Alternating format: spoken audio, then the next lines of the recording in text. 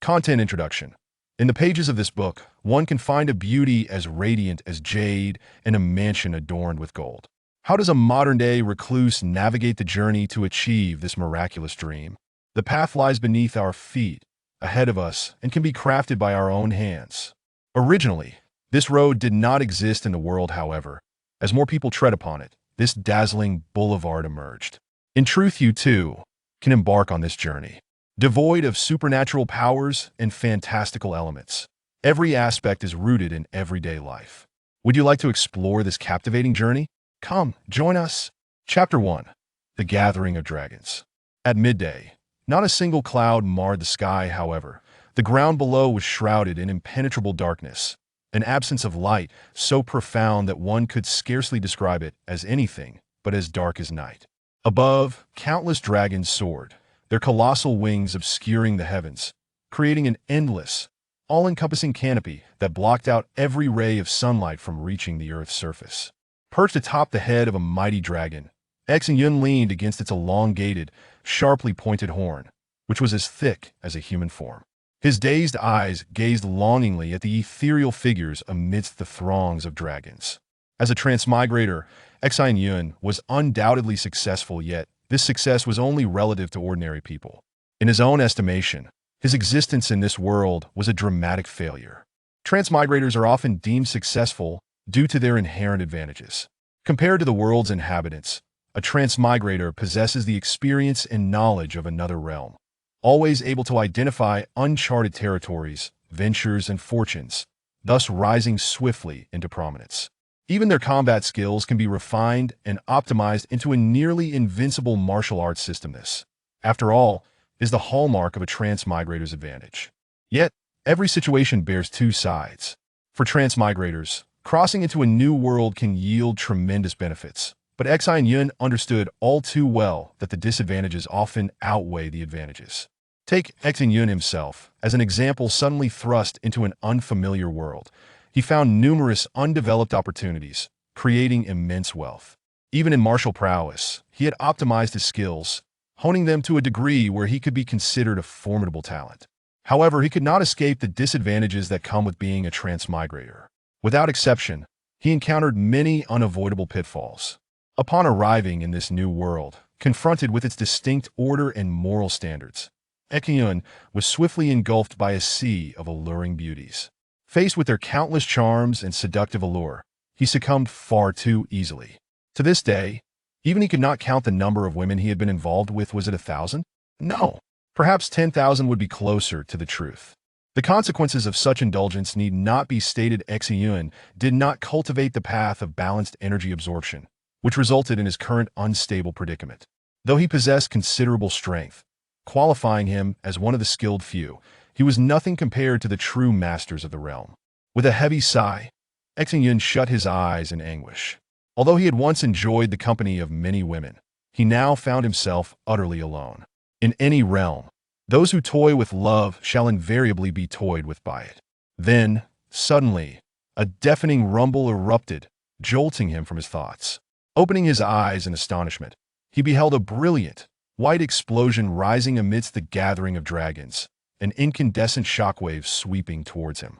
Those dragons caught in its path were violently thrown thousands of meters away, their bodies battered and bruised. Fortunately, Xin Yun had maintained some distance by the time the shockwave reached him. Its force had diminished significantly. Nonetheless, it still proved difficult to withstand, leaving deep gashes along the dragon's form beneath his feet. Observing those severe wounds on the dragon's body, Xin Yun's expression turned grim. The truth was that his distance from the chaos stemmed not from intelligence, but rather from his inadequate power. Though he could be considered a skilled individual, he lacked the standing to approach the core zone, reserved solely for the true masters.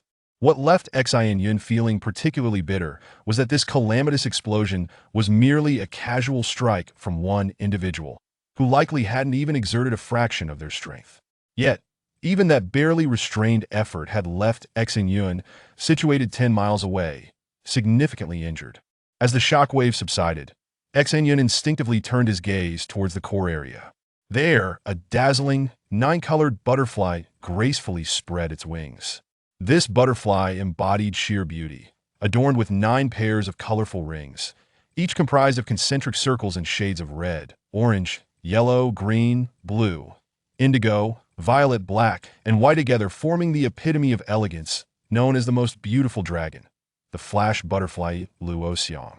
Of course, the flash butterfly Luo Xiang was not merely a creature of beauty. Standing at the heart of this gathering was a privilege that depended not on mere aesthetics, but rather on strength. In this world governed by power, one's merit was the only ticket for standing among the elite. Only 9 individuals occupied the core area, known as the 9 Grandmasters, and it was the 6th among them, Luo Xiang, who had unleashed the earlier attack. Lost in admiration of the beautiful woman atop the exquisite butterfly, Xin Yun's consciousness drifted. Remarkably, this woman shared a profound connection with him. They hailed from the same village, which served as the starting point of his transmigration. Reflecting on this, Xin Yun once again sighed. The drawbacks of being a transmigrator were numerous. Naturally adapted to the habits of their previous world, transmigrators often faced disillusionment when confronting the new reality. Such a choice, more often than not, led to mistakes. As a transmigrator, Xin Yun had fervently amassed wealth and built a formidable might that could be likened to an army. Yet, what good was it? This world did not operate on sheer numbers. Consider the 9 Grand Masters. They could effortlessly annihilate millions of individuals like Xin Yun should they desire. To them, he was merely a mere insect, regardless of his superficial mastery. Now, though, Xin Yun had finally awakened to this truth. Sheer numbers were worthless. Ultimately, one must depend on oneself. Otherwise, no matter the number of allies, they would ultimately prove inconsequential.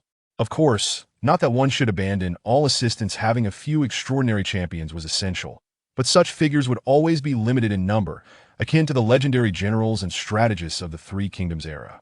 Lost in contemplation, a resonant voice broke through the air. Everyone, cease your squabbling. We have gathered here today to vie for positions. Let us settle this directly through strength. Upon hearing this voice, Xin Yun's heart surged with excitement. He looked up to see the vibrant colors of a peacock dragon, upon which stood a tall, proud figure. The young man was none other than the 3rd greatest master of the age, renowned as the most dazzling dragon, the peacock King Ming-Xian. Though ranked 3rd, Xin Yun admired him greatly. In terms of combat prowess, he was not inferior to the top 2 masters, but due to his humble origins compared to them, he found himself relegated to 3rd. In truth, each of the 9 Grand Masters possessed extraordinary talents, making it difficult to discern who among them was superior. Even if they clashed, resolution would likely be elusive at their level. Their existence bordered on immortality. The so-called victories or defeats merely impacted one's reputation or standing. Immortal in nature, they could not be eradicated, and their signature techniques were such that, once unleashed, none could withstand them outside the realm of the 9 Grand Masters. While it may appear simple, only these 9 could genuinely achieve such feats. Chapter 2. The 9 Masters. The reason Xin Yun holds the Peacock King in such high esteem lies in the fact that his life story is nothing short of legendary. In truth, among the 9 Masters, Xin Yun idolizes 3 individuals the most dazzling of dragons, Peacock King Ming-Xian, the most beautiful of dragons, dazzling butterfly Luo Xiang, and the most ruthless of dragons, Demon Queen Yin Qingying. A significant part of Xin Yun's admiration stems from the fact that, like him, they all hail from humble beginnings. That Luo Xiang's background is well known. Born in a small village as the daughter of an ordinary hunter, her ascent to greatness is inseparable from her relentless effort and innate talent. That as for the Peacock King, his circumstances were even more tragic. He was a child from a single-parent household, with his father perishing in battle before his birth, raised solely by his mother. Yet that is not the most outrageous part of his tale. The most astonishing fact is that he was exceedingly weak during his childhood, so much so that he was relentlessly bullied. His dragon was feeble, lacking any offensive or defensive capabilities, and this state persisted for many years. Indeed, the reason the Peacock King has achieved his current stature is due to the relentless bullying he endured. To avoid further humiliation and reclaim his dignity and respect, he trained with an unparalleled fervor. Unfortunately, the first half of his life was destined to be mediocre. No matter how hard he tried, he could not attain what he rightfully deserved, dignity and respect. Nevertheless, effort often yields rewards, and eventually that his dragon awakened, becoming immensely powerful. Coupled with the terrifying abilities he cultivated through arduous training, he soared from being a bullied novice to the third rank among the nine masters. Had it not been for his humble origins and the relatively short time of his rise, who would dare contest him for the top position? A miracle, a legend. That is the essence of the Peacock King. Furthermore, his grassroots background renders him Xin Yun's utmost idol, that is for those born with silver spoons. Regardless of their achievements, Xin Yun feels no inclination to admire them. Everyone knows that, given a little more time, he is bound to become the foremost master, and that is an inevitability. Besides Luo Xiang and the Peacock King, the third individual Xin Yun admires is the Phantom Demon Queen. Her origin is even more abject. To put it in earthly terms, she hails from a brothel. As an orphan who lost her parents, her childhood was fraught with hardship. She sold herself to a brothel at a tender age, and although she was not yet receiving clients, she underwent rigorous training. Fortunately, just as she was about to begin her life as a novice courtesan, she was fortuitously spotted by members of the Demon Dragon clan, who purchased her and whisked her away. However, misfortune did not abandon her. Her struggles continued that in this world, individuals can summon their dragons by the age of 8, yet she could not. Even at 9, she remained unable to call forth her dragon. Deemed abandoned by it and stripped of all value, such is the nature of humanity. Once deemed valueless, one becomes utterly insignificant. Subsequently, she was sold off by the Demon Dragon clan to serve as a maid, losing all semblance of freedom, every last shred of it. However, what no one anticipated was that, 1 year later, on her 10th birthday, she inexplicably summoned her dragon, the Phantom Spider Dragon. From there, she soared through the ranks, ultimately becoming the 7th among the 9 masters. Yet it is a source of lamentation that this girl's fate has been profoundly cruel. Despite possessing overwhelming power, she remained shackled to others, first by the brothel and then by the Demon Dragon clan. Their brainwashing was exceedingly effective and thorough. Loyalty has become her defining characteristic. Even now, with her indomitable strength, she has never betrayed her benefactors. At this point, Xin Yun couldn't help but chuckle.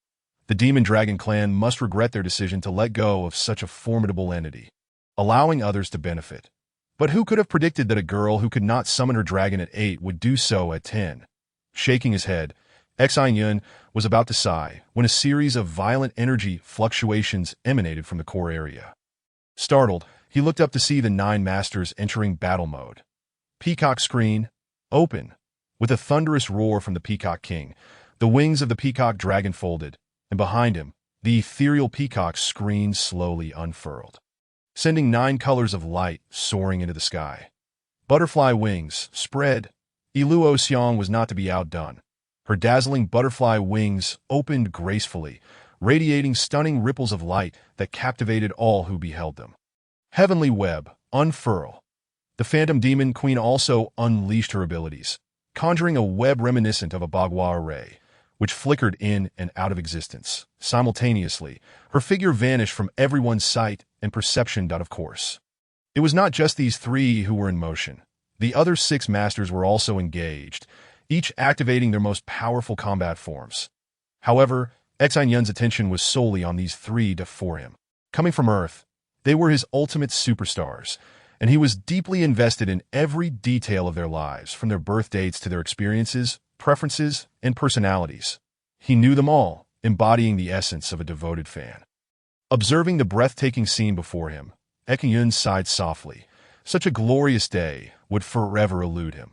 Although his dragon was no weakling, he was still lost in thought when the entire world abruptly came to a standstill. The 9 masters, seemingly in perfect sync, unleashed their most potent attacks simultaneously, in an instant a spectrum of colors, red, orange, yellow, green, blue, indigo, violet, flashed across the sky, enveloping the entire realm. The 9 masters' 9 attacks all struck the same point within the span of a fraction of a second. They intended to gauge their respective strengths through this direct confrontation, determining their standings among one another. In truth, the reason for their gathering was the contest for standing. This standing did not merely refer to their rankings among the 9 masters, but rather their eligibility to partake in a significant event. According to legend, after the Creator God forged the world, his essence was scattered, and his 3 souls fled, while the 7 spirits transformed into 7 Dragon Balls. each containing a unique principle. Whoever possesses one can harness a specific power of the universe, becoming a deity in this realm. Of course, the term Dragon Ball is merely a label. In reality, they are just 7 objects embodying the essence of these principles, lacking any official names to be precise. They are the creator god's 7 spirit pearls. Now, the emergence of the Dragon Balls is imminent, prompting the 9 masters to convene for a final ranking.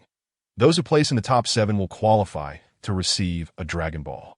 Some may argue that such a contest is meaningless, but the truth is quite the opposite. The Dragon Balls are limited to 7, yet there are 9 masters. If one includes individuals like Xin Yun, the number becomes incalculable. Furthermore, the appearance of the Dragon Balls follows no discernible pattern to prevent others from seizing the opportunity and to ensure their own access to a Dragon Ball. The only viable strategy is to select 7 masters who will band together to monopolize the area of the Dragon Ball's emergence. Anyone outside the top 7 would have no chance of approaching this region. With a resounding boom, the 9 attacks converged at a single point, forming a dazzling sphere of energy in this manner. The masters could directly sense each other's strengths through contact, revealing all without concealment. Who was superior and who was inferior was immediately evident, leaving no room for deception. While Xin Yun marveled at this, the vibrant sphere of light suddenly quaked violently, and at the energy sphere, which had accumulated the totality of the 9 masters' might, erupted. Accompanying the explosion was a wave of destructive energy that swept through the area, reducing all dragons to ashes. Witnessing the ravaging tide of obliteration, Xin Yun's face turned ashen. Something was amiss today. There was undoubtedly a conspiracy at play. Given the magnitude of the explosion, everyone present would be unable to escape unscathed. Although the immortal 9 masters would not perish, they would certainly sustain severe injuries and suffer a significant loss of power, making recovery impossible for centuries that if someone were to seize this opportunity to target the dragon race. As these thoughts raced through his mind, the searing wave of destruction swept across him, and in a blinding flash of white, Xin Yun felt himself plunge into darkness, losing all sense of awareness. Chapter 3. Yesterday, Revisited. Boom. Boom. Boom. Amidst the muffled rumblings, Xin Yun felt an overwhelming weariness enveloping him, his body drained of strength, and his mind a chaotic whirlwind. Everything felt utterly terrible, as if he had just recovered from a severe illness. As he painfully rubbed his forehead, Xin Yun's movements abruptly froze. This is not right. Could it be that he was not destroyed by that obliterating wave of light with a sudden burst of urgency? He opened his eyes and scanned his surroundings. The space appeared rather confined, with insufficient light. It seemed to be a desolate well. As he observed his surroundings, Xin Yun clenched his fists in excitement. Thank the heavens. He was truly alive, although his current state was utterly wretched, unprecedentedly dire, unfathomably bleak. So long as he lived, hope remained. Boom, boom. Thunder rumbled ominously. Just as excitement surged within him, another series of explosions erupted, and unlike the previous ones. This time the blast seemed much closer, reverberating with a more profound intensity, shaking the very ground beneath him and the walls of the well. Instinctively glancing upwards, Xin Yun clearly saw a crimson dragon shadow dart past through the well opening several meters away, followed by another round of deafening roars. Staring in bewilderment at the well's mouth, Xin Yun felt an inexplicable sense of familiarity wash over him. Why did everything seem so hauntingly recognizable? It was as if he had witnessed a scene akin to this before. Yet how could that be possible? A dry well, a dragon, explosions. Such a resemblance to an event he had only experienced once in his life, which he recalled vividly from the moment he first traversed from Earth to this realm. Back then, their village had come under attack, and he, along with many other children, had been hidden in a dry well, narrowly escaping with their lives.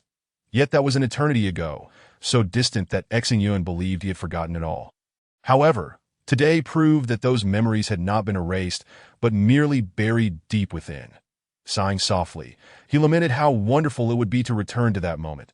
Yet alas, that life is a singular journey, never to be retraced. Shaking his head, Xin Yun lowered his gaze, preparing to assess his condition when a domineering voice interrupted. Hey, kid, that you go over there. This spot is mine. Startled by the voice, Xin Yun was taken aback. How could someone approach so close without him sensing their presence? Could this person be one of the 9 formidable masters? He hastily rose to his feet, recognizing the necessity of showing respect towards those of strength. As he turned to face the source of the voice, he was left speechless by the sight before him. Standing there was merely a boy in his early teens at such a young age. How could he possibly be one of the 9 great masters? Even Luo Xiang, a prodigy, had taken over 20 years to reach maturity. Such exaggerated figures simply did not exist in this world. What astonished Xin Yun the most was that the boy's face struck him as eerily familiar. Indeed, it felt almost like he had seen it before, and inexplicably, upon seeing that visage, he felt an overwhelming urge to pound his fist into it and then kick him while he was down. Lost in thought, the boy across from him grew impatient, seizing Xin Yun by the collar and, with a flick of his arms, flung him away. Xin Yun did not lack the will to resist. But the strength emanating from the boy's arms was beyond his capacity to counter. With a soft thud, he landed awkwardly in the muddy depths of the well, casting a disdainful glance at Xin Yun. The burly boy took the place where Xin Yun had just sat, and soon after, 3 other children, around 8 or 9 years old, gathered around him. Lying dazed in the muck, Xin Yun felt no anger, not because of his superior composure, but because he was utterly astonished by the unfolding events. Everything felt overwhelmingly familiar. The scene and circumstances were undeniably reminiscent of past experiences. Just as he was reeling from the shock, a faint sound emerged from the shadows of the well, revealing a slender figure slowly stepping into the light. "Are you all right?" A soft, pure voice resonated from the frail figure. Xin Yun swallowed nervously, his heart racing with intensity. Yes, he had indeed lived through a moment like this before. His gaze fixed on the approaching figure, and finally, as the dim light illuminated her face, he recognized it. The face that had appeared in his dreams countless times, in that instant. Xin Yun stood frozen, tears cascading down his cheeks without restraint. Observing Xin Yun's tear-streaked face, the slender figure bent down, extending her delicate arms to gently grasp his, attempting to help him rise. Staring at her, Xin Yun stood up in a daze. At this moment, even his dulled senses could not deny the truth that if the earlier boy had not fully awakened his awareness, then this girl before him was the undeniable proof. Indeed, in the traditional sense, life cannot be relived, but since he had already traversed realms, what was the harm in being reborn? Even if it seemed improbable, once reality had unfolded, any doubts became irrelevant. The truth spoke for itself. Taking a deep breath, Xin Yun finally managed to suppress his overwhelming emotions. As he glanced down at himself, he realized his body had reverted to that of a 7.5-year-old child, and the figure before him, pulling him up, was none other than his dream goddess, Shandai Luo Xiang. It was no wonder he had been unaware of the boy's approach. In this form, Xin Yun was merely a child, devoid of any spiritual perception, that he had not even begun training yet. In terms of physical strength, he was no match for that earlier boy. Being tossed aside was only to be expected. Gazing at Luo Xiang with unrestrained joy, he noted that she had yet to display the breathtaking beauty she would one day possess. In truth, while she was not unattractive, she was far from beautiful. Thin and frail, appearing malnourished, she was just an ordinary child at this moment. Children often look different at various stages. Some appear lovely in youth only to fade as they age, while others, seemingly average, blossom into extraordinary beauty. This is a truth universally acknowledged, of course, for Luo Xiang. Her appearance was never her greatest asset. It was her intellect, her innate talent, her unwavering diligence that were truly commendable and deserving of admiration. Standing face to face with Luo Xiang, overwhelmed by the reality of his rebirth, Xin Yun found himself engulfed in euphoria. Fate had been exceedingly kind to him, first granting him a chance to traverse realms, and now bestowing upon him a second life. If he were to squander this opportunity, it would be an affront to the very heavens. Determined, Xin Yun vowed that in this life, he would not only cultivate his strength, but also ensure that his life would be devoid of any regrets. He would realize every dream he held dear, and ensure that all those he cared for, as well as those who cared for him, would live well. Naturally, life is fraught with challenges. Everyone has friends.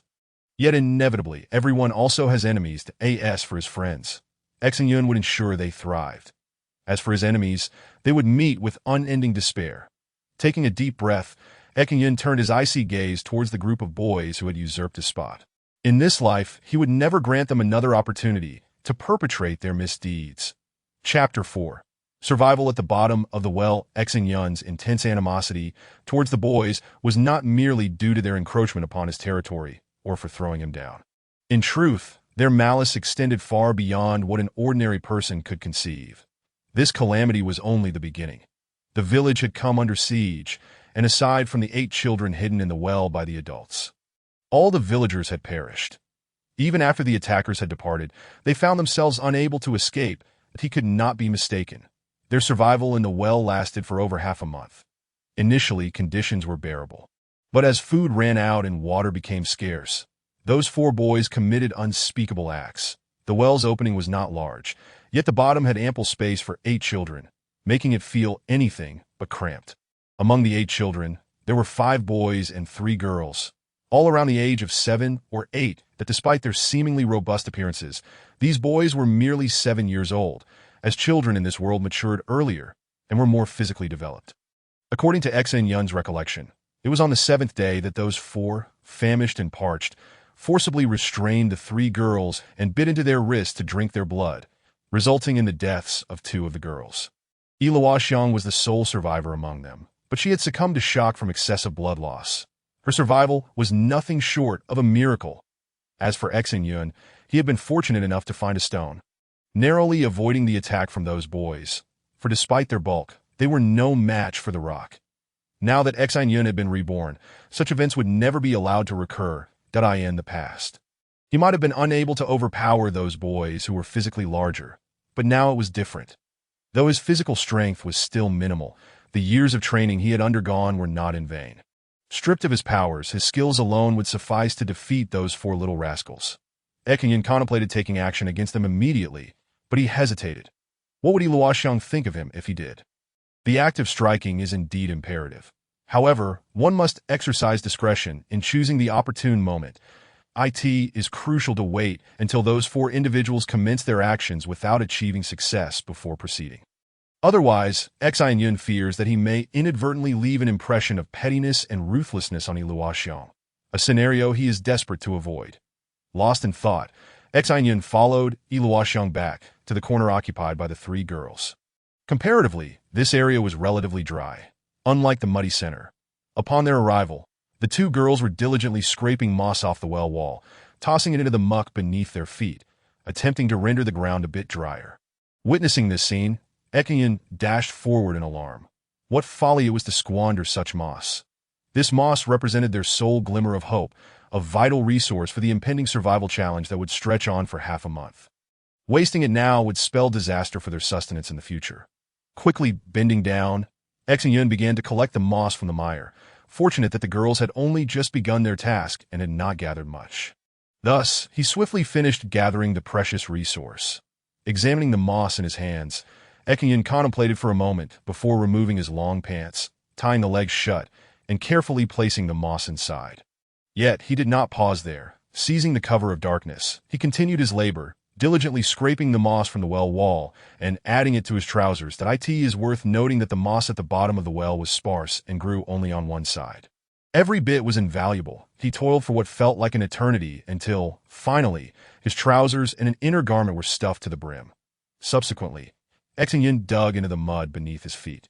Burying the moss-filled trousers and inner garment, in the obscurity, the girls remained oblivious to his frantic efforts, and the boys across the way were even less aware. Once he had collected all the moss, Xin Yun smiled contentedly. With this moss, the issue of food was effectively resolved until the rescue team arrived for water. Rain was expected tomorrow, with a second downpour anticipated by the 9th day. The most arduous period would be the interval between the first and second rains, during which those 4 individuals would undoubtedly wreak havoc. Cautious not to expend excessive energy, Xin Yun sat against the well wall. Although the 3 girls remained silent, he instinctively distanced himself, cognizant that they were no longer mere children. They were at an age where the distinctions between genders were understood. Over the next month and beyond, they would all need to survive within the confines of the well. Despite the scarcity of food reducing the number of pressing issues, it remained an inconvenient situation to this moment. The 4 boys, along with the 3 girls and Xin Yun, occupied various points at the bottom of the well, akin to the positions on a clock at 12, 4, and 8 o'clock, respectively. Sitting atop the buried moss, Xin Yun felt a newfound comfort. Yet since something was still amiss, suddenly he slapped his forehead, quietly rising to navigate back to a spot etched in his memory. Indeed, after 10 minutes of exploration along the well wall, he located a loose stone. Recalling its position, with a determined tug, he extracted a stone approximately the thickness of his forearm and about 20 centimeters long. This would serve as his weapon. Gripping the stone firmly in his right hand, Xin Yun tested its heft. It felt perfectly suited for his needs. This implement would undoubtedly possess significant destructive power, and its sharp tip promised to inflict damage comparable to that of iron tools. As long as he wielded it correctly, he could achieve formidable results. Secretly clutching the stone, Xin Yun returned to the corner where he had buried the moss. After practicing with it briefly, he refrained from further exertion. Sitting atop the moss-filled sack, leaning against the well wall, having completed the essential tasks, he realized that many matters required contemplation. Faced with the rare opportunity of rebirth, he understood the necessity of meticulously planning his life. With foreknowledge of numerous events, he had an abundance of options at his disposal that if he failed to organize and synthesize this information, he risked losing countless opportunities and regretting his choices later. Before sketching the blueprint for his new life, he recognized the need to reflect on his previous existence. Summarizing the mistakes he had made, he vowed never to repeat the same errors, for even with a second chance. Significant change would remain elusive without such diligence. At the forefront of his reflections was the matter of women. Although he had not conducted a formal inquiry, it was evident that those who indulged excessively in carnal pleasures could never attain true mastery. Particularly among the 9 great masters, all had preserved their virginity until achieving their pinnacle. Even after reaching such heights, they remained untainted by lustful indulgence. Upon contemplating this, Xin Yun's expression fell. The pinnacle of mastery was a distant goal, attainable only by the age of 20 at the earliest, or 30 for those slower to progress. But if one had not reached this mastery by 30, the likelihood of achieving it in their lifetime diminished significantly. While the 9 great masters merely represented the zenith of the contemporary world, it was clear that failing to reach even that level rendered future aspirations futile. Abstinence, at the very least, he resolved to practice complete and utter abstinence until he attained mastery. This became the first rule he established for himself, that if he desired to once again savor the pleasures of women, he must exert himself in training relentlessly. The sooner he reached mastery, the sooner he could indulge. Otherwise, he would have to endure that, of course. Even upon achieving mastery, indulgence would not be permissible. The trials of his previous life had imparted a crucial lesson. Those who toyed with emotions would ultimately be ensnared by them. One could possess many women, yet never truly claim one as his own. Even if he could possess her body, her soul and love would forever remain beyond his grasp. While physical pleasures may seem delightful, they are but a pale shadow compared to the sweetness of true love. Though Xin Yun had never experienced genuine love, he was certain of one thing. Iluoxiang was the woman he cherished above all others. For her sake, he would willingly relinquish everything, even if it meant forsaking all other women. Chapter 5. Sketching the blueprint to become a true master. Self-discipline is essential.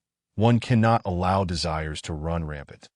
Those who can best control their cravings shall emerge as the most successful.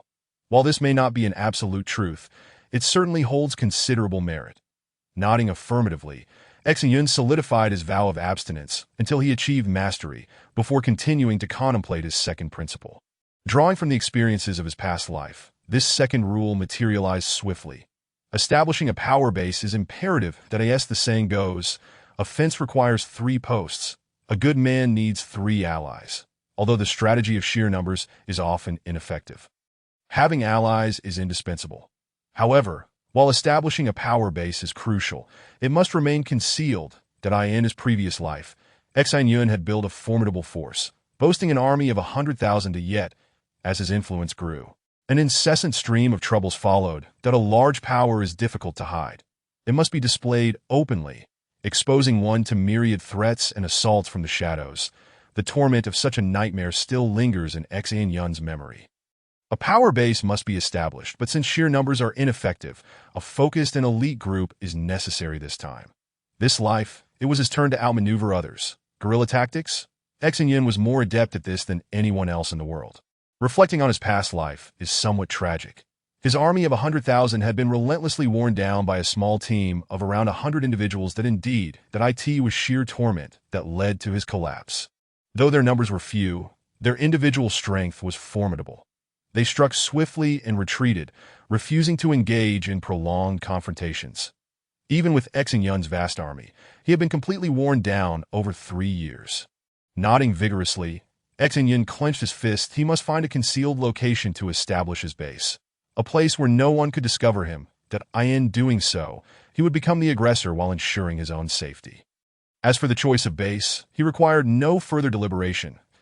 As a reborn individual, he had the best option available.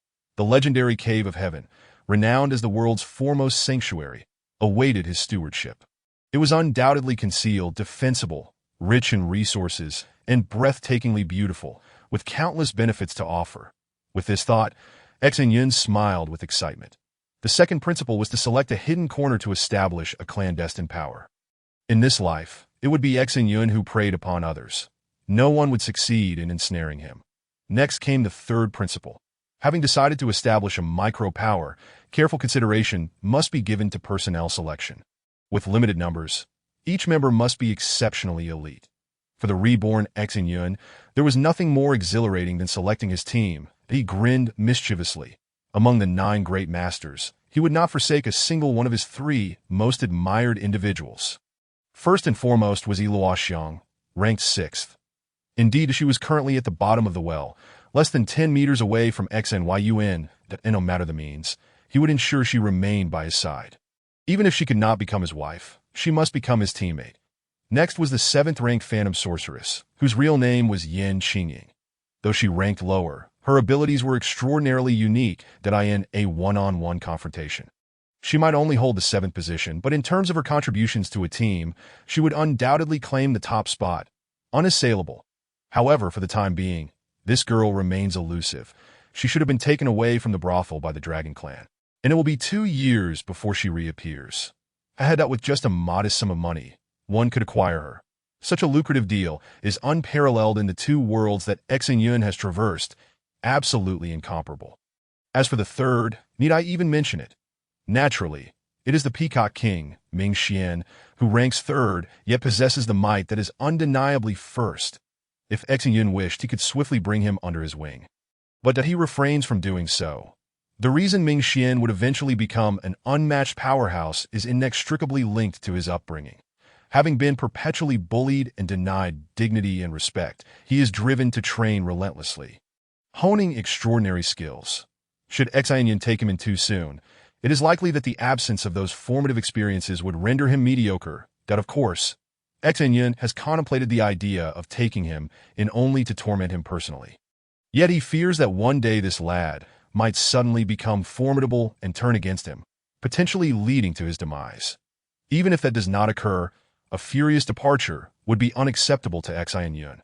The most resplendent of dragons, Peacock King Ming Xian, the most exquisite of dragons, Shandai Luo Xiang, and the most ruthless of dragons, Demon Queen Yin Qingying, constitute the invincible trio in Xin Yun's mind.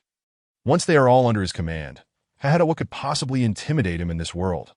With this thought, Xin Yun could not help but break into a radiant smile. That, of course, some might question why. If he could recruit, he does not gather all 9 masters, as that would surely be more impressive, more formidable to be frank. This notion has crossed Xin Yun's mind, yet a moment's reflection reveals its impossibility. Simply put, those individuals are not only powerful, but also possess formidable family backgrounds and influence. The very idea of recruiting them is laughable. It is doubtful that even if Xin Yun sought to ally with them, they would welcome him. Among the 9 masters, only 3 hail from humble beginnings. The backgrounds of the others are too profound, obscure to Xin Yun's understanding. Furthermore, as a fan of Luo Xiang, Yin Qingying, and Ming Xian, Xin Yun has only delved into the lives of these 3, leaving him with little opportunity to investigate the others. One could say that with his current abilities, Luo Xiang, Yin Qingying, and Ming Xian are the only ones he can undoubtedly gather under his banner. As for the others, it's not a matter of desire but rather of capability. Nothing more in terms of personnel selection. There are virtually no shortcomings. With the inclusion of these three kings, there is no need for anyone else, at least not for the core team. How should Xin Yun truly manage to assemble this alliance? A team boasting 3 of the 9 masters would be exceedingly formidable. Just considering it sends shivers down one's spine. Next is the 4th point. Wealth is indeed essential, as the saying goes. Money may not be omnipotent, but lacking it is utterly debilitating. However, in this life, Xin Yun is reluctant to squander energy on such trivialities. Money must be earned, yet it suffices to seize a few opportunities. In the meantime, even when pursuing wealth, it must be intertwined with the enhancement of strength, that if strength cannot be improved, then earning money becomes moot. As he pondered, Xin Yun instinctively yawned, his consciousness beginning to wane. After all, he is merely a 7.5-year-old child, and after such a long day, fatigue is set in. Although many matters remain unresolved, time stretches ahead of him. Shifting his body, he reclined into a comfortable position.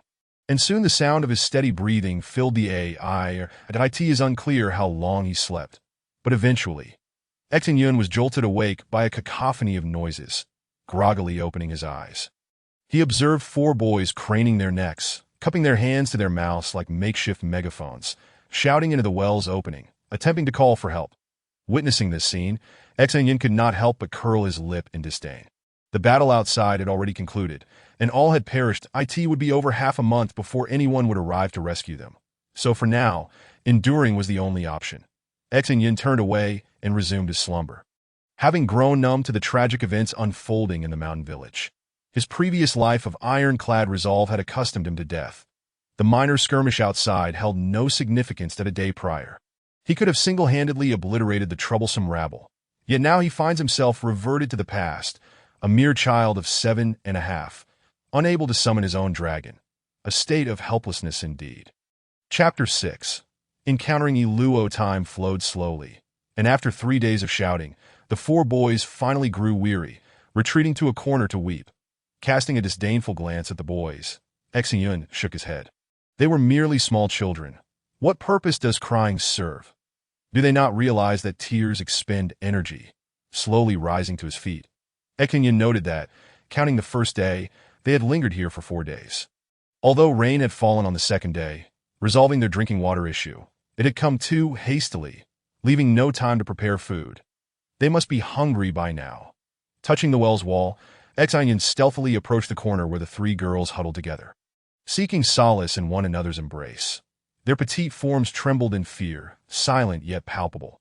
Despite Xin Yun's calm demeanor, having endured 3 lifetimes, particularly the iron-fisted existence of his last, he had long forgotten what it meant to fear. Such trifling hardships could not intimidate him. However, these 3 girls were not Xin Yun. They had not faced such adversities. Even the so-called super genius, the most beautiful dragon, Shandai Iluo Xiang, was merely a child 2 months younger than Xin Yun. What could she possibly comprehend? Bending down slowly, Xin Yun gently patted Iluo Xiang's shoulder and lowered his voice. Could you come with me for a moment? I have something to discuss. Upon hearing Xin Yun's words, Iluo Xiang paused, then turned to look at him.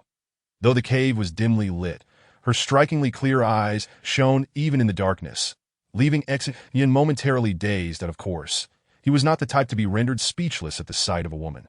Rather, he was simply enamored with Iluo Xiang. Though she was still young, far from her future beauty, her eyes remained unchanged. Even years later, they would still possess the same allure.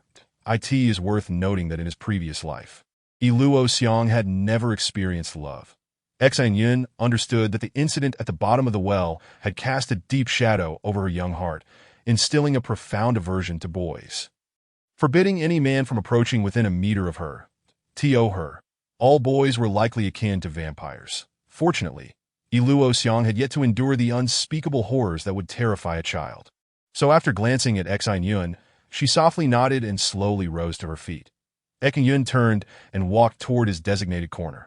His reluctance to speak openly stemmed from concerns that the 2 girls might inadvertently reveal the presence of moss, prompting the boys to come over and claim it. Such an outcome was not one Xin Yun wished to witness. Consider this. Those 4 boys dared to press a young girl to drink blood. What else might they not do? Xin Yun was certain that once they discovered his moss, They would rush over and seize it all. In that case, deprived of sustenance, both he and the three girls would face certain death.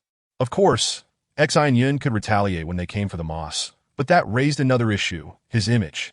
Xin Yun was determined not to plant any negative impressions in Luo Xiang's mind. He would allow not even a trace of it. Dividing the moss equally among all would suffice. Yet even with a substantial amount, it would be impossible to sustain all 8 children. Sometimes one must be a bit selfish, especially in such dire circumstances. Even if he had excess moss, Xin Yun would never share it with those 4 scoundrels. Returning to his spot, Xin Yun gazed into the dim light at Luo Xiang and gently inquired, "How have you fared after so many days without food? Are you hungry?" Upon hearing Xin Yun's question, Luo Xiang swallowed hard and nodded. In truth, Xin Yun's inquiry was somewhat redundant. After 4 days without sustenance, hunger was inevitable. Xin Yun opened the bag, tightly pressed against the well's wall, and retrieved a small handful of moss, offering it gently. "Here, eat this, though it may be a bit bitter with a few chews." It turned sweet. Observing the item in Xin Yun's hand, Luo Xiang scrutinized it for a moment, uncertain. "What is this? Can we eat it?" Seeing Luo Xiang's adorable expression, Xin Yun replied with pride, "Rest assured, it is edible. Aside from the initial bitterness and somewhat unpleasant texture, it is quite palatable. I've been eating it for 3 days. There are absolutely no issues." Gingerly lifting her hand, Luo Xiang accepted a piece of moss and cautiously placed it in her mouth, grimacing as she chewed a few times. Indeed, a wave of bitterness flooded her senses. However, Luo Xiang was not an ordinary child. She understood that without sustenance, they might perish before help arrived. Luo Xiang held her breath and continued to chew. And indeed, after a while of chewing, the bitterness gave way to sweetness, a delicate taste blossoming from beneath her tongue. Within that sweetness lingered the fragrance of wild grasses, making it truly delectable. Most remarkably, the moisture contained within the moss was abundant. Not only did the moss itself exude juice, but even the exterior was drenched with moisture. Eating it not only staved off hunger, but also quenched thirst. In this moment, a piece of moss felt like a life-saving elixir.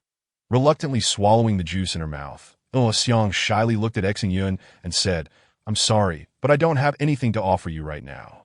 Can I owe you this?" Upon hearing Luo Xiang's words, Xin Yun was taken aback. Then he couldn't help but smile wryly. Indeed, how could he have forgotten this? Luo Xiang had always lived her life with great integrity, never willing to owe even the slightest debt to anyone, a clear reflection of her upbringing. Although she was still young and somewhat naive, many of her habits had already taken root. A good child does not casually take what belongs to others, a notion easily comprehensible for a girl of 7.5. Xin Yun nodded with a smile. "If this is what will ease your conscience, then very well. You may owe me for now." Upon hearing Xin Yun's words, Luo Xiang beamed with joy, gently extending a finger and softly asking, "Then may I have another piece? Just one more?" Hearing this, Xin Yun readily extended his right hand, kindly saying, "No problem. Take as many as you like." Watching the moss in Xin Yun's hand, Luo Xiang couldn't help but swallow, once again picking up a piece of moss, crinkling her nose as she placed it in her mouth. Chewing gently, before long, her brows relaxed, a look of enjoyment gracing her features, suggesting that she had indeed discovered the sweet reward after enduring the bitter. After consuming 2 pieces of moss, Luo Xiang did not indulge further. Having sincerely thanked Xin Yun, she turned to head back. Observing her determined figure retreating, Xin Yun couldn't help but sigh, impressed by her self-control at such a young age, a testament to her potential as one of the future great masters. In contrast, he reflected on his past life, where he had succumbed to the allure of beauty, completely devoid of resistance. While Xin Yun was lost in thought, Luo Xiang suddenly halted, hesitatingly turning back to Xin Yun and saying, May I please have 2 more pieces?" Xin Yun was at a loss for words, having just praised her self-restraint, yet she shook his head with a bitter smile, no matter how exceptional she might be in the future. At this moment, she was still just a 7.5-year-old child, and it was prudent not to ask too much of her. Subsequently, he handed over the remaining pieces of moss, placing them in Luo Xiang's hands. There were probably 3 pieces left, but there was no need to count them meticulously. Gratefully accepting the moss, Luo Xiang earnestly said, "Thank you. I will keep track of these, and I promise to repay you double in the future." Upon hearing Luo Xiang's words, Xin Yun broke into a cold sweat. Repaid double? Once they left this place, this moss would hardly be worth taking, and he wondered if the girl truly understood. Chapter 7. In anger. He strikes Luo Xiang, clutching the moss, turned to walk back. Witnessing this scene, Xin Yun quickly called out to her in a hushed tone, "You should eat it here. It's better not to take it back." Looking at Xin Yun with confusion, Luo Xiang shook her head. "I'm not eating it for myself. I want to take it back for Dada." As she spoke, she turned her gaze towards the two girls' location. Xin Yun mentally slapped himself, realizing how he had misjudged Luo Xiang. Though still a child, her heart was truly sweet and pure. She was not the type to be a greedy child in his previous life. Xin Yun had little interaction with Luo Xiang, so he truly understood her. Yet in this life, despite their limited encounters, he had already discovered so much beauty within her. Such a perfect woman was indeed not someone ordinary folk could aspire to. As he silently admired her, Xin Yun pondered briefly before whispering, "You may take it back to share with them, but you should think of a way to ensure they don't speak of it. Otherwise, if those four boys hear about it, you should know the consequences." Upon hearing Xin Yun's words, Luo Xiang furrowed her brow. Though young, she was aware that prodigies existed in this world, while others might not comprehend. Luo Xiang certainly did. After a brief silence, she nodded, "Don't worry. I know this moss is plentiful. I will handle everything carefully, and truly, thank you." With that, she turned and began making her way back along the well wall. Watching Luo Xiang's figure gradually fade away, Xin Yun couldn't help but smile that if it were any other child, he would be concerned, but with Luo Xiang, he felt assured that everything would be fine. If she couldn't manage, then no one in this world could. Stretching languidly, he noted that the sky outside had already darkened. The fourth night in the well had descended. To conserve energy, it was best to sleep quickly. Despite the ground still being damp and muddy, there was little time to dwell on such matters. After an indeterminate period, Xin Yun finally fell into a deep slumber. Although the conditions were harsh, years of a tough life had honed his will to be as strong as iron, allowing him to quickly drift off even in such an environment. That as dawn approached, a fierce wind swept through the mountain village outside the well, howling as it rushed in from one end and out the other, stirring some vessel that emitted a wailing sound akin to a ghost's lament. That it was spring, a season notorious for its heavy winds and frequent rains. Although it wouldn't rain in the coming week, the wind still blew fiercely, booming. Amidst the dull sounds, the wind seemed to have damaged someone's door or window, creating a series of thudding and clattering noises that pierced the stillness of the night. Sounding particularly jarring, in the dry well, Xin Yun frowned in irritation. Though his resolve was steadfast, in such an environment, sleep was elusive. Moreover, it seemed he had already slept for a while. It was time to wake up. Frustrated, he opened his eyes, sitting up straight and stretching his arms in a leisurely yawn when an odd sound caught his attention. "Stop, help!" Hearing the faint cries muffled by the wind, Xin Yun was baffled. What was happening? Were there still people in the mountain village? Why was someone still here? Just as he pondered this, he was suddenly struck with horror, realizing that the sound was not coming from outside the well, but from within it. And moreover, that voice. "Damn it, stop!" With a fierce roar, Xin Yun grabbed the stone spike beside him and lunged like a leopard towards the location of the three girls. At this moment, dawn had broken, bright sunlight slanting into the cave. Looking around, he saw the four boys encircling the resting place of the three girls, the faint cries for help emanating from among them. Upon hearing Xin Yun's roar, the tallest boy shot up, his face contorted in madness, blood staining his mouth, a sight more befitting a demon than a child. "Sanzi, stop him. If he dares to interfere, we'll drink his blood too." At this command, one of the boys stood up, wiping blood from his mouth. His arms, far bulkier than Xin Yun's, spread wide as he charged at him. Faced with the fierce charge of this adversary, Xin Yun's heart raced. Luo Xiang was still inside, and someone was drinking her blood. In this moment, even if the emperor himself stood in his way, Xin Yun would not hold back. With a swift sidestep, he allowed the boy to grab his shoulders, and in a flash, Xin Yun's right hand struck out like lightning, the sharpened stone spike piercing the unfortunate boy's temple. With a sudden yank, blood gushed forth. Shoving the boy aside, Xin Yun took several steps forward. As the remaining boys turned to face him, he swung the stone spike again, its razor-sharp edge slicing through another boy's neck. The softness of the area ensured the spike wouldn't be damaged. In an instant, it had pierced through, the tip emerging grotesquely from the other side, a sight both chilling and horrific. The gurgling that his neck was pierced. The unfortunate boy was momentarily stunned, his body paralyzed with fear. He wished to scream, but with his throat impaled, how could he produce a sound? Witnessing the blood-soaked, ferocious Xin Yun, the remaining two boys were utterly petrified. Though they had been ruthless and vicious, they were merely starving children. How could they compare to someone like Xin Yun, who had endured a life of iron and blood? Observing the two boys frozen in terror, Xin Yun expressionlessly pulled the spike out inch by inch, then kicked one of the boys down to the ground. In that moment, the two remaining boys could only stare blankly at Xin Yun, completely dumbfounded. Confronted by two utterly terrified individuals, Xin Yun showed no mercy. Although they were merely 7 or 8 years old, their actions had already stripped them of their humanity in Xin Yun's eyes, rendering their continued existence unnecessary. With a sharp exhale, he swung his stone spike with the fury of thunder, piercing it effortlessly into the left eye of the third assailant, who writhed in violent convulsions. Meanwhile, Xin Yun turned to glare coldly at the leader among the boys, devoid of any emotion, and uttered, "Speak, how do you wish to meet your demise?" Trembling as he beheld the icy visage of Xin Yun and the stone spike embedded deeply in his companion's eye, the stoutest boy succumbed to madness. With a frenzied roar, his eyes aflame, he lunged at Xin Yun, driven by desperation. Under such immense pressure, and amidst this horrifying scene, the boy exploded with unexpected ferocity. As he charged towards Xin Yun, the latter calmly released his grip on the stone spike. Despite the boy's superior height and strength to Xin Yun, he was merely inconsequential.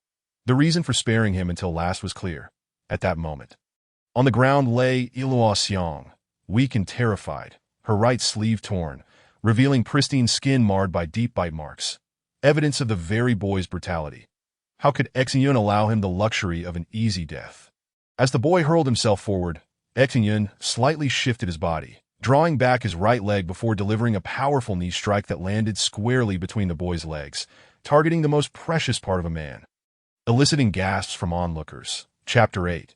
The unforeseen consequences. With a resounding crack, Xin Yun seemed to hear something shatter. Instantly, the burly boy bent over like a shrimp, his face turning a deep shade of purple. The agony etched on his features was unmistakable, revealing the extent of his suffering. Observing the writhing figure in the mud, Xin Yun felt no pity. He raised his right leg and unleashed a flurry of kicks towards the boy's head, mercilessly striking without restraint. After delivering more than 10 blows, the boy appeared to have lost consciousness. Xin Yun hesitated to continue, realizing that killing him outright would be too generous. Gazing down at the wretched figure in the muck, Xin Yun remarked ominously, "So, you fancy drinking human blood? What a splendid idea! I must admit, I am quite curious about the taste of human blood."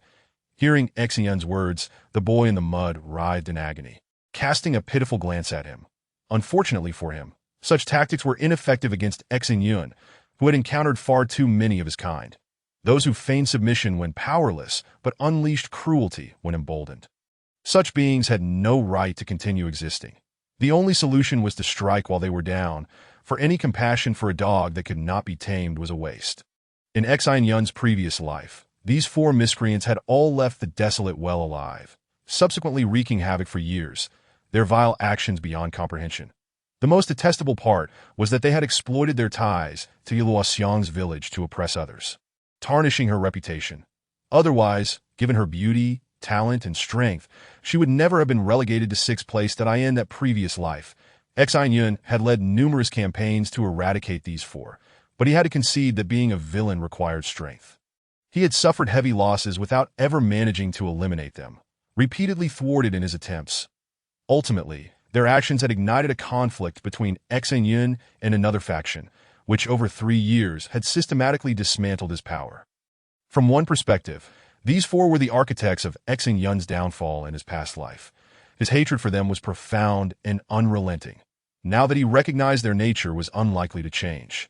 What purpose did it serve to spare them? Would they continue to tarnish Xiong's name? Continue undermining Xin Yun from the shadows?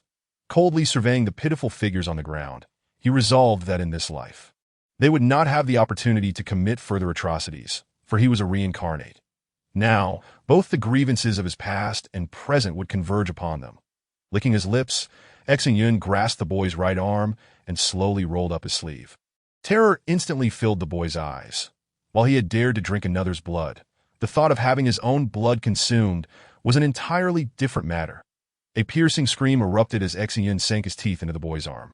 His sharp teeth tearing through flesh, and with a forceful pull, the warm, salty blood gushed into Xin Yun's mouth, and as he felt the boy's life force rapidly draining away, the boy's fear escalated, and he stared at Xin Yun in horror, ultimately succumbing to a death wrought by sheer terror.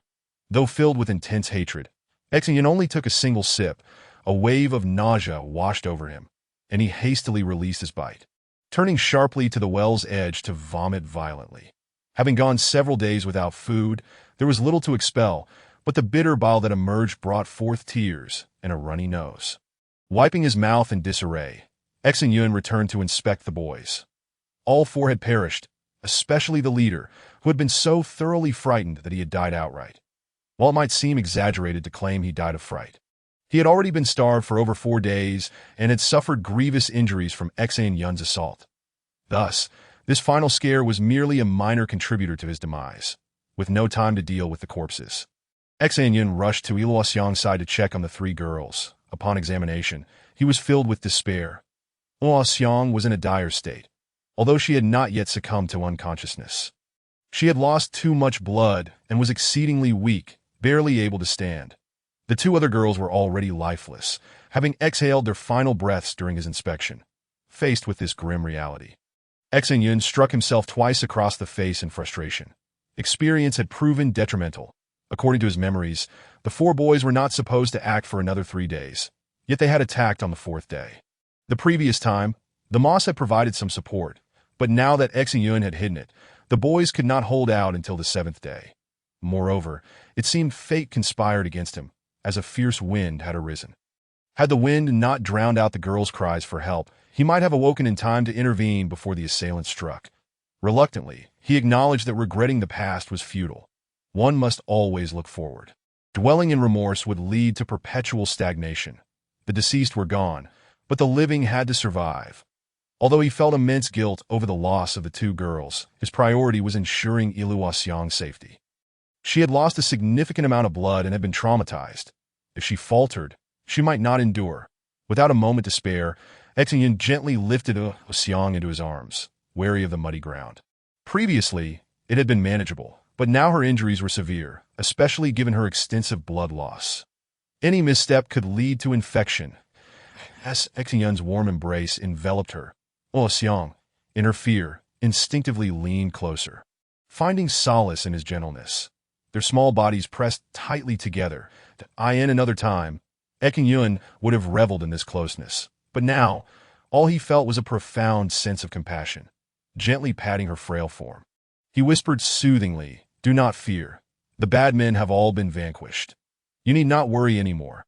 As long as I am here, none shall harm you." Again and again, he tenderly patted her back, offering gentle reassurances. Xin Yun found himself at a loss for words, merely repeating those comforting phrases, hoping fervently for Luoxiang's swift recovery. Unbeknownst to him, this was the most vulnerable moment of her life, and his actions were akin to a blatant form of hypnosis. Nevertheless, under his relentless comfort, Luoxiang gradually relaxed, no longer tensing against him, and eventually drifted into a gentle slumber. As he gazed down at her fragile form, at her exquisitely delicate features, Xin Yun let out a deep sigh. Despite being reborn, many things defied the trust of memory. His presence had already altered numerous events, exemplifying the butterfly effect. Clearly, compared to the memories he held, everything had changed, and this was merely the beginning. As time flowed on, these changes would multiply and intensify. Blindly clinging to past recollections would only lead to significant misfortune in the future. Fortunately, reality has imparted upon him profound lessons. He will no longer be so heedless. While past experiences are indeed worthy of reference, one must not become infatuated with them. At all times, and in all places, one must maintain an adequate level of vigilance. As Xin Yun pondered, inside his embrace, Luoxiang furrowed her delicate brows tightly. In truth, although she was originally quite intelligent, she was not the nearly pathological genius that she later became. From a certain perspective, Luoxiang's miracle truly commenced with this blood-drinking incident. Consider, how could a child of merely 7.5 years endure such harrowing circumstances? When terror reaches its zenith, one either collapses or transcends. It is evident that the two girls collapsed. Perished while Luoxiang transcended, that it was this incident that transformed Luoxiang into a prodigy. The gains of today will directly manifest in future talents that if everything had gone smoothly, Luoxiang could never have reached the heights she achieved in her previous life. Indeed, the difference would be monumental. Chapter 9. Dependence and Adversity. Gazing at the slumbering Luoxiang in his arms, Xin Yun let out a long breath. Although he wished to hold her forever, reality did not permit such indulgence. Gently leaning Luoxiang against the well wall, Xin Yun rose to his feet and began to drag the corpses of the 4 boys to the opposite wall of the well. He then proceeded to remove their clothing. Perhaps this act was somewhat ruthless, but in the name of survival, Xin Yun had no alternative. Moreover, these 4 had committed too many wrongs. It was high time for them to atone. Soon, the 4 were stripped down to their undergarments. Xin Yun piled their bodies against the well wall and covered them with a generous amount of mud, creating an earthen bed measuring 2 meters in length, 1 meter in width, and half a meter in height. In the absence of any materials in the well, he utilized the bodies of these 4 as bricks and timber to construct a bed for Luoxiang. By the time the earthen bed was completed, it was already noon, with the sun hanging high above the well, casting bright rays into its depths. The warm sunlight quickly dried the sticky mud, ensuring that when it was fully set, Luoxiang would have a comfortable resting place, free from dampness and mud. Taking advantage of the favorable light, Xin Yun busied himself organizing various items that he discovered: 2 gold pieces, 4 silver coins, and 6 lockets. Had it been in his past life, the sight of so many corpses would have terrified him into inaction. Yet after experiencing the harsh realities of his previous existence, Xin Yun no longer feared anything and instead contemplated the future. Having been reborn, he resolved not to follow the paths laid out for him in his past life, working as a child laborer for wealthy families. Instead, he intended to carve his own path. With this determination, he realized he needed money. The adage money can travel the world, while a lack of it can hinder even the mightiest rang true. Even a single coin could pose challenges. From the deceased boys and the 2 girls, Xin Yun managed to collect 6 longevity tokens. These tokens, akin to longevity locks on Earth, were rectangular plaques crafted from pure gold or silver, intricately engraved with exquisite patterns and adorned with several pure gold bells. Each child required to carry one naturally. The type of token varied according to one's family background. Affluent families possessed gold tokens, while ordinary households typically had silver ones. Among the 6 tokens, 2 were gold, one large, comparable in size to a cigarette case, and heavy in hand, adorned with 6 gold bells. The smaller one, although not as grand, was still the size of a matchbox. Aside from these 6 tokens, Xin Yun found little else of value. After all, they were merely children, unlikely to possess anything of great worth. Once he had carefully wrapped the 6 tokens in cloth and secured them in his bosom, Xin Yun stood up to this moment. The sun had moved away from the well's opening, and the earthen bed he had constructed was nearly dry. Although it wasn't completely set, there was little he could do about that. He meticulously spread the 4 boys' clothes over the earthen bed. Then, furrowing his brow, Xin Yun hesitated. Although they were still just children, he was reluctant to allow Luoxiang to lay directly on the garments worn by those 4. If she were to lie down, it ought to be on his own attire. With that thought, he removed his outer coat and carefully placed it atop the earthen bed. At last, a comfortable earthen bed was born. After hastily donning a boy's garment, Xin Yun crossed over and lifted Luoxiang onto the bed, gently positioning her head on the deliberately fashioned earthen pillow, observing her rosy cheeks and sweet sleeping visage. Xin Yun finally smiled for the 2 girls' bodies. Aside from removing their longevity tokens, he left them undisturbed, carefully laying them to rest. They had already suffered enough. Xin Yun wished for them to find peace in death. Once he had completed his tasks, Xin Yun felt fatigued and settled beside the earthen bed, admiring the slumbering Luoxiang. The scene he had once dreamt of was now a vivid reality. Yet, amidst his indulgent reverie, he suddenly sensed something amiss. In recent days, Luoxiang had endured immense hardship, her condition visibly deteriorating. Yet now her small face bore a flush. Cautiously, he extended his hand, gently placing the back of it against her forehead. Damn, Luo Xiang was running a fever. Her head felt scorching hot. Under such dire circumstances, a frail child falling ill would almost certainly lead to tragedy. They must remain in the well for at least 10 days before they could escape. Could Luo Xiang truly endure such conditions for that long? Frantic, Xin Yun paced back and forth. Suddenly recalling something, he seized a piece of cloth, wrapped a handful of damp mud, and placed it on Luo Xiang's forehead to help lower her temperature. The cool mud pack seemed to have some effect, and gradually, Luo Xiang opened her eyes, gazing at Xin Yun with pain, pleading, "I feel so unwell, save me." Witnessing her anguish, Xin Yun's heart ached. He sat sideways on the bed, cradling her upper body, encouraging her. "You must hold on. I know Luo Xiang. You're the best. This little illness won't defeat you." Upon hearing his words, Luo Xiang pressed her dry lips together, gazing intently at Xin Yun for a moment before extending her arms to tightly embrace his waist. Feeling her trembling form, Xin Yun understood that she had yet to awaken from her nightmare. However, there was no time for such reflections. Luo Xiang was ill, and although there were no medicines to cure her here, she must eat something. Only with sufficient nourishment could she hope to overcome her ailment. Xin Yun retrieved a piece of the moist, vibrant green moss he had prepared earlier and gently held it to her lips, saying, "Here, eat something. Only by filling your stomach will you recover more swiftly." Seeing the verdant moss in Xin Yun's hand, Luo Xiang looked at him with gratitude before softly parting her rosy lips to take the morsel into her mouth. Weakly chewing. The moss had been wrapped in cloth and buried in mud, making it exceptionally fresh and moist. While it was slightly bitter at first taste, after a moment of chewing, an indescribable sweetness blossomed on her tongue, making it utterly delightful. That, of course, not all moss possesses such qualities. The world boasts thousands upon thousands of moss species, some of which are indeed toxic. Only this particular moss held such properties that in his previous life. After escaping the well, Xin Yun had searched extensively for similar moss, yet he never encountered it again. Reminisce. He even returned to this spot several times, yearning to recapture that sensation. Before long, Luo Xiang had thoroughly chewed the piece of moss and reluctantly swallowed it. However, Xin Yun quickly offered her a second piece. Luo Xiang shook her head, saying, "Don't just feed me. You should eat too." With a sigh of admiration, Xin Yun shook his head as he placed the moss back to her lips, replying, "You need not worry about me. Just focus on eating." As she took the second piece in her mouth, Luo Xiang gazed deeply into Xin Yun's eyes and said, "I will remember this in the future. I will repay you doubly." Xin Yun smiled, reaching out to gently stroke her silky hair, all the while watching her. In truth, he too was ravenous, yet the moss was scarce, and especially considering Luo Xiang's illness. He needed to prioritize her needs. If food supplies dwindled, her condition could worsen. Chapter 10.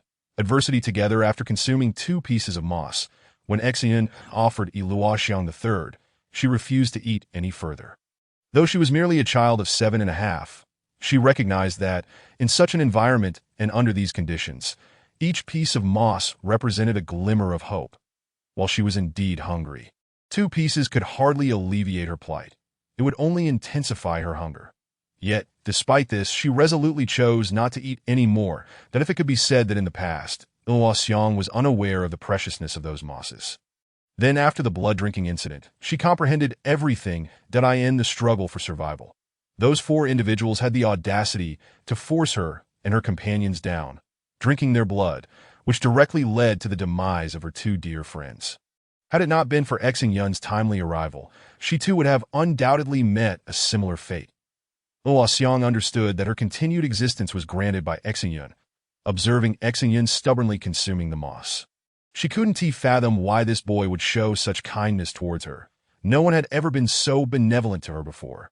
Luo Xiang's parents were hunters from the village, relying on their hunts for sustenance. However, in truth, she had never seen her father or mother, as they had perished when she was merely 3 years old, and the village had taken it upon themselves to support her, as hunters. Her parents had shared their catches collectively, and after their passing, the villagers collectively provided for her. Thus, throughout her life, Xin Yun was the first person in her memory to treat her with such kindness. She was too young to contribute anything of value, merely consuming food without creating any worth. under such circumstances, who would genuinely care for her. Therefore, even though the outer village had been annihilated, she found herself surprisingly untroubled. Of course, to say she felt no sorrow at all would be an exaggeration. When the village still existed, she at least had shelter and food, but now that the village was gone, how would she survive? Not to mention a child. Even an adult would likely feel lost and desolate in such a situation of devastation. How much more so for Xiang, who was still just a child. Instinctively chewing the moss in her mouth, she felt a hint of sweetness spreading across her tongue, and her eyes gradually moistened. Her experiences of living under the care of others had made her exceptionally perceptive and sensitive. She could sense when others treated her poorly, and she would certainly not forget when they were kind. 1 piece, 2 pieces, 3 pieces. Under Xin Yun's insistence, Xiang consumed 6 pieces of moss in one go. Although she still did not feel full, the pangs of hunger had subsided, which was astonishing given her current predicament. Gazing deeply at Xin Yun, Xiang's emotions were profoundly complex. Could there truly be that much moss? No, that was impossible. The moss was located where the 3 girls stood, and based on Xiang's intelligence, she could ascertain the total quantity, which surely could not be excessive. Besides, even if there were plenty, what did it matter? It was still uncertain when the rescuers would arrive. Who would dare to waste food like this? Giving her a piece or two to stave off starvation would already be a monumental kindness. Yet, Xin Yun had allowed her to nearly feel satiated. Xiang realized that the reason he provided her with such an abundance of food was that she was ill. Without sufficient nourishment, her condition could deteriorate, leading to her demise. But what did her life or death have to do with Xin Yun? It was clear that Xin Yun's actions were tantamount to offering her the hope of survival while sacrificing his own. In the pursuit of life, those 4 boys had cruelly forced them down, drinking the blood of others to sustain their own existence. Yet Xin Yun chose to relinquish his own chances for hers. How could the disparity between people be so vast? Initially, when the events unfolded, Xiang felt on the verge of collapse. She believed that no man could be trusted, viewing them as cruel, selfish, and filthy, capable of any atrocity due to their strength. Yet Xin Yun changed her perspective. At the very least, there existed a truly good boy in this world. With this thought, Xiang lifted her head and bestowed a sweet smile upon Xin Yun. She had not anticipated that after years of encountering no one kind to her, during this most challenging time, the person who showed her kindness would finally appear. Was this fate's arrangement? Seeing Xiang's radiant smile, Xin Yun's heart swelled, feeling that for the sake of such a brilliant expression, any sacrifice would be worthwhile. Gently stroking Xiang's hair, Xin Yun stood up and said softly, "All right, you should rest well. It would be best to take a short nap. Perhaps when you wake, your illness will have improved." Nodding obediently, Xiang closed her eyes, striving to fall asleep. She too hoped to recover swiftly so that she would no longer burden Xin Yun with her troubles. Before drifting off, Xiang made a mental note of the pieces of moss she had received that day. Up until now, she had obtained 24 pieces from Xin Yun, and this was something she needed to remember. In the following days, Xiang's condition did not improve but rather worsened. The persistent high fever robbed her of sleep, and in truth this was merely her body adjusting after a breakthrough, a normal reaction. Yet still exceedingly perilous, bordering on life and death that if she could not endure, she would indeed perish. Under the unparalleled strain of the day, her brain underwent intense stimulation, resulting in inexplicable changes. However, this transformation demanded immense energy. If Xiang could withstand it, her future would be unfathomable. But if she could not, death would soon follow to safeguard Xiang. Xin Yun had no choice but to ration his own food, consuming only 3 pieces of moss each day to sustain his own life. Thus, days passed, and Xiang's condition finally stabilized. While there were no signs of improvement, it also did not deteriorate further. Watching Xin Yun grow thinner each day filled Xiang with immense sorrow. But by the 8th day, Xin Yun appeared unsteady on his feet, looking as though he might faint at any moment. Yet even so, he refused to eat an extra piece of moss. Nevertheless, the supply of food for Xiang remained unchanged. 2 meals a day, 6 pieces each. Finally, just as Xin Yun was on the brink of collapse, the evening of the 9th day brought the second heavy rain. Ecstatically standing in the dry well, Xin Yun opened his mouth wide, greedily drinking the rainwater that cascaded down. With water now available, They could continue to endure. Unfortunately, the rain lasted only a little over 3 hours and was not heavy. It soon ceased. Although much rainwater had entered the well, it merely rendered the well muddier without any significant change. There remained a full week until the rescuers would arrive, but Xin Yun found himself at a loss. While the rainwater should allow them to last for another 2 days, the supply of moss was dwindling. Perhaps some would mock him, ridiculing his inability to ration his food. Yet Xin Yun felt utterly helpless to prevent Xiang's condition from worsening. 2 meals of 6 pieces each was already the bare minimum. He had hoped she would recover quickly, yet her illness persisted for 10 days with not a hint of improvement. Staring at the 17 remaining pieces of moss in the bag, Xin Yun felt utterly bewildered. What to do? There were still 6 days left, yet only 17 pieces remained, averaging less than 3 pieces per day. Barely enough for one person. As Xin Yun pondered, Xiang lay on the earthen bed, her eyes brimming with tears that no doubt in truth, large droplets had already spilled forth. She simply did not wish for Xin Yun to see. Strongly suppressing her tears, she did not want to add to his distress. Chapter 11. Selflessness. By today, Xiang had received 84 pieces of moss from Xin Yun, and with the remaining 17, that made a total of 101 pieces. Yet how many pieces of moss could there possibly be? Even at death, it would not exceed 140 now. Xiang was no longer afraid that Xin Yun would abandon her or turn on her to drink her blood. If he intended to do so, he would have done it long ago. Why wait until now and subject himself to such suffering? Xin Yun finally snapped back to reality, smiling as he approached the bed, holding a vibrant green piece of moss to Xiang's lips. Saying gently, "All right, you must be hungry now. Come out, open your mouth." Tightly pursing her lips, Xiang resolutely met Xin Yun's gaze and declared, "No, I know there isn't much left, so I've decided that from now on, I will no longer eat." Upon hearing her words, Xin Yun's expression darkened, and he replied somberly, "Xiang, please do not let me down that I have worked hard for so long just to ensure you survive. With your current condition, you absolutely cannot last without food.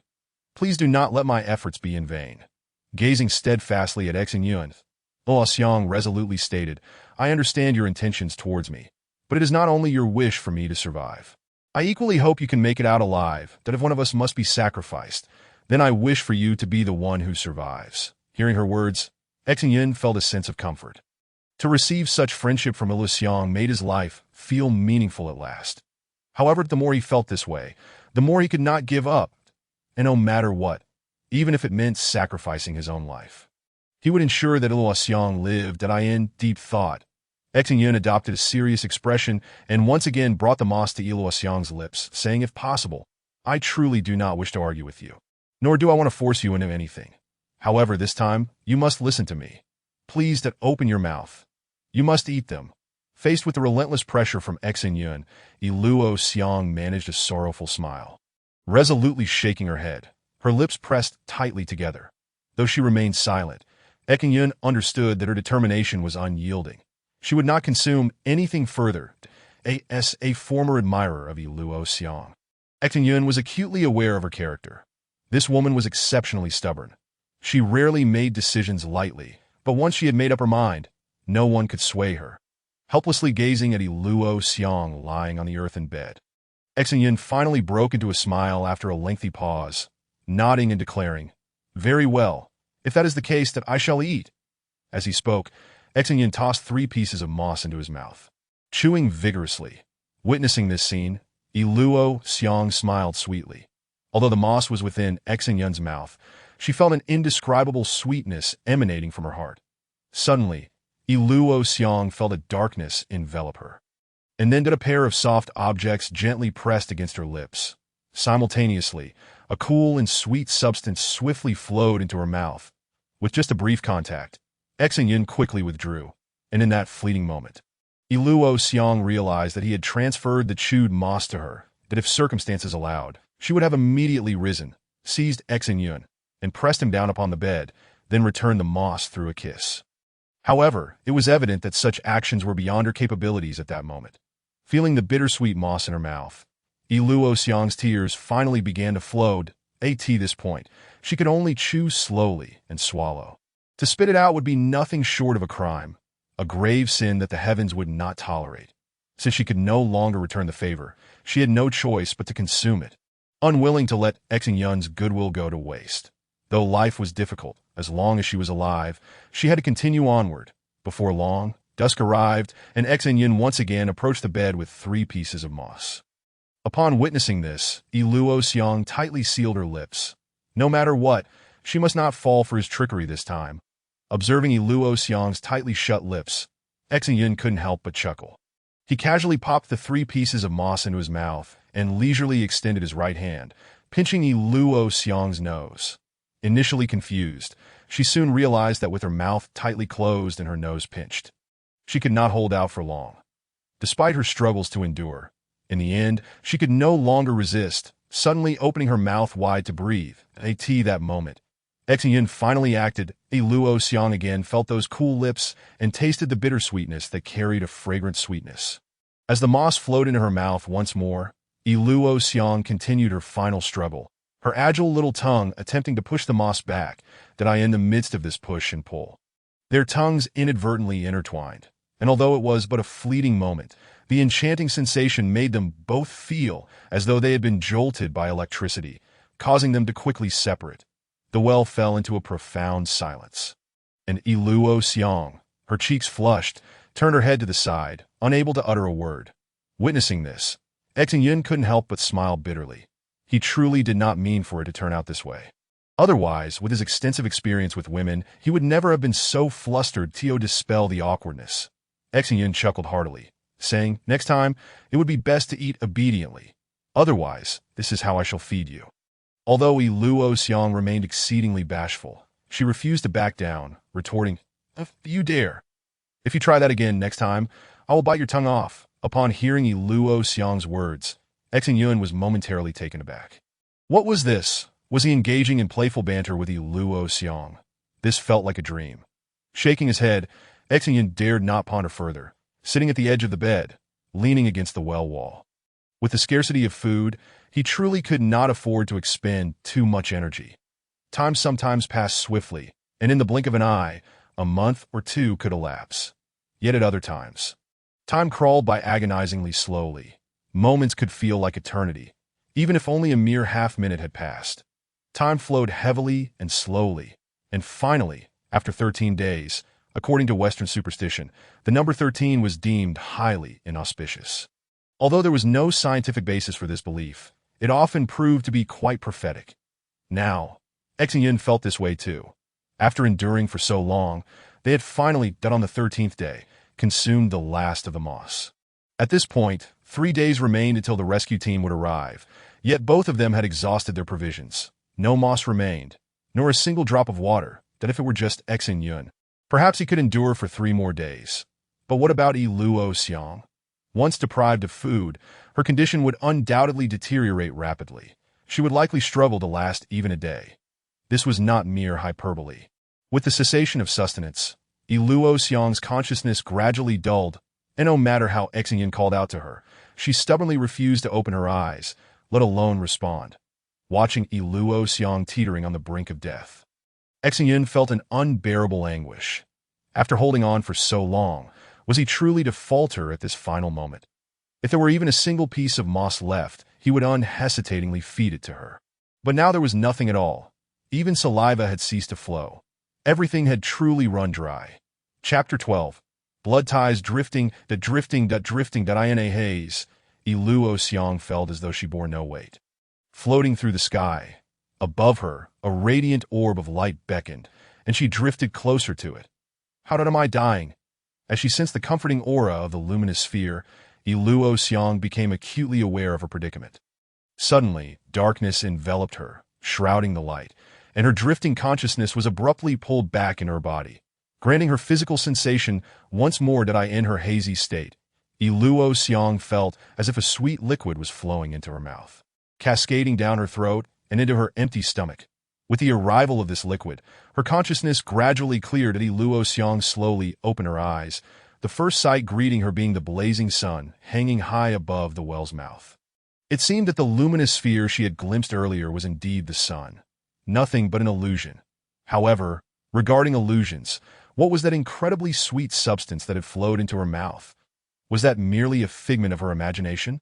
Yet, if it were an illusion, why had she awakened? Gradually, Xin Yun's pale visage came into view, and at the same time, Luo Xiang distinctly felt something obstructing her lips. In confusion, she cast her gaze downward. Discovering Xin Yun's wrist pressed against her mouth, that a stream of liquid continued to flow in her that moment. Even if Luo Xiang were a fool, she would surely comprehend the reality. The sweet liquid flooding into her was none other than Xin Yun's blood. The very thought of this fact spurred her to struggle fiercely, but alas, she was far too weak, possessing little strength to resist. She could only wriggle her body. Meanwhile, upon seeing Luo Xiang finally regain consciousness, Xin Yun's face broke into a foolish smile, that he moistened his parched lips and hoarsely urged, "Listen to me, do not move. I have little strength left, do not waste my blood. Above all, survive." Hearing Xin Yun's words, Luo Xiang instantly ceased her struggles. Indeed, she could not squander Xin Yun's goodwill. The wound had already been bitten open. If she allowed the blood to flow freely, how could she face Xin Yun? Time ticked by slowly. Xin Yun's wrist no longer bled, and after drinking his blood, Luo Xiang felt her spirit rejuvenate. Conversely, Xin Yun's vitality waned significantly. Why? Why are you so good to me? Gazing at the despondent Xin Yun, Luo Xiang wept, asking that in truth, she had longed to pose this question, yet she had never known how to voice it. Now, however, she was acutely aware that if she did not inquire now, she might never have the chance again. But at this moment, Xin Yun's consciousness had already begun to blur, though he had not lost much blood. One must remember the trials he had endured over the past several days.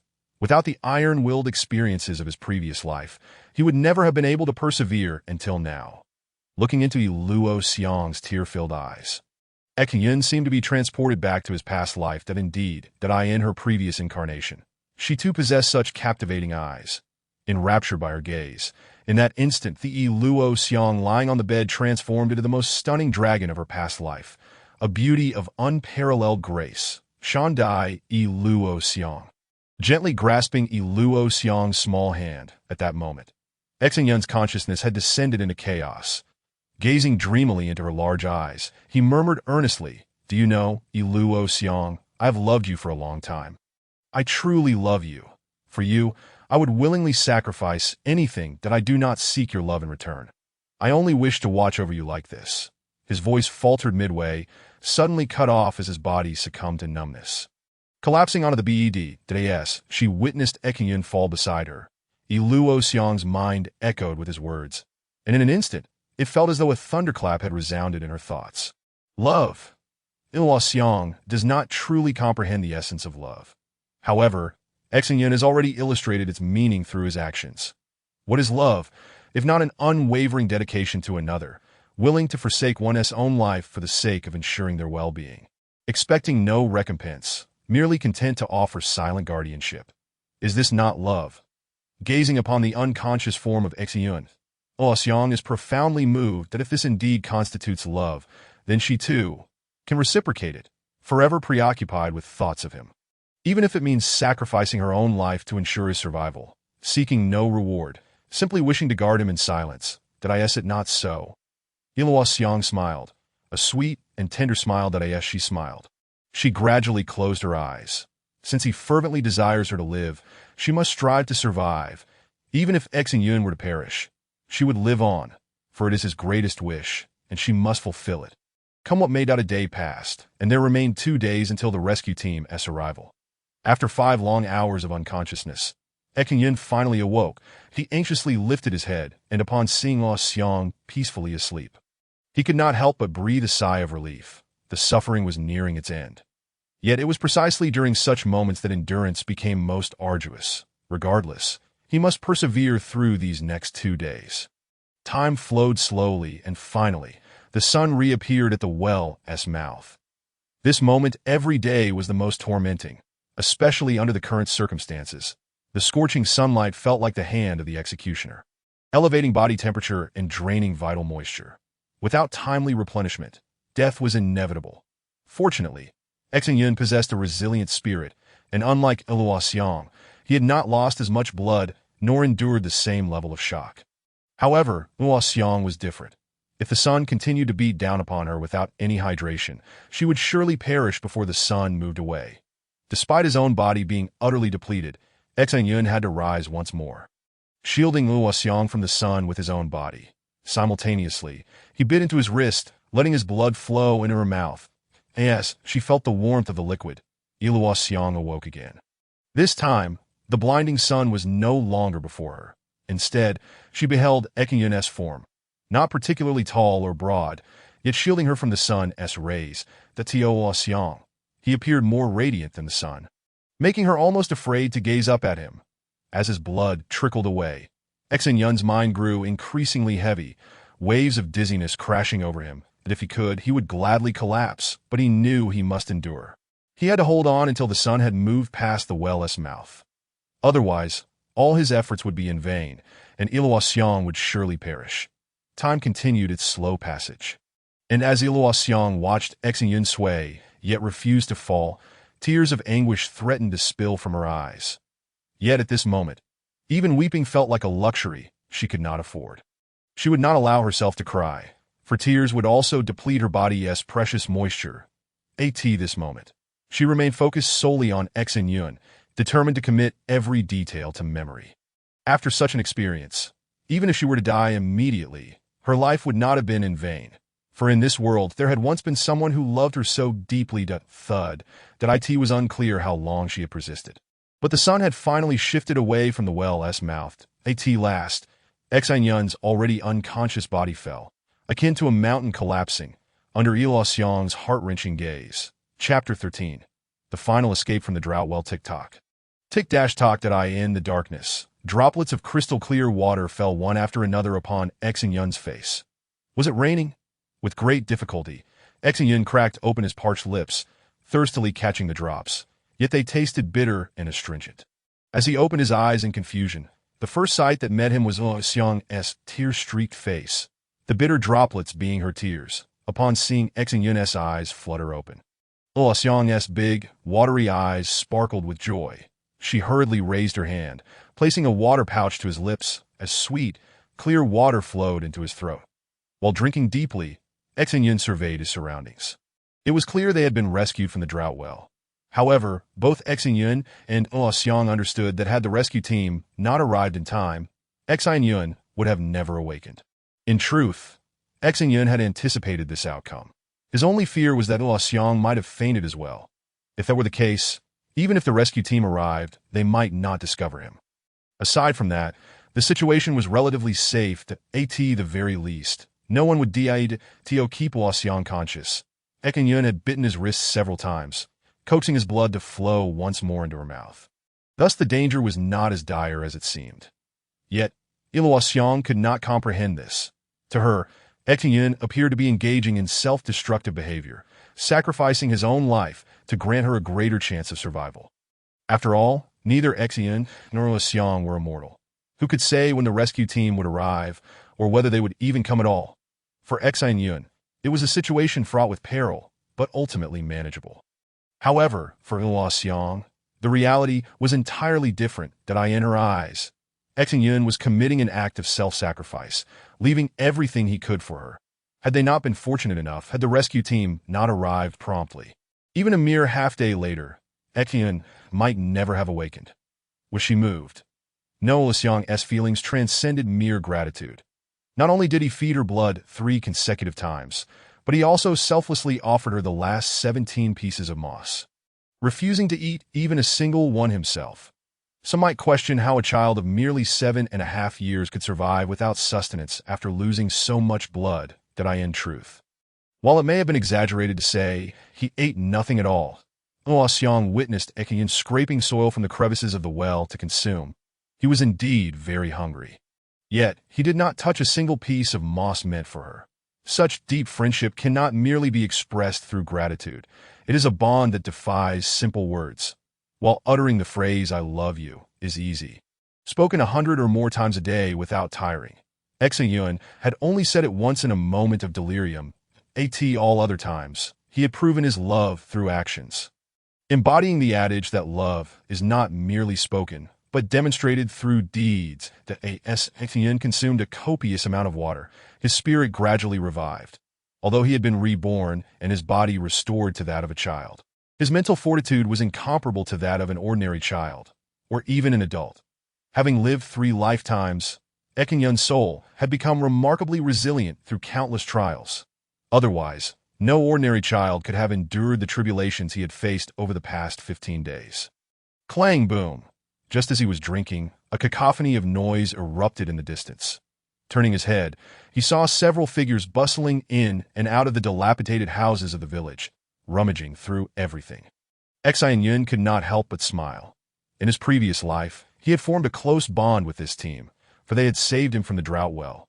Even when he became powerful, he would not forget them. This small team, consisting of only 7 members, was not particularly formidable, merely at the bronze 1-star level. Their abilities were quite lacking, and it wasn't until the moment Xin Yun was reborn that they barely reached bronze 8-star. Still far from the silver tier, of course, in comparison to ordinary people, they were strong, as achieving even bronze 1-star was a dream for many, equivalent to a novice just beginning their journey. If one could not even reach bronze 1-star, they had yet to find their way into the world. Though these individuals were not particularly strong, they were genuinely good people, hailing from the same village. Originally numbering over 20, some had perished along the way, leaving only 7 that they typically traversed various villages, trading to earn a meager living. While they were not wealthy, their lives were decent enough. Damn it, how disappointing. Finding nothing at all. While Xin Yun pondered, a chorus of curses echoed in the distance. Upon hearing these exclamations, he smirked. The very bandits attacking the village were unlikely to leave even a needle behind, given their professional looting skills. Indeed, after searching through the numerous houses for over an hour, the 7 individuals returned to him empty-handed, save for one who carried a broken stool with a missing leg. The purpose of which was unclear. Xin Yun continued to contemplate. A boisterous voice rang out. "Old 7, what the hell are you doing with that broken stool? Hurry up and throw it away. Don't you feel ashamed?" Upon hearing this voice, Old 7, clutching the stool, grinned and hesitated, glancing at the stool in his hands before ultimately discarding it. After all, with a little repair, it could still be useful. Observing the reluctant expression of the old man, Xin Yun could not help but let out a sigh. From this single gesture, it was evident that their lives were far less prosperous than they would later become. Nevertheless, the modest success these individuals achieved later was not entirely unrelated to Xin Yun. It was through his arrangements that they found employment, leading to a stable income in the present moment. These individuals meandered aimlessly each day, and it was not guaranteed they would find suitable trade opportunities. Generally speaking, they gathered items from the village, such as animal hides, meats, or fruits, and transported them to the next village for sale. However, it was not always profitable. Frequently, they would incur losses, and at times, unsold goods would spoil, resulting in total loss. "Hey, the little one is awake. How are you feeling?" While Xin Yun contemplated these matters, the leader of the group approached with a hearty grin. Truth be told, given their personalities, they were not particularly suited for business. However, as the most marginalized warriors, they had few options available to them, although this was Xin Yun's first encounter with these 7 individuals in this lifetime. In his previous life, he had interacted with them extensively. Seeing them now evoked a sense of familiarity within him in his past existence. Xin Yun was also among the elite, while he was but an ant compared to the 9 foremost masters. He appeared somewhat transcendent in comparison to these 7, who seemed now to be the ants, weakly nodding. Xin Yun replied, "I am well. I should survive for the time being. How about you? Have you found anything worthwhile?" Upon hearing Xin Yun's address, the burly man was momentarily taken aback, but then he chuckled in understanding. In truth, these 7 individuals had no names and were referred to simply as a heir, and so forth up to a chi. Outsiders remained oblivious to this fact. However, the burly man assumed Xin Yun learned their names from their brotherly interactions, so he paid it no mind. Chapter 14. The spotted pig dragon gazing at Xin Yun's gentle smile, crouched down, kindly studying him. "You two are quite fortunate to have survived. But what are your plans for the future? Do you have any relatives outside?" Hearing Da's words, Xin Yun turned to Luo Xiang, who, upon catching his eye, sadly shook her head. In truth, it was unnecessary to look. Xin Yun was well aware that Luo Xiang had no family. As a devoted admirer of hers, He could not possibly be ignorant of such a fact. Upon seeing both children shake their heads, Ada's brow furrowed with concern. Noticing Ada's troubled expression, Xin Yun couldn't help but chuckle, understanding the man's predicament, that Ada did not wish to turn a blind eye to their plight, but the world was replete with unfortunate souls, many more pitiable than Xin Yun and Luo Xiang. If he were to assist everyone in need, even if Ada were to exhaust himself, he could hardly hope to reach even a fraction of the countless who required help. In fact, in his previous life, Ada had not taken them. Xin Yun pondered quietly. Ada suddenly clenched his teeth and resolutely declared, "Very well, since you have nowhere else to go, I shall take you in as my godchildren. As long as I, Ada, have a morsel to eat, I will ensure you are never hungry.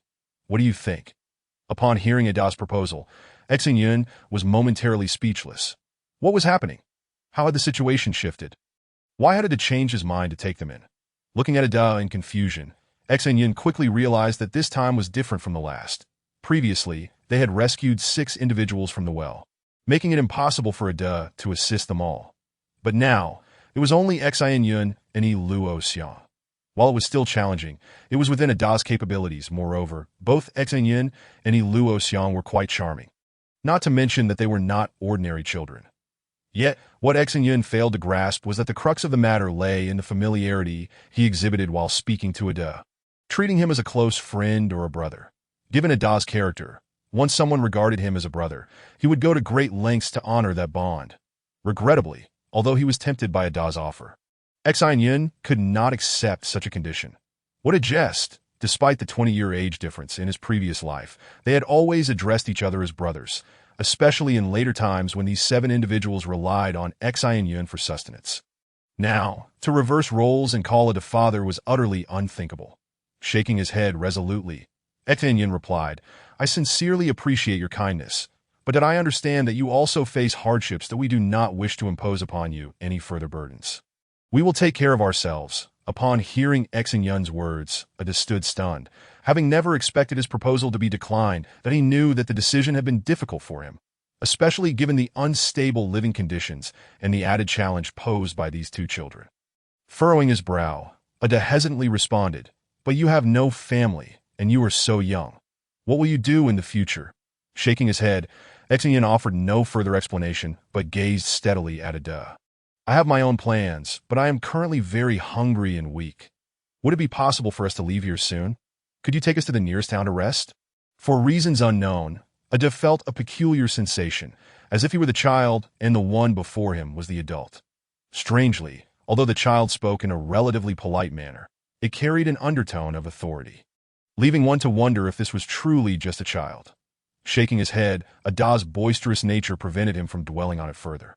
Standing up, he announced, "Very well, there is indeed no value in lingering here. Everyone prepare yourselves, we shall set off." Having called out, Ada slightly turned his head, casting a boastful glance at Xin Yun and Luo Xiang. Then, extending his right arm forward with fingers splayed wide, he bellowed, "Pig dragon," with a whoosh. Seeing Ada's ostentatious display, Xin Yun, despite his weakness, could not suppress a chuckle. This fellow still loved to show off. How could he flaunt such an ungainly creature as a pig dragon? Did he truly believe Xin Yun was an unsophisticated villager who had never seen the world? Smiling, Xin Yun turned to glance at Luo Xiang, who was now brimming with excitement, gazing adoringly at the imposing Ada. Witnessing this scene, Xin Yun felt an overwhelming urge to bash his head against a wall. That it was worth noting that in the not-so-distant future, this girl would be recognized as the most beautiful dragon, Shandai Luo Xiang. Yet now, she was utterly captivated by a pig dragon. Ding!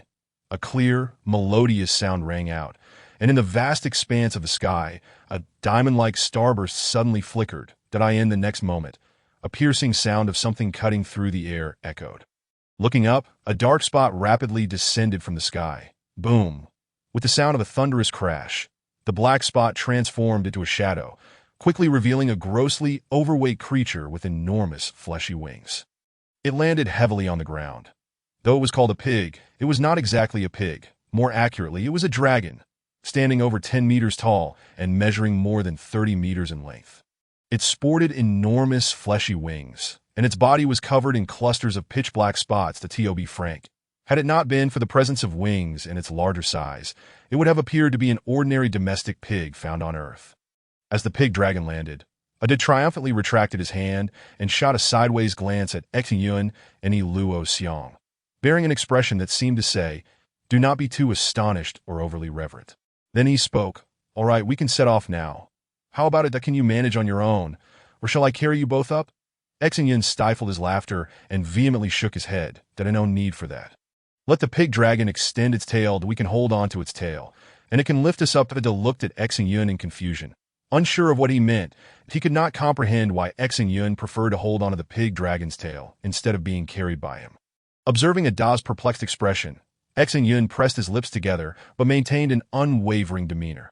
While he would not have refused a simple carry, he could not accept Ada carrying Luo Xiong.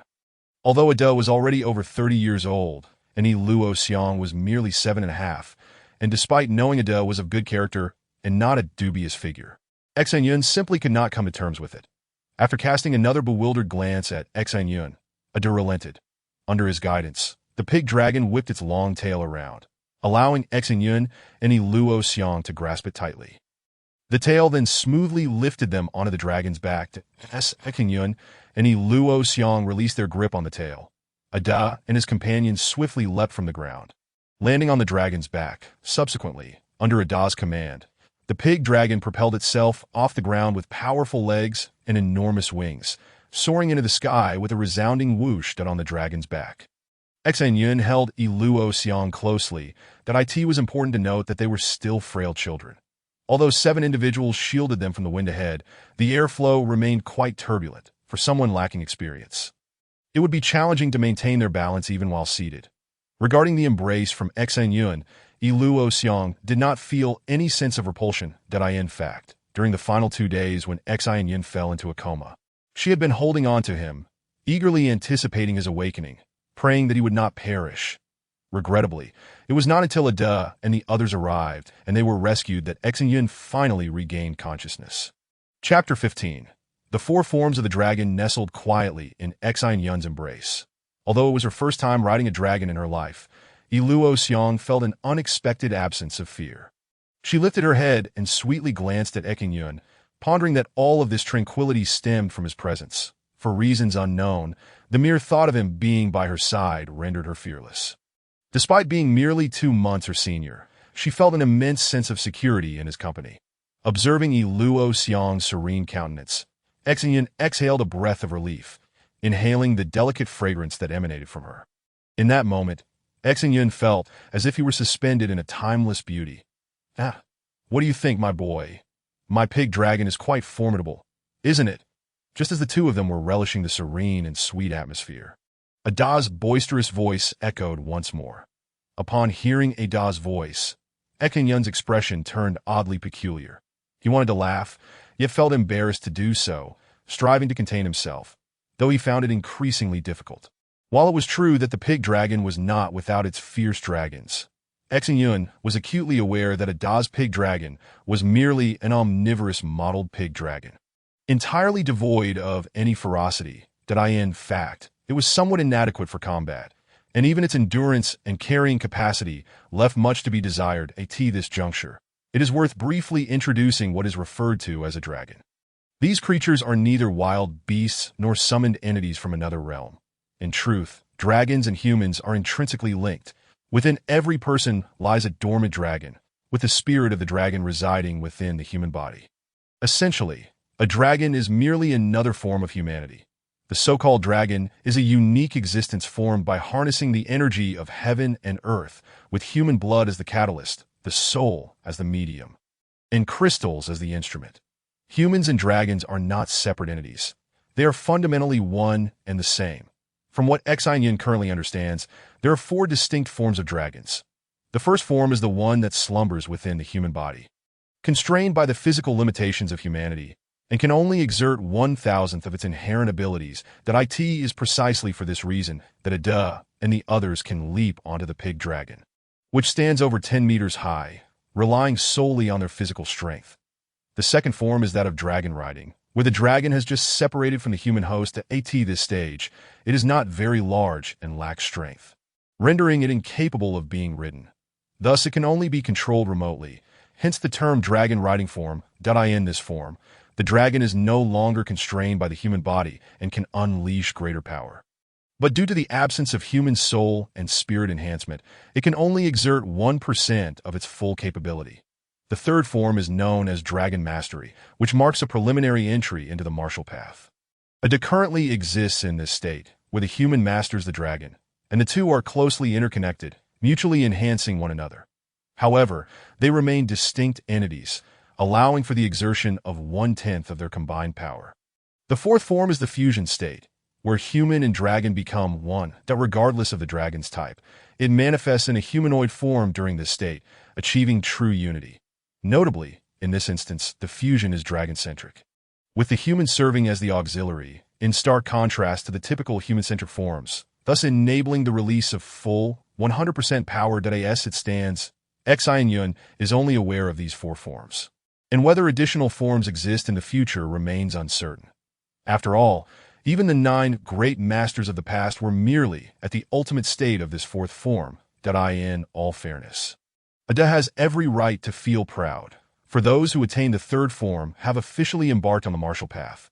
Currently, Ada stands alone at the bronze 1-star level, while his 6 brothers remain stuck in the remote-controlled dragon riding phase, which indeed makes Ada's achievement noteworthy. Lost in thought, Xin Yun struggled to suppress his laughter and nodded. Indeed, the pig dragon is quite formidable.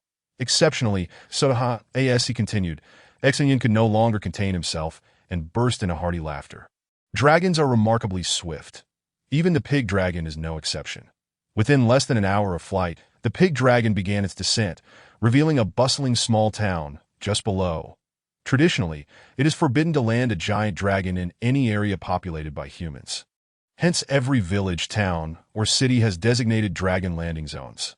Under Ada's guidance, the pig dragon made a graceful circle before landing steadily on a landing zone that, while not overly large, was impeccably clean. Of course, in this world, there are not many stringent customs. The so-called traditions hold little power, as long as one possesses sufficient strength and is unafraid of the villagers retaliating. One may land a dragon directly. Should one find the villagers unsatisfactory, they could easily annihilate the village. Laws? Indeed, this world possesses laws, but they are confined to each village and town. However, if one is powerful enough and brazen enough, one may act with impunity, provided one is prepared for the inevitable backlash. Furthermore, even if one is unafraid of the local masters and can easily vanquish them, caution is still warranted. After all, who does not have relatives or friends? Do not underestimate a seemingly inconspicuous mountain village, for it may well be the hometown of some formidable individual or the residence of their kin. Destroying a small mountain village may be easy, but once that formidable individual tracks you down, leaving no stone unturned, you may find your entire family facing dire consequences. Karma. Indeed, this is the last term Xin Yun has encountered in this world. Laws are virtually non-existent. Even if they exist, they hold no sway over the powerful. As long as one possesses enough strength and is unafraid of the repercussions, one may act as one pleases. The concept of karma is not merely about bullying others and facing vengeance from their relatives. Often, it is perplexing and enigmatic. For instance, one day, if you are in a foul mood and scold a passerby who accidentally bumped into you, though the passerby cannot retaliate against you, he may take his frustration out on another. On his way home, he might beat up a child playing by the roadside. That child, in turn, might become enraged, returning home to throw a fit, inadvertently launching an ashtray out of the window, which then lands squarely on your head as you pass by below. Such is the nature of karma. In truth, even the 9 great masters from Xin Yun's previous life would avoid provoking others lightly. The arrival of karma is often unpredictable. No one knows when or in what form it will manifest. Once karma becomes too overwhelming, even the seemingly immortal 9 great masters would find it unbearable. Therefore, from a certain perspective, karma is the only law that exists in this world. Upon entering the small town, Ada first treated everyone to a hearty meal at a tavern. Looking at the table laden with food and drink, Xin Yun felt an overwhelming desire to indulge, yet as a former inhabitant of Earth, He understood that in such a state, he must refrain from doing so. Consequently, he not only abstained from eating but also prevented Luo Xiang from doing so. Watching Ada and the others devour their meals with abandon, Xin Yun and Luo Xiang could only drool in envy as they each held a bowl of thin porridge. After their meal, the group made their way to an inn and at Luo Xiang's request. Xin Yun and she shared a room. Although they had escaped the immediate peril, Luo Xiang had yet to find complete tranquility. Perhaps having him by her side offered her some comfort. But left alone in the room, one could only imagine what thoughts might plague her mind that a 7-year-old child, suddenly stripped of all her relatives, even familiar faces, and thrust into a brand new, alien environment, would experience an indescribable terror and disorientation. Thus, Xin Yun, the only person she now knew well and could fully trust, became her lifeline, and she could not afford to let go. Should she awaken to find even Xin Yun gone, it would feel as though her world had truly collapsed. Chapter 16. Come with me that night. After Xin Yun and Luo Xiang had washed up, they comfortably nestled together on a single bed, resting their heads on soft pillows, gazing at the stars beyond the window. Though they exchanged no words, the warmth of the atmosphere enveloped them both in a profound sense of comfort. After a lengthy silence, Xin Yun finally broke in the darkness. He abruptly sat up, lying sideways to Luo Xiang, and softly said, Luo Xiang you. Before Xin Yun could finish his sentence, Luo Xiang smiled gently and replied, You don't need to call me by my full name. You can call me Luo or Xiang. At this point, her cheeks had turned a deep crimson. Back in the village, familiar friends or the village elders would affectionately call her Luo, but no one had ever addressed her by the name Xiang. Typically, the final character of a name is reserved for only the closest individuals, which includes parents and lovers. Even siblings are not permitted to use it. This is a custom in this world. However, in reality, even parents seldom use such a term. Taking Luo Xiang as an example, if she had sisters, they could call her Luo, while her parents might refer to her as Xiang to convey warmth. Therefore, in a sense, being addressed by just one character is almost exclusive to lovers. Just now, Luo Xiang did not harbor such thoughts. However, after enduring the trials of the dried well together, especially through the blood-soaked experiences that followed, her feelings towards Xin Yun were beyond description. She longed to offer her heart as a token of gratitude that it was in this state of mind that she had uttered her previous words. Though feeling quite bashful, Luo Xiang did not reject the possibility. In fact, she felt a twinge of anticipation and secret delight. After all, in this vast world, Xin Yun had become the only person she was familiar with. And moreover, he was the one who treated her the best in her life. She could not bear to be apart from him, nor did she wish to leave. There was no reason, no rationale. She simply did not want to. Seeing Luo Xiang's bashful demeanor, Xin Yun was so overjoyed that he felt as if he could leap into the sky, climbing to the highest peak of the world to announce this news to all. The most beautiful dragon, Shandai Luo Xiang, had actually taken a liking to him. Good heavens, that was this not a dream? It must be noted that Luo Xiang was not only stunning as a dragon, but also possessed a beauty that transcended mere appearance. This was a consensus shared by all, not just Xin Yun's personal opinion. Were it not for Xin Yun's experiences across 3 lifetimes, he might have fainted from happiness on the spot in his previous life. Luo Xiang was famously cold, absolutely refusing to let any man near her. During her rebirth, she had even sent a certain fellow flying for encroaching too closely in her past life. She held an utter disdain for all men, bordering on disgust.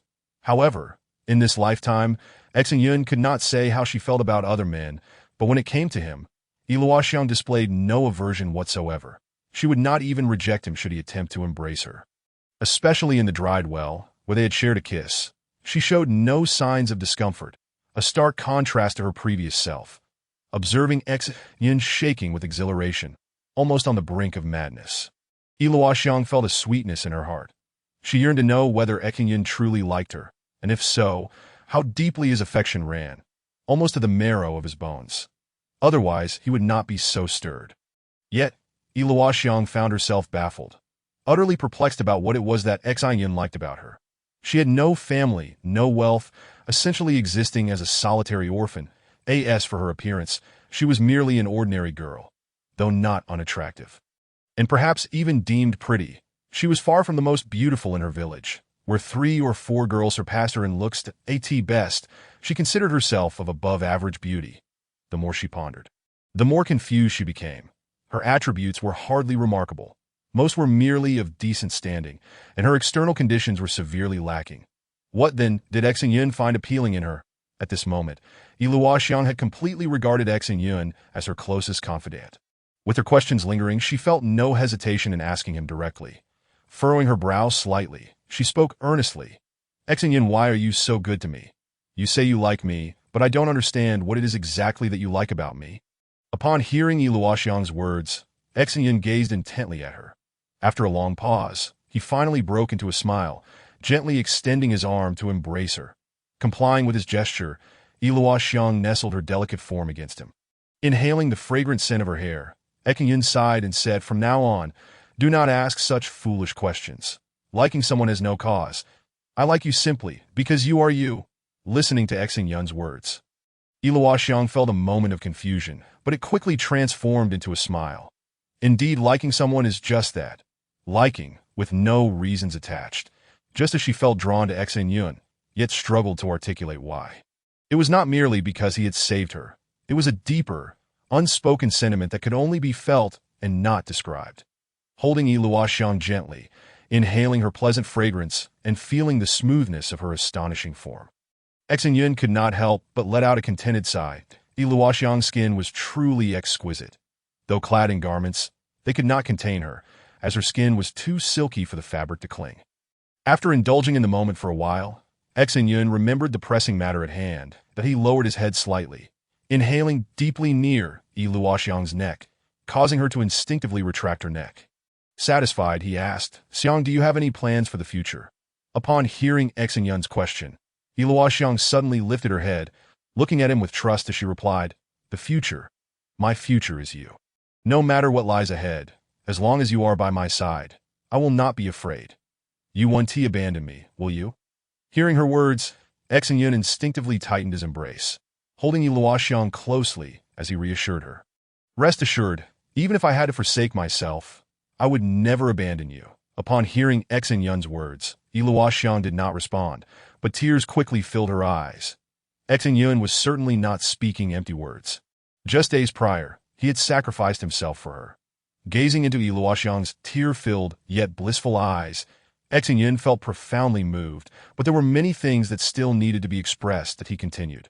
"Xiang, moving forward, I do not intend to rely on anyone else. Although we are still young, I believe that with hard work, we can sustain ourselves. However, during this process, we may face many hardships. Are you willing to face them alongside me?" Upon hearing Xin Yun's words, Luoxiang smiled sweetly, gently raising her delicate white hand before him and declaring, "From this moment on, I entrust myself to you. Whatever lies ahead, I want to face it with you." With a firm grip on Luoxiang's smooth, delicate hand, Xin Yun took a deep breath. With Luoxiang's support, the world, despite its vastness and treacherous nature, held no terrors for him anymore. Filled with boundless hope for the future, Xin Yun felt invigorated. Chapter 17. Inciting bewilderment in the early morning, within the inn's dining hall, Xin Yun sat there with an air of tranquility. Beside him, Luoxiang wore a smile as she sat, while on either side of them, Ada and 6 others looked at Xin Yun with astonished expressions, their faces painted with disbelief. After a long moment, Ada struggled to speak. "Yuda, what did you say? You want us to follow your arrangements?" Facing Ada's inquiry, Xin Yun nodded. "Indeed, for the next 6 months, you will follow my arrangements.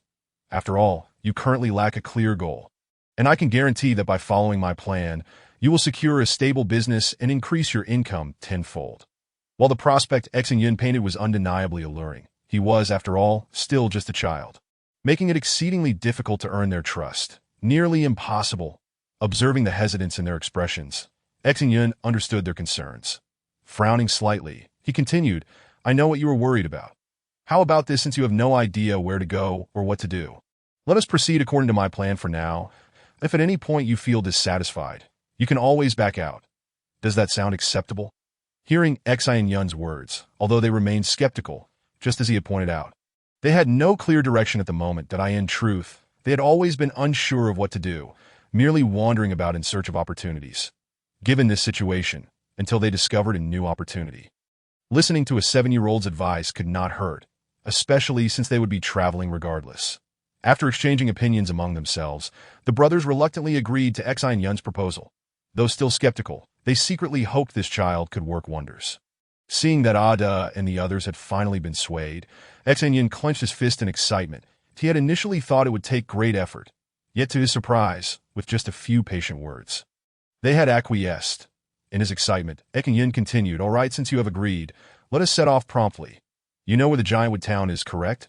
We shall go there, Giantwood Town." Upon hearing Xin Yun's words, Ada furrowed his brow and hesitantly replied, "I know where Giantwood Town is, but it is quite far from here, over 10,000 miles away.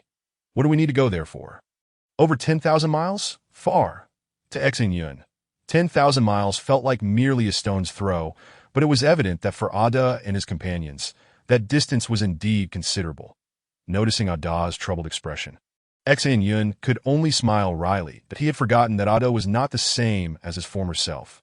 With the strength he had possessed before his rebirth, a distance of 10,000 miles would have taken only a few minutes. Yet for Ada now, it would likely require a week to reach. As he pondered, Xin Yun smiled slightly. Often, if one wishes to earn money, one cannot be deterred by distance, although it may be challenging. "We must make our way to Giantwood, where immense business opportunities await us. Do you not wish to become wealthy?" Wealthy. Upon hearing Xin Yun's enticing words, Ada's eyes sparkled with interest, and he nodded vigorously. "All right then, we shall go to Giantwood as you say." As he spoke, Ada stood up and called out, "Innkeeper, prepare a week's worth of provisions for 10 people, and do it quickly that we are in a hurry." "Wait." As soon as Ada's words fell, Xin Yun hastily interrupted him, and then continued, "Before we set off, we still need to procure some local specialties that if we are heading to Jumu. The corn here is quite popular. Jumu Town is a settlement encircled by dense forests, where the inhabitants rely on hunting for their livelihood and lack available land for corn cultivation. Transporting it there would fetch a handsome price." Hearing Xin Yun's remarks, Ada shook his head with a bitter smile. "Young man, corn is indeed in demand in Jumu, but the carrying capacity of my pig dragon is limited. And with 9 people to carry as well, we simply cannot transport much. Moreover, the price of corn is too low. Even if we were to double our earnings, it would hardly be worth the effort, as the daily profit is pitifully meager." Upon hearing Ada's words, Xin Yun looked at him in surprise that in his previous life, he had not realized that Ada was not entirely inept. He possessed a modicum of economic insight, albeit limited in vision. As he pondered, Xin Yun smiled and shook his head. "Firstly, your 6 brothers will not accompany us on this trip. They will remain here to cultivate their skills and strive to elevate their strength to the rank of Bronze 1 star. This way, when all 6 of you transport goods together, the profits will be considerably greater. One they." This Ada hesitated, glancing at his brothers, and soon nodded. "Very well.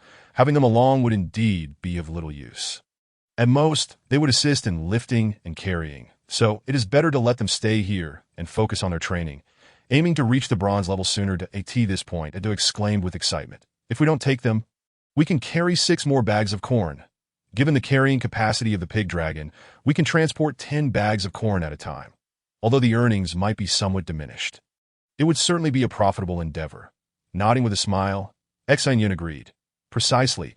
That is indeed the case. In fact, this shipment is merely to ensure we do not make the journey in vain. Our true starting point lies in Jumu. Once we arrive there, the lucrative ventures awaiting us will undoubtedly astonish you indeed." Upon hearing Xin Yun's words, Ada nodded repeatedly. After all, even if Jumu has nothing else, transporting corn is still a worthwhile endeavor, albeit with lower profits, merely earning a modest living, which cannot be considered a wasted trip. However, just as Ada was silently agreeing, Xin Yun suddenly furrowed his brow. "But what we need to transport is not merely 10 bags of corn. That would be far too little." "What? Too little? How much do you intend to transport?" Ada asked, puzzled by Xin Yun's statement. After pondering for a moment, Xin Yun replied nonchalantly, "Given the size of your pig dragon and its wingspan, it should be capable of flying with 50 bags, but that would be too low and slow.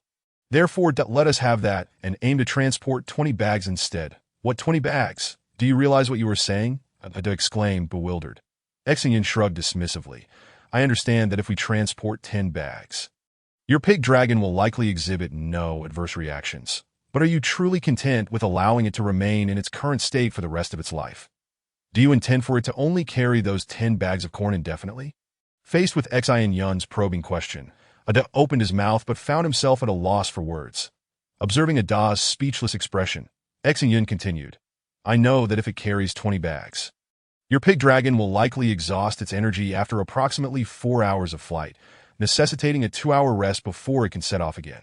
However, that this way, while transporting goods, your pig dragon will grow stronger rapidly, enhancing its carrying capacity from the current 10 bags to 20, 30, or even 100 bags, 1,000 bags. At this juncture, Xin Yun paused, casting a cold gaze at Ada.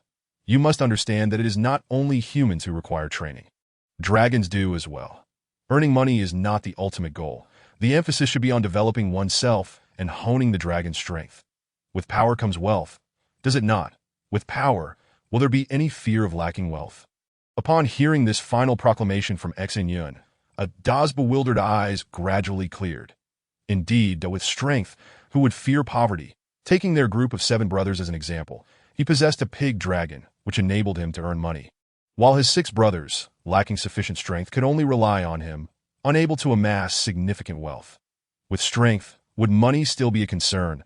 Observing the spark of realization in Ada's eyes, Xin Yun continued, Your pig dragon stands over 10 meters tall and spans more than 30 meters in length, with an exceptionally broad back that if you are diligent enough, not only 100 bags, but even 1,000 bags would not be the limit of its capacity. Just think, even with the low profit margins of corn, if you could transport 1,000 bags at once, what would the average daily profit be? Haha. Hearing Xin Yun's words, Ada felt a trickle of drool escape the corner of his mouth. Indeed, that if it were 1,000 bags, that would yield to my goodness. That is utterly terrifying, truly extravagant. Yet it is not impossible. There are indeed individuals capable of achieving such feats. Observing Ada's dazed smile, Xin Yun couldn't help but chuckle slyly. In truth, that he was subtly altering the concept. Carrying 1,000 bags of corn, with each bag weighing 100 jin, totals 50 tons.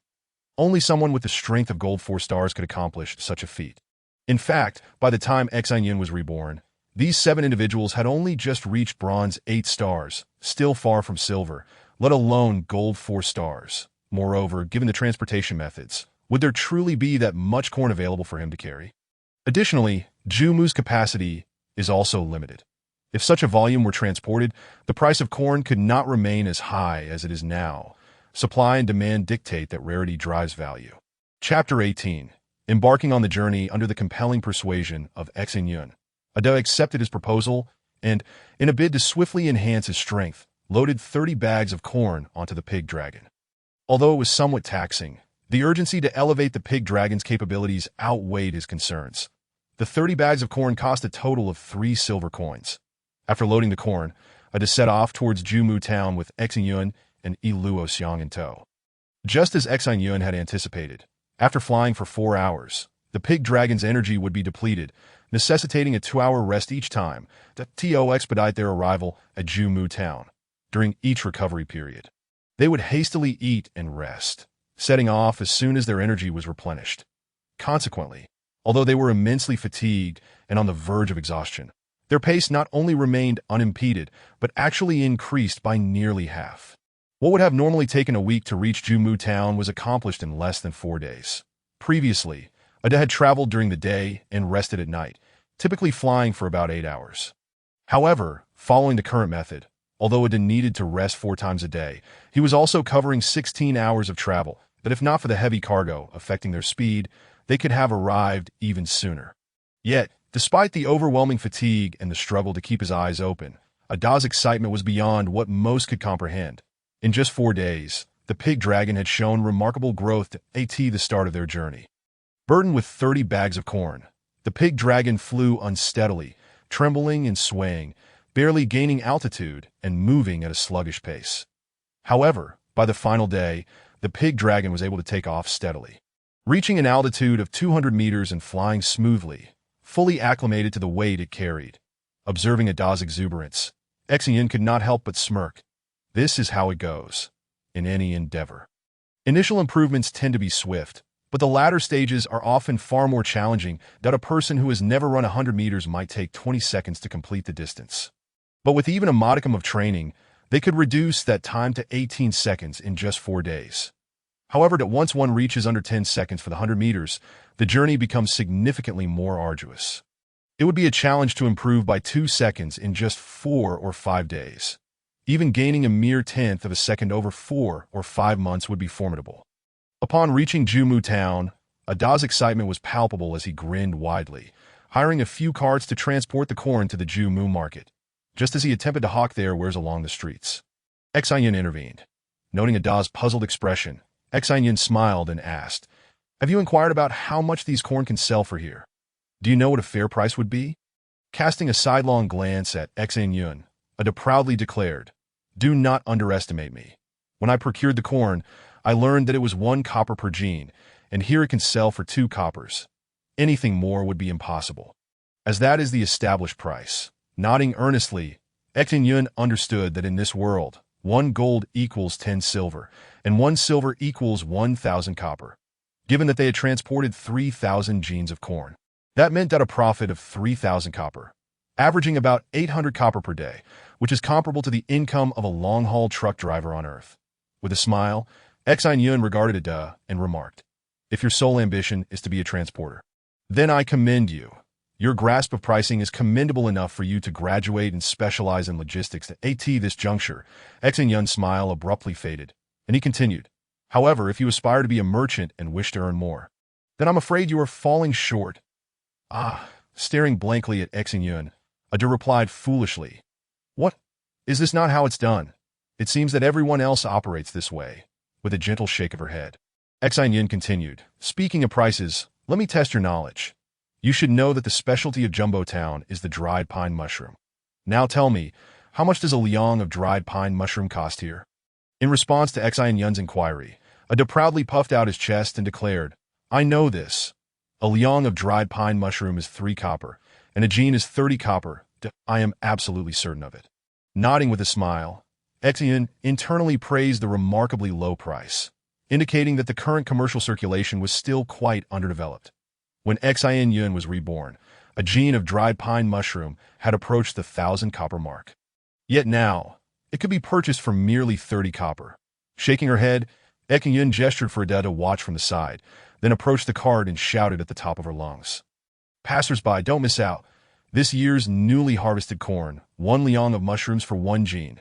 Hurry, limited quantities available. First come, first served. If you're late, you might miss out." In an instant, Xin Yun's sharp and melodious childlike voice echoed through the market. Upon hearing her call, everyone paused momentarily before the doors along the street swung open, and men and women alike rushed forward, clutching bags filled with dried pine mushrooms, eager to exchange them with Xin Yun. Although these mushrooms were precious, they could only be turned into money if merchants were willing to buy them. Thus, the prices in this world fluctuated dramatically, akin to the saying, "Tai gong fishing, willing to take the hook." Though the pine mushrooms were more valuable than corn, for the townsfolk, they were merely wild mushrooms easily foraged from the outdoors and not considered significant, merely requiring a bit more time to gather. But they couldn't serve as a staple food in reality, these mushrooms were not intentionally harvested. In this small town nestled within the primeval forest, hunters collected them during their leisure while out hunting. Cooking them with wild chicken created an incredibly delightful flavor, though their yield was not high. And at this stage, they had yet to become mainstream commodities. For the townspeople, meat was plentiful as it constituted their staple diet, and they craved fresh corn the most. Therefore, that even though Xin Yun's exchange rate did not align with the prices merchants offered, it was deemed worthwhile by the common folk, trading supplementary items for necessities or even luxuries. Before long, 3 carts, totaling 30 bags of corn, had been exchanged, resulting in 300 pounds of dried pine mushrooms. That Ada was utterly dumbfounded as he witnessed the transformation of corn into mushrooms. Within the town, the total value of 3 carts of corn amounted to 6,000 copper, while the mushrooms fetched 9,000 copper. Originally, after 4 days of transportation, Ada would only earn 3,000 copper in profit after costs. Yet Xin Yun had merely exercised her intellect, taking less than an hour to earn an additional 3,000 copper. At that moment, Ada finally comprehended why Xin Yun had deemed him unqualified. Observing Ada's dazed expression, Xin Yun chuckled and shook her head. All right, now that the grain has been exchanged, accompany me to the jewelry store. I wish to sell some items. Hearing Xin Yun's words, Ada nodded absent-mindedly, still reeling from the shock. Having lived so long, he had never realized money could be earned in such a manner. Moreover, making money was so simple, merely a matter of exchanging words. At that moment, he felt an odd sensation, as if Xin Yun had become his leader and he, her subordinate. This feeling was quite profound, and he had begun to believe Xin Yun's words, perhaps that she could indeed elevate his earnings tenfold.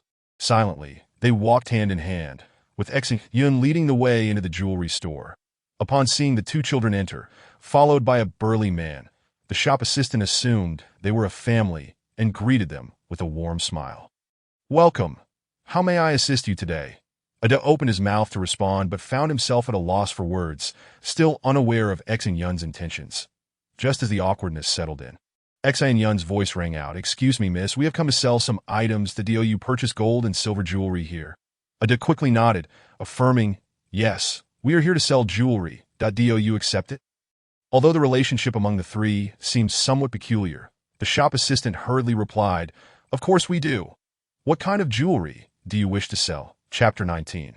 Wit and wisdom reaching into her pocket. Xin Yun produced a small cloth bag and gently placed it on the counter. All the jewelry is here. Please take a look. The assistant, puzzled, took the bag and glanced quizzically at the unusual trio. If they had come to sell gold and silver jewelry, why were the items hidden in a child's pocket instead of carried by an adult? Shaking her head in confusion, the assistant opened the bag, revealing 2 gold pieces and 4 silver, totaling 6 longevity tokens. Carefully lifting the largest token, she scrutinized it closely. Then, she opened a drawer beneath the counter and retrieved a small piece of black stone that gleamed with a metallic luster. Gently, she rubbed it against the longevity token before examining the stone closely. Observing the assistant's actions, Xin Yun maintained a calm demeanor, knowing the stone was an assay stone, capable of determining not only whether the metal was gold, but also assessing its purity and content. Under Xin Yun's watchful gaze, the assistant meticulously examined the remaining longevity tokens before smiling at Ada. Quite impressive that both gold tokens have high purity and excellent craftsmanship. How much do you wish to sell them for? Faced with the assistant's inquiry, Ada was momentarily speechless. He could recount the purchase price of the gold tokens, but had no idea how to price them for sale. Just then, Xin Yun's voice chimed in once more. This large gold token not only has excellent quality, but also a substantial weight. If it were to be melted down and remolded, it could easily yield 4 thinner, smaller tokens. Wouldn't you agree? Despite her reluctance, the assistant nodded in acknowledgement of Xin Yun's astute analysis. Even an outsider could deduce the value from its size. Seeing the assistant nod, Xin Yun flashed her sweetest smile and picked up one of the smaller gold tokens. A token like this should fetch 1 gold and 5 silver, correct? If we have 5 such tokens, the total would be 7 gold and 5 silver. After all, you are in the business of trading, so you mustn't leave empty-handed. How about this, that I'll take 5 gold for these 5 tokens, and the 4 silver tokens will be my gift to you. The assistant's eyes lit up with excitement at Xin Yun's words. 4 silver tokens for free. Each could be worth over 1,000 copper. With the gold tokens having a 50 profit margin, such a deal was simply too good to pass up. In a frenzy of joy, the assistant hurriedly pulled out 5 gold coins and placed them in Xin Yun's hands while swiftly collecting the 6 longevity tokens, eagerly exclaiming, all right, we have a deal. The transaction is complete, and there are no debts between us. With a smile, Xin Yun accepted the 5 gold coins, an enigmatic grin spreading across her face as she nodded and turned to leave the jewelry store, leaving behind a gleeful assistant reveling in her fortune. Confused, Ada stared at Xin Yun, perplexed by her actions. After a moment of contemplation, he caught up to her side and asked, hey, if you're not good at negotiating, just let me handle it. How could you give away those 4 silver tokens for free? Glancing at Ada, Xin Yun replied with an amused expression, you don't genuinely believe those silver tokens were given for free. Do you? Do you think that fortune simply falls from the sky? Not for free. What do you mean? Ada looked bewildered, failing to grasp her implication. Observing Ada's confused demeanor, Xin Yun shook her head in exasperation. Let me ask you this. If you were to buy those tokens from the jewelry store, how much would they cost? At her question, Ada perked up, for he had indeed studied market prices. With his head held high, he confidently declared, "The large gold token should be worth 3.5 gold, the smaller gold token 1.5 gold, and the 4 silver tokens together worth 4 silver. In total, that should be 5 gold and 4 silver. Yes, that's the price, without a doubt." Suddenly, Ada froze, realizing that even if he were to buy from the store, it would only cost 5 gold and 4 silver. How then had Xin Yun managed to sell them for 5 gold? Wouldn't the store only make a profit of 4 silver? On the surface, 4 silver might seem like a profit, but in reality, it did not account for expenses such as the assistant's wages, rent, and various fees payable to the town. When all was said and done, the jewelry store would be fortunate not to incur a loss from the transaction. Staring at Xin Yun in astonishment, Ada was left utterly speechless, but he could not comprehend how this child's mind worked. Those 4 silver tokens were not a gift. They were clearly bait on a fishing hook, one nibble, and one would be ensnared. Ada, though not devoid of disparaging thoughts towards the shop assistant's foolishness, found himself momentarily taken aback, his own face paling. If the assistant were indeed foolish, what did that make him? It is worth noting that he had previously deemed Xin Yun as extravagant, having engaged in a financially imprudent venture. If the assistant was foolish, then Ada was not far removed from that folly. Perhaps one might question why Ada did not seize the money from Xin Yun's grasp. After all, it was a substantial sum, in truth. Ada had indeed entertained such thoughts, not out of a desire for greed or malice, but rather out of concern for the child's safety in handling such a large sum, believing it was better for him to oversee it. Unfortunately, Xin Yun's indifferent demeanor left him without the opportunity to voice his concerns, and he felt too embarrassed to speak up as of today. While the sum was considerable, after the transactions involving corn exchange for mushrooms and the sale of longevity tokens, Ada had come to appreciate Xin Yun's intellect. Despite being merely a child, his sharp mind had outmaneuvered 2 adults, significantly increasing Ada's earnings. Such a person was not one to be trifled with. Any misstep could lead to Xin Yun withholding his clever ideas, rendering Ada helpless. Although the sum was significant, given Xin Yun's demonstrated wisdom, it would not be long before he could earn it back. Thus, the thought of taking money from Xin Yun fleetingly crossed Ada's mind before being swiftly dismissed. In life, one must not merely look to monetary gain, but also to future prospects. Though Ada was somewhat simple-minded, those engaged in trade seldom lacked cunning or discernment. Meanwhile, ahead of them, Luoxiang wore a beaming smile, narrowing her eyes as she affectionately clung to Xin Yun's arm, exclaiming, "You are truly cunning.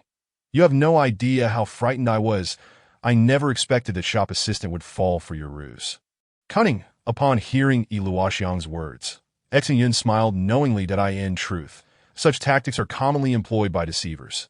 Even the most astute individuals have fallen victim to them. The it is labeled cunning, yet it merely exploits human nature's propensity for seeking easy gains. And not many can discern it at first glance. Casting a glance at Luoxiang, Xin Yun, wishing to gauge her intelligence, deliberately remarked, "It is not deception per SEUC. Converting that largest gold token into 4 smaller ones allows them to sell for 7 gold and 5 silver coins. Coupled with the 4 silver tokens I gifted them, that totals 7 gold and 9 silver coins. They stand to gain 2 gold and 9 silver coins, reaping a 50% profit that I still feel as though I am at a loss." Upon hearing Xin Yun's words, Ada suddenly slapped his forehead with realization, prompting Xin Yun and Luoxiang to turn and look at him. Then he muttered, "So that's it. They are actually not at a loss." Thankfully, I was clever enough not to be deceived. Faced with Ada's comments, Xin Yun could only wear a helpless expression, while Luoxiang laughed so hard she could scarcely breathe. Observing her, Ada's eyes widened in indignation. "What is so funny? The arithmetic is absolutely sound." They are indeed not at a loss listening to Ada. Xin Yun could only shake his head in bemusement. Speechless, Luoxiang interjected, "That is true. The arithmetic holds. However, does crafting jewelry from gold not require labor costs? When have you ever seen someone sell jewelry by weight? If 1 tael of gold is worth but 1 gold coin before being fashioned into jewelry, will its value remain unchanged once transformed into an exquisite necklace?" Ada was left at a loss for words. Indeed, sometimes the costs of crafting jewelry surpass its intrinsic material value, while rudimentary pieces might suffice. In most instances, jewelry cannot be valued solely by weight. helplessly gazing at the two children before him. Ada felt as though he were the one who had just turned 7.5, while the two before him resembled seasoned individuals with decades of experience. Was this even fair? At merely 7.5 years old, how could they be so astute? Chapter 20. The Azure Xin Yun did not choose to depart immediately. Instead, he led the disheartened Ada on a leisurely stroll through the town. From one end of the street to the other, they visited every establishment, engaging in hushed conversations with the proprietors before moving on to the next. After spending over 4 hours traversing the town and interacting with its thousands of residents, Xin Yun finally felt satisfied and let Ada toward an inn for lodging that Ada inquired several times, trying to discern Xin Yun's intentions. Yet Xin Yun always responded with a smile, leaving Ada feeling perplexed. Ultimately, Ada knew only that Xin Yun had spent all the gold he possessed. Yet the specifics of what he had purchased remained a mystery, as none were apparent externally. That night, Xin Yun once again shared a room with Yi Luoxiang. After freshening up, the two little ones joyfully snuggled into bed. Beneath the covers, Xin Yun held Yi Luoxiang close, and between them lay 50 vividly colored crystals, each the size of a peanut, radiating a brilliant glow. These were the dragon crystals that Xin Yun had acquired in exchange for his gold. During the 15 days spent at the bottom of the well, ever since they had built a dirt bed on the 5th day, they had been sharing ABED to this juncture. Xin Yun felt a slight twinge of mischief. Deep within his mind, he had not forgotten a particular term, cultivation. Once Yi Luoxiang grew accustomed to this arrangement, as long as Xin Yun maintained it, from the 5th day in the dry well until the day they departed this world. It seemed they would continue to share the same bed. Though both were still merely children, and Yi Luoxiang was exceedingly innocent, she vaguely understood the boundaries between boys and girls, yet did not fully grasp it. As their relationship deepened and this arrangement became habitual, should Xin Yun ever suggest sleeping apart, the one who might find it unsettling would likely be her. Did I ask this selfish? Perhaps, but who in this world is not selfish? Love that is devoid of selfishness. Can it truly be called love? Some may argue that if one loves another, they should prioritize their happiness above all else, accommodating their desires. Unfortunately, Xin Yun did not share this viewpoint. To him, love necessitated being together, that if one could not assure that they could bring greater happiness than anyone else, what was there to discuss regarding love? Xin Yun was confident that no one could bring Yi Luoxiang greater joy than he could. Thus, by any means necessary, she must be his after a night devoid of conversation. The next morning, the trio set out. Though the weight of their cargo had significantly diminished, with 3,000 jin of corn exchanged for 300 jin of dried mushrooms. The bulk had increased. While the mushrooms shrank considerably upon drying, the vast spaces between them rendered the volume of 300 jin of mushrooms greater than that of 3,000 jin of corn. Fortunately, despite the increase in volume, their lightness posed no burden for the pig dragon, allowing for a remarkably smooth flight, with Ada grinning foolishly. As they soared steadily, Ada chuckled. Yun, where are we taking all these mushrooms? In response to Ada's inquiry, Xin Yun replied without hesitation. Do you know of the Green Sea Plain? We are heading to the plain city within it. You know the way, right? The plain? Upon hearing Xin Yun's words, Ada exclaimed, that's far too distant. Even without any cargo, it would take us half a month to arrive. Instead, we should return and continue transporting corn. We can earn money and enhance the dragon's strength. Wouldn't that be better? Half a month. Hearing Ada's remarks, Xin Yun scoffed. That's simply dude. I am only granting you 1 week. After 1 week, I expect to see us at Plain City. What? This is impossible. Are you asking me to fly for 16 hours a day? Ada trembled at the thought. Nodding, Xin Yun replied, Indeed, full speed flight for 4 hours. Then rest for 2. Remember, full speed. No holding back. We must reach the plain in 1 week. At this juncture, Xin Yun scrutinized Ada before continuing. What? Did you not just mention wanting to enhance the dragon's strength? This extreme training regimen will significantly improve its endurance, speed, and agility. Do you not understand what this means for a dragon? Upon hearing Xin Yun's words, Ada's complexion fluctuated between shades of green and red. Finally, he slammed his thigh in determination, gritting his teeth. Damn it, let's do it. 1 week it is, no matter what, we shall reach the plain. As he spoke, Ada's expression suddenly turned serious, and he commanded, Pig dragon, full speed ahead now. Upon receiving Ada's order, The enormous pig dragon emitted a thunderous roar, its massive wings snapping shut before thrusting outward with all its might. In an instant, the plump and clumsy creature surged forward, its speed nearly doubling as it soared towards the distant Azure Mountains. Perhaps some may not grasp Xin Yun's intentions. Was he, like in his previous life, squandering vast amounts of time on the accumulation of wealth? In truth, Xin Yun, now merely 7.5 years old, needed to reach the age of 8 to manifest his own dragon. To achieve this transformation, he required not only his own blood and soul, but also a catalyst, dragon stone, also known as dragon diamond. The so-called Chuanglong stone is a substance reminiscent of diamonds, yet distinctly different. It is categorized into 9 colors and 9 grades. The colors include red, orange, yellow, green, cyan, blue, purple, black, and white, while the grades are determined by size. The hue of the Chuanglong stone dictates the category of a dragon's abilities, whereas the grade determines the dragon's innate potential. The larger the Chuanglong stone, the higher the dragon's qualifications, and these qualifications influence a multitude of factors, the specifics of which cannot be easily articulated. The term Chuanglong refers to the process of guiding the dragon soul within a human into the Chuanglong stone, subsequently activating it with vital blood to form a dragon pearl.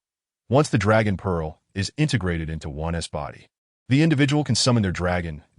In everyday life, dragons manifest as tattoos, adhering to the human form.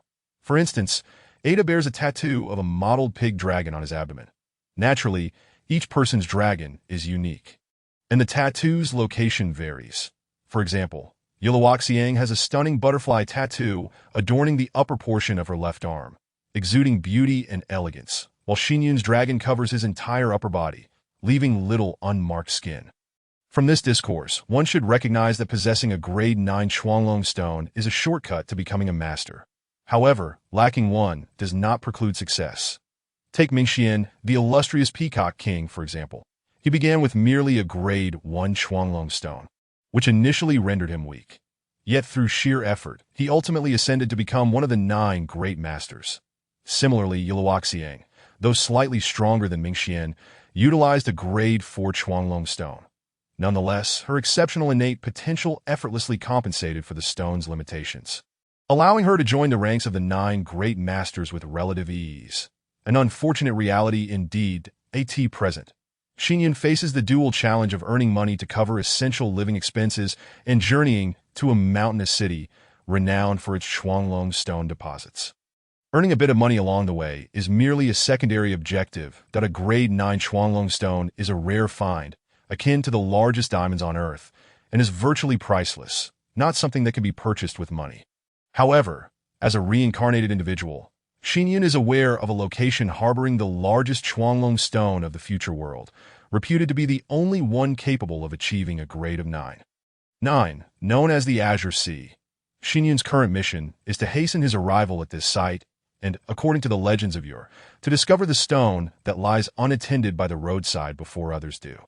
Once he excavates this stone, he will possess the unparalleled Azure Sea, a grade 9.9 treasure.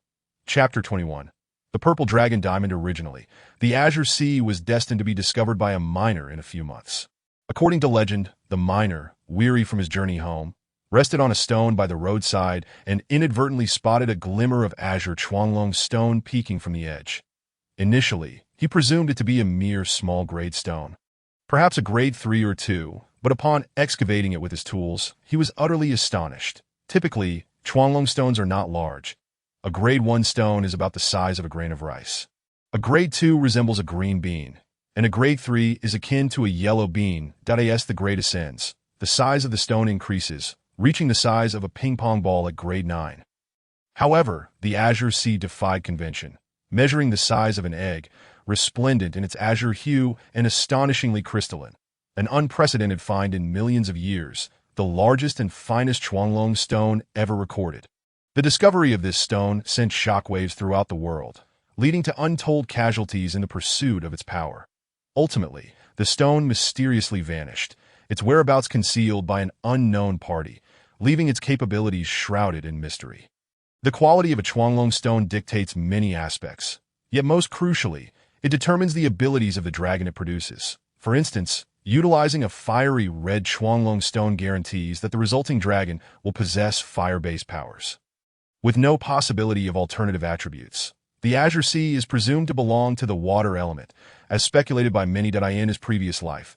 Xin Yun chose a fire element Chuanglong stone, which, while formidable in offense, presented significant shortcomings in defense and mobility, factors that ultimately prevented him from becoming one of the 9 great masters, for he was not invincible. Dragons renowned for their offensive might often enjoy early advantages, their overwhelming power casting an imposing shadow. Yet the fire element's ferocity is both its hallmark and its flaw, excessive aggression coupled with glaring vulnerabilities. While early on, dragons with strong attacks reign supreme. The narrative shifts dramatically in the later stages, where true strength is gauged not by one's most pronounced asset, but by the weakest link that in the previous era. The masters conducted extensive research and collectively concluded that the water element is the most stable, balanced, and moderate force. For those aspiring to reach the pinnacle of mastery, selecting the water element is the most straightforward path to success. This reasoning led Xin Yun to fixate on the Azure Sea, albeit with the understanding that while its elemental affinity is water, its intrinsic characteristics may vary. Thus, he eagerly anticipates the unique energies that the Azure Sea may harbor. Setting aside the Azure Sea for a moment, after a week of relentless travel, Xin Yun and his companions finally arrived at the plain city adjacent to the Green Sea grassland. After securing their goods in a rented warehouse, the trio refrained from speaking or acting and sought refuge in a hotel, sleeping for a full day and night. Although Xin Yun and Yiluoxiang did not require the same mental exertion that Ada did to control their dragons, the relentless journey over 7 days had taken its toll, leaving the 2 already emaciated children even more gaunt. Some may argue that while Xin Yun can endure hardship, it is inconsiderate to subject the recently recuperated Yiluoxiang to such toil.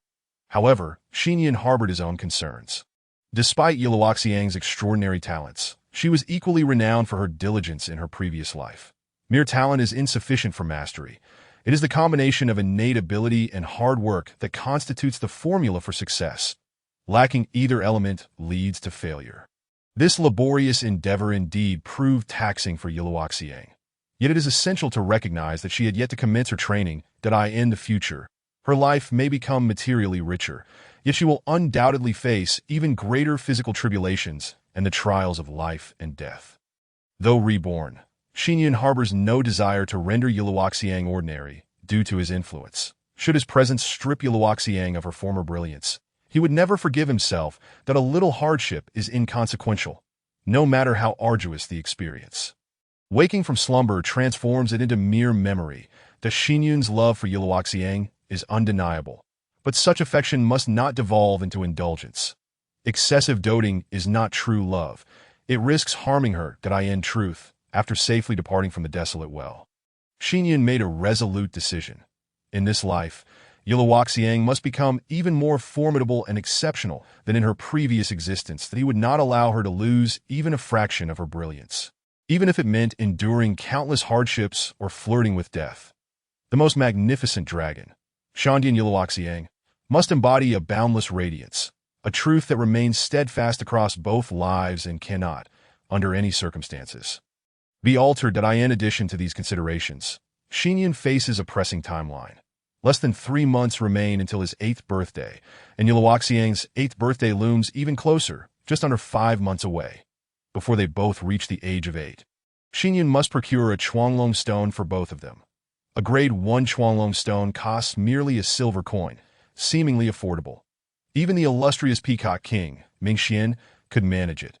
However, the price of higher-grade Chuanglong stones is beyond the imagination of ordinary folk, particularly those graded 8 and above, which cannot be acquired regardless of one's wealth. In his previous life, Yiluoxiang was fortunate to be adopted by a well-off couple who, despite their inability to conceive, provided her with a grade 4 Chuanglong stone, the size of a peanut.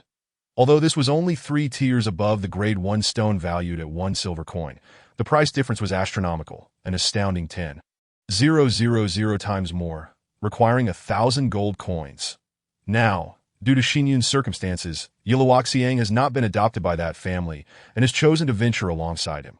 Therefore, Xin Yun must secure at least a grade 4 Chuanglong stone for her. Failing to do so would render him unable to forgive himself. While Xin Yun currently possesses 5 gold coins, they are not his earnings but rather the spoils taken from the deceased children. Moreover, 5 gold coins are woefully insufficient compared to the 1,000 needed, that in reality, Xin Yun does not intend to merely procure a grade 4 Chuanglong stone for Yiluoxiang. That is merely the minimum standard. Having recognized her as his, and having received her acknowledgement in return, Xin Yun is resolute. While he may not acquire the second grade 9.9 Chuanglong stone, a grade 9 stone is an absolute necessity. Certainly, should the opportunity arise, Xin Yun would not hesitate to bestow the exquisite 9.9 grade azure C upon Yiluoxiang. However, should he choose to do so, it would render him a fool in her previous life. Yiluoxiang was of the soul affinity, wielding a 4th grade purple dragonstone. Should she transition to the azure sea, her dragon would transform to a water affinity. Yiluoxiang's innate talent lies within the realm of the soul. And a shift to a water affinity would not only prove unbeneficial, but could also reduce her to an existence of mediocrity, even one of deplorable aptitude, while Xin Yun could easily procure a random 9th grade dragonstone. The quest for a purple soul affinity dragonstone is singular in this world. Missing the chance would mean an eternal loss of opportunity. Chapter 22. Means of amassing wealth now. Xin Yun's objective is to reach that mining city before his 8th birthday and discover that 9 grade azure SEA.it is essential to note that this azure sea was only recently unearthed. Should Xin Yun arrive late, the possibility of acquiring it would vanish entirely. Thus, regardless of the suffering Yiluoxiang might endure, there is no room for hesitation. This is merely the second reason. The third is that Yiluoxiang's 8th birthday is merely a few months away. Upon securing the azure sea, immediate departure is imperative, so that he may present the 9th grade purple soul affinity dragonstone as a birthday gift to Yiluoxiang in his rebirth. Countless opportunities await Xin Yun, and with the memories of his previous life, he has an abundance of tasks to undertake. Therefore, he must seize every fleeting moment, although he cannot capture every opportunity. After all, Xin Yun lacks the ability to bifurcate himself. Yet he must strive to grasp those relatively significant chances firmly.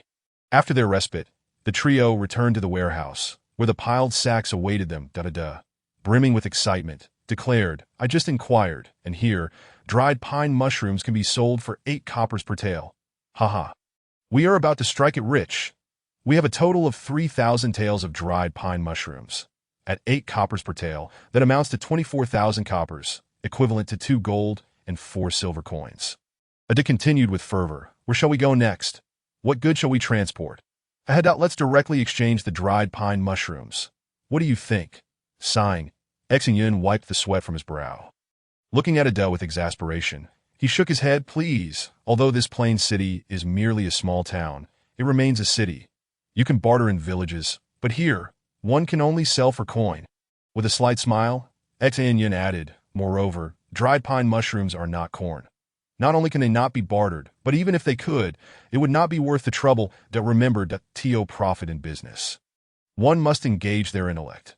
Simply mimicking others' methods will not suffice. What do you mean?" Ada, thoroughly confused by Xin Yun's words, realized that merely changing locations and environments rendered previous tactics ineffective.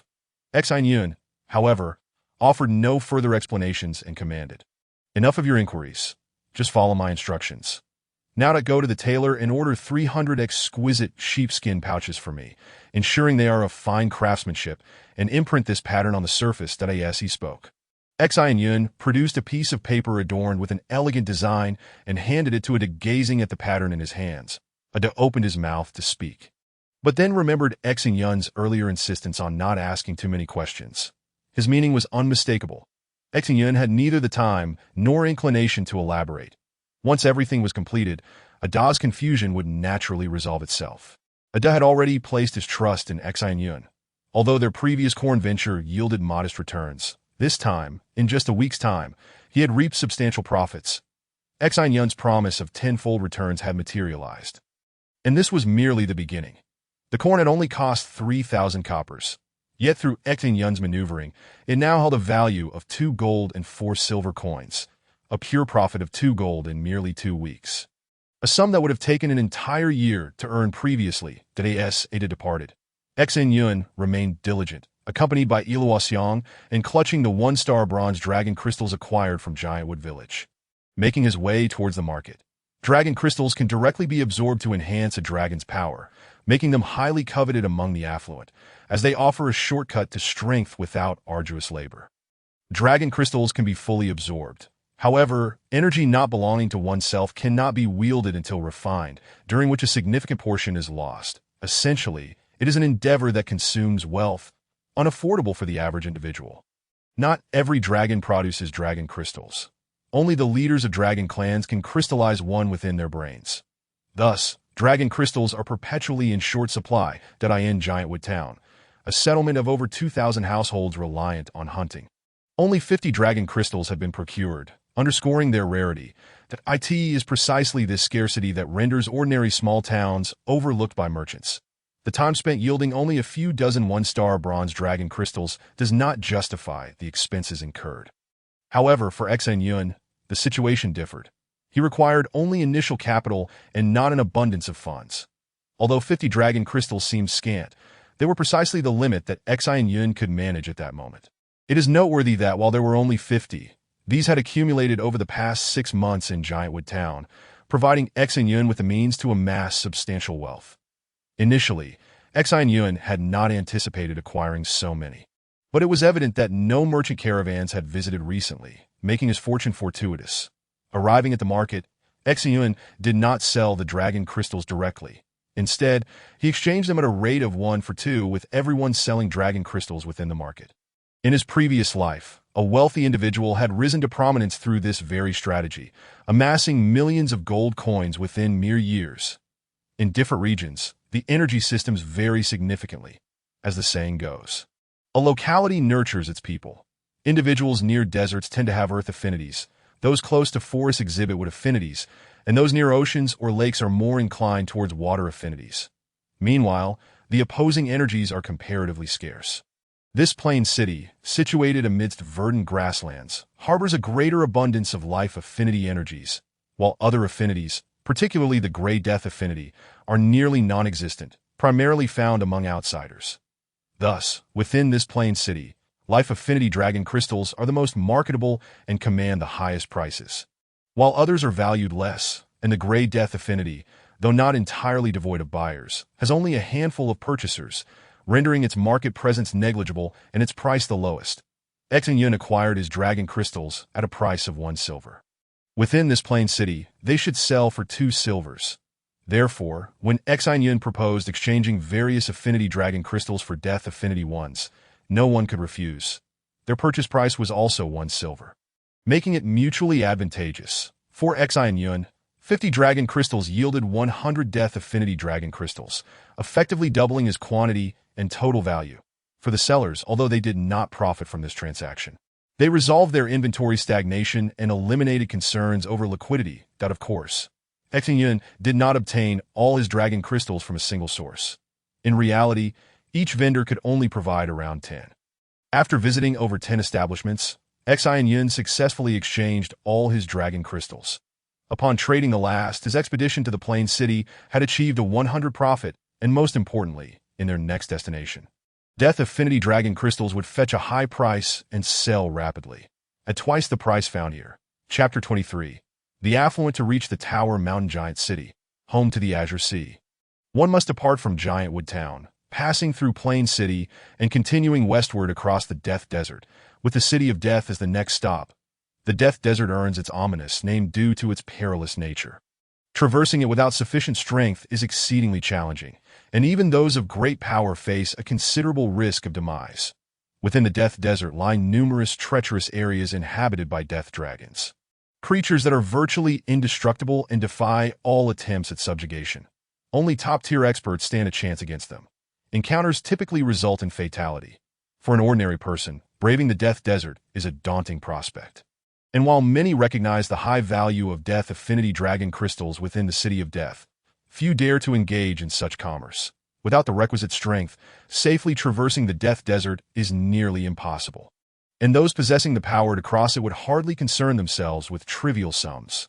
Not to mention, the Xin Yun of his previous life would have long since forsaken such ventures. Clutching 100 Death Affinity Dragon Crystals, Xin Yun returned to the warehouse, where Ada awaited their arrival. Upon their return, Ada had already organized several hundred exquisite, beautifully crafted sheepskin pouches, each embellished with noble patterns. Neatly stacked in place, casually picking up a sheepskin bag, Xin Yun flipped through its contents with a satisfied nod, addressing Luo Xiang and Ada. "All right, time is of the essence. Let us commence immediately with the packing." Upon hearing Xin Yun's words, Ada opened his mouth, poised to ask something, but recalled Xin Yun's statement and refrained from further inquiries. Then he turned and unwrapped the burlap sack filled with mushrooms, diligently transferring the mushrooms into the sheepskin bags. According to Xin Yun's design, the sheepskin bag appeared quite spacious, yet in reality, it was rather narrow. That it seemed capable of holding a pound of dried pine mushrooms, but could actually accommodate only a little over half a pound, approximately 6 to 7 taels. After 3 hours of tireless work, an astonishing total of 300 pounds of dried pine mushrooms had been packed into 500 bags. Once the final bag was sealed, Xin Yun let out a contented breath, casually inspecting a thin sheepskin bag, nodding with approval. Not bad, but truly remarkable. This thin sheepskin bag appeared plump, seemingly filled with numerous dried pine mushrooms. To the naked eye, it certainly appeared to exceed a pound, yet it contained merely around 6 taels, an exquisite illusion of sight. Such a method was not Xin Yun's invention. On Earth in a bygone era, there existed a beverage known as cola, which employed a similar tactic. The bottle appeared visually appealing, boasting a sleek design reminiscent of a woman's curves, yet it was precisely this curvature that significantly reduced the bottle's volume, resulting in a lesser quantity of liquid. The sheepskin bag featured a front and back, with the front adorned with intricate, embossed patterns created by a branding iron through the ancient floral design's gaps. One could clearly see the mushrooms within and savor their unique fragrance, allowing potential buyers to immediately discern the neatness and exceptional quality of the contents. Undoubtedly, the purpose of these embossed patterns extended beyond mere visibility. Their noble designs elevated the perceived value of the goods. Simply encasing the mushrooms in a leather bag transformed their appearance, effectively multiplying their worth. However, this alone was insufficient. That on the back of the bag, black ink bore extravagant praises for the mushrooms contained within, exaggerating them beyond measure. These ordinary pine mushrooms, purchased from the town of Jimu, were depicted as precious specimens harvested amidst the perilous jungles inhabited by dragons. In the vicinity of the lairs of golden tear dragons, collected at great personal risk among ancient pines, the countless embellishments rendered these mushrooms as the finest delicacies in the world. In addition to the lavish descriptions, Xin Yun had even designated a name for this product, 10,000-year-old pine mushroom, thereby elevating its value to unprecedented heights. While Xin Yun was secretly nodding in satisfaction, gazing at the mountain of mushroom bags, Ada's eyes sparkled with realization as he trembled and exclaimed, "I understand now, boss. I see it clearly. Though the bags appear full, each actually contains less than it seems. That we've effectively sold 300 pounds of mushrooms, as if they were 500 pounds. That means we've conjured an additional 200 pounds out of thin air." With a smile and a nod, Xin Yun replied, "Exactly. The age-old adage holds true. There is no business without deceit at AS merchants. The pursuit of profit is an unwavering principle. However, that your perspective is still too narrow." At this point, Xin Yun raised the bag of mushrooms in his hand and declared proudly, "Though this may not be a colossal city, and hardly qualifies as a large one, there are indeed many affluent individuals here. Thus, the function of these leather bags extends beyond merely increasing the quantity of mushrooms. We must also raise the price." Raise the price. Upon hearing Xin Yun's words, Ada's jaw dropped, nearly drooling in astonishment. With a calm nod, Xin Yun continued, "Yes, that we have a total of 500 bags of mushrooms, which could initially fetch 24,000 copper coins, averaging around 50 copper per bag." Ada nodded vigorously, clearly competent in market research and calculations, confident that the figures would hold true.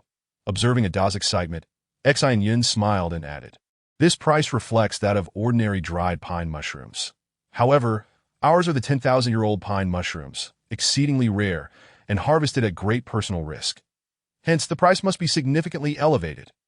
Ada exclaimed in disbelief, "Aren't our mushrooms sourced from Jimu town?" How could they possibly be 10,000-year-old pine mushrooms? What danger did we face? Besides, the quantity is substantial. They hardly qualify as rare. Casting into a steady gaze, Xin Yun firmly stated, whether or not they are is irrelevant for you to concern yourself with. As the seller, simply remember, if you declare it to be so, then it is. Faced with Xin Yun's assertion, Ada blinked, speechless. Observing Ada's comical expression, Xiang burst into laughter, explaining between chuckles, rest assured. As long as we assert it, it becomes a matter beyond verification. Even if someone harbors doubts, they cannot expose us. While there will undoubtedly be skeptics, we need not win everyone's belief. We only require the buyer's trust. Correct? Xin Yun smiled and said, indeed, Xiang makes a valid point, but it lacks completeness that in truth that our mushrooms are destined for the wealthy. Is that not so? Upon hearing Xin Yun's words, Ada nodded emphatically. Of course, even ordinary dried pine mushrooms are beyond the means of average households, let alone the 10,000-year-old pine mushrooms we've embellished. Nodding in agreement, Xin Yun continued, since our mushrooms are aimed at affluent consumers, we must analyze their psychology. Tell me, what defines a wealthy individual? Hearing Xin Yun's query, Ada appeared momentarily bewildered, responding foolishly, what defines a wealthy person? Naturally, those with abundant wealth are wealthy individuals. Is there any need to question that? In response to Ada's statement, Xin Yun smiled knowingly, turning to Xiang. Under Xin Yun's gaze, Xiang pondered briefly before continuing. A wealthy person should wear exquisite garments, utilize luxurious items, reside in opulent dwellings, frequent high-end establishments, and never worry about finances. Nodding approvingly, Xin Yun remarked, your description is correct, yet still lacks precision, specificity, and vividness. Confused, Xiang inquired, then what precisely defines a true wealthy individual? With a light-hearted smile, Xin Yun raised a finger and said, remember this, a wealthy person is one who, regardless of what they purchase, does not buy what is right, only what is expensive. The pricier, the more desirable. Otherwise, how can they showcase their wealth? Chapter 24, Tower Mountain, Giant City Stunned. Both Ada and Xiang stared at Xin Yun, unable to accept his viewpoint. Yet upon reflection, they realized the truth in his statement. Seeing their gradually enlightened expressions, Xin Yun continued, thus, we must elevate the price of the 10,000-year-old pine mushrooms. And it must not be a meager increase, so that shall we double the price, Ada ventured cautiously. However, Xin Yun decisively shook his head. Given the limited quantity of our goods, we must narrow our target clientele, focusing on the upper-middle-class wealthy individuals. With their purchasing power, each bag should fetch at least 1 silver coin. What upon hearing Xin Yun's proposition, both Ada and Xiang gasped in astonishment. This was an outrageous leap. Mushrooms valued at 50 copper coins would suddenly be sold for 1,000 copper coins, an increase of 20-fold. This was not merely conducting business. It was akin to highway robbery. Observing their incredulous expressions, Xin Yun smiled proudly and said, enough of your astonishment. Think carefully that if these truly were 10,000-year-old pine mushrooms, wouldn't they warrant such a price? In truth, that we wouldn't even be able to sell them at a lower price. If we set the price too low, wouldn't that blatantly reveal that these are counterfeit? Once more, Ada and Xiang grasped Xin Yun's reasoning. Still, Ada voiced his concern, but that if we price each bag at 1 silver coin, given this city's purchasing capacity, we won't sell many at all. Selling 100 bags would be remarkable. There is no but, Xin Yun replied with a smile, that I never intended to sell everything here. Selling just 100 bags would net us 10 gold coins.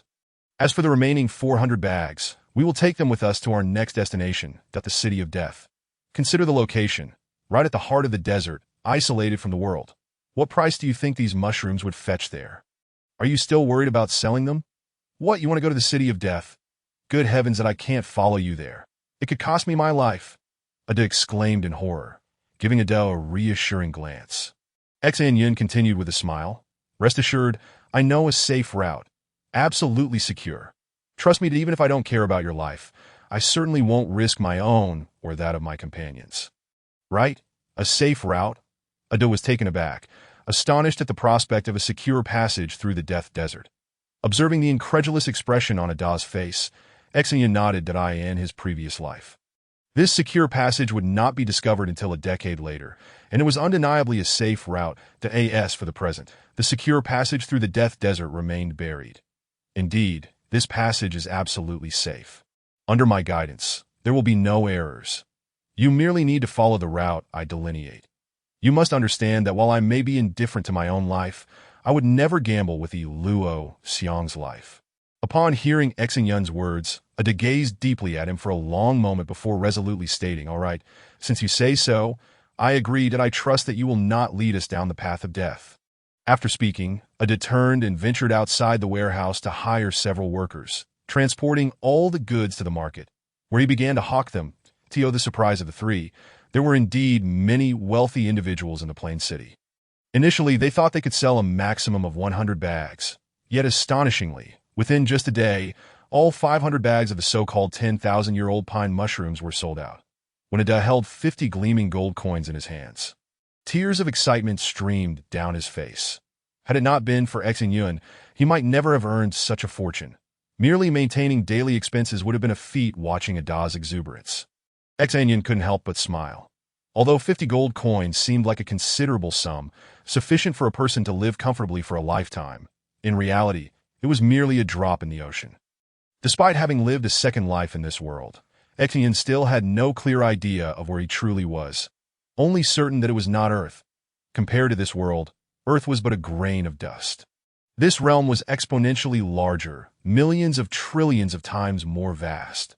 The circumference of Earth's equator is merely 40,000 kilometers, yet in this world, 40,000 kilometers is merely the distance from one city to another.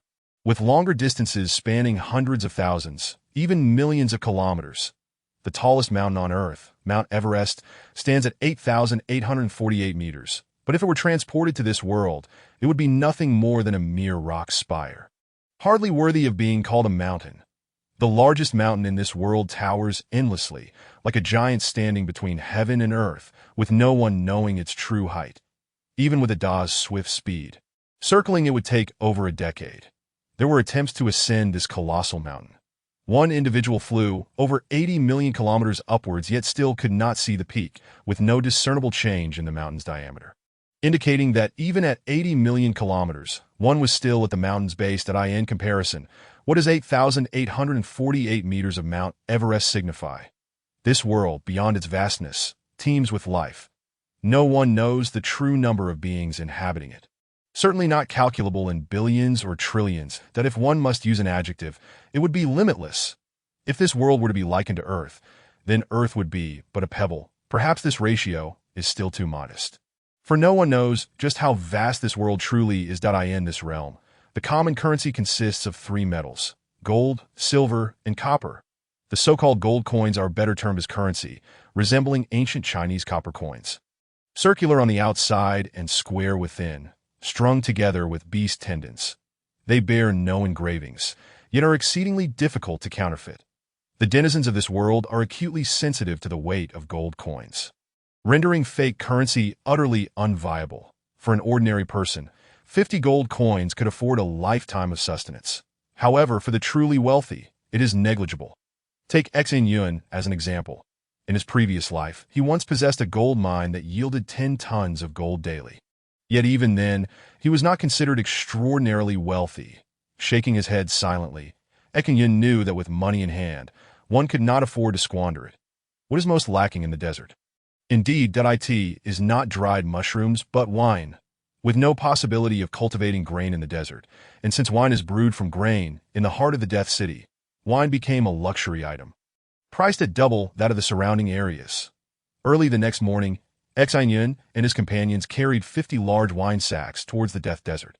Upon successfully reaching the Death City, Xin Yun exchanged his 100 bronze 1-star Death-type dragon crystals for 100 silver 1-star Fire-type dragon crystals.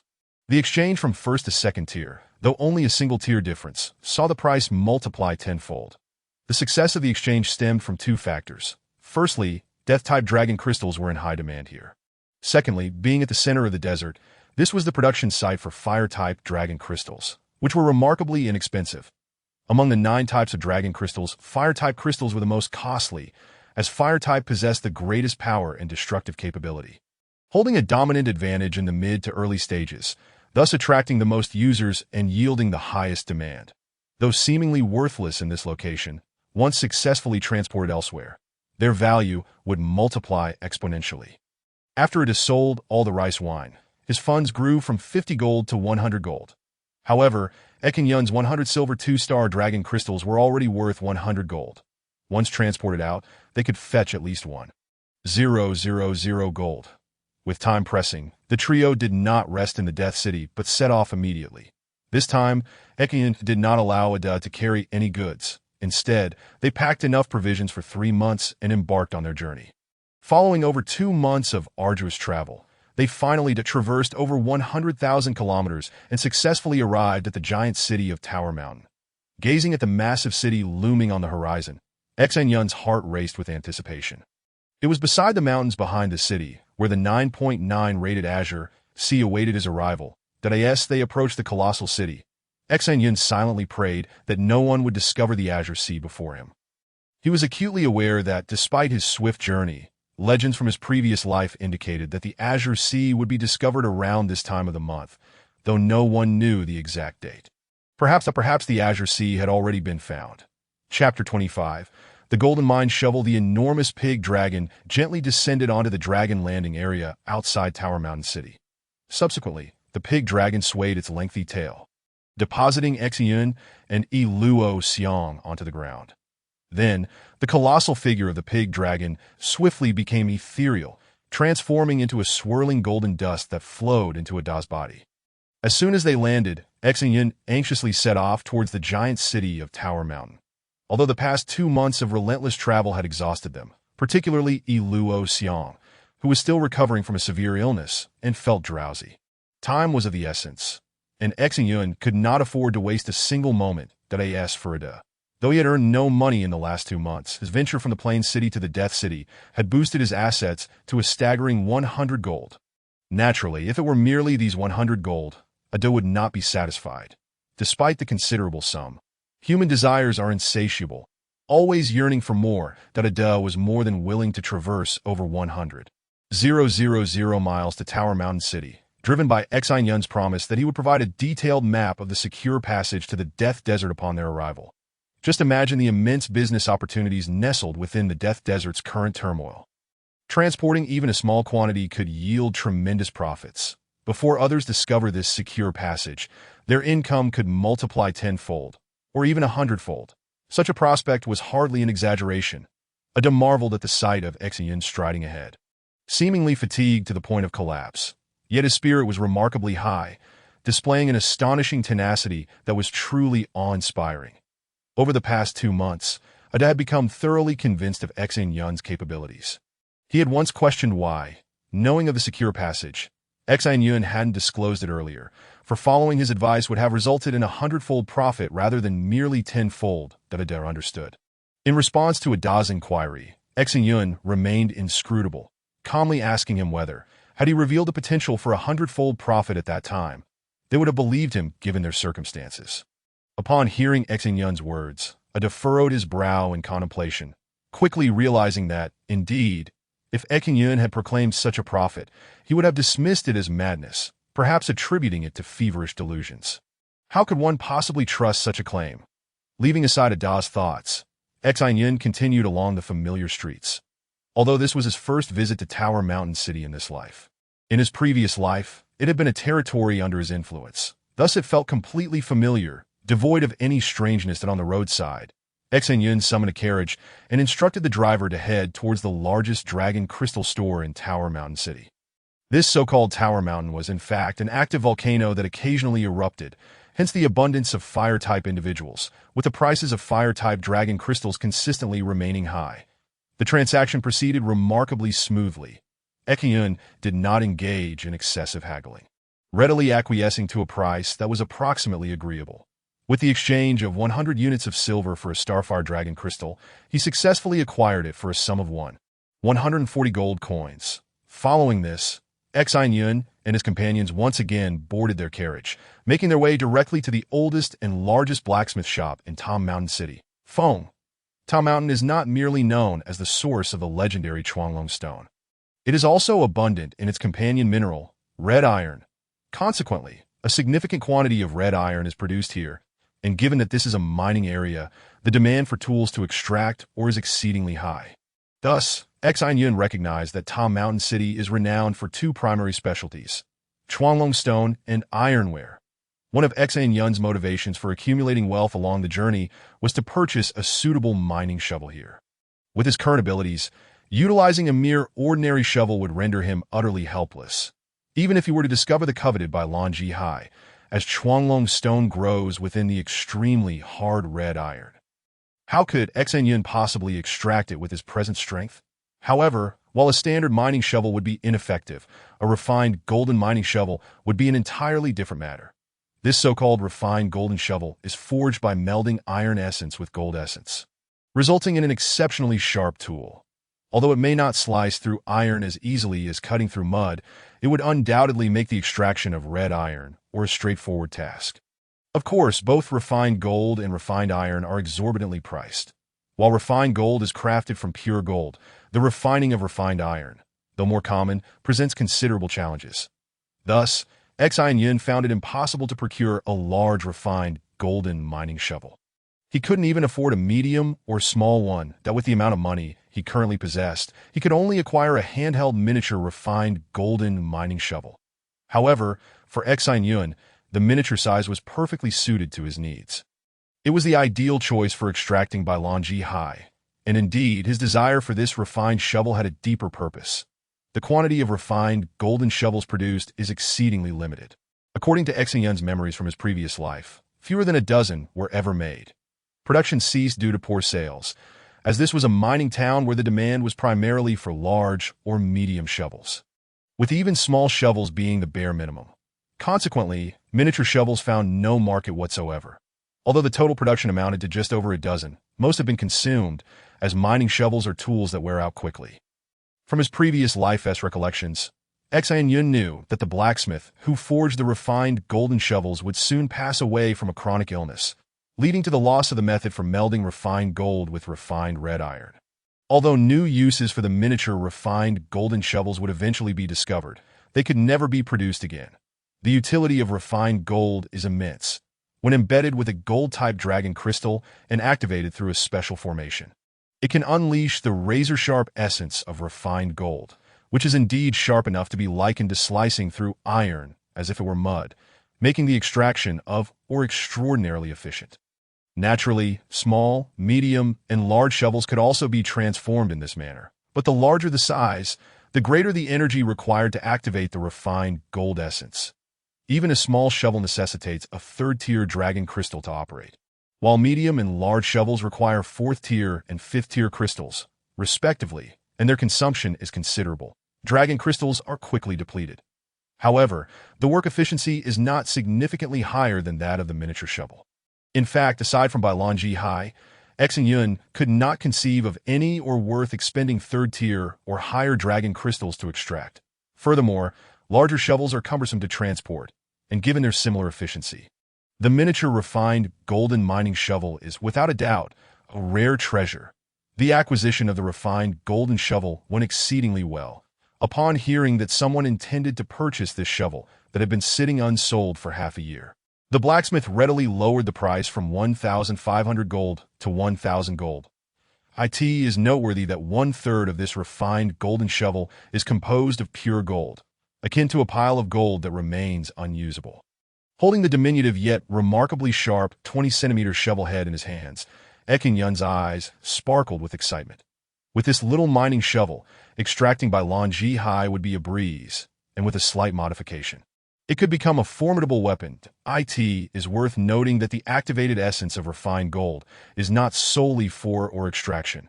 If it can effortlessly slice through the incredibly hard red iron ore, then it would be equally potent against a human target. Most importantly, according to Xin Yun's experiences from his previous life, there would be numerous scenarios in the future where this refined golden shovel would prove indispensable.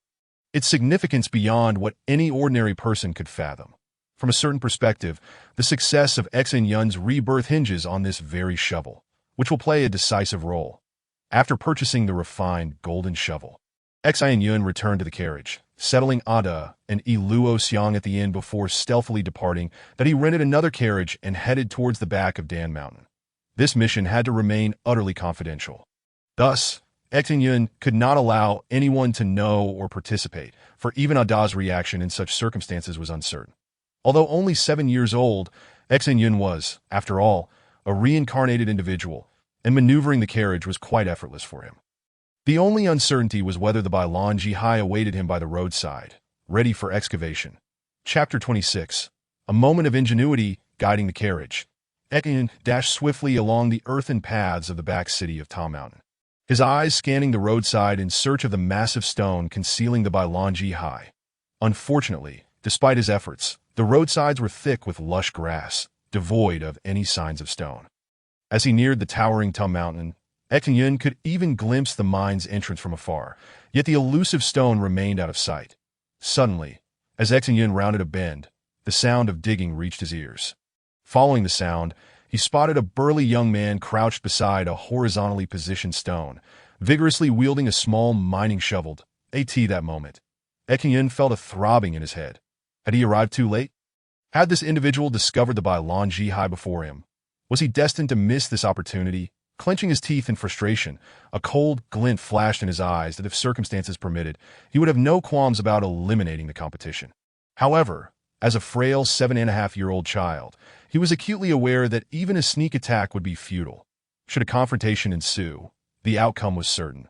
He would perish, and even a dying counterattack from his opponent could spell his doom tenfold. Since brute force was not an option, cunning was the only recourse. With a sudden tug on the reins, the carriage halted swiftly beside the robust young man. Xin Yun feigned a panicked demeanor, stammering, quick. Stone, your sister has been hit by a carriage and is barely alive, if you don't hurry back." What upon hearing Xin Yun's words, the stout young man stood up bewildered, clutching his mining shovel in one hand and a glowing, egg-sized blue radish in the other. He stared at Xin Yun in confusion. He wiped the dirt from the radish with his sleeve and then promptly tossed it into his mouth, crunching away without a care for the remaining soil. After chewing for a while, the young man glanced at Xin Yun, his expression vacant, before replying with a goofy smile, "I'm not named Stone, and I don't have a sister. You must have mistaken me for someone else." Upon hearing this, Xin Yun couldn't help but smile wryly as he drew closer. It became evident that the young man was indeed digging, but he was not excavating the Bailan Jihai.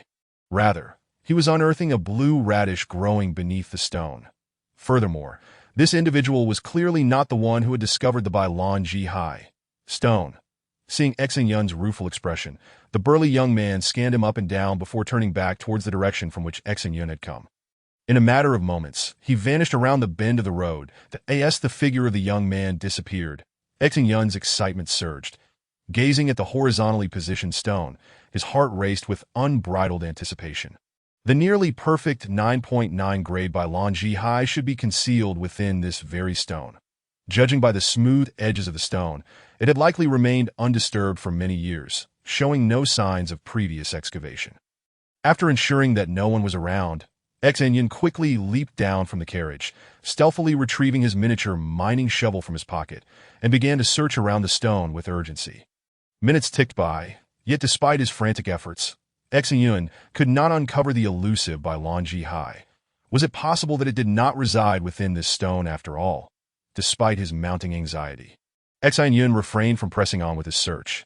Sitting atop the long stone, he furrowed his brow, deeply contemplating the legend surrounding the Bailan Jihai from his previous life, at long last. Xin Yun's eyes sparkled with realization as he grasped the crux of the matter.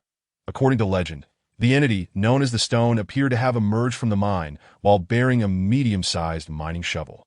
During a moment of respite, this shovel inadvertently dislodged a fragment of stone, revealing a glimpse of the Azure Sea. This implies that the Azure Sea is currently concealed from view, save for the removal of its outer shell. Otherwise, it would remain undiscovered. Given the miners' familiarity with the Chuanglong stone, they would have unearthed it long ago, centuries before, had it been exposed. As Xin Yun pondered this, a series of footsteps echoed from the direction of the mountain. Hearing the approach, his heart raced. 4 robust young men, each shouldering a mining shovel, made their way along the path towards him.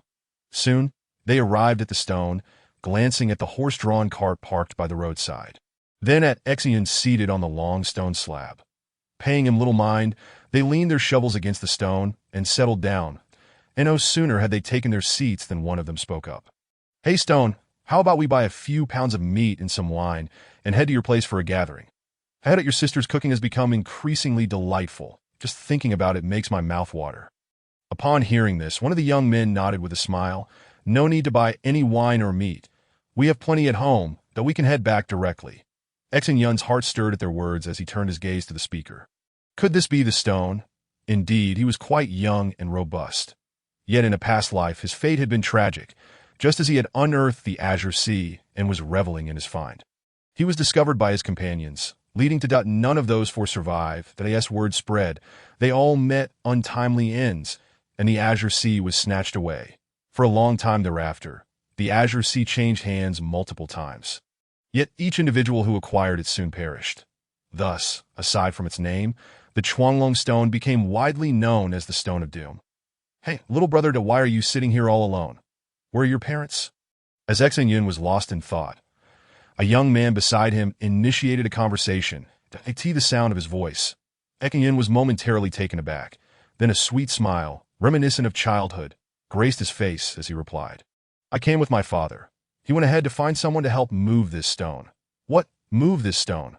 The four young men exchanged incredulous glances. After traveling such a distance, why go through the trouble of moving a stone? There were quarries nearby where they could easily purchase a hewn stone for little cost. Observing their puzzled expressions, Xin Yun remained unperturbed and continued. "Father said this stone is merely for propping things up. It doesn't need to be of high quality, that we can just pick any suitable piece from the roadside, and this one is just right." Upon hearing his words, the young men nodded in understanding. Indeed, there were times when the quality of the stone was not of utmost importance. With that thought in mind, the four amiable fellows stood up, surveyed the roughly 2-meter-long stone, and eagerly offered to assist. Working together, they managed to hoist the substantial slab onto the cart. After completing the task, they departed without expecting any form of recompense. Watching their figures recede into the distance, Xin Yun sighed softly. These young men were refreshingly genuine, devoid of any ulterior motives, living their lives with joy. Though they had not become the discoverers of the Azure Sea, they had thus evaded a tragic fate. As he watched them fade away, Xin Yun took a deep breath. He would remember this kindness and repay it in the future. Though he owed them nothing, indeed, they owed him, for his presence had spared them from demise. He felt compelled to express gratitude for their help with the stone. With the heavy stone in tow, Xin Yun made his way to a secluded corner. After confirming that no one was around, he jumped into the cart, retrieving a small mining shovel. Although he was uncertain of the exact location of the Azure Sea, he was determined that dismantling this stone slab would ultimately lead him to it. Chapter 27.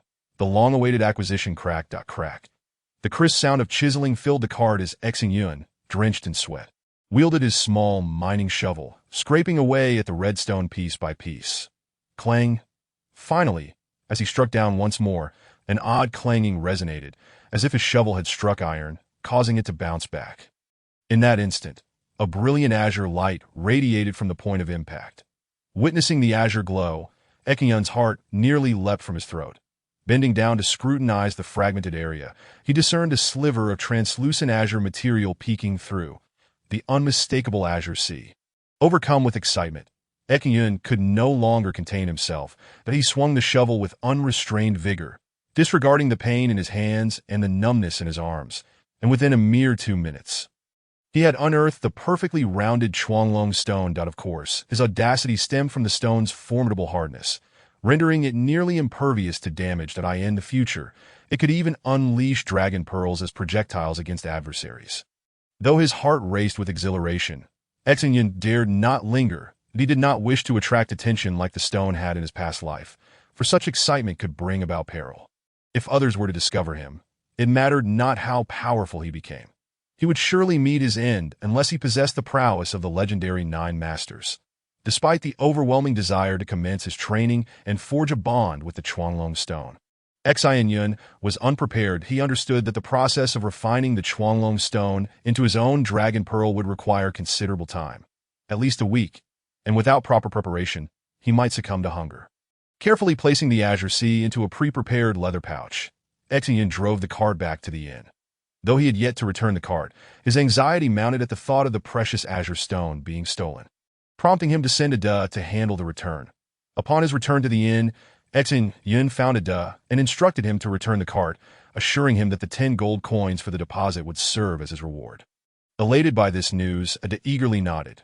With those 10 gold coins, he could indulge in many pleasures within the grand city of Tom Mount.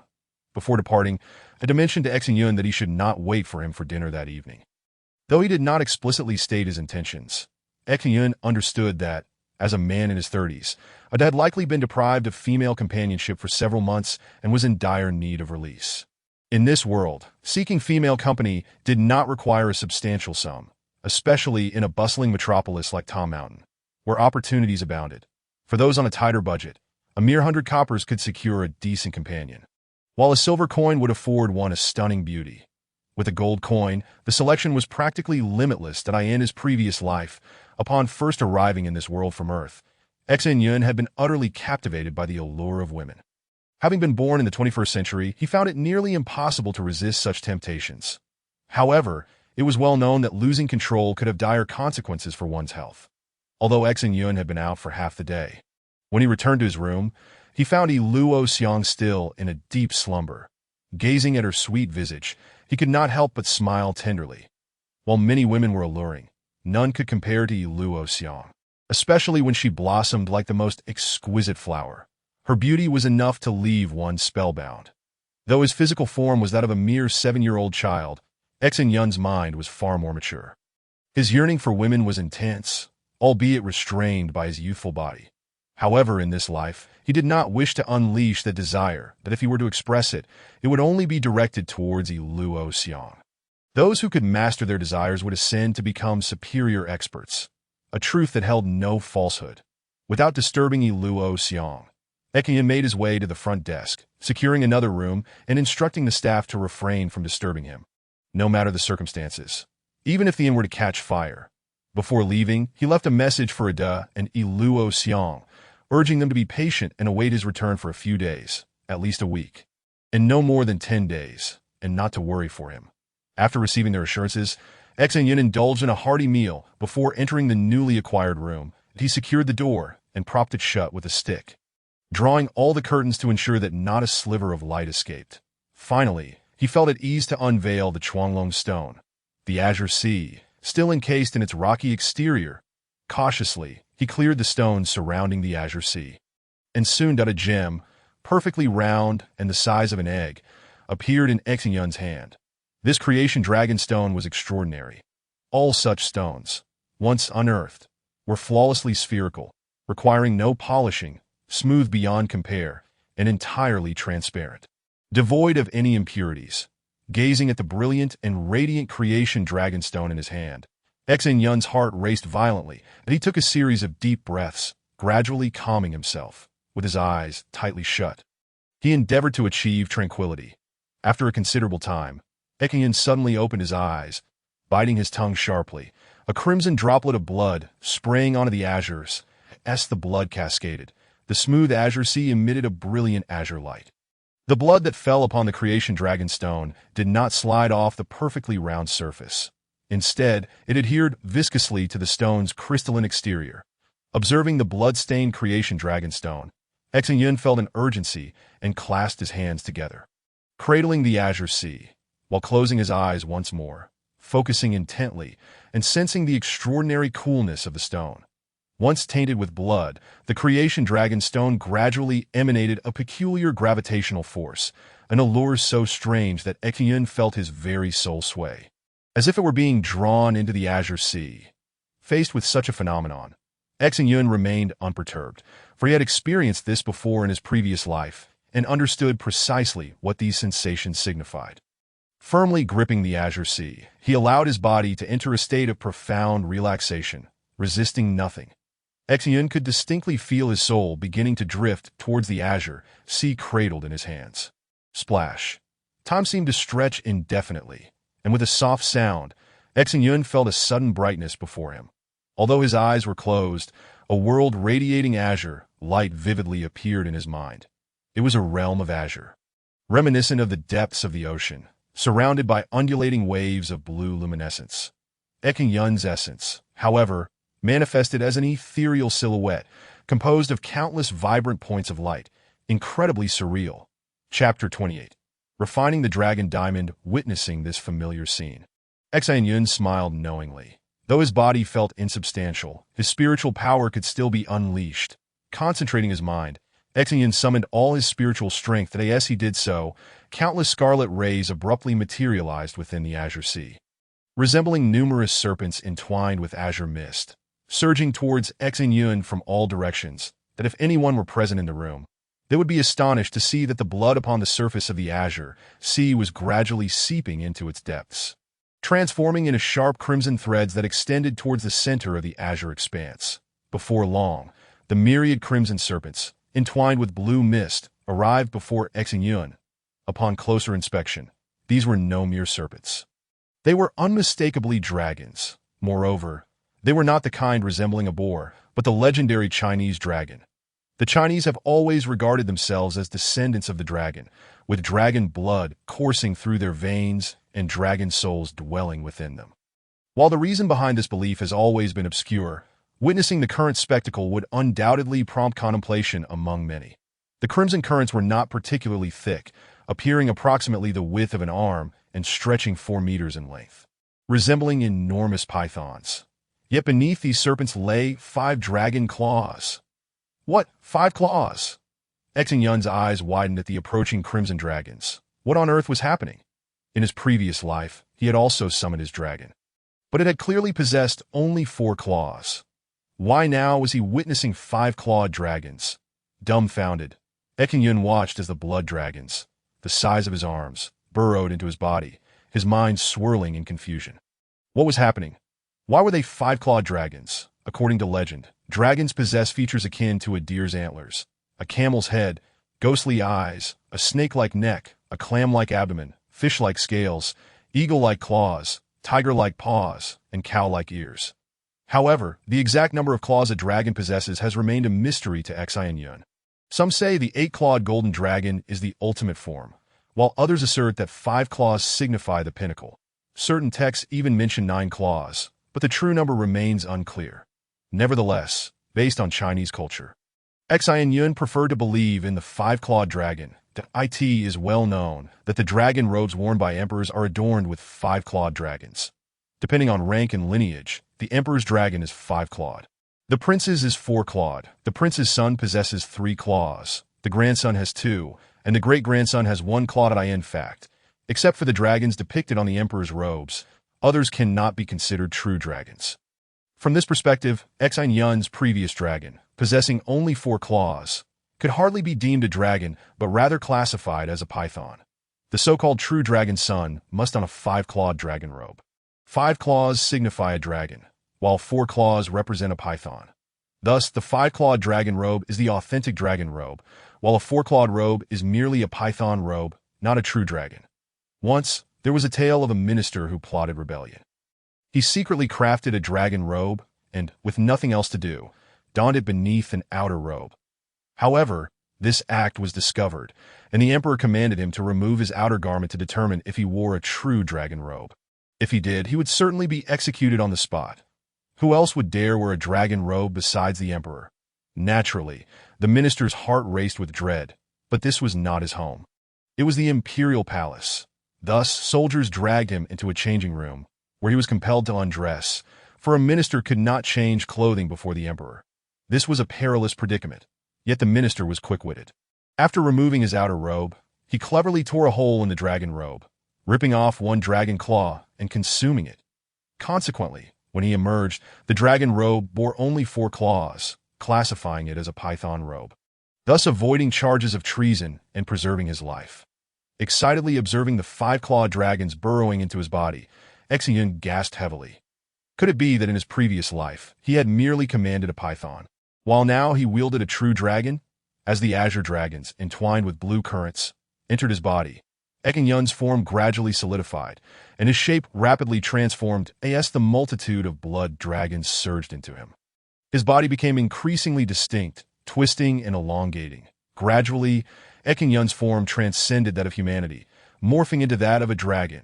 With antlers like a deer, a head like a camel, ghostly eyes, a snake-like neck, a clam-like abdomen, fish-like scales, eagle-like claws, tiger-like paws, and cow-like ears. This was Xin Yun's current form, particularly notable for the 5 dragon claws beneath his abdomen. Finally, as the last scarlet dragon entered his body, a sudden, excruciating pain surged along his spine. As if something were emerging, it slowly unfurled. Were he in human form, Xin Yun might have needed a mirror to comprehend the changes. But now, as a dragon, he twisted his neck 180 degrees to gaze at his back. To his astonishment, he beheld a pair of azure wings, not overly large, yet undeniably significant, sprouting from his dragon's back near the head. What was this? Dazed, he stared at the wings behind him. Had the dragon truly grown wings? What was the meaning of this? Not only did real dragons not need wings to fly, but even the python he commanded in his previous life had no such requirement. Could it be that true dragons were inferior to pythons? In a moment of confusion, Xin Yun suddenly contemplated a possibility. There were many types of dragons. Those with wings were azure dragons. Those with scales were flood dragons. Those with horns were horned dragons. Those without horns were serpent dragons. And those who had not ascended were coiled dragons. Additionally, there were Kaelon and flying dragons among others, looking at the wings on his back. Could it be that the dragon he commanded now was an azure dragon? Aside from this, there was no other explanation that in Chinese tradition, all dragons with wings are considered azure dragons, that it is said that the azure dragon was a divine dragon from ancient times, aiding the Yellow Emperor in vanquishing the great sorcerer Xin Yun and becoming a hero. During the flood control efforts by Yu, this divine dragon used its tail to sweep the ground, guiding the floodwaters effectively, thus earning its title as a benefactor of Yu. The azure dragon is characterized by its dual wings, spiny scales along its back, a large elongated head, a pointed snout, and small eyes, nose, and ears with large eye sockets. High brow ridges, sharp teeth, a protruding forehead, slender neck, and large abdomen, culminating in a long, tapering tail. Its limbs are strong, resembling a crocodile with wings. The image of the azure dragon frequently appears in jade carvings from the Warring States period. Han Dynasty stone carvings, silk paintings, and lacquerware. Of course, the azure dragon is not the final form. It merely represents a stage in the growth and evolution of dragons. According to the records of strange tales, dragons become horned dragons after 500 years, azure dragons after 1,000 years, and the azure dragon can be considered the essence of dragons. Hence it grows wings. In Huaxia, there are 4 seas and 4 sea dragon kings. While the azure dragon governs all waters, encompassing not only the 4 seas but beyond, thus deserving the title of Dragon Emperor. The azure dragon presides over all dragons, earning the title of Dragon Sovereign. Gazing at his current form, Xin Yun was eager to discover if, through continued cultivation, this azure dragon could progress further, evolving into the Emperor of Dragons, the foremost of the 4 sacred beasts, the azure dragon sovereign. As Xin Yun was immersed in the experience, he sensed the surrounding vacuum gradually dissipating. Simultaneously, another extremely familiar force of attraction enveloped him. Recognizing this immensely familiar sensation, Xin Yun offered no resistance, allowing the force to draw him away. And the world around him once again succumbed to darkness. Chapter 29. The 5-clawed mystery. As the darkness enveloped him once more, the myriad sensations of his physical form returned to his consciousness. Eyes, ears, mouth, nose, tongue, heart, and mind, each one intact. Having just regained the sensations of his corporeal body, Xin Yun keenly detected an unfamiliar current of energy swirling in his dantian, the not overly large reservoir of qi. Although Xin Yun, with his current prowess, was yet unable to engage in introspection, his experiences from a previous life had endowed him with knowledge. This current was none other than the manifestation of the dragon he had transformed into, complete with its dual wings. It had been previously established that dragons and humans are intrinsically one, rather than 2 distinct beings. To illustrate, a dragon merely extends itself beyond the corporeal form through the essence of its blood, mediated by its soul, utilizing the creation dragon stone as a foundation. This process releases it from the constraints of the human body, allowing it to gather the energies of heaven and earth, thus birthing a part of the human entity.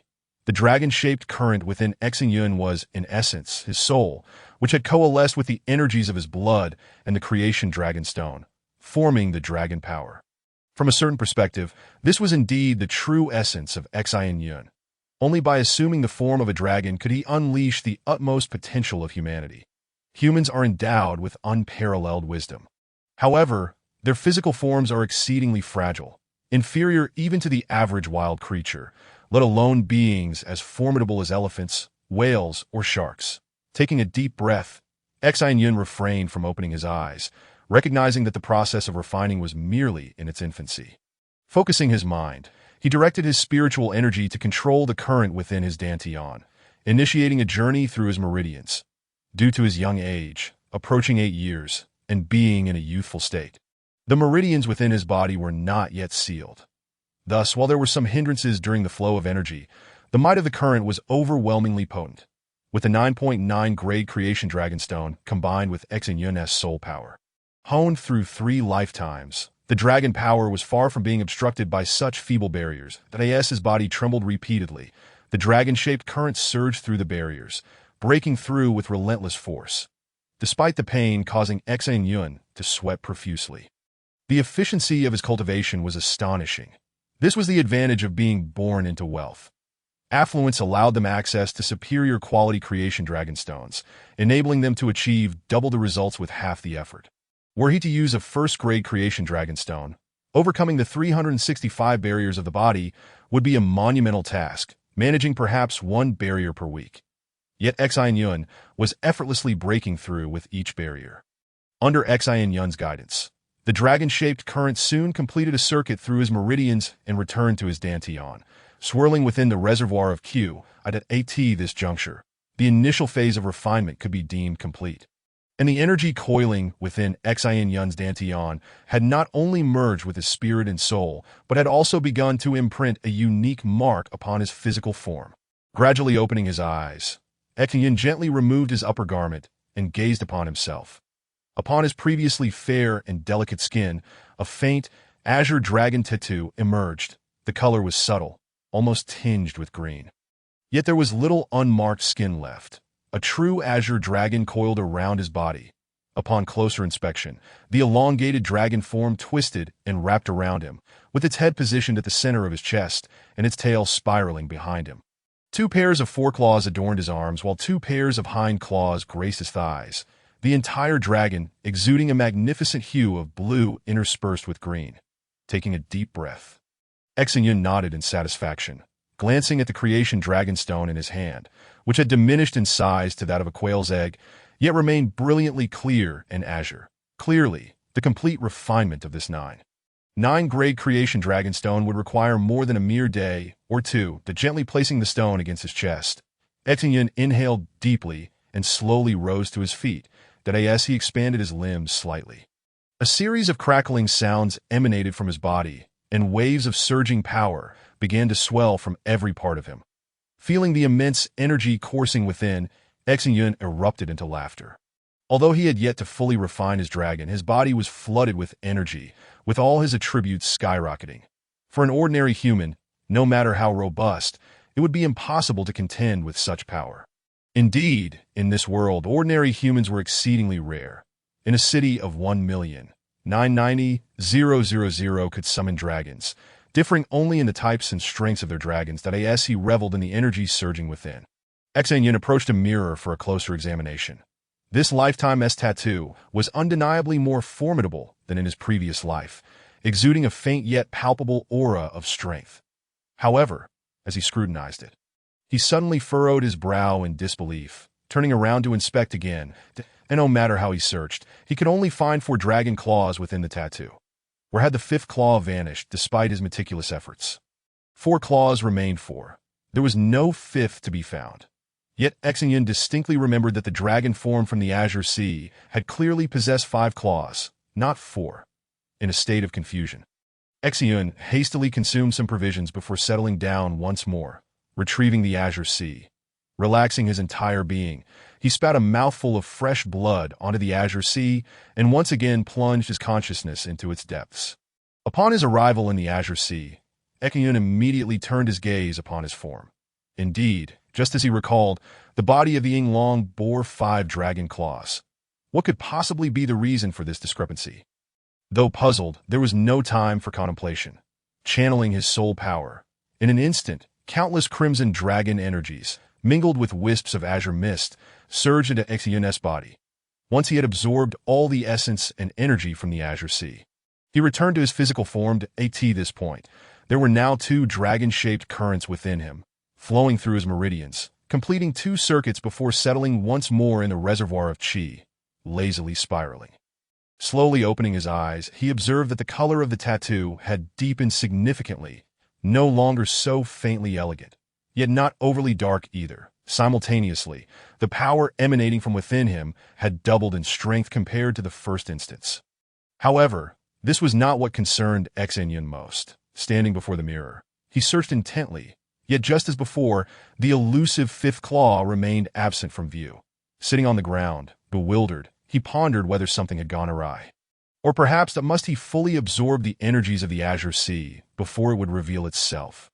With this uncertainty in mind, Xin Yun entered the azure sea 7 consecutive times over the next week. Finally, on the 9th day, just before midnight, he completed the 9th refinement. Simultaneously, within his qi reservoir, 9 dragon-shaped currents now coiled together.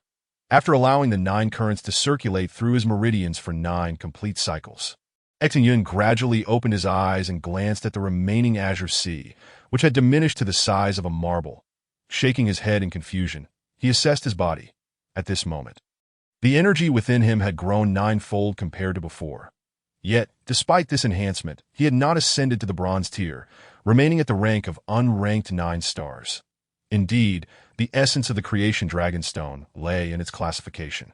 Utilizing a first-grade creation dragonstone would yield a dragon of unranked 1 star. A second grade would produce a dragon of unranked 2 stars. A 9th grade would result in a dragon of unranked 9 stars. Upon reaching 10 stars, further ascension would depend on personal insight. Once one broke through, they would attain bronze 1 star. Do not be misled into thinking that ascending stars is an easy feat. Take Ada as an example. Despite his slightly inferior aptitude and the constraints of poverty preventing him from relying on external support, he required over 20 years to reach bronze 1 star, which attests to the difficulty involved. In contrast, Xin Yun, at not even 8 years of age, had already attained an unranked 9-star dragon. Furthermore, with a portion of the azure sea still remaining, once he fully refined it, he would be on the cusp of reaching bronze 1 star. This implies that through the azure sea, Xin Yun had effectively bridged the gap of over 20 years of cultivation that Ada had experienced. Moreover, most importantly, this was merely one of the many effects of the 9.9 Great Azure Sea, and indeed, the least conspicuous one at that. Taking a deep breath, Xin Yun once again settled onto the ground. Closing his eyes. Subsequently, he bit his tongue, placing the last fragment of the Azure Sea into his mouth. With a thought, Xin Yun entered the Azure Sea for the final time. Chapter 30. The voids grasped countless crimson dragons. Accompanied by swirling azure mist, surged towards Xin Yun, each diving into his body from various points. As the last dragon shadow melded with him, the surrounding azure mist entirely vanished, just as Xin Yun prepared to return to his physical form. An unexpected change occurred. As the final stream of dragon-shaped airflow surged forth from Xin Yun, the boundless void began to stir, gradually rippling with a cerulean hue. This wave was not of an expansive nature. Rather, it was constrictive. From the depths of the infinite void, concentric ripples converged swiftly towards a singular point before Xin Yun, accompanied by the influx of these undulations. A minuscule azure light began to intensify. With the passage of time, the brightness of this point grew exponentially, until it became almost blinding. Observing the increasingly luminous azure light, Xin Yun's heart raced wildly. Indeed, this was the crystalline heart of the dragon creation stone. Only by absorbing this essence could one truly give birth to their own dragon. Otherwise, a heartless dragon could never manifest in the world. All along, the crystalline heart had remained concealed within the blue mist, only revealing itself once Xin Yun had devoured the last remnants of that mist. As Xin Yun awaited with bated breath, the azure light finally reached its zenith, and then it began to swell, expanding from the size of a pinhead to that of a ping-pong ball, and then to that of an EGG. In the next instant, that the egg-sized crystalline heart radiating a dazzling brilliance, whizzed away into the distance. Anticipating the escape of the crystalline heart, Xin Yun was well prepared. The outcome hinged on this very moment, that if he failed to capture this crystalline heart, he would be unable to condense a dragon pearl within his body, thus rendering him incapable of summoning his own dragon. Although he was still unfamiliar with the capabilities bestowed by the Azure Sea, he was exceedingly adept at flight, particularly in commanding a dragon's form. Having garnered an entire lifetime of experience, with a mere thought, Xin Yun transformed into a bolt of lightning, hurtling towards the crystalline heart that emanated a radiant azure glow. Clearly, Xin Yun's current speed exceeded that of the crystalline heart by a considerable margin. However, the heart seemed to possess a consciousness of its own. Upon realizing Xin Yun's superior speed, it deftly executed a half-arc, narrowly evading his determined grasp, agile and nimble. As Xin Yun observed the darting crystalline heart, he deployed every ounce of his skill, yet he still could not seize it. While the heart's speed was inferior to his, its agility far surpassed his own. Uncertain how long he had been in pursuit, Xin Yun's spirit had begun to wane, yet the azure crystalline heart continued to dart about with serpentine grace. Xin Yun understood that he had exerted his utmost effort, but evidently, in his current state, capturing the crystalline heart was an impossibility. Nevertheless, despite the odds, he could not concede defeat. This was a singular opportunity, and if he lost it, he would forever be deprived of summoning his own dragon. Moreover, even if he could summon one again, he would have nowhere else to find another 9.9 grade dragon creation stone. Glaring at the elusive crystalline heart, Xin Yun ground his teeth in frustration, wishing he could simply pin it down and swallow it whole. Alas, though dragons possess claws, they are too short, and if he could not even reach it with his mouth, the claws would be of no use. Just as Xin Yun was consumed by fierce indignation, contemplating how to seize the crystalline heart, he suddenly felt a surge of energy within his body that in an instant that a dragon claw descended from the heavens, hurtling down towards the agile crystalline heart. In the blink of an eye, the crystalline heart made a sharp turn, narrowly avoiding capture. Stunned, Xin Yun stared in disbelief. Where had that claw come from? Prior to its emergence, he had felt a fluctuation of energy within himself. Could it be that claw had been summoned by him? In contemplation, Xin Yun glanced down at his body, and indeed that a dragon claw at the extremity of his form was rapidly materializing from the void. Taking shape in its original position, To confirmed his hypothesis. Xin Yun wasted no time. With a mere thought, the newly solidified dragon claw vanished once more, and simultaneously, another claw appeared before the crystalline heart. Zooming in for the capture, Xin Yun was nearly beside himself with joy. With a flick of his dragon tail, he surged forward, propelling himself at full speed towards the dragon pearl. The dragon pearl made a sudden turn. With a subtle mental command, a dragon claw reached out towards the crystalline heart, seizing it before it could evade. All transpired in a flash. Almost as soon as the crystalline heart turned, the dragon claw appeared. From a certain perspective, it was as if the heart had collided into the claw itself. There was no time to evade, let alone the thought of escape.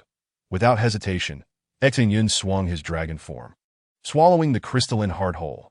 Xin Yun's body strangely froze mid-air, radiating with brilliance as the light enveloped him. 9 ethereal dragons that had been swirling within his energy burst forth, racing through his meridians and merging into his dragon form. 1.2.3. Each dragon entered.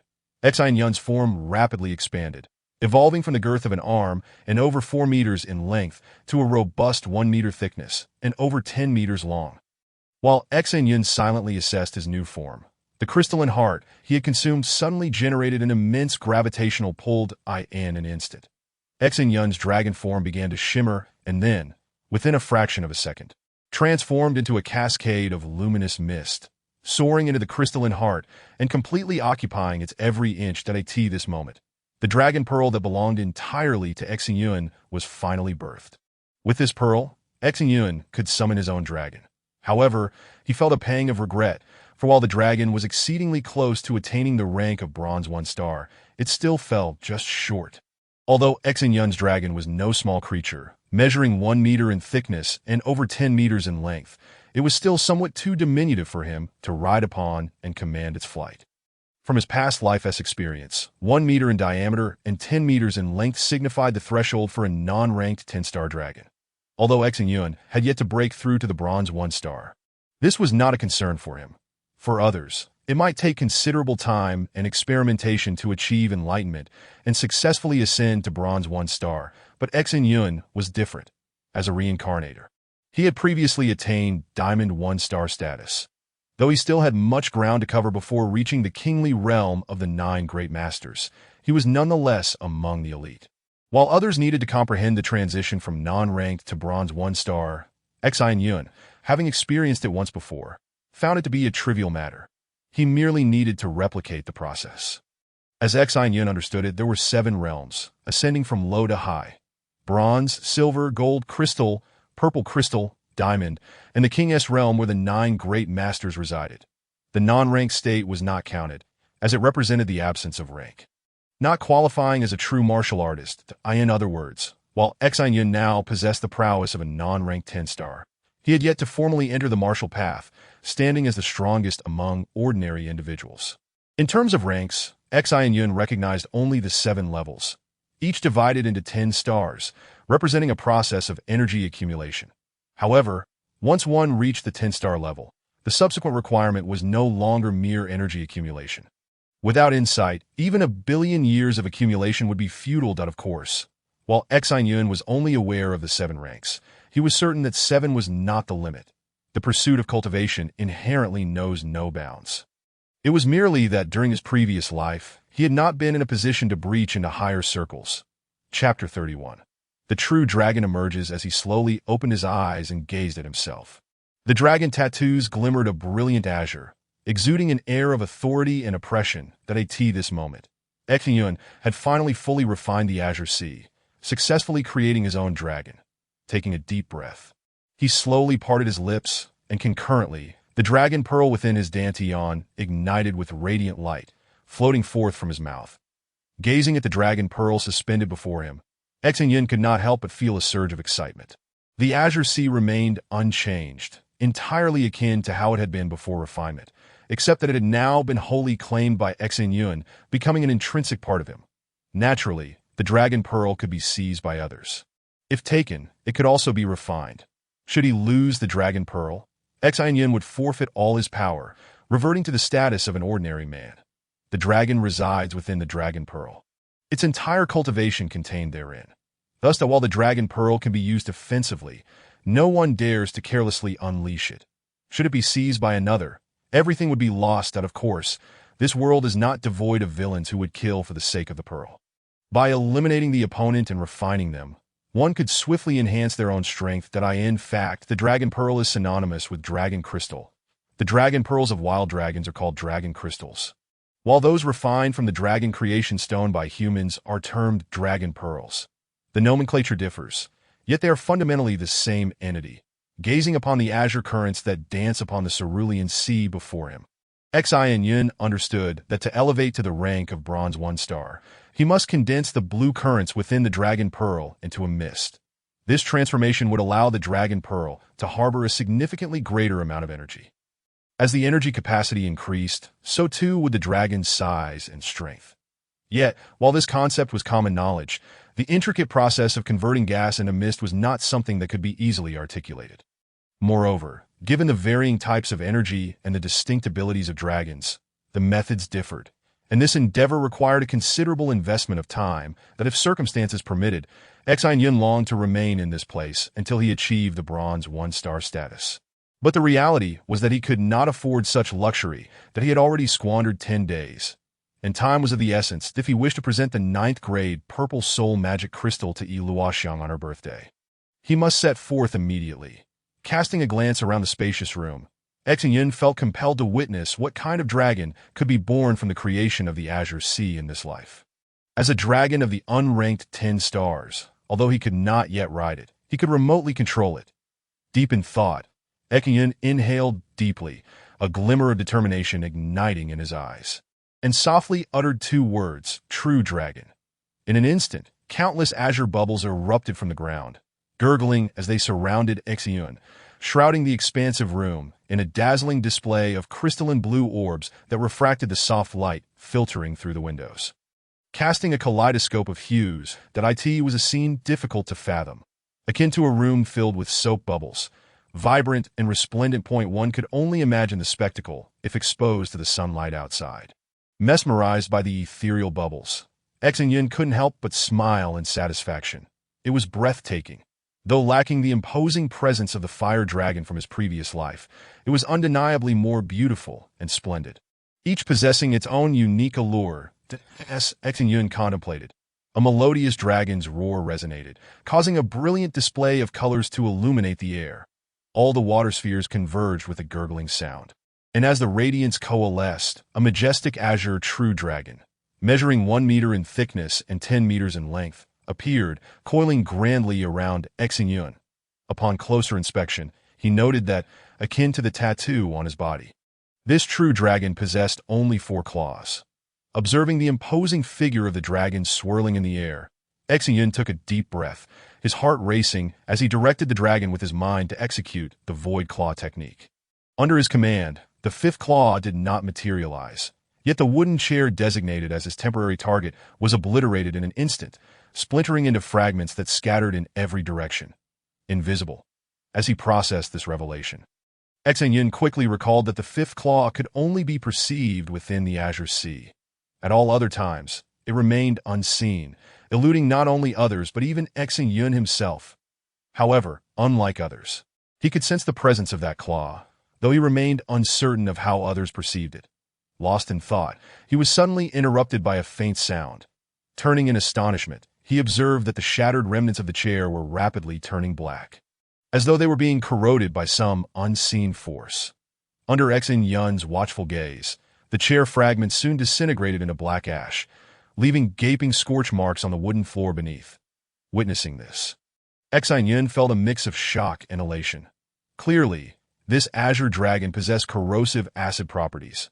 Although derived from water, it was not bound by any elemental weaknesses. With sufficient acidity, even steel could be swiftly eroded.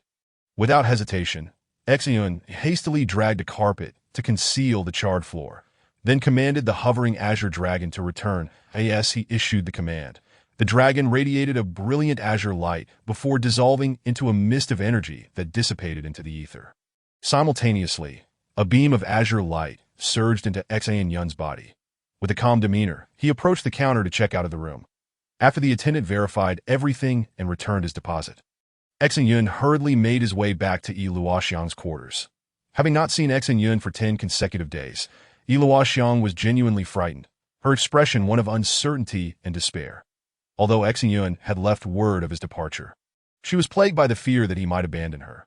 Some may consider her lack of confidence unwarranted, but she felt utterly ordinary, a girl of nearly 8 years, lacking in beauty, stature, or talent, reliant on the care of others to survive. Despite her best efforts, she could not fathom what made her appealing. That in her eyes, Xin Yun was the only one in the world who cherished her as a treasure, more precious than life itself. While she did not doubt his feelings, she could not identify her own merits, leading to profound insecurity. This insecurity bred a sense of loss that had nothing to do with trust. Over the past 10 days, Yi Luoxiang had hardly eaten or slept, growing visibly thinner. Thus, when she finally saw Xin Yun return, her joy was beyond what anyone could imagine. Staring blankly at him for 3 long seconds, she finally fell silent, burying her face in Xin Yun's embrace, clinging tightly as if fearing he would disappear the moment she let go. After a prolonged, wordless moment, she gently pulled away, her cheeks flushed as she gazed at Xin Yun, her eyes brimming with an undeniable affection and longing. Embracing Yi Luoxiang's slender waist, Xin Yun yearned to share a tender moment, yet he recalled the damage to the floor. Should it be discovered, he would face financial repercussions. Given his current circumstances, while he could afford it, every coin was precious, and he could not afford to waste a single one. As he pondered, Xin Yun spoke. "All right, let us pack up quickly. We must set off at once. You gather your things, and I'll go find a we need to be on our way without delay." Nodding in response to Xin Yun's words, Yi Luoxiang turned to hastily pack her meager belongings while informing him. "Ada isn't here right now. For the past 10 days, he has returned once daily, but never stayed. The last time he came, he asked me to tell you that if you're ready to depart, you should find him at number 18, Fragrant Breeze Road." Fragrant Breeze Road? Upon hearing Yi Luoxiang's words, An unusual expression crossed Xin Yun's face, that in his previous life, he had frequented Fragrant Breeze Road, having visited nearly every household there within a span of 3 months. Chapter 32. A clash of perspectives. Fragrant Breeze Road was akin to a red-light district on Earth, a veritable street of brothels, though not in the conventional sense. They were of a private nature. Each establishment displayed colorful ribbons at their entrances, indicating that, should one wish, they could knock on the door and explore the pleasures of intimacy with the resident hostesses. This street was undeniably alluring. During his previous life, Xin Yun had indulged in the company of every woman along that road within 3 months, changing lodging daily, and the cost was reasonable. 1 silver coin for an entire day and night of enjoyment. Of course, the girls he had once enjoyed were now mere children who had yet to mature. Those present now were mothers, or at least of an aunt's age. Shaking his head, Xin Yun speculated. Xiang, Da must have changed addresses every day during his returns, hasn't he? Yiluo looked up in surprise. How did you know that? Well, Xin Yun stuttered, realizing that while Yiluo might be unaware, he certainly was not. Da was indeed quite the libertine. Given enough time, he would undoubtedly visit every establishment on Fragrant Breeze Road. With a smile, Xin Yun replied, "Don't ask how I know. Just trust that I do. Now come, let me help you pack.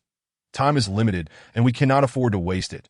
Casting a puzzled glance at Xin Yun, Yiluo wisely chose not to press further. Believing that if he could share, he would, and if he chose not to, it must be for her own good. Soon, they finished packing, checked out of their room, and boarded a carriage heading towards No. 18, Fragrant Breeze Road. Da may not have earned much money, but he had certainly learned to enjoy life. After half an hour, Xin Yun finally arrived at number 18, Fragrant Breeze Road, knocking firmly on the door. Almost immediately, a voice, sweet to the point of being cloying, called out, "Who is it? I have a guest today, unless you want a 2-for-1 deal. Otherwise, don't knock again." Hearing that voice, Xin Yun couldn't help but chuckle, shaking his head as he raised his voice. "I'm here to find it to tell him we're ready to set off." And no sooner had Xin Yun's words left his lips than Ada's voice rang out from the courtyard. It's Xin Yun. Please wait a moment. I will be out shortly." Upon hearing Ada's response, Xin Yun pressed her lips together and returned to the side of the carriage. After just a brief wait, Ada pushed open the large door, his body drenched in sweat, panting as he fastened his belt while making his way towards the carriage. Just a few steps out, an alluring and captivating woman appeared at the doorway, draped in a thin, translucent garment that left little to the imagination, making everything unmistakably visible. Ugh! How utterly shameless! At the sight of this woman, Yiluo face instantly flushed crimson. She let out a soft scoff and retreated into the carriage, murmuring under her breath. Hearing Yiluo words, Xin Yun's expression slightly hardened. Yiluo was currently at a formative stage regarding her worldview and perspective on life, and many of her understandings were likely misguided. Although Xin Yun could maintain his composure, he realized that her views would not benefit her development of a healthy worldview and values. With Yiluo intelligence, it would not be long before her perspectives on life, values, and morals solidified, yet her current understanding had already begun to diverge from Xin Yun's. The notions of worldview, values, and morals are inherently subjective. Each person possesses their own beliefs, and none can claim absolute correctness or the wrongness of others. However, Xin Yun knew that for 2 individuals to remain together for the long term, they must share similar ideologies, and their perspectives on various matters should ideally align. At this point in time, Xin Yun felt incapable of altering his own beliefs. His worldview, outlook on life, values, and morals had already taken shape, fortified by the tribulations of 3 lifetimes, rendering them as immovable as Mount Tai, since transformation was beyond his reach. He could only strive to assist Yiluo in developing perspectives akin to his own. With a serious expression, Xin Yun addressed Yiluo. Xiang, your viewpoint is both right and wrong. But before you unleash such vitriol towards others, have you considered their perspective? What? Yiluo gazed at Xin Yun in shock, incredulously exclaiming, "Am I wrong in condemning her? A girl dressed like that. How can she not be shameless?" Calmly regarding Yiluo, Xin Yun nodded. "Indeed, her attire is quite disgraceful. However, do you know the story behind it? As a woman without support, if she does not resort to such degrading means, how can she hope to survive in this world?" You must understand that her actions may not be by choice. Humph. With a cold huff, Luoxiang resolutely stated, even if I were to starve, I would never live as she does. It is utterly meaningless. Sighing in response to Luoxiang's stubbornness, Xin Yun felt admiration for her chastity and integrity, yet her views seemed rather extreme. Realizing this, Xin Yun's expression turned grave as he said, I am not defending her actions. I merely wish for you to consider that perhaps she has children who depend on her, or perhaps she has paralyzed parents at home. There are countless possibilities. You must recognize that this world is fraught with helplessness. Many circumstances cannot simply be avoided because one wishes them to be so. Upon hearing Xin Yun's words, Luoxiang's complexion turned ashen, her mouth opening in shock, but unable to articulate a response. Seizing the moment, Xin Yun continued, the reason I say this is not to justify anyone's actions, but to encourage you to refrain from hating or loving someone indiscriminately, prior to understanding the truth. Illusions may cloud your judgment. Only by maintaining a tranquil heart can you truly perceive everything. Moreover, this is an essential quality for becoming a master. Nodding in understanding, Luoxiang replied, I see your point now. Those who do evil are not necessarily wicked, and those who do good are not always admirable. Everything has its cause and effect. We must never completely deny anyone based solely on fleeting emotions. Extending a thumb in admiration, Xin Yun concurred, precisely.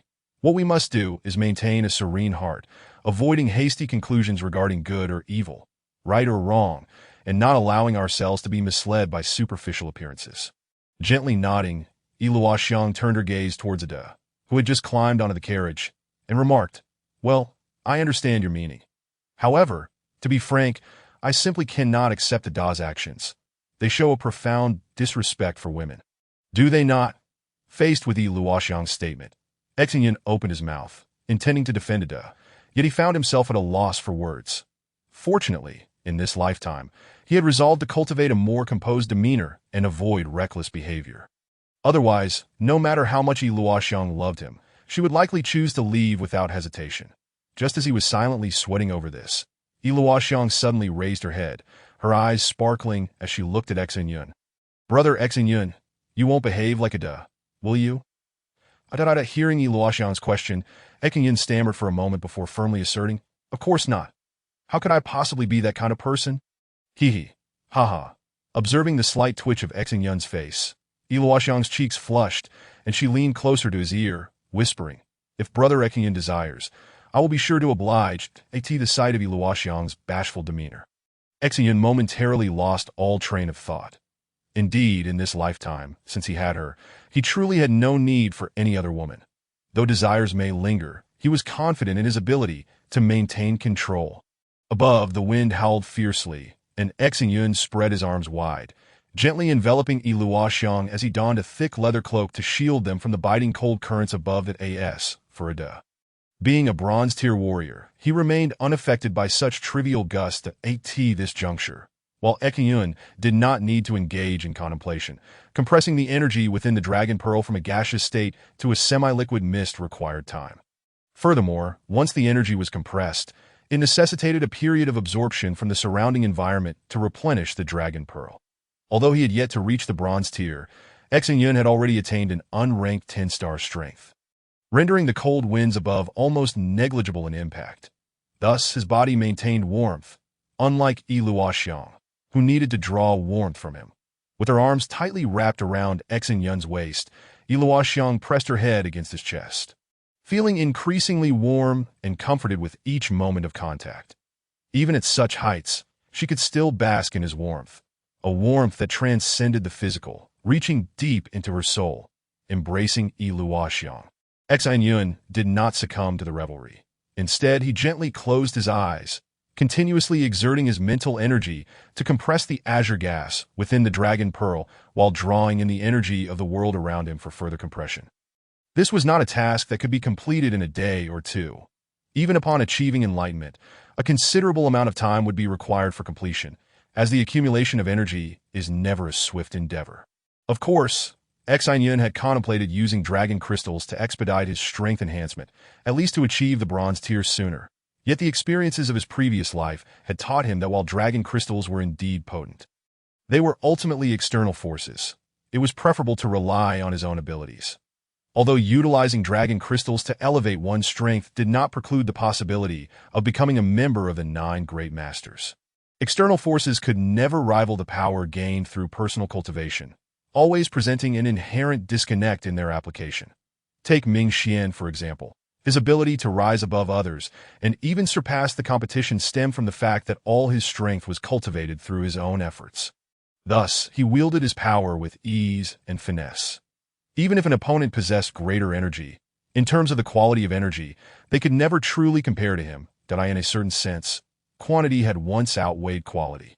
But as strength reached a certain level, quality became the paramount factor determining one's superiority. Quantity, no matter how vast, could never surpass the importance of quality. However, despite this, if Xin Yun's sole ambition were to become one of the 9 Great Masters, he would undoubtedly resort to using dragon crystals. Yet, Xin Yun understood that the so-called 9 Great Masters were merely transient forces. They did not represent the pinnacle of achievement. Therefore, in pursuit of his long-term goals, relying on external forces like dragon crystals was absolutely inadvisable. True cultivation required the gradual accumulation of one's own efforts. For the next 2 months, under Xin Yun's guidance, Adis skillfully maneuvered the pig dragon, traversing between various cities and towns. After 2 months, Xin Yun successfully transformed the remaining 100 gold into 10,000 gold, while Ada's initial 100 gold had multiplied over 40 times, reaching more than 4,000 gold. Finally, after 2 months, the group arrived at their intended destination, Song City, a colossal commercial metropolis, even larger than Tom Mountain, renowned for its trade, spanning 1,000,000 kilometers in circumference. Upon arrival, the 3 settled into an inn. The urgency of their journey stemmed from the impending biennial Ebao conference set to take place in a few days. At this event, a 9th-tier purple dragon stone would be available, which was precisely the goal of Xin Yun's expedition. Xin Yun's dragon had been summoned ahead of time, not waiting for his 8th birthday.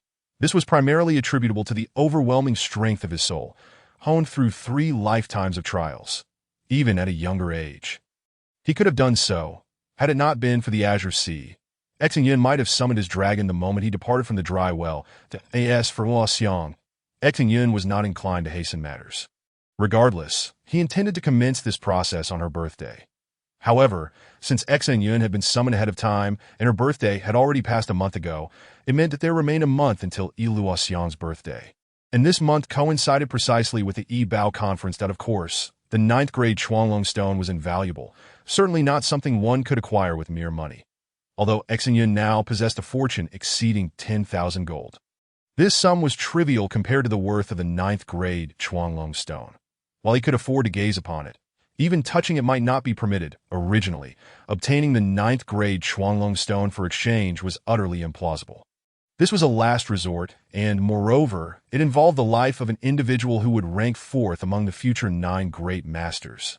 Undoubtedly, aside from someone like Xin Yun, who might be perceived as cheating, those capable of possessing the 9th grade Chuanglong stone were all from illustrious families with formidable strength and influence.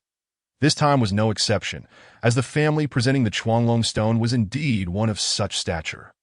The future individual ranked 4th among the 9 Great Masters was evidently a prodigious talent. Calculating his age, he should now be 16 years old. Despite his youth, under his family's guidance and leveraging his innate talent, he had become a golden 6-star master, not only among the younger generation, but even among the older generation. He was regarded as a top-tier master. Unfortunately, this individual trained with reckless abandon, and during an outing for cultivation, he nearly lost his life. Although he managed to return miraculously, he was now left with but a breath. Without timely medical intervention, he would undoubtedly perish. The reason for offering such a treasure for exchange was, in fact, to save this individual. Acquiring the 9th grade Chuanglong stone through monetary means was impossible. The only potential method was through the legendary Shenlong fruit, which was said to possess life-restoring properties.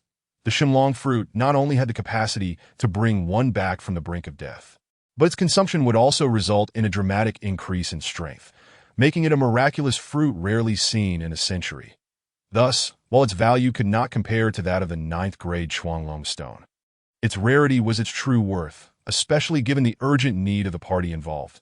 This interplay of necessity made everything feasible. Coincidentally, during this Yibao conference, there happened to be a Shenlong fruit available. Therefore, the only way to secure the 9th grade Chuanglong stone was to procure the Shenlong fruit at any cost before the stone made its appearance. Although the Shenlong fruit was precious and exceedingly rare, it still paled in comparison to the 9th grade Chuanglong stone. Its greater significance lay in its life-saving potential and ability to enhance strength. Comparatively, the 9th grade Chuanglong stone was far more esteemed, having appeared less than 10 times over millennia. Right up until the moment of Xin Yun's rebirth, its value could easily equate to that of 2 Shenlong fruits. Presently, Xin Yun had but 10,000 gold in hand, a sum woefully inadequate for acquiring the Shenlong fruit, which was beyond his reach. Even if he were to amass a fortune of billions, it would remain unattainable. Thus, Xin Yun's only recourse was to utilize his 10,000 gold as a foundation and leverage the memories brought forth by his rebirth to continuously purchase severely undervalued treasures at the Yibao conference, subsequently unlocking their true worth and exchanging them for even more precious items until he finally secured the Shenlong fruit. Once the Shenlong fruit was in his possession, the 9th grade Chuanglong stone would be within reach. Upon arriving at the inn, when Ado learned that he would be staying in the city for the next month, he wasted no time and departed immediately, having spent the last 2 months preoccupied with earning money. This fellow had not engaged with any women during that time. Now, upon hearing of his newfound free time, he could hardly contain himself and dashed off at the first opportunity. Chapter 34. The word affection observing Ada's impatient exit. Iluoxiang furrowed her delicate brows and pouted her rosy lips, her expression one of disdain and confusion. It was not until Ada's figure vanished from sight that she turned to Xin Yun and inquired, "Are all men like this? No wonder some say men are creatures of the lower half. Do women truly hold such allure for them? Aren't they all rather similar?" Faced with Iluoxiang's question, Xin Yun found himself increasingly at a loss for words. Though only a few months had passed, the girl's intellectual growth had been exponential. By now, it was difficult for him to regard her as merely a child. After a moment's hesitation, Xin Yun shook his head and replied, "I cannot provide an answer to that question either. I am still merely a boy, not yet a man, and thus I do not comprehend their thoughts and feelings." Upon hearing Xin Yun's words, Iluoxiang could not help but frown, her mind racing with concern as she cast anxious glances at him. She feared, deeply feared, that once Xin Yun matured, he might become like Ada. If that day were to come, she had no idea how she would cope. Although she continually reassured herself that Xin Yun was not that kind of person, she could never fully convince herself. During this time, she had encountered far too many men of that ilk. With scarcely an exception, all men seemed alike, reacting to women as if they were cats drawn to fish. Were there truly cats in this world that did not indulge in fish? Clearly, there were none. That if that were the case, what grounds did she have to expect that Xin Yun would remain untainted? Noticing the concern etched upon Iluoxiang's face, Xin Yun felt a pang of compassion. Though he had resolved never to stray from the path in this life, he understood that no amount of consolation would suffice. That in truth, Iluoxiang held considerable trust in Xin Yun, yet some matters transcended trust. The broader environment was such that Iluoxiang could not find security. Perhaps that with the passage of time and changes in the external environment, Iluoxiang would gradually come to accept this reality and allow Xin Yun to lead a life akin to that of other men.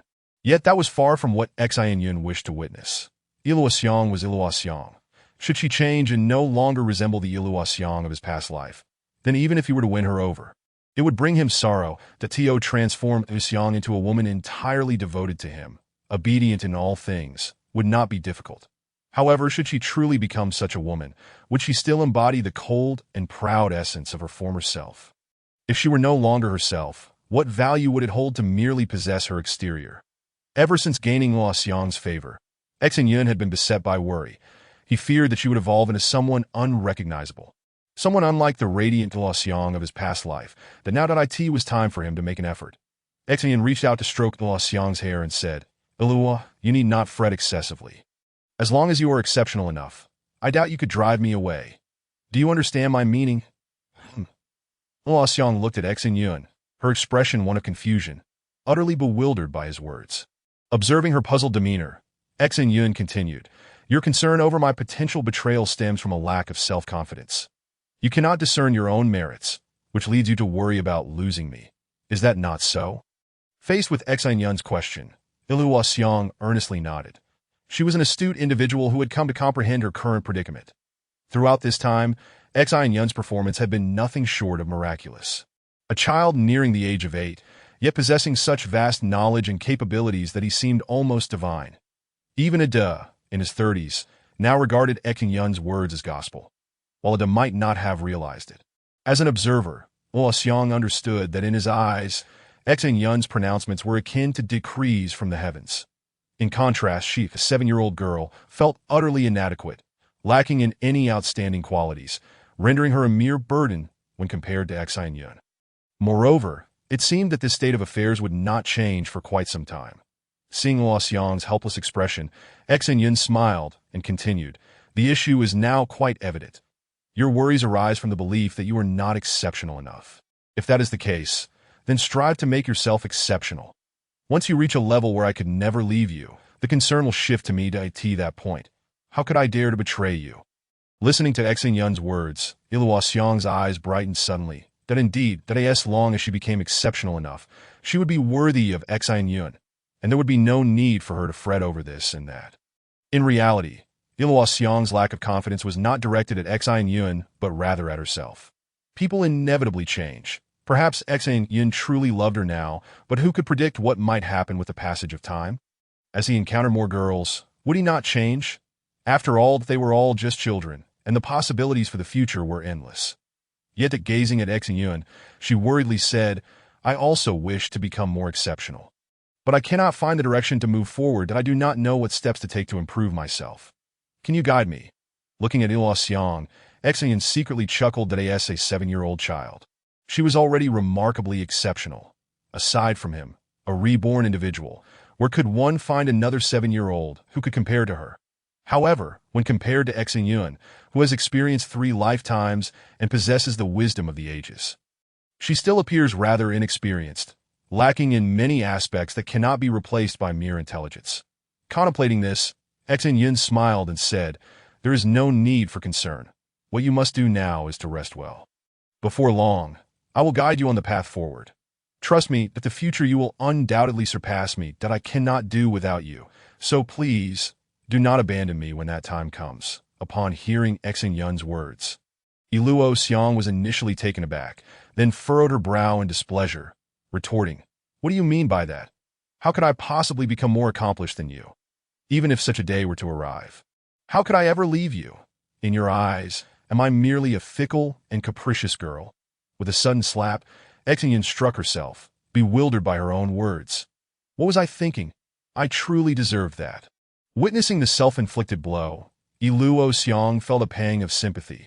It was clear that Xin Yun had struck with full force, leaving a vivid red mark on his face. Rushing forward, she tenderly caressed his cheek. Her voice filled with concern. "Why would you do this? I am not genuinely angry, and no matter what you do, I will never truly be upset with you. Why harm yourself so?" Looking at Illuo Xiang with a bitter expression, Xin Yun took a deep breath and said, "Do you know, Illuo, that all along, it has been I who lacked confidence, worried about losing you. The words I just spoke mirror the very issues you faced before, stemming from the fear of not being good enough and losing one another. How can this be? You are already so exceptional." Illuo Xiang exclaimed incredulously as she gazed at Xin Yun. Shaking his head, Xin Yun replied solemnly, "Do not ask how I know. In any case, that Illuo, your future will be filled with unparalleled brilliance, deserving of adoration from all. Therefore, you need not worry that I will abandon you. The one who should be concerned is I." With a soft laugh, Illuo Xiang responded, "You are mistaken, and I am as well. That at this point, I have no worries left. When I shift my perspective, everything becomes clear. Whether you love me or I love you is not directly related to our respective merits. That as long as I love you, nothing will ever change." That as she spoke, Illuo Xiang gently embraced Xin Yun's arm, declaring with deep affection, "If you are a hero, then I shall be the hero's wife in the future. But if you become a bandit, then I will gladly be your captive lady as long as we can be together. Nothing else truly matters, does it?" Staring in astonishment at Illuo Xiang and absorbing her heartfelt words, Xin Yun suddenly burst into laughter, realizing that if Luo Xiang's feelings for him were solely based on excellence, then the significance of their relationship would be rendered moot. Chapter 35. Prelude to the Yibao Conference. Though there remains nearly a week until the Yibao Conference commences, the city of Cang is already bustling with people, particularly at the venue of the forthcoming event, which is teeming with crowds. Not everyone is permitted to attend the Yibao Conference. One must possess valuable treasures to gain entry. Consequently, many individuals who own prized possessions but lack the means to enter the conference have set up their wares in the hopes of leveraging the event's popularity. Typically, non-organized gatherings such as this yield few treasures of true value. Yet exceptions exist, much like the antique stalls on Earth where one might stumble upon hidden gems despite the odds being slim.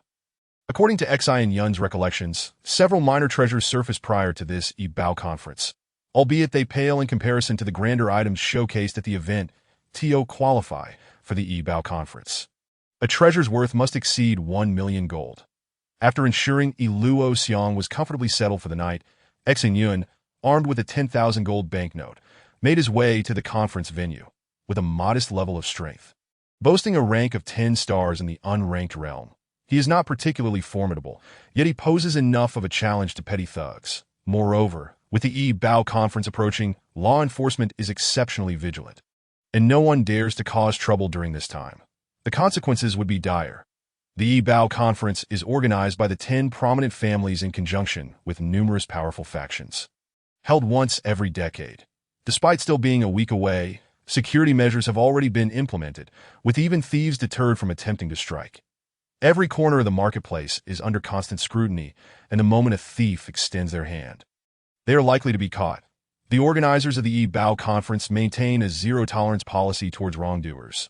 Punishments are harsh and unforgiving. Xin Yun navigated through the throngs of people. He noted the sheer volume of attendees. Merchants and buyers from far and wide packed the vast venue. Swiftly weaving through the crowd, he was acutely aware that, despite the chaos, there were at least 100 experts stationed nearby, ready to detect even the slightest misdeed. Engaging in illicit activities would require top-tier skills, yet true masters rarely stoop to theft, especially in this organized setting where such behavior is utterly untenable. The bustling streets overflowed with people, and the stalls lining either side displayed an array of peculiar items, sets of armor, helmets, weapons, and jewelry, among other curiosities, resembling the antique markets on Earth that as he roamed. Xin Yun's gaze darted across the stalls. Recalling from his previous life that he should be able to find a partial set of 3 Yinsha needles. Originally part of a 7-needle set, these 3 still held immense value, easily fetching 10,000 gold each, even if they did not reach the million mark. The Yinsha needles are ideally suited for covert attacks, silently delivering their lethal energy. Once embedded within the body, the malevolent energy contained within would travel through the victim's meridians, rendering them helpless. After searching for quite a while, Xin Yun encountered numerous types of throwing needles, yet none were Yinsha needles. According to his memories, the 3 needles were encased in gold, sharp and glimmering, while those he found now were mere iron or copper, impressive in their own right, but vastly inferior to the Yinsha needles. The Yibao Conference venue is expansive, capable of accommodating up to 10,000 stalls. After an entire day of searching, Xin Yun had yet to locate the partial set of Yinsha needles. But he did identify his next target, the firebolt, a powerful offensive throwing weapon.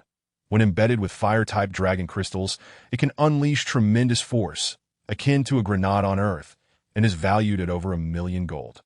Unfortunately, while the true worth of the firebolt remains undiscovered, its materials are quite unique, making it a formidable choice for covert operations. After much haggling, Xin Yun discovered that the seller would not part with it for less than 30,000 gold. Left with no other option, Xin Yun returned to the inn.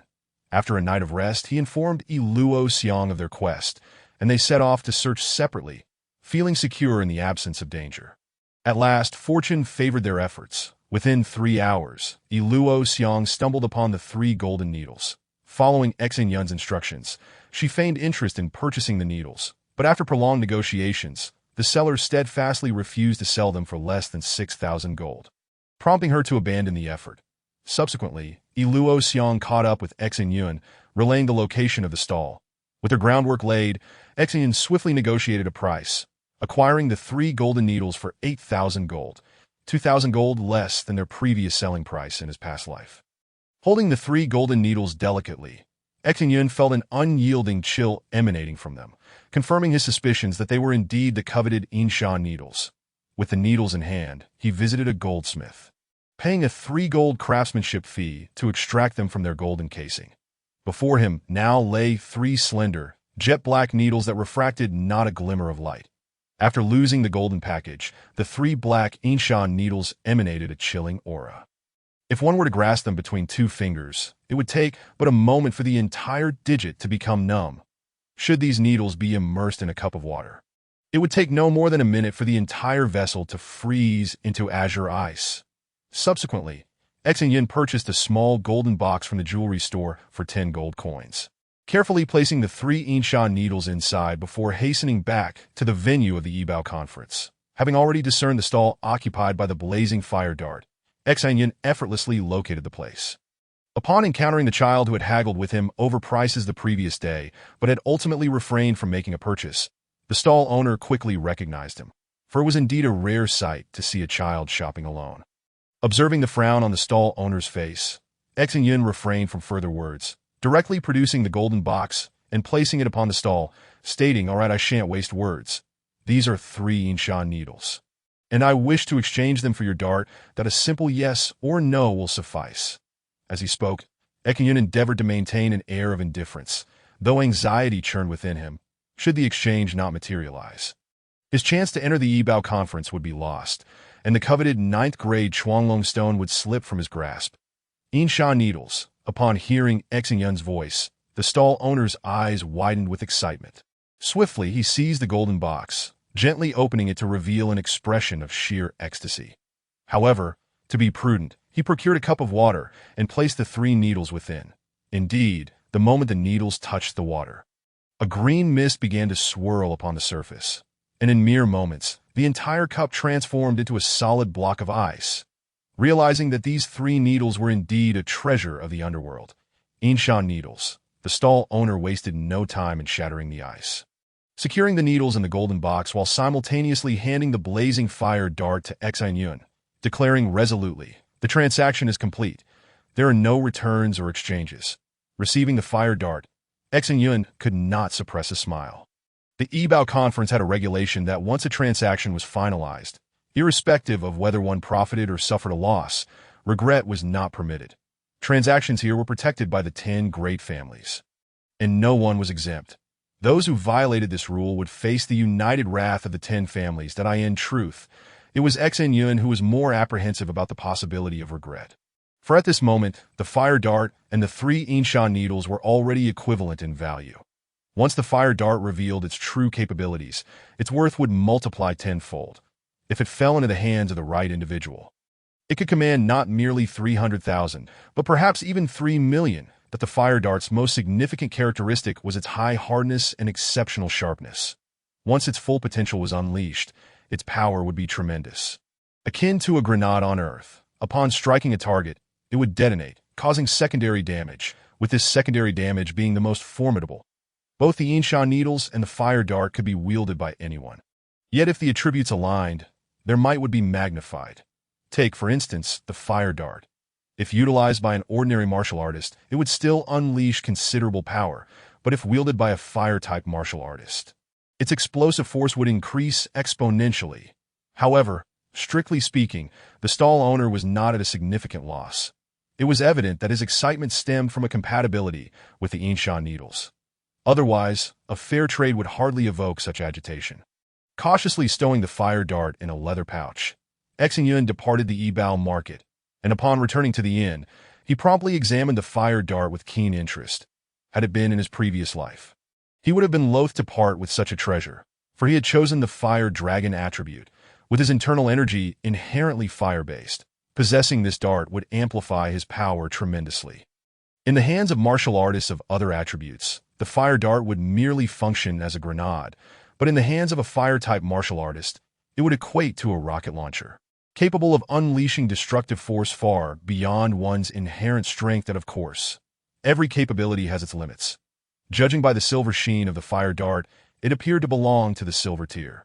Capable of accommodating any silver-grade dragon crystal, in the hands of a fire-type silver-tier martial artist, it could unleash destructive power equivalent to that of a gold tier. After studying it for a while, Xin Yun positioned the fire dart correctly and infused it with a surge of internal energy that in an instant.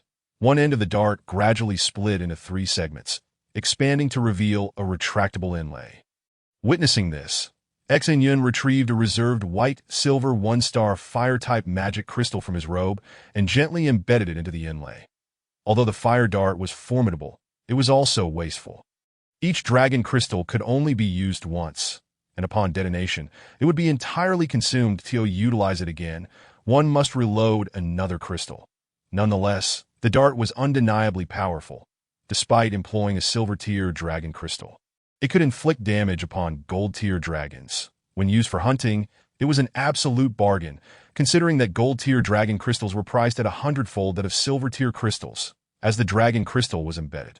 The inlay retracted automatically, and simultaneously, the expanded dart rapidly closed back into its sharp form, yet fiery red glimmers emanated from the seams of the dart's surface. Satisfied with his acquisition, Xin Yun felt assured regarding his entry ticket for the Yibao conference. With 4 to 5 days remaining, he could not afford to squander this time. Sitting cross-legged on the bed, Xin Yun continued to refine the energy within the Dragon Pearl. Although he was currently ahead of Yulaxiang, the girl's innate talent and potential were exceptional, and with the imminent acquisition of the 9th-grade Dragon Pearl, if he did not strive diligently, he would soon find himself overtaken and left behind. In the ensuing days, Ada returned several times, hindering Xin Yun's concentration on his cultivation. Reluctantly, Xin Yun instructed Ada to return in a month and to refrain from daily disruptions at present. Ada possessed over 4,000 gold coins. If he sought pleasure, he could easily find an abundance of beautiful women at this moment. He was utterly absorbed in his indulgences and readily acquiesced to Xin Yun's request. Time flowed steadily, and finally, the Yibao conference was on the verge of commencement. Although reluctant, Xin Yun had no choice but to temporarily suspend his cultivation, taking the fire dart to the venue of the Yibao conference and obtaining his entry permit. As a treasure worth over 1 million, potentially reaching 3 million, acquiring a pass was a mere formality. After a simple procedure, Xin Yun effortlessly received his entry certificate. The following morning, armed with the fire dart and following the number inscribed on his entry permit, Xin Yun located his designated stall, with Yulaxiang accompanying him to assist in overseeing the booth. Meanwhile, Xin Yun closed his eyes, continuing his refining endeavors. Though the Yibao conference had commenced, it was important to note that the event would span an entire month. During this initial phase, participants were hesitant to present their truly valuable items. The genuine treasures and significant clientele typically emerged in the latter half of the month, while the fire dart was sufficient for entry. It held little weight within the grand context of the Yibao conference.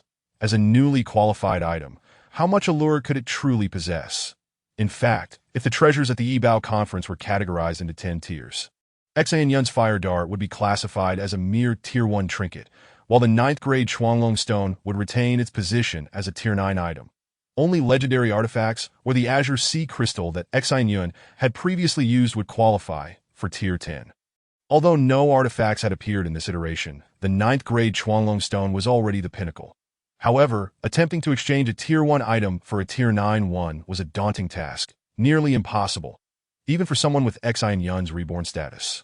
More often than not, it hinged upon luck that at the Yibao conference, each participant was allotted a stall measuring 2 meters in length and 1 meter in width. Behind the stall, Xin Yun and Yulaxiang sat side by side. While the stall itself housed nothing but the solitary fire dart that in comparison to the bustling market, Xin Yun's stall appeared decidedly meager. Next to the fire dart, Xin Yun placed a piece of parchment, clearly stating that he would either accept a gold-tier treasure in exchange or a direct offer of 300,000 gold. Otherwise, he would not entertain any further discussions. Were this elsewhere, 300,000 gold might indeed attract interest, particularly from fire-type martial artists. Yet here, at the Yibao conference, what treasures could one not find? The fire dart, with its price set at the upper limit, had seen its appeal diminish to nearly nothing. For 3 consecutive days, Xin Yun attended the market, yet spent his time quietly refining the Dragon Pearl. Yulaxiang accompanied him daily, but the number of visitors was scant, and those who dared to haggle were promptly dismissed by Yulaxiang. Finally, after a week had passed, following such prolonged neglect, Yulaxiang exhibited signs of discouragement. Observing her demeanor, Xin Yun calmly inquired, "What is it? Are you disheartened? Do you feel hopeless?" Upon hearing his words, Yulaxiang did not attempt to mask her feelings. Nodding dejectedly, witnessing her despondency, Xin Yun could not help but sigh. Regardless of her current intelligence, she remained but a child, inexperienced and vulnerable to despair. With a smile, Xin Yun reassured her, Yulaxiang, that no matter the circumstances, never lose heart, and above all, do not give up. Regardless of how adverse our situation may become, we must persist as long as we exert enough effort. Everything will eventually turn around. Is it true? Will things really get better? Upon hearing Xin Yun's words, Luoxiang felt a mix of belief and skepticism. With a smile, Xin Yun firmly stated, "I know you may not believe me, but to just watch closely. Starting today, I will prove it to you with undeniable facts." As he spoke, Xin Yun turned confidently and headed towards the venue of the Yibao conference. Observing Xin Yun's unwavering confidence, Luoxiang found herself momentarily entranced. This man was undeniably enigmatic, despite her rational inclination not to trust him. Ever since their acquaintance, everything he had said, no matter how astonishing or seemingly unattainable, had ultimately come to fruition. By this point, Luoxiang had begun to harbor a hint of superstition towards Xin Yun's words. Even if he claimed that gold would fall from the heavens the next day, she would believe him and rush off to collect it.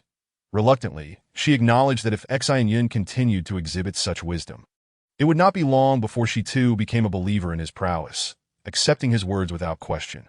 She could only hope that she would not lose herself in the process. Chapter 37.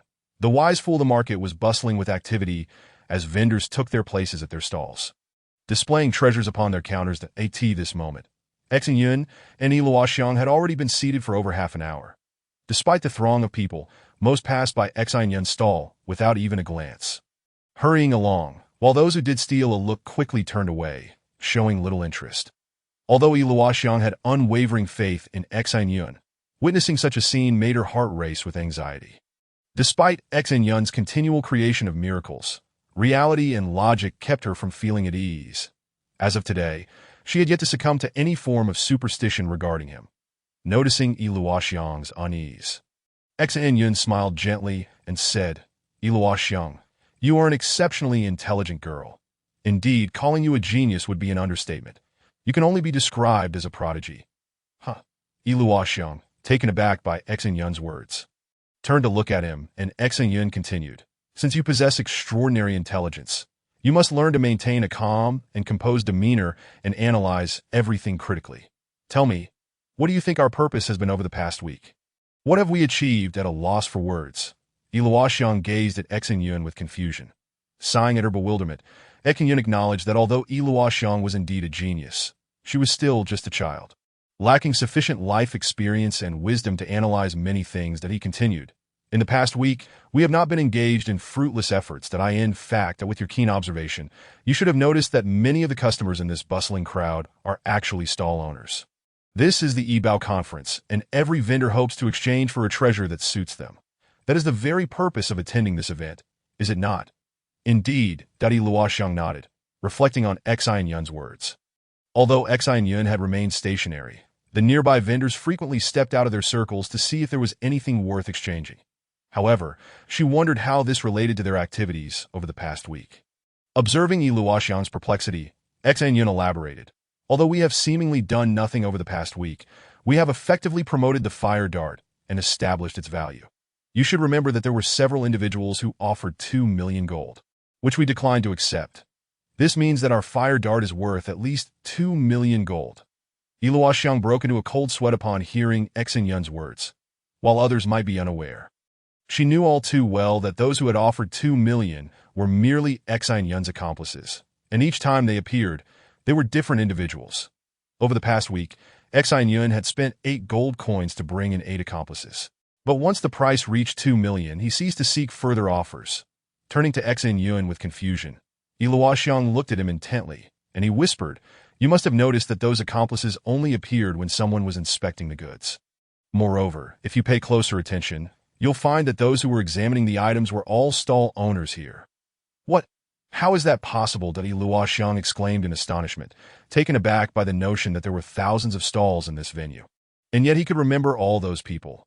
Observing Yi Luoxiang's shock, Xin Yun smiled and continued, "Do not be surprised that N01 can recall the faces of all the stall owners, that I only need to remember the faces of those who possess treasures I am interested in and who are willing to trade. This narrows the pool significantly. I only need to remember about 100 people." At this juncture, Xin Yun paused briefly before continuing. "Remember, while you possess incomparable intelligence, do not fall into the trap of over-relying on your intellect. Wisely applying your talents will elevate you beyond the ordinary." Upon hearing Xin Yun's words, Yi Luoxiang nodded in realization. Since her interactions with Xin Yun began, she had noticed a marked increase in her own intelligence. She could recall nearly everything at a glance. Her mind was incredibly clear and agile. When contemplating problems, that it was as if she had transformed into an entirely different person, a stark contrast to her former self. However, despite this newfound brilliance, she often relied on her instincts rather than pushing her intellect to its limits. As Xin Yun pointed out, she had begun to place undue faith in her own wisdom. Now that Xin Yun had highlighted this, she was determined not to repeat the same mistake. After pondering for a while, Yi Luoxiang reconsidered the entire situation and finally lifted her head in admiration, saying, "I understand now that I finally grasped the intricacies of this strategy.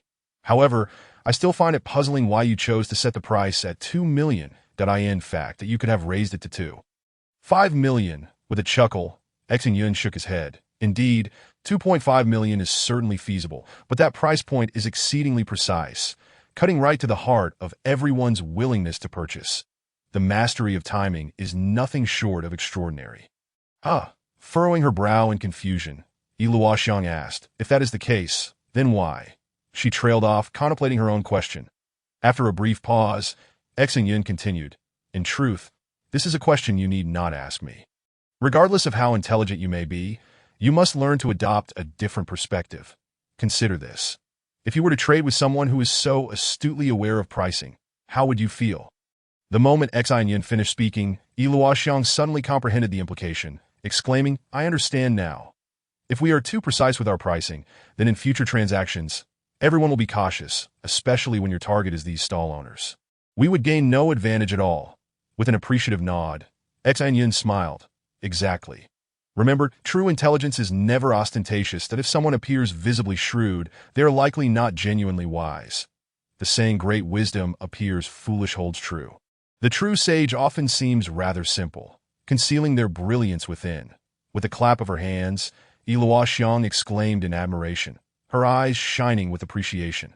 Throughout her life, she had never admired anyone as much as she did Xin Yun.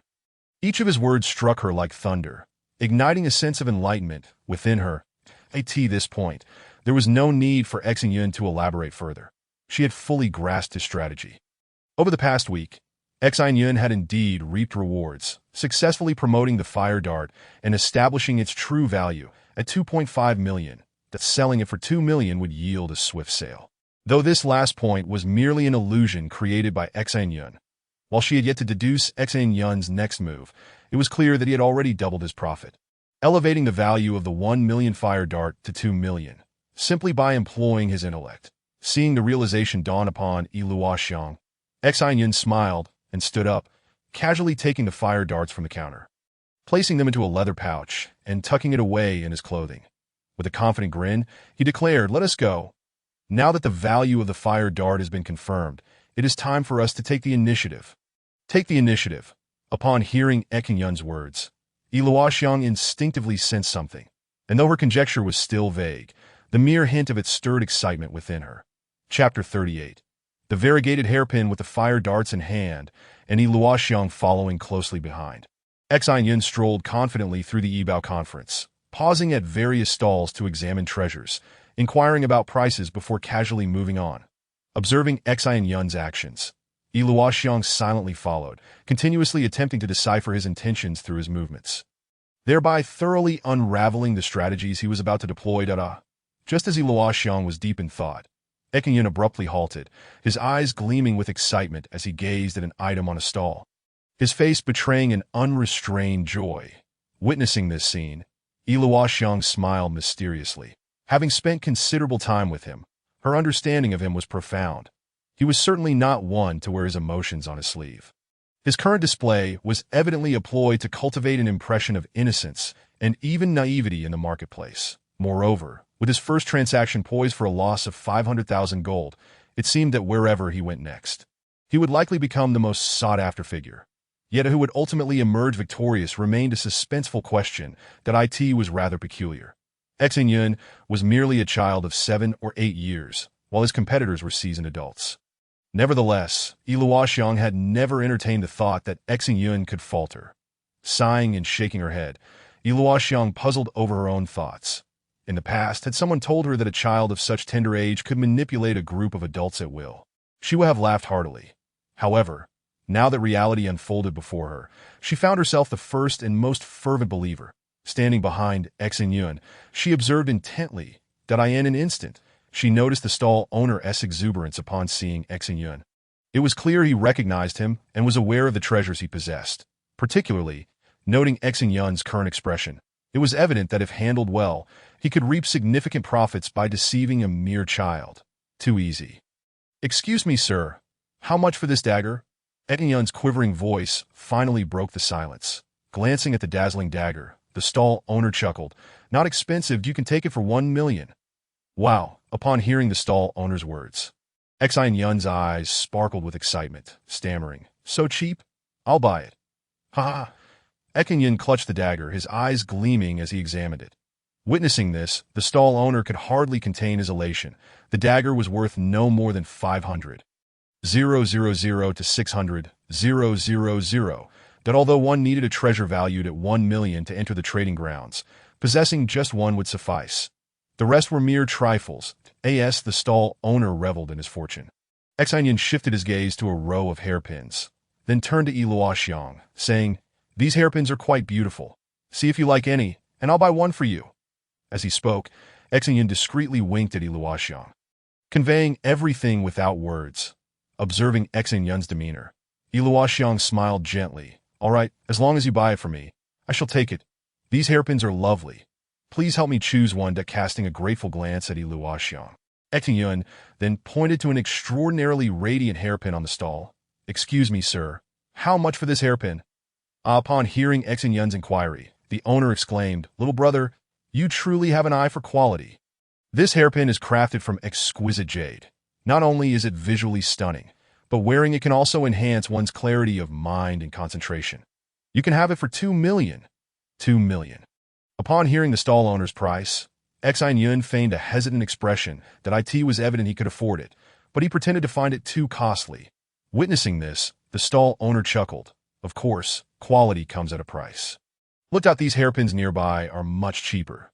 This one for 1.5 million, that one for 1.2 million, and especially this one with red cotton fluff. You could take it for just 1 million." Listening to the stall owner's words, Xin Yun furrowed his brows and bit his lip, hesitating for a long moment before finally making up his mind. But he pulled out a leather pouch from his clothing and placed it on the stall, saying, "All right, I'll trade this fire needle for your dagger and this least valuable hairpin. Is that acceptable?" "Fire needle." The stall owner's eyes suddenly shone with fervent light as he quickly snatched the pouch, opening it to confirm it contained the fire needle. However, the stall owner, cautious even when dealing with a child, meticulously inspected it for a while before confirming its authenticity. Without further ado, he handed Xin Yun the dagger and the hairpin, exclaiming, "All right, the deal is done. No returns or exchanges, that you're welcome to come back any time." Observing the stall owner's excitement, Xin Yun smiled enigmatically, then took the pouch and left the stall with Luoxiang, turning towards the market's exit. Following closely behind Xin Yun, Luoxiang remained silent until they reached a secluded spot where she cautiously inquired, "So, did you find any treasures?" Nodding with a tremor of excitement, Xin Yun replied, "A treasure, undoubtedly. Only that fellow lacks discernment. But one cannot blame him. The treasure is too well concealed for the average person to uncover." Hearing Xin Yun's words, Luoxiang exclaimed, "Is it that dagger?" Puzzled, Xin Yun looked at her. "Why do you think it's the dagger?" Smiling at Xin Yun, Luoxiang explained, "I have some knowledge of jade. Red is for fey, green is for cui. This hairpin is indeed jade, but it possesses no exceptional qualities. although it is a finely crafted piece. Its value will not exceed 1 million. Acquiring it means you break even. It cannot be considered a treasure. At this point, Luoxiang paused briefly before continuing. As for that dagger, I am not familiar with it. However, because I understand that piece of jade, I can confidently assert that the dagger is the true treasure. Casting a strange glance at Luoxiang, Xin Yun chuckled. I didn't realize you had knowledge of jade. How about we make a wager? I assert that this piece of jade is the real treasure. Luoxiang looked at him quizzically. I would love to wager with you, but could you show me that hairpin once more before we proceed? Without hesitation, Xin Yun acquiesced, handing the red and green hairpin to Luoxiang as she received it. Luoxiang scrutinized it closely. Yet, no matter how she examined it, she could not discern any remarkable features. Giving Xin Yun a sidelong glance, she declared, Fine. No matter what you propose for the wager, I shall accept. I refuse to believe that I could lose to you in an area where I am knowledgeable. Xin Yun grinned mischievously, licking his lips. Aren't you curious about what I intend to wager? Are you so confident in your judgment? Raising her head proudly, Luoxiang replied, Of course. You must understand that the women in the village love discussing jade and jewelry. I've read many books on jade. While I won't claim to be an expert, I can assure you that this does not qualify as a true treasure. All right, Xin Yun exclaimed, leaning closer to Luoxiang and whispering. Let us make a bet. If this hairpin truly is a treasure, you must let me kiss you. Upon hearing Xin Yun's words, Luoxiang's face flushed crimson. Although they had shared a kiss in the dry well, and it had even been a passionate one, it was under the guise of feeding, and thus did not count that up until today, a genuine kiss had yet to occur between them. What's wrong? Are you afraid? Xin Yun chuckled at her bashful demeanor. Noting his mischievous expression, Luoxiang defiantly raised her chin. What is there to fear? I accept your wager.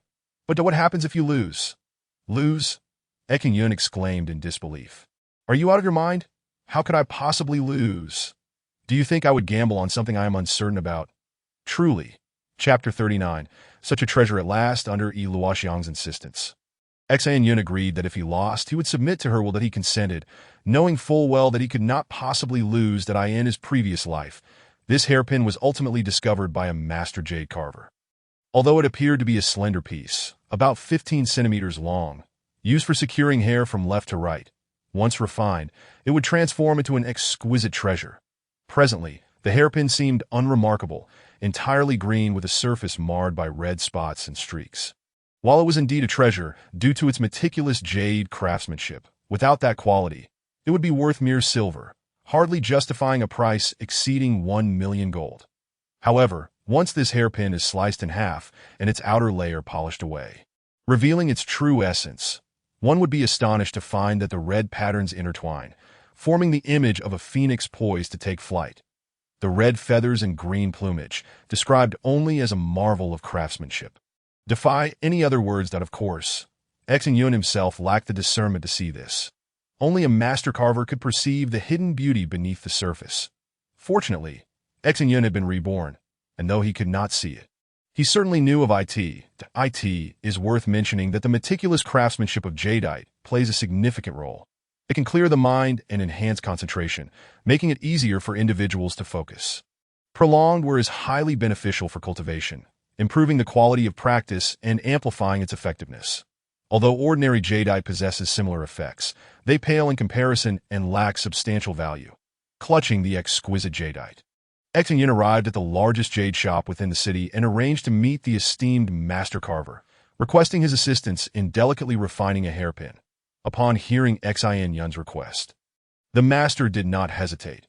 After all, in the realm of commerce, as long as one could meet his price, anyone could enlist his services. Naturally, as a master, his fees were exorbitantly high. However, Xin Yun appeared well prepared, producing a dagger and laying it before the master. Instantly captivated, the master recognized that although he had no use for the dagger itself, its material was among the finest for carving tools. Sufficient to cover his FE as time passed, Luoxiang witnessed the transformation of the mundane into the extraordinary. Under Xin Yun's guidance, the master meticulously followed his instructions. Several hours later, when the master finally completed the carving, a resplendent phoenix, entirely verdant and enveloped in fiery red flames, emerged, shimmering with a captivating brilliance that was simply breathtaking. Staring in awe at the vibrant phoenix on the table, the master remained silent for a full minute before exhaling deeply, murmuring, "Beautiful to truly beautiful, so stunning it seems unreal."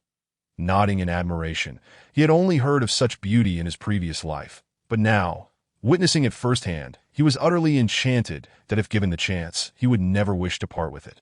Yet, for the sake of the ninth-grade Chuanglong stone, sacrifices had to be made. With a long sigh, Yiluoxiang's eyes glazed over. Regardless of her intellect or wisdom, she remained a girl, and the desire for beauty was inherent to her nature. Gazing at the lush, exquisite phoenix hairpin, she yearned to keep it, yet understood that such a superficial desire was not worth the sacrifice. Although Xin Yun had not disclosed his intentions, it was evident that every action he took was purposeful. She did not wish to burden him further, having already caused him enough trouble. As anticipated, Xin Yun did not gift the hairpin to Yiluoxiang. Carefully placing it in a jade box, he returned with her to the market. In the meantime, the fiery shuttle from his stall had vanished, replaced by a dazzlingly colorful phoenix. With the appearance of the colorful phoenix, the entire market erupted in excitement, drawing a large crowd eager to behold the spectacle. However, Xin Yun had already posted a sign indicating that the phoenix was for exhibition only, not for sale or trade. As he allowed the throngs to admire the creation, he turned to glance at Yiluoxiang, who was gazing at the colorful phoenix with rapt fascination, her expression utterly entranced. Women possess an inherently low resistance to unparalleled beauty that, if circumstances allowed, Xin Yun would have loved to present the phoenix to her. But alas, for the ninth-grade Chuanglong stone, he could not afford such indulgence. The external world was merely an illusion. What truly belonged to oneself was strength and capability. Over the next 3 days, throngs of people flocked to admire the phoenix hairpin, with many proposing trades. Yet Xin Yun politely declined each offer, waiting patiently for the arrival of a particular individual he would sell to no one but her. It was not merely a matter of currency. After much anticipation, the figure finally appeared, a woman shrouded in a gray veil, her silhouette strikingly graceful as she approached. Under Xin Yun's keen observation, when she beheld the iridescent hairpin, her eyes sparkled with intensity. Although functionally similar to other jadeite hairpins, this one's unique design was priceless, a gem that could not be bought with mere currency. As Xin Yun anxiously awaited her response, the woman admired the hairpin for a considerable time, but did not utter a word. With a soft sigh, she turned and walked away. Witnessing her reluctance to initiate a purchase left Xin Yun bewildered. Could it be that the colorful phoenix was not enchanting enough? Yet her gaze had clearly conveyed her admiration. Watching her retreat, Xin Yun felt a sinking sensation. To acquire the ninth-grade Chuanglong stone, he first needed the divine dragon fruit, which could only be obtained by trading for 4 items from this girl's stall. In his previous life, he had exchanged those 4 items for the divine dragon fruit, which in turn had procured the ninth-grade Chuanglong stone. Now, faced with the fact that the girl had 6 items on display, he was uncertain which 4 had been used for the divine dragon fruit. Thus, to ensure he obtained the fruit, he would need to acquire all her possessions.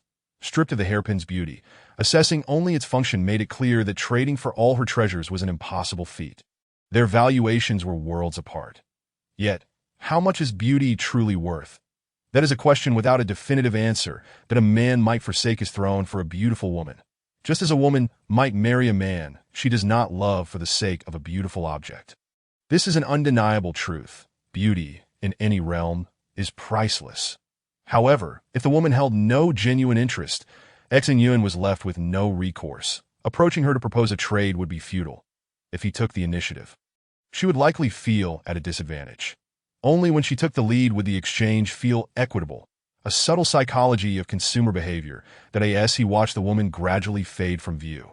Xin Yun sighed, aware that the divine dragon fruit would emerge that weekend, that if he did not secure all of her items beforehand, it would inevitably fall into her possession, and consequently, the ninth-grade Chuanglong stone would slip through his fingers. With another resigned sigh, Xin Yun sat despondently in his chair, contemplating his next move. Although he had momentarily failed, as long as the divine dragon fruit had yet to appear, hope remained. Just as he had advised Yiluoxiang, one must never become disheartened or give up. With diligence and thought, solutions would always present themselves. "Excuse me, did I ask that hairpin truly not for sale or trade?" I genuinely adore it. Please, I implore you to consider exchanging it with me." While Xin Yun was lost in thought, a melodic voice rang in his ears. Irritably lifting his head, he prepared to dismiss the intruder when he was startled to find the veiled woman standing at the counter once more. Her eyes gleaming with earnest desire. Xin Yun's heart raced. Though he had encountered similar scenes countless times over the past few days, this instance was different.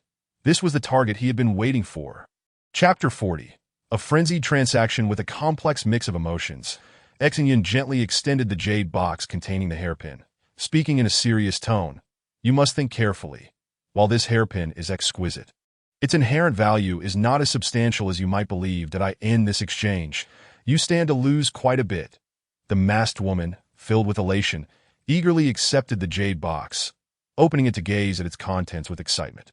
Shaking her head with a smile as she replied, "You are not a woman, so you wouldn't understand. Beauty is priceless, especially when it is a naturally formed treasure. Its value is beyond measure to me. This is the most precious treasure in the world. I wouldn't trade it even for a 9th-grade Chuanglong stone." "Really?" Xin Yun exclaimed in astonishment. "If I genuinely had a 9th-grade Chuanglong stone to trade, you wouldn't consider it?" With satisfaction, the girl secured the jade box to her chest, pouting slightly as she replied, "What is a 9th-grade Chuanglong stone, anyway? Although it may be expensive and indeed a priceless treasure. There are still many in the world, but a hairpin like this, you cannot find another one." Hearing her words left Xin Yun utterly speechless. It seemed to confirm the adage about the wealthy. Wealthy individuals seek the most expensive items, pursuing the unique. In the world, those with true wealth might spend billions on a yacht or drive limited edition cars. Only one or two in existence, having custom-tailored clothing made by designers. This is what it means to be genuinely wealthy. Clearly, this girl embodied that essence. By her standards, the hairpin was indeed priceless. From her perspective, this transaction was a monumental windfall, an acquisition of a rare, invaluable treasure. With a wry smile, Xin Yun meticulously examined the 6 items she had presented, confirming their authenticity before raising his gaze to speak, only to be interrupted by the girl, who declared, "All right, the deal is done. No returns or exchanges allowed. Heed it now, you can't back out." Listening to the girl's words, Xin Yun involuntarily opened her mouth, yet found herself at a loss for words. What kind of situation is this? Regardless of whether buying or selling, it is always the other party who calls out first. Could it not be his turn just once? Shaking her head, Xin Yun packed all her treasures into a box, preparing to ask Luo Xiang to leave when she noticed the girl gazing forlornly at the woman as she gradually receded into the distance. Observing Luo Xiang's reluctant demeanor, Xin Yun felt a pang of heartache. Shaking her head, she softly said, "Do not feel too attached. This hairpin is not suited for you. I assure you that I will help you find a more beautiful and fitting adornment in the future." "Ah, really?" Upon hearing Xin Yun's words, Luo Xiang gasped in surprise, but quickly regained her composure, her cheeks flushing as she stammered. "No, I'm not reluctant. You misunderstood me. I was merely lost in thought. You need not concern yourself with me." Seeing Luo Xiang's anxious expression, Xin Yun was reminded of her previous life, when she wore a butterfly made of colorful jade upon her head, a beauty beyond compare, the perfect fit for her. The most exquisite and expensive treasure. Unfortunately, that item had yet to make its debut, and acquiring it was out of the question. That I end the days that followed, Xin Yun refrained from attending the Yibao conference, choosing instead to remain at home, refining the dragon pearl in solitude. That it was only on the weekend that she emerged from her seclusion, bringing 6 treasures along with Luo Xiang to the trading venue. Throughout the morning, Xin Yun sat with her eyes closed, seemingly in a state of meditation, but in truth, she was engrossed in refining the dragon pearl. As for the stall, it remained devoid of any merchandise, preventing any inquiries about prices. Before long, noon arrived, and after a simple meal, the two returned to their stall. Upon noticing Xin Yun still had not displayed any goods, Luo Xiang could no longer contain her curiosity and asked, "Now that we're here, why don't you put your items out? Without them, how will anyone know what you're selling or how to trade?" Hearing Luo Xiang's words, Xin Yun offered no explanation, unsure of how to clarify her stance. Should she tell her that she was waiting for the individual possessing the divine dragon fruit to appear? The divine dragon fruit is a miraculous fruit. blooming once every decade and bearing fruit only after a century, known for its life-restoring properties and ability to enhance strength. Moreover, it produces only one fruit at a time, rendering it exceedingly rare. Though its inherent value cannot compare to that of a ninth-grade dragon pearl, if someone were in dire need of salvation, it becomes an invaluable treasure. Once all her items were finally displayed on the counter, Xin Yun closed her eyes again and quietly instructed, "We shall not sell our goods. If anyone inquires, you must dismiss them, that you not let them disturb me." Though Luo Xiang could not fathom Xin Yun's thoughts, she complied with the directive, learning much through her interactions with outsiders. "Quickly, let us go check. Someone is selling divine dragon fruits over there." Uncertain how much time had passed, the marketplace erupted in commotion. And amidst the clamor, everyone rushed towards a particular direction. Upon hearing the commotion, Xin Yun finally opened her eyes, a smile gracing her features. Without hesitation, she packed up all the items at the stall and made her way towards the gathering crowd. "What are you doing?" Luo Xiang questioned, puzzled by Xin Yun's actions. In response to Luo Xiang's inquiry, Xin Yun laughed heartily. "We're going to acquire that divine dragon fruit." Understanding dawned upon Luo Xiang, who nodded without further thought, following closely behind Xin Yun towards the throng. Soon, Xin Yun, clutching the box, maneuvered her way to the front of the stall. Surveying the modest display, she saw a cold jade box, the only item on display, with a sturdy man in his 40s standing behind it, a simple expression on his face. Beside him stood a timid child of 7 or 8 with large, innocent eyes. As soon as she entered the circle, Xin Yun heard the stout man proclaim, "Everyone, do not push. Listen to me. This divine dragon fruit is available for exchange only for a 7th-grade creation dragonstone. Nothing else will suffice." "Wow!" Gasps of astonishment arose from the crowd, followed by a chorus of sighs. Although the 7th-grade creation dragonstone is not as rare and precious as the 8th or 9th grades, it is still considered a valuable item, comparable in worth to the divine dragon fruit, albeit in limited supply. While the fruit possesses the ability to enhance strength, dragon crystals offer a similar effect, albeit at a slower pace.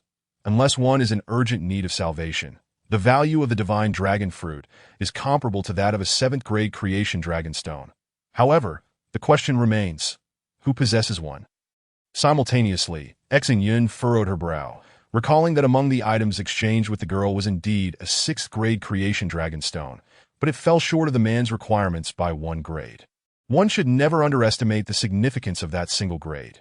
The disparity in value is immense that if a 6th-grade creation dragonstone is worth 1 unit, a 7th grade would surely be worth at least 10. A 10-fold difference that would deter any agreement from the other party. However, contemplating the 6 treasures acquired from the girl, Xin Yun gradually formulated a plan. After some calculation, she smiled, propping herself against the counter as she addressed the man. "What use is it to exchange merely for a 7th-grade creation dragonstone? Can you guarantee your child's safety?" Upon hearing Xin Yun's words, the man broke into a cold sweat. Indeed, while the divine dragon fruit is valued comparably to the 7th-grade creation dragonstone, exchanging solely for the stone does not ensure the child's safety. Should anything happen to the child? Observing the man's frightful expression, Xin Yun smiled and proposed, "How about this? I possess a 6th-grade creation dragonstone, along with a piece of golden-grade armor for the chest, a golden-grade leg guard, and a golden-grade helmet. Together, they constitute a complete set of golden-grade armor, unless you are pursued by a master of golden-grade or higher. This will at least ensure your survival." Continuing with a gentle smile, Xin Yun added, "These 3 pieces of golden-grade armor, combined with the 6th-grade creation dragonstone, amount to 4 treasures in total, far exceeding the value of a 7th-grade creation dragonstone. You may inquire if you wish. If you find it suitable, seek me out at stall number 6042. With that, Xin Yun turned and walked away from the crowd. Chapter 41. Trading competition. As Xin Yun departed, the man did not attempt to call her back. It was evident that while he was intrigued by Xin Yun's offer, he lacked understanding of the significance of a complete set of golden-grade armor. The divine dragon fruit is indeed precious and rare, but its utility is limited unless in specific circumstances.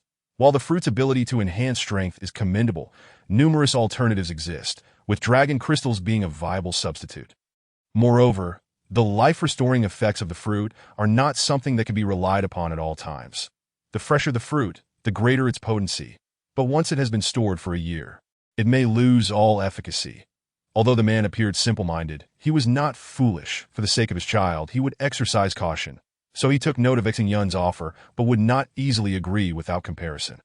Xin Yun, however, felt no concern. The divine dragon fruit is indeed an invaluable treasure when needed. Even exchanging it for a 9th-grade creation dragonstone would be worthwhile. But when it is not needed, its inherent value is not high, at most equivalent to 2 pieces of golden-grade equipment. However, Xin Yun was offering 3 pieces of golden-grade armor along with a 6th-grade creation dragonstone in exchange. A deal that far exceeded the typical value of the divine dragon fruit. Searching the entire market, it would be nearly impossible to find a second one, in fact, if one were daring enough. 2 pieces of golden-grade armor combined with a creation dragonstone could suffice for the divine dragon fruit. But Xin Yun did not wish to take that risk, not wanting to miss this unique purple soul-type creation dragonstone. Should she let this opportunity slip, it would be a long time before another like it surfaced in the world. And even if found, it would not be a purple soul-type creation dragonstone. Sure enough, shortly after Xin Yun returned to her stall, the stout man approached her. With a smile, Xin Yun greeted him. "My friend, I trust you have inquired sufficiently. The total value of my offerings is undoubtedly more than double that of your divine dragon fruit. You will not regret this exchange." Nodding in agreement, the man replied with excitement. "Yes, I consulted the appraisal center at the Yibao conference, and it is indeed as you said. At this price point, there is no equivalent in the market. However, yes, he spoke. The man's face flushed with hesitation. Observing his expression, Xin Yun slowly rose, saying, "Very well. If you require it, we can visit the appraisal center at the Yibao conference for verification. But the fees will be on you." Without hesitation, the man agreed, and together they made their way to the appraisal center at the Yibao conference, each carrying their respective trade items. Once they confirmed the authenticity of each other's goods, the transaction was completed. With an expression of barely contained joy, Xin Yun returned to her stall, the divine dragon fruit now securely packaged. Unless a 9th-grade creation dragonstone appeared, the divine dragon fruit would not be offered for exchange. In truth, it was the emergence of the divine dragon fruit that caught the attention of a powerful faction, which subsequently arrived with a 9th-grade creation dragonstone, determined to acquire it at any cost. Otherwise, the divine dragon fruit and the 9th-grade creation dragonstone would not be considered equivalent. However, that formidable force is still some distance away, by the time the news reaches them. It will take another week for those individuals to arrive. And thus, they will not reach here until the afternoon of the last day of the Yibao conference. Therefore, as of now, Xin Yun still has 2 weeks to attend to other matters, facing the once-in-a-decade Yibao conference. Xin Yun is naturally reluctant to relent. Up to this point, he still possesses 2 treasures, which are among the 6 items he exchanged from that girl. Opening the box, Xin Yun retrieved the 2 treasures. One is a golden-grade weapon, a boomerang, and the other, also of golden grade, is a pair of battle boots. Gazing at the 2 golden weapons on the counter, Xin Yun couldn't help but smile. In truth, these pieces of equipment form a set, comprising both armor and weaponry. Casting a sidelong glance at Luoxiang, Xin Yun began to ponder. Although Luoxiang possesses a remarkably high intellect, she still requires training. It is essential to understand that human wisdom is limitless. Akin to a gemstone, the more it is polished, the brighter it shines. In contemplation, Xin Yun spoke. "Luo, since the conference commenced until now, I believe you have accumulated considerable experience, haven't you? How about a friendly competition to see who can procure the most precious items by the end?" Upon hearing Xin Yun's words, Luoxiang's eyes instantly sparkled with excitement. Xin Yun sometimes acted as if guided by divine intervention, such as when he discovered that colorful phoenix hairpin. Yet, at times, he seemed to exhibit signs of a mental lapse, like when he purchased the divine dragon fruit for an exorbitant price, which was utterly incomprehensible. Now, with the prospect of competing against Xin Yun, her eyes lit up. Truth be told, she had been eager to engage in a challenge for days. Possessing extraordinary intelligence, yet lacking an opportunity to demonstrate, it was indeed a frustrating predicament. With this thought in mind, Luoxiang nodded eagerly. "All right, what are the rules of our competition?" Seeing Luoxiang's agreement, Xin Yun couldn't help but smile. Given his life experiences, even if it were a fair contest, he would not necessarily be outmatched. Moreover, he retained the memories of his previous life. Unless someone else had also been reincarnated, it would be impossible for anyone to defeat him in this competition. The reason he proposed this contest was twofold. Firstly, to exercise Luoxiang's abilities and encourage her to think independently and wisely. Secondly, Xin Yun noticed her skepticism regarding the recent transaction involving the divine dragon fruit. Although she had not vocalized her doubts, her perplexed expression had already betrayed her. Pointing at the two remaining golden-grade pieces of equipment, Xin Yun declared, "Here are two golden-grade items. You may choose one, and I will take the other. Over the next 2 weeks, let us each use our skills to trade for items. At the end of the Yibao conference, we shall see who acquires the more valuable treasures." Upon hearing Xin Yun's proposal, Luoxiang nodded in agreement. Indeed, this method of competition seems quite fair. However, if given the choice, I would select the boomerang, as weapons typically command a higher price than armor. With a smile, Xin Yun handed her the L-shaped boomerang, while he tucked away the pair of battle boots. Almost in unison, the two of them took their respective treasures and began to stroll around the Yibao conference. Having observed the proceedings for 2 weeks, Luoxiang, leveraging her intelligence, had grasped the nuances of trading. However, while the boomerang was relatively easy to sell, its value was already established, making it challenging to exchange for items of greater worth. Of course, Luoxiang also sought to uncover potential treasures akin to the hairpin, but it was beyond the reach of a child not yet 8 years old. No matter how clever, it was implausible to attain such insight. Conversely, Xin Yun quickly completed his first trade, using the golden-grade battle boots. After incurring a slight loss, he exchanged them with the stall owner for a jade pendant, a jade hairpin, a pair of jade bracelets, and a jade ring, achieving a 1-to-5 trade ratio. However, in terms of actual value, Xin Yun had technically experienced a minor loss, as the 5 jade items collectively did not equal the worth of the golden-grade battle boots. During lunch, Luoxiang refrained from any transactions, remaining in an observational phase. For someone endowed with exceptional intelligence, she believed that every action must be executed with utmost certainty. Without sufficient confidence, she would never take action. While she appreciated the items Xin Yun traded for from a female perspective, from a merchant's viewpoint, he had undeniably incurred a loss. Naturally, Luoxiang pondered whether these treasures concealed hidden secrets like the hairpin. Yet that was simply not feasible. These jade ornaments were all crafted from refined mutton-fat jade, devoid of any additional mysteries. After lunch, Luoxiang promptly departed from the stall to continue her observations in the venue, while Xin Yun leisurely left the trading market, heading toward the jade store. Chapter 42. The art of trading. Although the Yibao conference had been held numerous times, the people in this world truly seemed unaware of the concept of packaging. The jade items were carelessly displayed, failing to convey beauty or value. Upon arriving at the jade store, Xin Yun spent 10 gold coins to commission 4 crystal boxes, intricately carved with countless facets. Radiating an exquisite brilliance, that he then lined the bottoms of the boxes with red, blue, black, and white fabrics, placing the 5 jade items within. Once the previously dull-looking mutton-fat jade ornaments were nestled in the sparkling crystal boxes. Enhanced by the contrasting fabric, they immediately transformed in appearance. Earthlings understand that the items seen in a jewelry store differ vastly from those one actually purchases and wears. It is not a matter of deception, but rather that these ornaments require proper presentation. One could assert that even a worthless scrap of metal, when exquisitely packaged, could fetch a price equivalent to gold. This is not mere hyperbole, as such occurrences are remarkably common.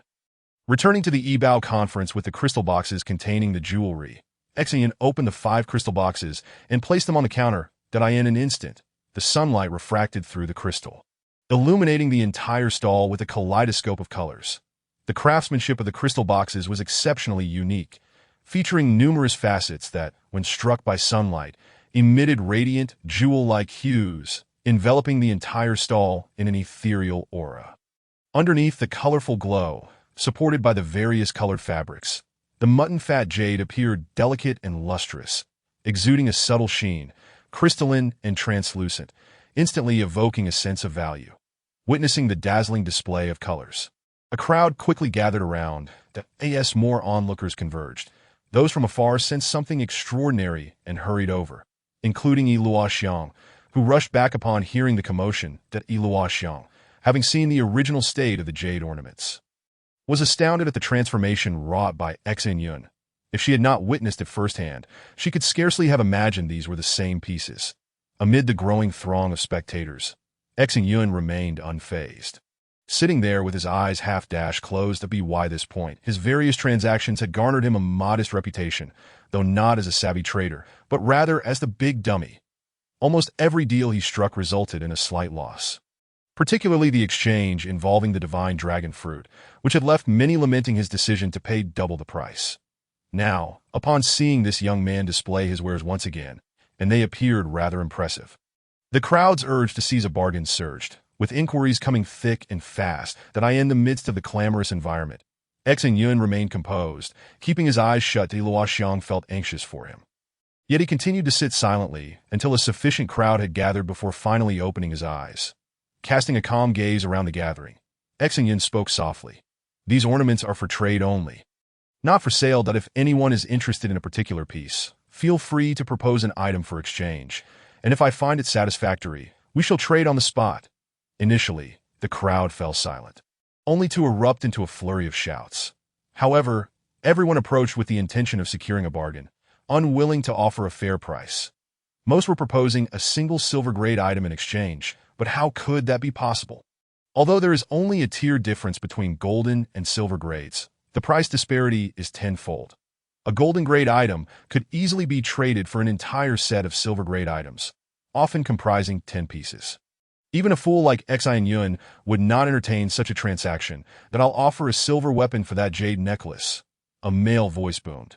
Rising slowly, Xin Yun grasped the jade necklace, stepped out from behind the stall, and approached the young man who made the offer. Observing this scene, the onlookers silently lamented the considerable loss that was about to transpire. A silver weapon was about to be exchanged for such a valuable item. Just as everyone believed Xin Yun was ready to finalize the trade, and as Luoxiang anxiously stamped her foot, Xin Yun, still holding the crystal box containing the jade necklace, glanced at the young man and then at the beautiful girl beside him before speaking. Do you truly believe that this jade necklace is worth merely a silver weapon? Upon hearing Xin Yun's words, the young man, though somewhat embarrassed, nodded and replied, Indeed, I find this price quite reasonable. Do you think it's not worth it? In response to the young man's statement, Xin Yun merely pursed her lips.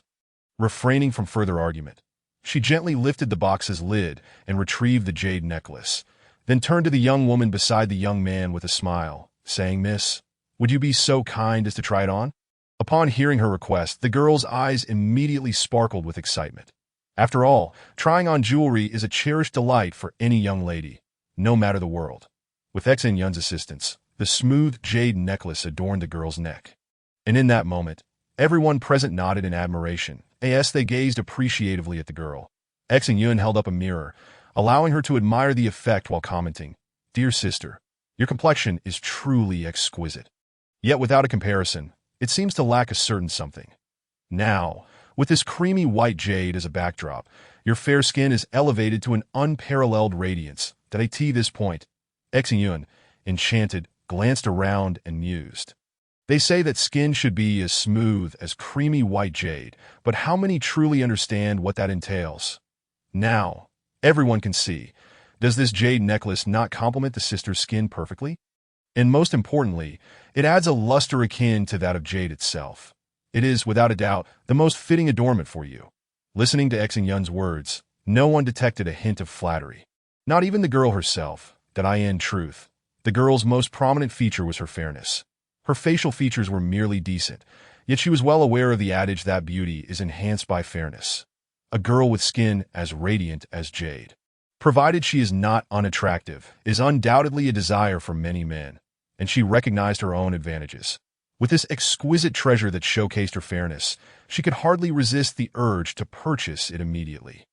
Meanwhile, observing Xin Yun's exuberant praise directed at the girl, Luoxiang felt an inexplicable pang of jealousy, pouting her luscious lips without understanding the source of her ire. Subconsciously, she touched her own face. While she too had fair skin, it was not the oily white of creamy jade, but rather a milky white. Yet, she found herself questioning who possessed the superior fairness in comparison to the girl before her. Disregarding Luoxiang's inner turmoil, Xin Yun shook her head and addressed the girl, saying, Dear sister, I am not extolling you merely to sell this item. Ask around. This necklace is a perfect match for you. Turning to the young man, she inquired, so, what do you think now? Do you still believe this necklace is worth only a piece of silver? Faced with Xin Yun's probing question, the young man felt a tinge of embarrassment, but stubbornly maintained. I think it's worth about that much. At most, I could add a piece of bronze armor.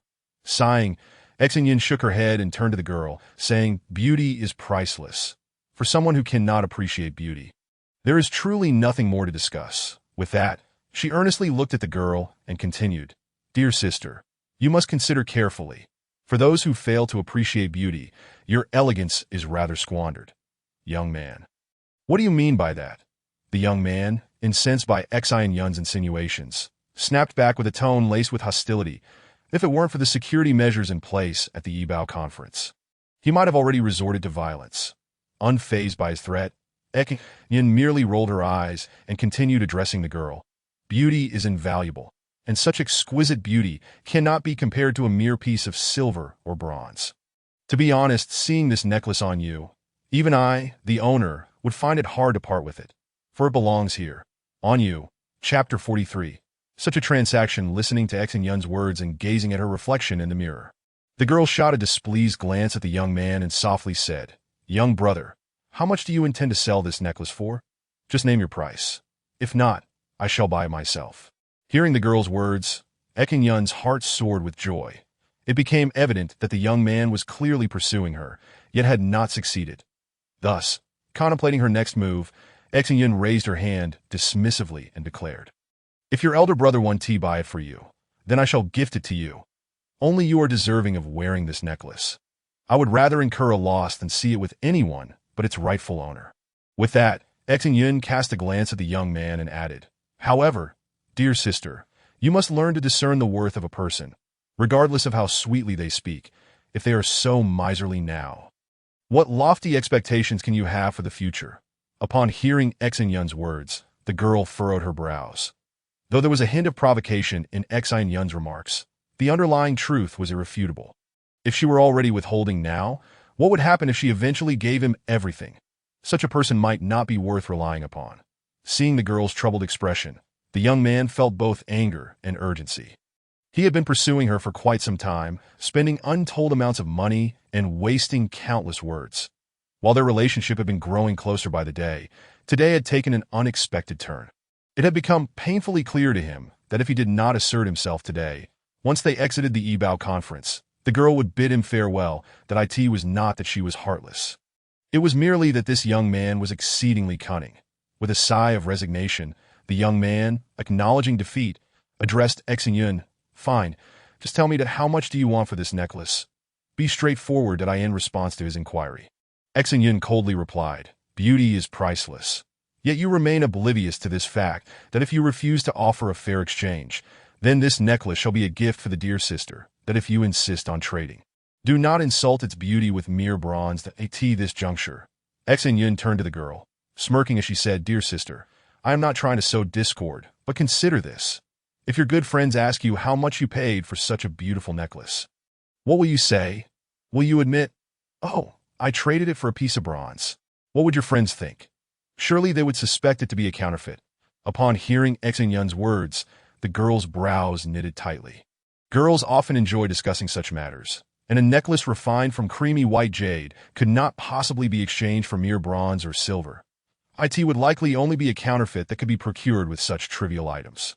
The gravest concern was that if the necklace were indeed a fake, her own fairness would be questioned, leading others to believe she was deceitful, claiming her skin was fairer than it truly was while donning a false jade to dupe others. Realizing this, the girl dismissed the young man from her thoughts. After a moment's contemplation, she retrieved a golden class ring from her possession and handed it to Xin Yun, saying, very well, I shall purchase it myself. Will this suffice for an exchange?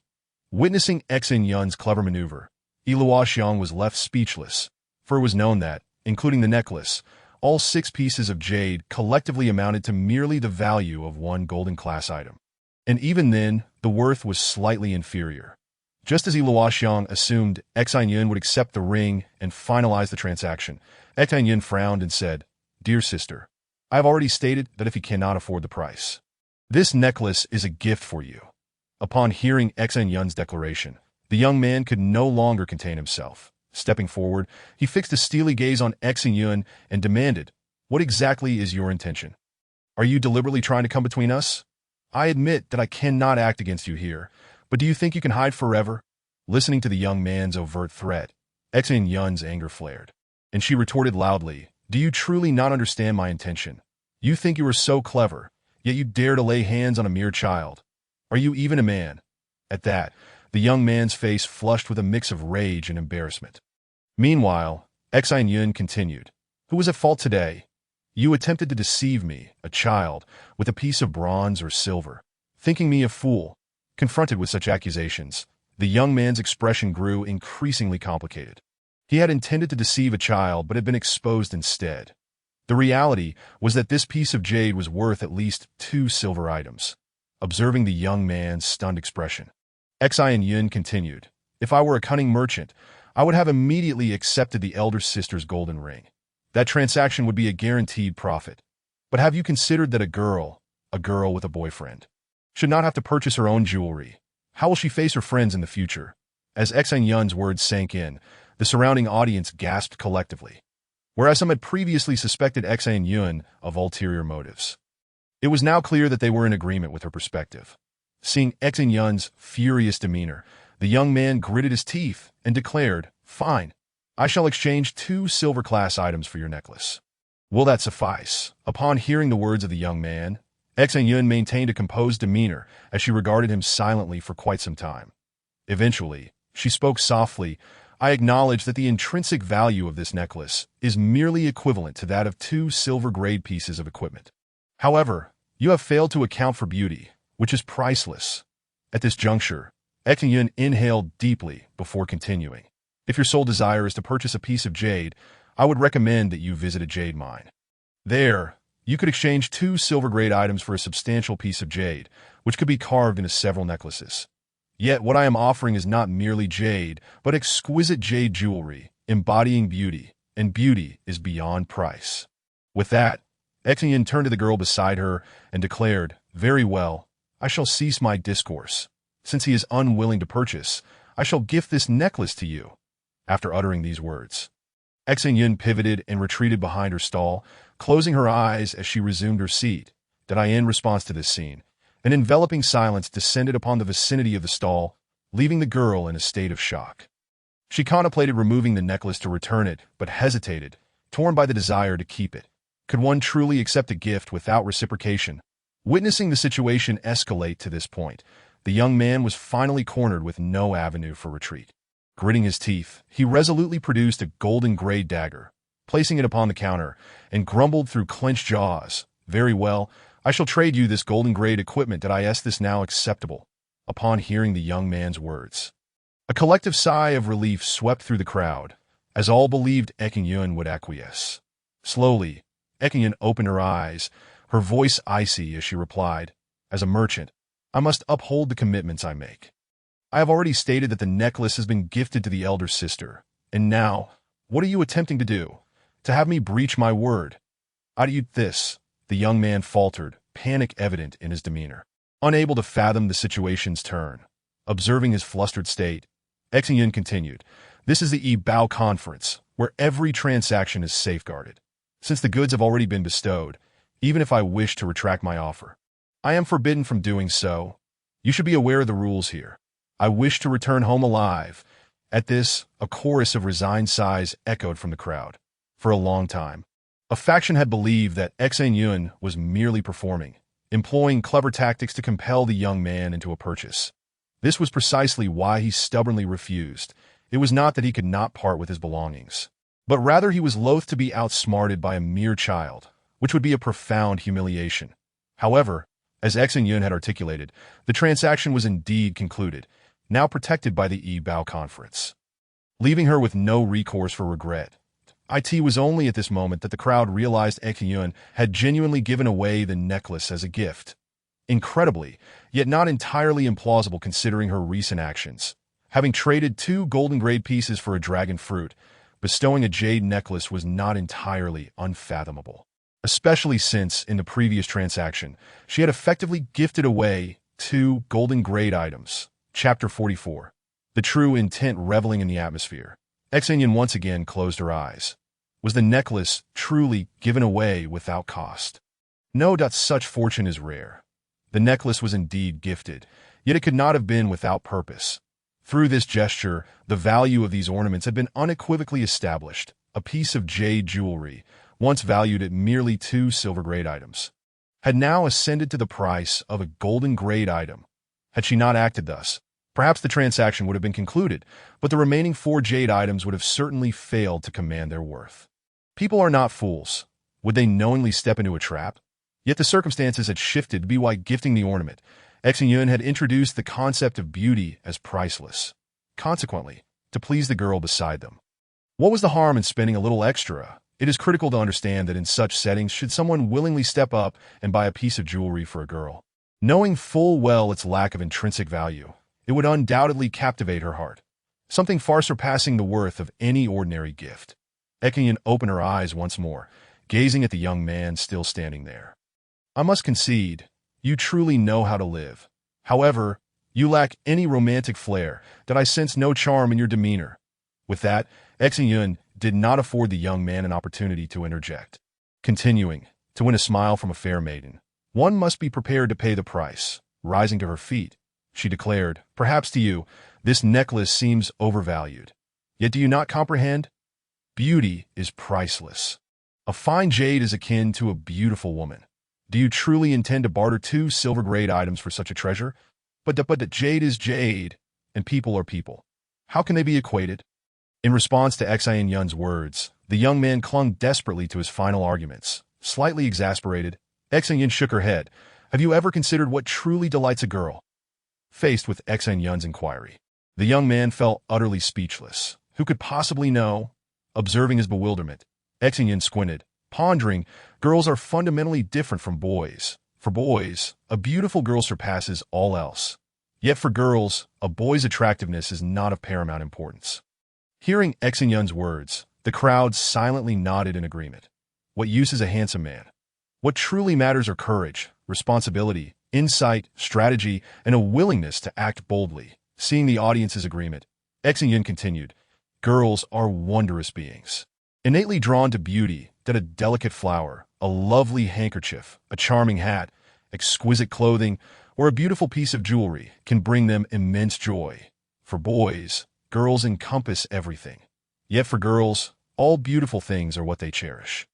Upon hearing Xin Yun's remarks, the girls in attendance began to nod in unison. Indeed, the love of beauty is inherent in every girl. While boys brandish wooden swords in playful battles, girls engage in embroidery. A stark contrast in interests. Observing the girls' silent agreement, Xin Yun pressed on. From a man's perspective, the value of this jade necklace largely derives from its material. However, in the eyes of a girl, its true worth lies in its beauty and suitability for herself. Thus, men consider practicality in their purchases, whereas girls focus solely on one criterion: beauty. This is utter nonsense. What use is beauty? The young man, exasperated by Xin Yun's points, erupted in frustration, in the face of his outburst. Xin Yun chuckled. If beauty were useless, why then do you pursue the elder sister so fervently? Don't think I haven't noticed. With that, Xin Yun raised her voice, addressing everyone present. Clearly, this gentleman is skeptical of my analysis. Fortunately, there are many lovely young ladies here, that if you agree with my sentiments, please show your support with a round of applause. As Xin Yun spoke, a cascade of applause erupted, initially ignited by a few girls. But soon, nearly every girl in attendance joined in, clapping enthusiastically, not for any other reason than that Xin Yun had articulated their genuine thoughts. What use is a functional item if it lacks allure? They would never don something unattractive, no matter the price. Content with the surrounding audience, Xin Yun smiled. Very well, I shall not pressure anyone to trade. However, for those interested, please be aware that what I sell is not merely jade, but jewelry. Therefore, do not attempt to barter with silver items, that if you wish to trade, it must be for a golden-grade item, or else I would prefer to give it away than engage in such a transaction. Upon hearing this, certain clever men, adept at winning a girl's favor, began to stir with excitement, turning to engage the girls beside them in conversation. Soon a couple approached the stall, having reached an understanding. Upon seeing the young pair, Xin Yun inwardly nodded. The young man was undeniably charming, while the young woman was exceptionally beautiful. Yet, she appeared to be a warrior, her skin slightly tanned, though her hair was splendid, dark and glossy, capable of reflecting light. Gazing at the young man with a warm smile, Xin Yun inquired, "So, would you like to choose a piece of jewelry for your girlfriend?" Nodding with a hint of shyness, the young man produced a golden-grade helmet. Gently placing it upon the table, "To be honest, I am not well-versed in jewelry, that if possible. Could you recommend something?" Without even glancing at the helmet, Xin Yun appraised the young woman, then exclaimed, "This sister's hair is the most beautiful I have ever seen. If she were to wear this exquisite yin hairpin, she would undoubtedly be stunning." As she spoke, Xin Yun picked up the box containing the jade hairpin, delicately grasped it, and handed it to the young man, saying, "Since you possess such taste, the honor of serving beauty shall be yours. Trust me that she is the most fitting owner of this jade hairpin."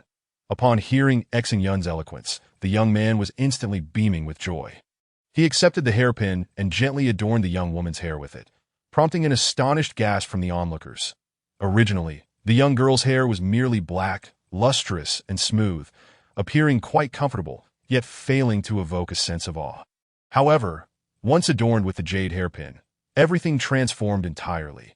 The delicate swallow crafted from mutton fat, jade, danced lightly upon her glossy tresses, not only accentuating their deep black sheen and silky softness, but also bestowing upon them a layer of radiant brilliance. Akin to the final stroke of a masterful painting that fully awakened the girl's beauty, rendering her irresistible to the onlooker. Enchanted by his girlfriend's allure, the young man nodded repeatedly, exclaiming, "Indeed, indeed. You know, your words hold truth. Such a small pin has instantaneously transformed my girlfriend. This expenditure is worth every penny." Not only was the young man pleased, but the surrounding audience was evidently astonished as well. Who could have anticipated that such a diminutive hairpin could wield such transformative power? It wasn't just the onlookers. The girl herself was undoubtedly the most satisfied. The hairpin not only enhanced her hair, but, more importantly, as a warrior, her previously fierce demeanor lacked a touch of feminine grace. Yet, this modest pin completely accentuated her delicate beauty. The moment she donned it, she metamorphosed from a fierce fighter into a gentle woman, which had long been her aspiration. Both the young man and the girl were truly delighted. Observing their contentment, Xin Yun remarked, "My dear brother, I truly admire you. You possess both charm and romance, entirely unperturbed by the loss of wealth in pursuit of a smile from this fair lady. Only someone like you deserves such a distinguished sister." Upon hearing Xin Yun's words, the young man's smile grew even sweeter. This young man was indeed remarkable, managing to sway a couple who were evidently quite happy into a near separation. Now, their relationship, which had previously been rather ordinary, was evidently transformed by this incident. On this basis alone, one could argue that the value of a single gold ornament was far surpassed by the significance of their newfound bond. Chapter 45. Heartfelt submission. As the young man reveled in his delight, Xin Yun continued, "Dear sister, in light of your brother's generosity for you, shouldn't you consider rewarding him, perhaps to encourage him to be more romantic and attuned to the finer sentiments?" Reward. Upon hearing Xin Yun's suggestion, both the young man and the girl turned to him in surprise, uncertain of what this reward might entail. Xin Yun chuckled softly, "Don't look at me. The nature of the reward is entirely up to you. Perhaps a hug or a gentle kiss. Anything will do." The audience's interest was piqued, and they began to chant, "Kiss, kiss." Under the enthusiastic encouragement of the crowd, the girl's cheeks flushed crimson, caught in a dilemma.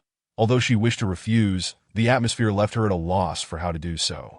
Women often find themselves in passive positions, and even if reluctant, they may concede when pressured, especially when their heart is swayed. Ultimately, under the throng's insistence, the girl shyly placed a gentle kiss upon the young man's cheek, prompting an uproar of cheers. Dumbfoundedly touching his cheek, the young man murmured, "It's worth it, utterly worth it." This one kiss, acquired through a piece of gold, represents not just a fleeting moment, but a form of acknowledgement from the girl. From a certain perspective, this gold ornament might have very well exchanged for a future spouse. The value of a jade hairpin and gold ornament is not equivalent. A wife and a gold ornament are even less so.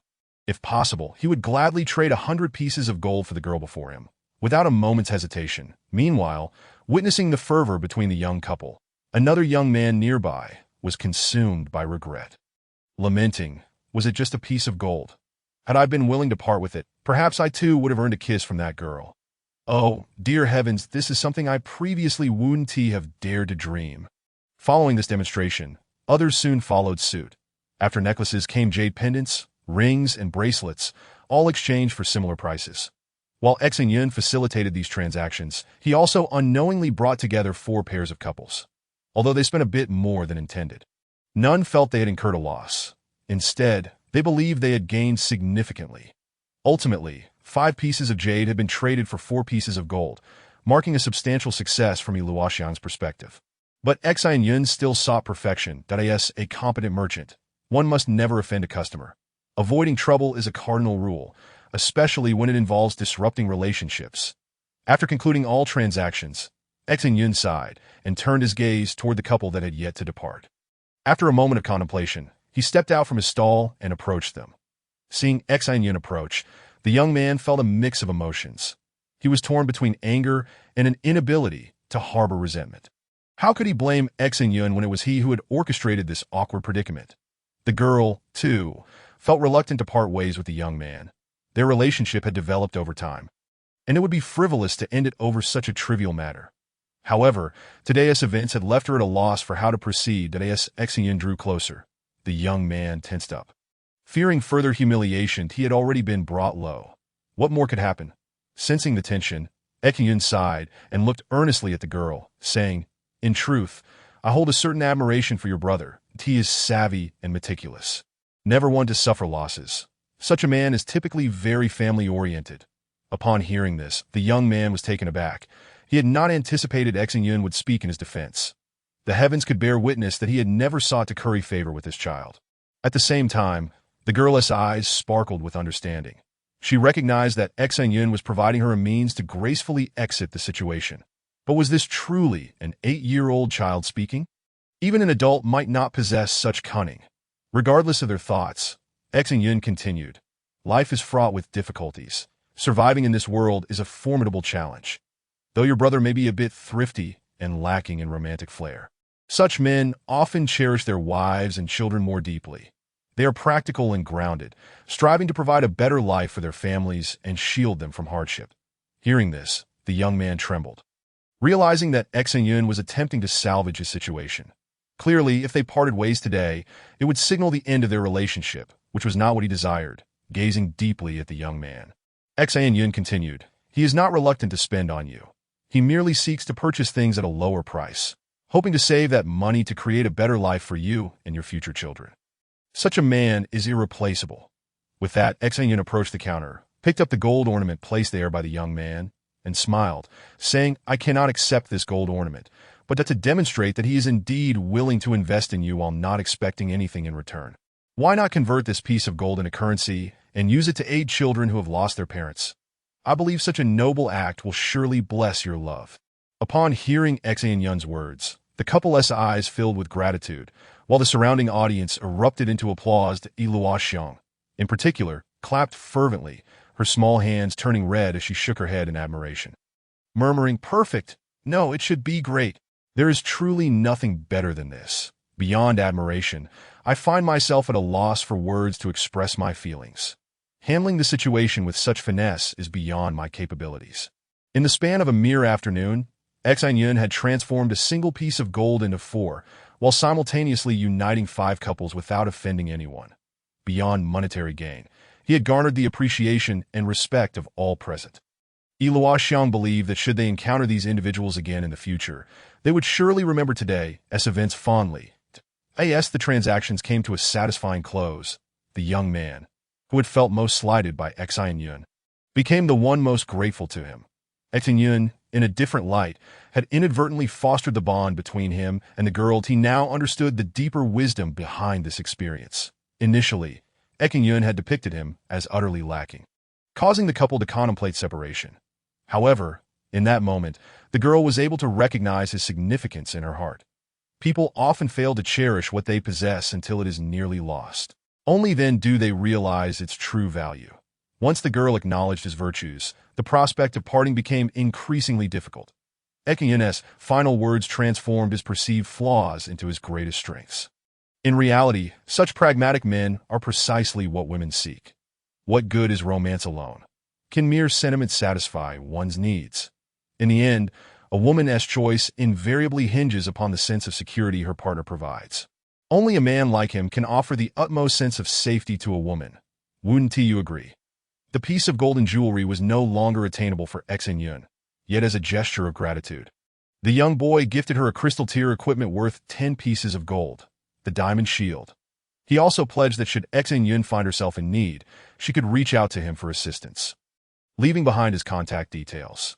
Thus, Xin Yun managed to exchange 1 piece of gold for 4 pieces of gold and 1 piece of crystal tier equipment, effectively amassing the equivalent of 14 pieces of gold in just a few short hours, multiplying her possessions tenfold. With a soft sigh, as she gazed at the returning axe still clasped in her hand, Luoxiang couldn't help but lament. It seemed that in this trading competition, she had already lost. Although 2 weeks remained, she understood that with Xin Yun's cunning and intellect, her chances of victory were utterly diminished. Chapter 46. The treasure of easy treasures yet, despite the certainty of her impending defeat, Luoxiang had never contemplated surrender. Even if she could not match Xin Yun's prowess, she was determined to strive earnestly, just as Xin Yun had once advised her, no matter the adversity faced. One must never lose heart or give up. Perseverance would eventually yield rewards. In the following days, Luoxiang spoke less. After several days of observation and reflection, she finally refined her trading philosophy. While she knew she could not surpass Xin Yun's achievements, she remained confident that she would not disappoint her. Over the next 2 weeks, Xin Yun's reputation gradually soared. As the trading event neared its conclusion, Xin Yun had already exchanged for over 40 items of gold and 8 pieces of crystal tier treasures. While none were of purple crystal or diamond tier, she had become the most successful trader in the history of the Easy Treasure Convention, observing Xin Yun effortlessly acquiring a plethora of treasures. Luoxiang's achievements appeared rather mundane by comparison, failing to attract any attention. However, had anyone taken the time to analyze her results against the historical performances of previous Easy Treasure Conventions, in conjunction with Luoxiang's current age, they would surely be left astounded that in the span of 2 weeks, Luoxiang had not engaged in many trades. Yet through keen observation and learning from Xin Yun's methods and techniques, she successfully exchanged 1 piece of gold for a piece of crystal equipment. Though her results paled in comparison to Xin Yun's, she still achieved a remarkable return, managing to double the value of her possessions on average each day. In the warmth of her bedroom at midnight, Xin Yun admired the treasure Luoxiang had acquired that day, the rainbow ring. This circular weapon of attack was akin to a rainbow, displaying a spectrum of colors. It could be worn as a bracelet on the wrist, its brilliance captivating. However, this was no ordinary bracelet. When energized, its outer edge would unfurl countless sharp teeth, enabling it to slice through distant targets with ease, cutting through iron like mud. Of course, Luoxiang, still an ordinary person, could not yet wield this treasure. However, after tomorrow, Xin Yun would obtain the 9th-ranked Dragon Stone, and with Luoxiang's capabilities, she would soon become a bronze-tier dragon warrior. Although she could not fully harness the ring's power yet, its potential remained formidable once unleashed. After perusing the ring for a moment, Xin Yun sighed softly. Luoxiang was indeed remarkable, despite her current standing appearing inferior to Xin Yun's. The latter had lived 2 lifetimes and was reborn with memories from her past life, an advantage impossible to compare given Luoxiang's tender age of under 8. Yet, despite the disparity, they could still be compared. The fact that Luoxiang could contend, albeit tenuously, against Xin Yun's considerable advantage spoke volumes about her intelligence. Gently returning the rainbow ring, Xin Yun smiled and said, "It suits you perfectly. There's no need to trade it away. Even if you could exchange it for something more valuable, it might not be right for you." Upon hearing Xin Yun's words, Luoxiang furrowed her brow and replied, "But I have my eye on another treasure that I wish to exchange for tomorrow. Moreover, I want to procure something for you, not for myself." Xin Yun's heart warmed at Luoxiang's sentiment. Such intentions were invaluable, and he felt compelled to accept, unwilling to refuse. With a hearty laugh, Xin Yun pulled over a box and presented several pieces of crystal tier equipment before Yi Luoxiang, saying, "Perfect, my thoughts align with yours. Let us make a trade. Choose any piece of crystal tier equipment from me in exchange for your rainbow ring." How does that sound? Delighted by Xin Yun's proposal, Yi Luoxiang readily agreed. Though she had grown fond of the rainbow ring, her concern for Xin Yun outweighed her own desires. Seeing him happy brought her far greater joy than any treasure could offer. After exchanging the rainbow ring for a piece of crystal tier equipment, Xin Yun mysteriously stated, "All right, to prevent you from trading away the rainbow ring before the convention concludes, I cannot give it to you just yet. So you understand." Yi Luoxiang smiled in understanding. Indeed, if she were to receive the rainbow ring now, upon spotting a more suitable treasure for Xin Yun, she would undoubtedly be tempted to pair it with the ring. As they stored away all the treasures, Xin Yun pulled over a warm blanket and quickly burrowed underneath. Upon witnessing this, Yi Luoxiang gently smiled, lifting a corner of the quilt to snuggle in beside him, instinctively seeking the comfort of his embrace. This arrangement had become their routine over the past several days. After a prolonged silence, the two enjoyed the serene ambience that spoke volumes without uttering a word. Eventually, Yi Luoxiang could no longer contain her curiosity, softly inquiring, "Xin, I have a question that's been puzzling me." Xin Yun looked at her in confusion. "You have something that has you stumped? How intriguing. Please share it with me." Tightening her embrace, Yi Luoxiang continued, "I am in awe of your intellect and skills, but I fail to comprehend why. With such remarkable acumen, you would exchange double the price for the divine dragon fruit. It hardly seems like a wise transaction." With a chuckle, Xin Yun couldn't help but laugh, shaking his head slightly. He replied candidly, "In truth, most would likely deem this trade unwise. However, my motivation for doing so was simply to avoid any unforeseen circumstances. Acquiring the divine dragon fruit was worth any cost, even if it meant sacrificing all 6 of my other treasures." "What?" Yi Luoxiang gasped in astonishment. "Did I ask the divine dragon fruit truly that crucial? Unless you absolutely cannot afford any mishaps and are willing to go to any lengths to obtain it, otherwise, it hardly qualifies as an ingenious trade. This seems inconsistent with your usual conduct." Chuckling again, Xin Yun's eyes sparkled as he replied, "Everyone believes it to be a foolish transaction, but I shall demonstrate its worth through action." At this point, Xin Yun lowered his gaze, deeply locking eyes with Yi Luoxiang. "Not long from now, tomorrow in fact, I will execute a breathtaking transaction using that divine dragon fruit. Just be patient and observe. When the deal is finalized, everything will become clear. However, please refrain from questioning how I came to know all this in advance, for I shall not answer that." Yi Luoxiang regarded Xin Yun with intrigue, though she could not fathom the reasons behind his confidence. Nevertheless, she nodded obediently. "All right then, I shall await your miracle, and rest assured, regardless of how extraordinary the transaction may be, I promise not to inquire further."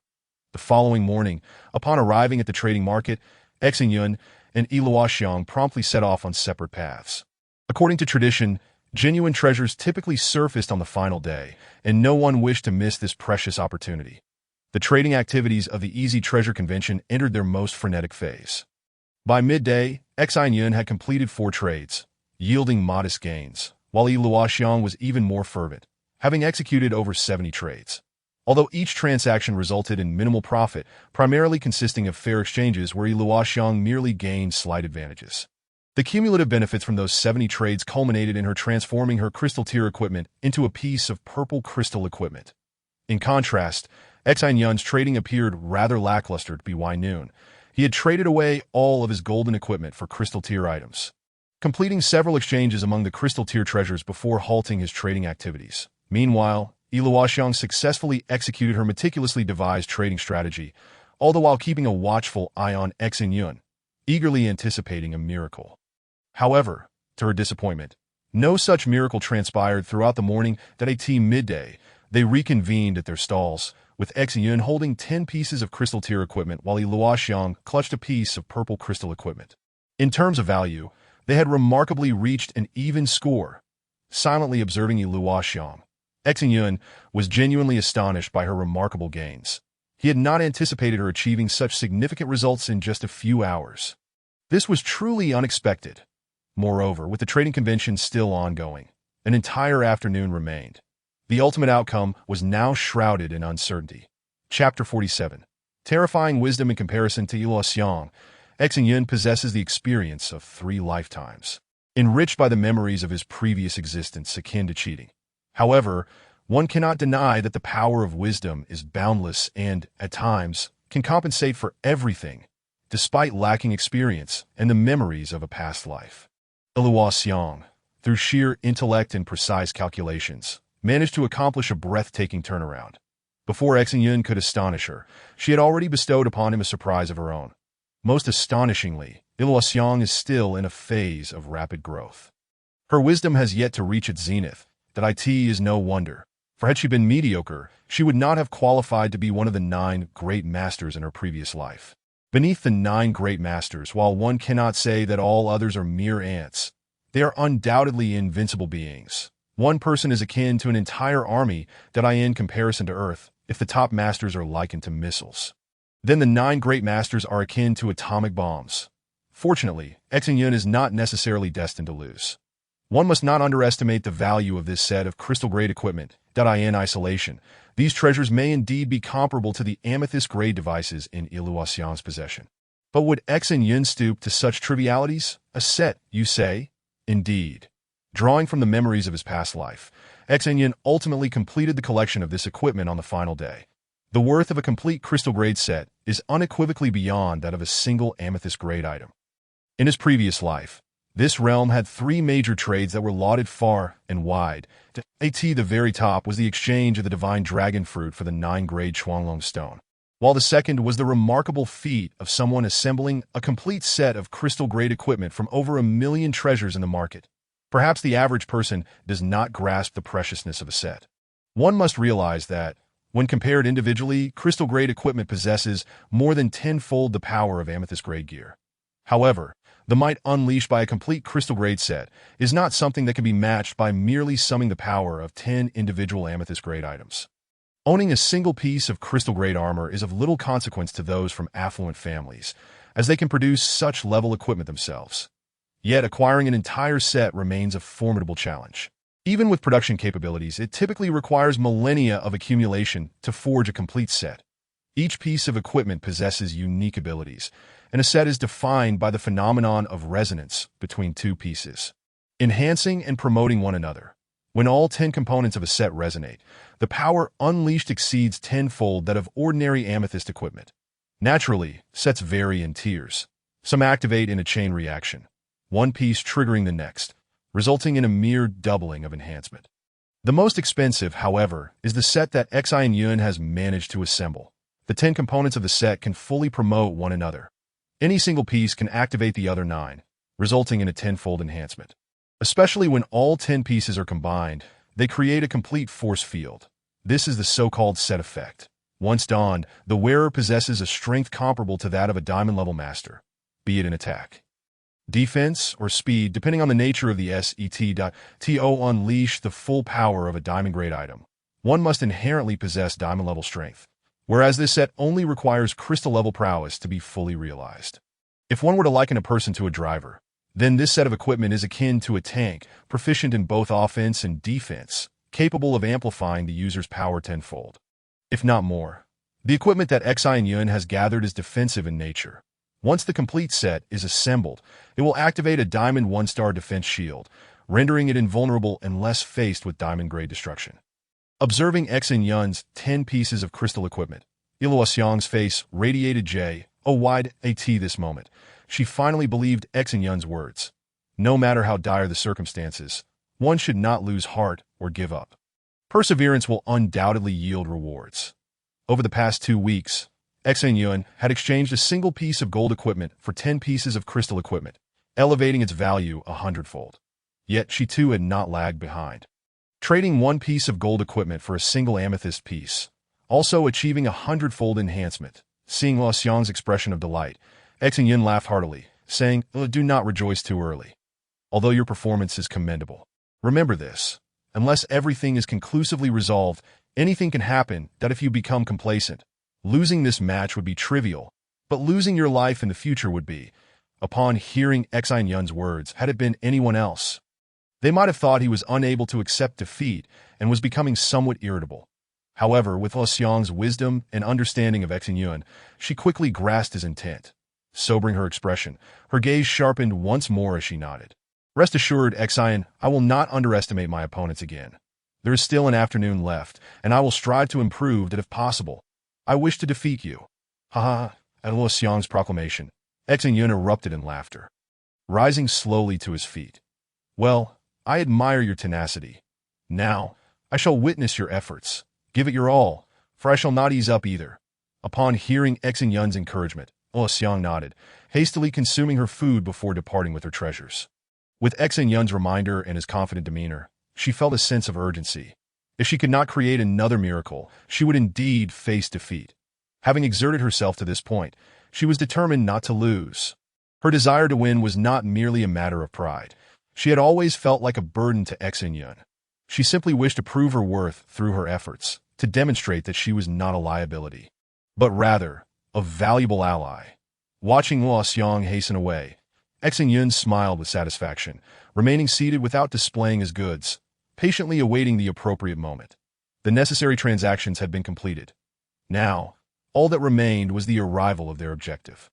As time ticked away, Lo Xiang returned several times throughout the afternoon, only to find Xin Yun sitting there with half-closed eyes, the 10 pieces of crystal equipment still nestled within the box. And the promised miracle had yet to unfold. Had he given up? Though perplexed, Lo Xiang refrained from questioning Xin Yun, at least not until the matter was conclusively resolved. Even if Xin Yun had erred, she would only offer her support and encouragement, for that was the only thing she could do that would be of any value. Finally, as the sun descended toward the horizon, the trading event was drawing to a close. With a mysterious smile, Lo Xiang returned to her stall, scanning the scene to find Xin Yun still sitting there, his expression tranquil. Upon opening the box, the 10 pieces of crystal equipment shimmered with a crystalline glow. In shock, she closed the box, her complexion paling. She believed that her competitive nature had inadvertently hurt him, but heaven could attest that her desire to excel stemmed only from wanting to assist him further, not from a desire to outshine him. Xin, are you upset with me? She cautiously inquired, sitting beside him with trepidation. Upon hearing Lo Xiang's question, Xin Yun was momentarily taken aback, looking at her with a puzzled expression. However, he soon understood, laughing heartily. You truly underestimate me. Did you think I am so petty? But Lo Xiang gestured toward the box, speaking cautiously. You've not completed a single transaction this entire afternoon that if I haven't angered you. Then, gazing at Lo Xiang with a smile, Xin Yun shook his head. I have not abandoned my transactions. I am merely waiting for the right opportunity to present itself. Until then, I do not require any trades. But Lo Xiang's eyes darted anxiously between Xin Yun and the fiery sun on the horizon. The sun is about to set. The trading event will soon conclude if we do not act now. It will truly be too late. Whooshed as Lo Xiang's words faded, sharp sounds of cutting air resonated from the sky, and upon looking up, they saw a dozen dark figures soaring toward them from the crimson sun. Witnessing this scene, Xin Yun's eyes sparkled with excitement as he turned to Lo Xiang. This is the opportunity one have been waiting for. Just watch that in a moment. You will witness a miracle. Chapter 48. The Astonishing Trade Whoosh. Amidst the piercing sounds of slicing air, 10 colossal dragons soared above the Yibao market before gracefully retracting their wings. 10 figures plummeted from an altitude of over 200 meters. Boom, boom, boom. Amidst a series of thunderous crashes, the 10 figures landed, leaving the onlookers utterly astonished. Where were they? This was the site of the Yibao conference, hosted by the 10 great families. How audacious to dare land from above on dragons. It was simply unheard of. Typically, whether in a city or village, it is forbidden to land dragons directly. They must descend at designated landing zones outside the city or village. Otherwise, it is seen as an affront, provoking the wrath of the entire community. Here lies a colossal city, safeguarded by the combined might of 10 prestigious families. The actions of the opposing party represent a flagrant provocation to all 10 families. However, is there truly a force in this world capable of simultaneously challenging these 10 powerful clans? It seems utterly implausible. As murmurs of astonishment ripple through the crowd, the elite members of the 10 families emerge, yet upon the slightest engagement, they swiftly retreat. Just as uncertainty grips everyone, a figure darts to the pinnacle of the tower at the heart of Yibao Market. Concurrently, a commanding voice resonates. Esteemed guests, I apologize for interrupting your enjoyment, but the time is of the essence that I humbly request your understanding for any offense caused. Pausing momentarily, the speaker continues, Our young master suffered grave injuries recently, and his life hangs by a thread that a few days ago I learned of the appearance of the divine dragon fruit here, and I hasten to this place. Should the esteemed friend who has procured the divine dragon fruit be willing to trade, I am prepared to exchange it for an 8th-grade Chuanglong stone. Upon hearing these words, Xin Yun scoffed dismissively. He was well aware that the existence of the divine dragon fruit in his possession could not remain a secret, given the multitude present during the transaction. Consequently, he resolved not to conceal the truth any longer. With a thoughtful expression, Xin Yun stepped forward from the throng and spoke in a low voice. My friend, your offer lacks sincerity. While the value of an 8th-grade Chuanglong stone is indeed comparable to that of the divine dragon fruit, the latter is priceless, and life itself is invaluable if we are to discuss equitable exchange. I must inform you that I have already traded it away. Surprised, the dignified middle-aged man cast a glance at Xin Yun, evidently unprepared to confront a mere child. However, he quickly regained his composure and replied without hesitation, I have no time to dawdle. Every second wasted increases our young master's peril. Thus, I shall offer you a 9th-grade Chuanglong stone for the exchange. Should this not suffice, it would be perceived as you deliberately complicating matters for us. Gasps of astonishment erupted from the crowd at this declaration that a 9th-grade Chuanglong stone. Was he truly willing to part with such a priceless treasure? Amidst the astonished exclamations, Xin Yun smiled and nodded in agreement. Although the other party had refrained from revealing their family name thus far, Xin Yun was well aware of their status. Contemplating for a moment, he decisively stated, Very well, since you were so generous. I shall refrain from further discussion. Here is the divine dragon fruit. May I ask where your Chuanglong stone is? Though reluctant, the middle-aged man recognized the urgency of the situation. Acquiring the divine dragon fruit was imperative for his family's survival, as failure could lead to catastrophic consequences that he was acutely aware that if anything were to go awry, it could spell doom for his entire household. With this in mind, he had come here under his family's orders, fully intent on securing the divine dragon fruit, even offering a 9th-grade Chuanglong stone. Swiftly, Xin Yun handed over the cold jade box containing the divine dragon fruit, and the man reciprocated with a wooden box encasing the 9th-grade Chuanglong stone. The transaction was officially completed. Watching this astonishing scene unfold, Iluo, she stood dumbfounded, her mouth agape. Was this the miracle he wished for her to witness? Indeed, it was a miracle, if this did not qualify as such. Then the world would be devoid of wonders. One divine dragon fruit had exchanged for a 9th-grade Chuanglong stone, a profit beyond numerical comprehension, for the Chuanglong stone was invaluable, that if something is priceless, how can one assess its worth? As Iluo, she pondered this, the dignified middle-aged man hastily transferred the divine dragon fruit to an elder. Upon receiving the box, the elder extended a hand, and in an instant, a tempest erupted, countless white feathers swirling violently. With a sudden motion, an eagle dragon materialized at the elder's feet. The dignified middle-aged man spoke in a low voice. Elder Lu, I entrust the divine dragon fruit to you for swift delivery. Our pace is insufficient. Please proceed ahead. Hearing the middle-aged man's words, the elder nodded in agreement. In the next moment, all present felt a rush of wind, and in the blink of an eye, the elder vanished from sight. Looking up, they saw a distant figure against the fiery sun, a black that flickered and disappeared. By heavens! The onlookers erupted in exclamations, and even Xin Yun could not suppress a sigh. Was this the legendary Speed King, Lu Bufan? His speed was indeed unparalleled. Even a jet plane on Earth would appear as a sluggish snail in comparison. Shaking his head, Xin Yun ceased his musings. Observing the now relaxed, dignified man, he called out, Sir, please do not rush away. I have a few matters I wish to inquire about. The middle-aged man, initially reluctant to engage, regarded Xin Yun with curiosity. What manner of child was this, stepping forward to negotiate? Where were the adults from his family? Driven by a thirst for knowledge, the middle-aged man acquiesced to Xin Yun's request and leaped down from the tower, landing beside him. After scrutinizing Xin Yun for a moment, he inquired, Young brother, where are your parents? Hearing the middle-aged man's question, Xin Yun smiled wryly and shook his head, opting not to answer directly. Instead, he calmly stated, "My personal circumstances are of little consequence. What matters is that I wish to know how old your young master is this year and the nature of his injuries." Upon hearing Xin Yun's words, the middle-aged man furrowed his brow, ready to express his frustration. However, Xin Yun continued, "Do not be hasty. I merely wish to propose a transaction.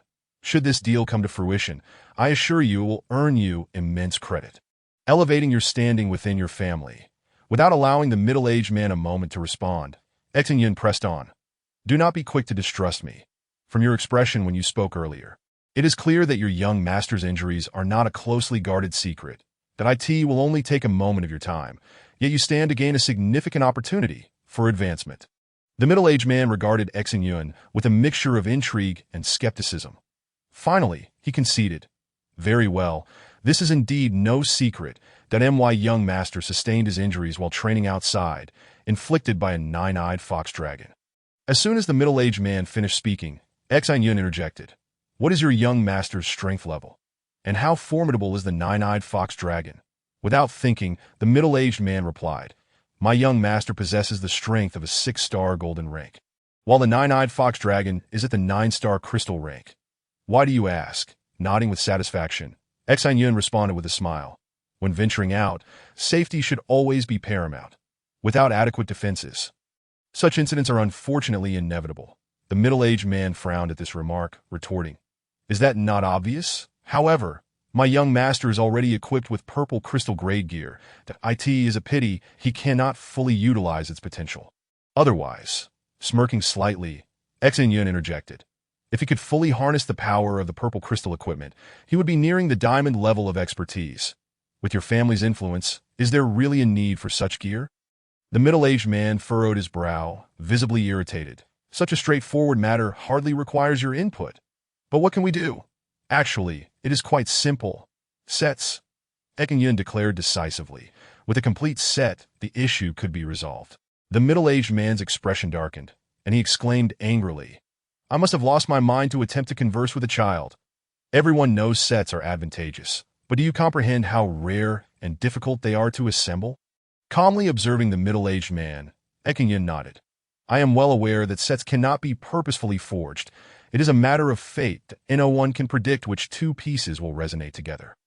Even if one were to forge 100 pieces, there may not be a single item that resonates. To assemble a fully activated set, one would require extraordinary luck, likely needing to sift through tens of thousands, if not hundreds of thousands of items. While this may seem straightforward, the EBAO conference lasts only a month, with a total of 10,000 booths offering over 100,000 treasures for trade. Selecting 10 compatible items from this vast array is an arduous task. Achieving a fully activated set would require the favor of the divine, as it is nearly impossible. Seeing Xin Yun's unwavering confidence, the middle-aged man paused, incredulous. "Could it be that you possess such a set? What rank is it?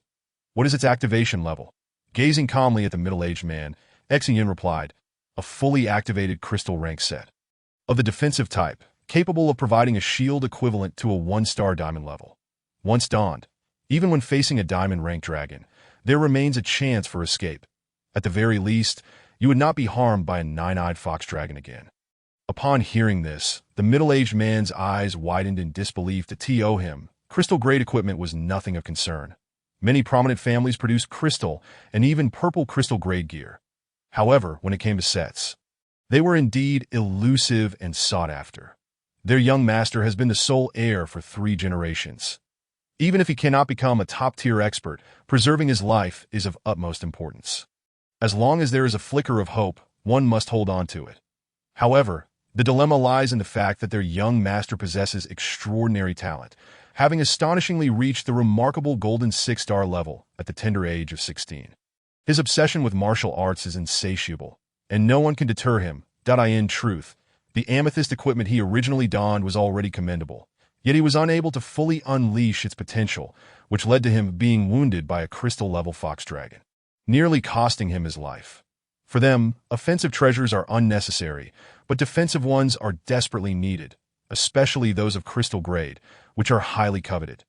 Their young master has already attained the golden 6-star level, and it won't be long before he ascends to the crystal tier. This crystal level set is practically tailor-made for him. With this gear, even when facing top-tier diamond level experts, he would at least have a chance to escape.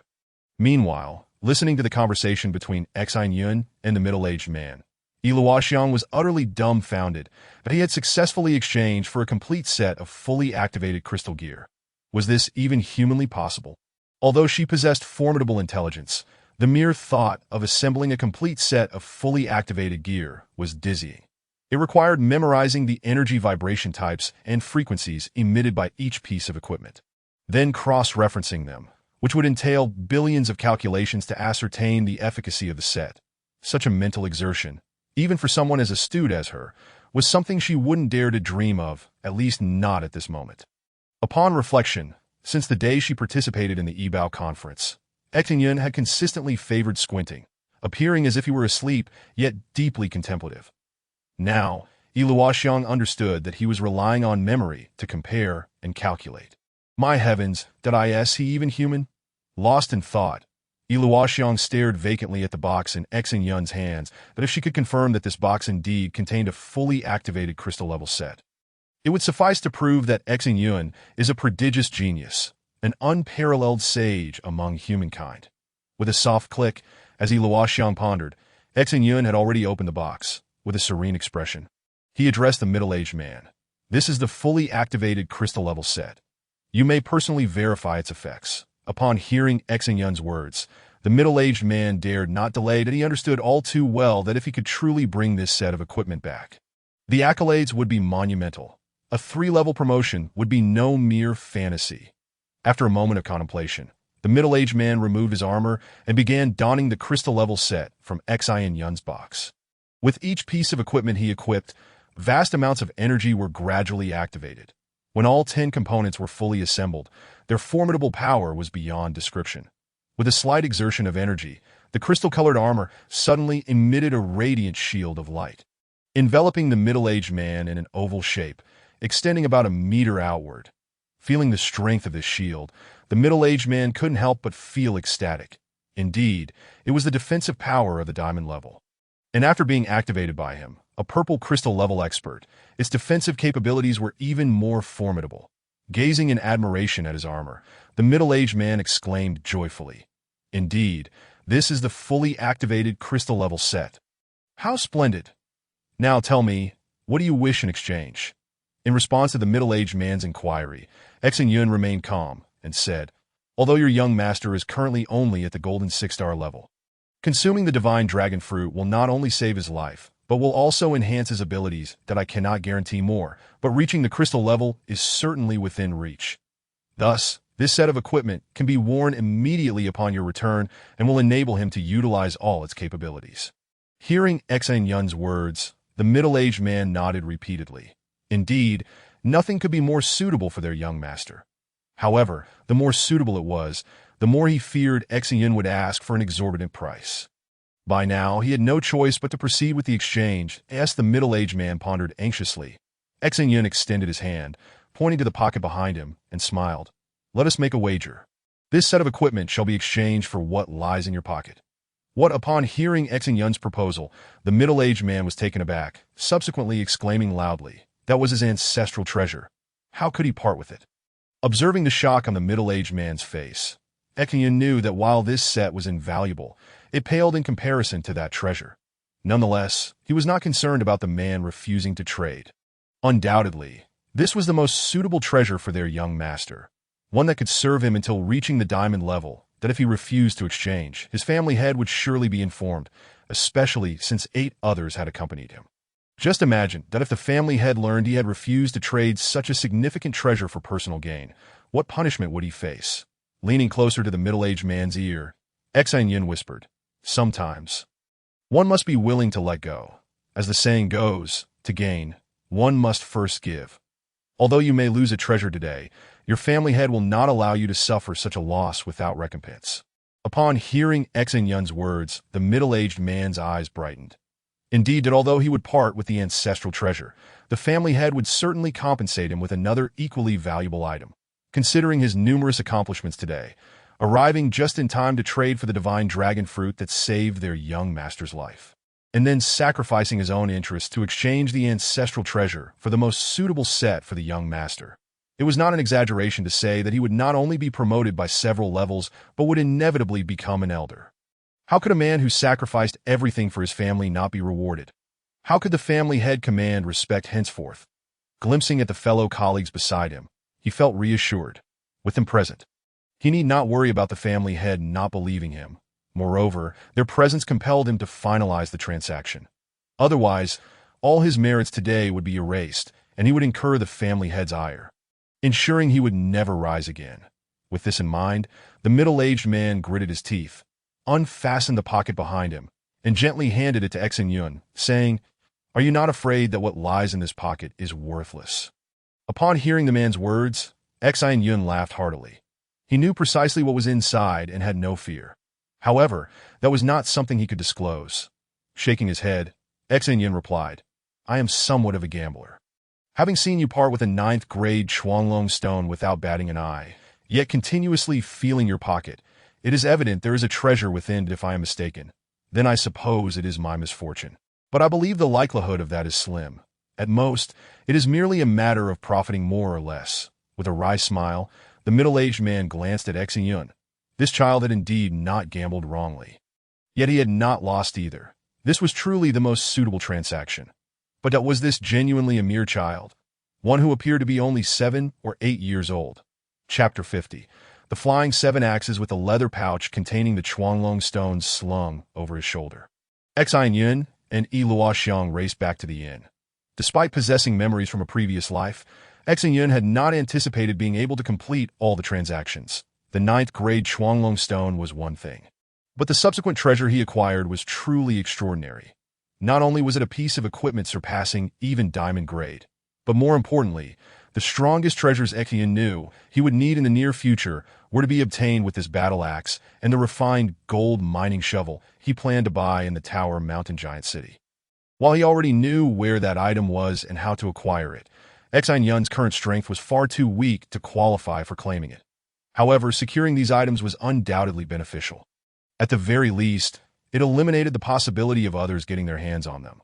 With a sudden slam, Xin Yun closed the door, and he and Yi Luoxiang turned to look at each other, bursting into laughter simultaneously. The day's harvest was truly extraordinary. Not only Xin Yun, but Yi Luoxiang too had achieved a remarkable feat beyond her own expectations. After laughing for a considerable time, the two collapsed onto the bed. Although physically exhausted, their spirits were remarkably high, particularly the satisfaction that overshadowed their physical fatigue. Finally, it was Yi Luoxiang who could no longer contain her curiosity, her eyes gleaming as she looked at Xin Yun. "What treasure did you ultimately acquire? Please tell me you weren't truly gambling. That does not suit your character." Nodding with a smile, Xin Yun casually pulled over the leather pouch from beside him and gently opened its mouth. Immediately, a primitive, ancient-looking one-handed battle axe, radiating 5 colors of light, appeared before them. Upon closer inspection, the axe's handle was not long, measuring barely a meter in length, with a broad blade and a thick body. The axe head was bell-shaped, and both the handle and blade were adorned with ancient, weathered patterns, clearly indicating it was a relic from a bygone era. Gazing at the archaic one-handed battle axe, although Yi Luoxiang had no appraisal skills, she could instantly tell that it was indeed a treasure, a genuine treasure. Observing Yi Luoxiang's expression of astonishment mixed with confusion, Xin Yun explained, "This battle axe is forged from 5 different metals: gold, silver, copper, iron, and tin. At Xin Yun's words, Yi Luoxiang furrowed her brow. Among these 5 metals, gold was the most precious, while the others were quite ordinary. There was nothing particularly remarkable about that. Seeing Yi Luoxiang's puzzled frown, Xin Yun chuckled. "Perhaps you are unaware that in this world, the fusion of 2 different metals into a weapon is already a formidable feat. However, the technology to fuse all 5 major metals into a single weapon has never been seen before." Upon hearing Xin Yun's words, Yi Luoxiang was taken aback, pondering in confusion. If such technology has never existed, then from where did this axe originate? Isn't that somewhat contradictory? Smiling at her, Xin Yun shook his head and replied, "Contradictory? Not at all. It is essential to understand that there are numerous skills that humanity has yet to master, yet that does not imply that such things do not exist. After hearing Xin Yun's explanation, Luo Xiang was initially puzzled, but then suddenly enlightened. Are you suggesting that this axe could possibly be? Observing Luo Xiang's incredulous expression, Xin Yun affirmed, indeed, according to my assessment, this axe is likely a creation of heaven and earth. Although it is difficult to believe, in truth, no force has the capability to inflict even the slightest damage upon this axe. The technology required to fuse 5 different metals into a single entity, while achieving such remarkable strength, is something that cannot emerge, not only in the present, but even over billions of years. My goodness. Are you implying that this could actually be a divine artifact? Luo Xiang exclaimed in astonishment that if Xin Yun had indeed acquired a divine artifact, the stakes of this competition would be tremendously high. In response to her inquiry, Xin Yun gently shook his head. A divine artifact? No, it merely possesses the potential to become a divine artifact. In fact, this axe, in its current state, is at most indestructible. It may be capable of landing a couple of blows in close combat. But let us not forget that this world does not favor melee engagements. Upon hearing Xin Yun's words, Luo Xiang immediately furrowed her brow. Indeed, this world was characterized by battles fought on the backs of dragons, at considerable distances, and this axe was neither a returning axe nor a flying axe, being somewhat cumbersome. Unless one could get close enough, it would be ineffective in inflicting harm on an opponent. Furthermore, while this axe was undeniably hard, that was its only notable quality. However, based on that alone, it had already surpassed diamond grade, reaching the level of a king-grade treasure. All weapons capable of withstanding the energy of a king-level master were categorized as king-grade. Yet this axe was rather peculiar. The combat between dragons resembled a battle between aircraft, where a melee hand axe would have little opportunity to be utilized effectively. Although it was a king-grade treasure, it was likely the least useful among them. Of course, despite the axe's shortcomings, a king-grade item remained a king-grade item. Even the most inferior king-grade weapon would be worth more than 10 times that of a diamond grade. A truly powerful king-grade weapon could be valued at millions of times more than a diamond grade. With a deep sigh, Luo Xiang recognized that she had indeed lost this round. Although it wasn't a complete defeat, she had no excuses or room for maneuver. However, just as disappointment began to settle in, her eyes suddenly brightened. Though the treasure she had acquired might not hold the same value as Xin Yun's, it was nonetheless exceptional, and she was confident that Xin Yun would be pleased. That Luo Xiang pulled over a small box and gently placed it before Xin Yun, eagerly stating, "Here, this is my final acquisition.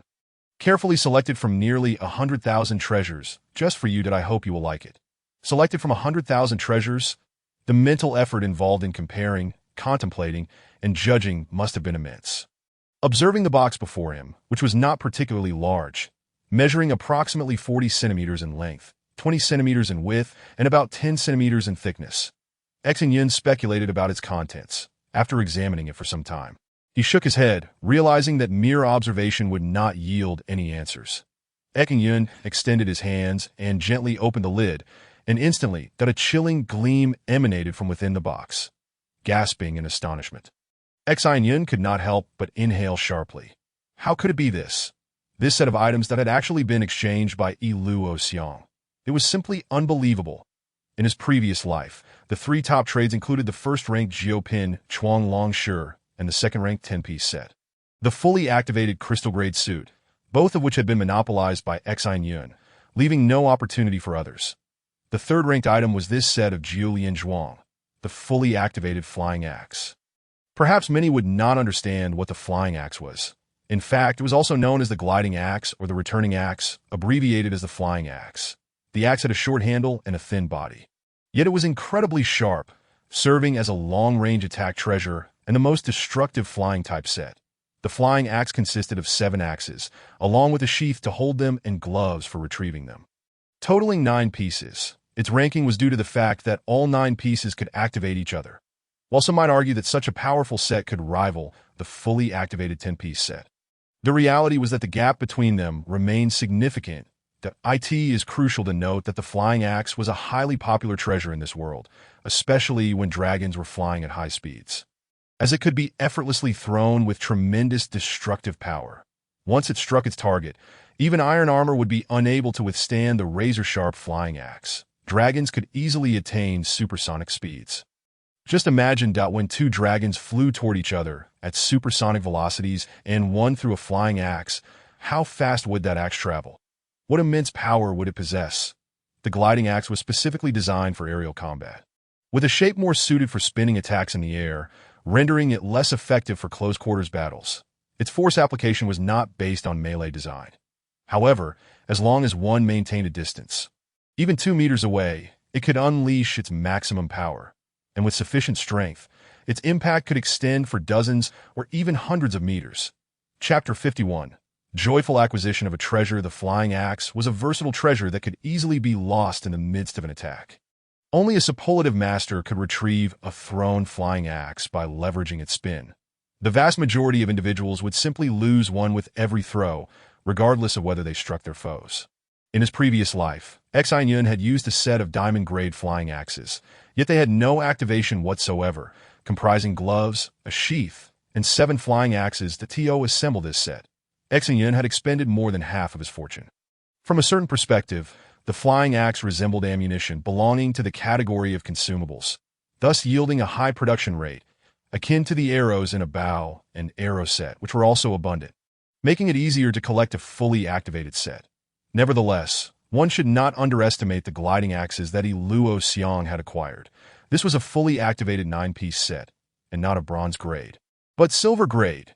The value of a fully activated silver grade set, particularly one of the flying axe variety, was incomparable to the crystal grade full armor set, with a difference in value likely exceeding tenfold. However, for Xin Yun, this was indeed invaluable. He would gladly exchange it for the 10-piece set of armor. Armor was undoubtedly crucial, but once one equipped themselves like a mobile fortress or a flying turtle, it became exceedingly difficult to achieve significant improvement. Through the trials and tribulations of his previous life, Xin Yun understood that only on the precipice of life and death could one more easily break through and surpass themselves. In overly secure environments, it was impossible to cultivate formidable skills or instincts akin to those of a beast. This fully activated 9-piece set allowed each flying axe to wield the power of golden grade equipment. But most importantly, the overall effectiveness of the set could reach the power of crystal grade. Gazing at the 7 or 8 gleaming flying axes before him, Xin Yun was so elated he nearly burst into cheers. From his memories of the previous life, he recalled the effects of this flying axe set, which could double the spinning speed. While few understood the significance of this doubled spinning speed, anyone casually brought over from Earth would grasp its essence. Firstly, after accelerating the spin, the centrifugal force generated during the rotation would increase, thereby amplifying the destructive power of the flying axe. Objects that were previously indestructible might become susceptible to damage through accelerated spinning. Secondly, the accelerated spinning would create a cutting edge akin to that of an electric saw. Upon contact with an obstructing object, the flying axe's sharp edge would slice through instantly, thus that if one were to be struck by such a flying axe, they might be cleaved in two or have their head severed, as its destructive power would transcend the limitations of the flying axe itself, warranting the moniker flying electric saw. Finally, and most crucially, once the spinning speed reached a certain threshold, it would enter a semi-invisible state. Everyone has seen an airplane. Once its propeller spins fast enough, it becomes virtually invisible. Even the reflections disappear, entering a state of near invisibility. With such an attack, one must ask how could they possibly evade it. The effects of the set varied greatly, and one could say that under the influence of this spinning acceleration, the power of the flying axe not only surpassed golden grade, but also reached crystal grade. And when combined with its near invisibility, its value became truly immeasurable. However, if one were to confront Xin Yun's 10-piece activated set with this flying axe, it would be futile. One must remember that 10-piece fully activated set could withstand even diamond-grade attacks, which illustrates the vast disparity in value between the two. Furthermore, as it is a complete activation set consisting of 9 pieces, the guidance force during retrieval has increased 9-fold. When launching the flying axes, the throwing power conferred by the gloves has also been enhanced 9-fold, making it exceedingly unlikely for the flying axes to be lost. Under the formidable guidance and pulling force, the launched flying axes will almost invariably return to their rightful positions. With eyes gleaming Xin Yun tenderly caressed the 7 flying axes, his smile stretching almost to his ears. There was no need for any verbal praise. Merely observing Xin Yun's expression, Luoxiang comprehended the depth of his satisfaction. In truth, Luoxiang felt quite confident as well. Aside from the 9th-grade Chuanglong stone that Xin Yun had exchanged for, and that king-level axe, there would be no other set of flying axes in the market more suited to Xin Yun. Suddenly, Xin Yun sprang up from the bed, eagerly retrieving the leather case containing the 7 flying axes from the chest. Upon closer inspection, he noticed that the case was adorned with a wide, lavish leather belt, the width of a palm, studded with massive bronze-colored rivets, truly befitting a man, exuding boldness. The belt was excessively long, wrapping around Xin Yun's small waist twice and still leaving a surplus. It was designed for an adult, making it somewhat ill-fitting for an 8-year-old child. Furrowing his brow, Xin Yun removed the belt, for although he admired it greatly, its impracticality was undeniable, and he replaced it with his own belt, securing the leather pouch containing the flying axes around his waist. The hard leather pouch was quite ostentatious, reminiscent of a holster for a firearm on Earth, firmly strapped to Xin Yun's waist. The pouch resting against his waist and thigh. Though the pouch was somewhat large relative to Xin Yun's frame, once donned, it appeared strikingly cool. The dark yellow leather pouch, originally intended for an adult, now snugly encased Xin Yun's thigh, the 7 gleaming flying axes radiating a chilling brilliance from the front to the side, near his rear. Ecstatic, Xin Yun ran his fingers over the flying axes strapped to his thigh. Although the pouch had transformed from resting at his waist to enveloping half of his thigh, it seemed even more fitting. Even a custom-made pouch might not achieve such a perfect fit. Standing there in tranquility, Xin Yun merely needed to let his hand drop naturally to grasp the gleaming metal handle of the flying axes. With a simple flick, he could launch them. The entire motion, from initiation to execution, could be completed in an instant. Not only was Xin Yun overwhelmed with joy, but Luoxiang's eyes also sparkled with excitement. It was indeed a perfect fit. The pouch wrapped around Xin Yun's right thigh, with the 7 radiant flying axes arranged neatly. Strikingly stylish yet practical. Even as Xin Yun matured, he could continue to use them. However, that belt was a bit unsuitable. If the opportunity arose, it would certainly need to be replaced, lest it clash with Xin Yun's current stylish and impressive aesthetic. Standing before the bed, Xin Yun repeatedly waved his arms, reminiscent of a quick-draw gunslinger from the American West, honing his skill in the motion of drawing and striking with the axe. The entire sequence was not only concise and fluid but also aesthetically pleasing. And most importantly, incredibly swift. In his previous life, Xin Yun had chosen the flying axe as his weapon, wielding it for nearly an entire lifetime. His proficiency was unquestionable. After years of training, it would be difficult not to master it. Although his current strength and energy were limited, rendering him unable to unleash its full potential, it was more than sufficient for his present circumstances. Nevertheless, Xin Yun harbored some regrets from his previous life. He had been too preoccupied with flirting, often mingling with girls, leaving little time to refine his foundational skills. Thus, while his technique was commendable, his basic skills were woefully inadequate, which prevented his flying axes from posing a true threat to genuine experts. If the flying axe were likened to a gun, the same weapon, wielded by different individuals, would yield varying levels of effectiveness that in the hands of a sharpshooter, it could dispatch a dozen foes within seconds. While in the hands of a fool, it might take far longer to fell even a single adversary. Now, endowed with the chance to start anew and possessing such a precious 9-piece fully activated flying axe set, Xin Yun was brimming with ambition that he resolved not to squander this opportunity. Regardless of how alluring women might be, he must remain focused and diligently hone his foundational skills that as for technique, he had already mastered the methods. The only deficiency lay in his foundational prowess. Chapter 52.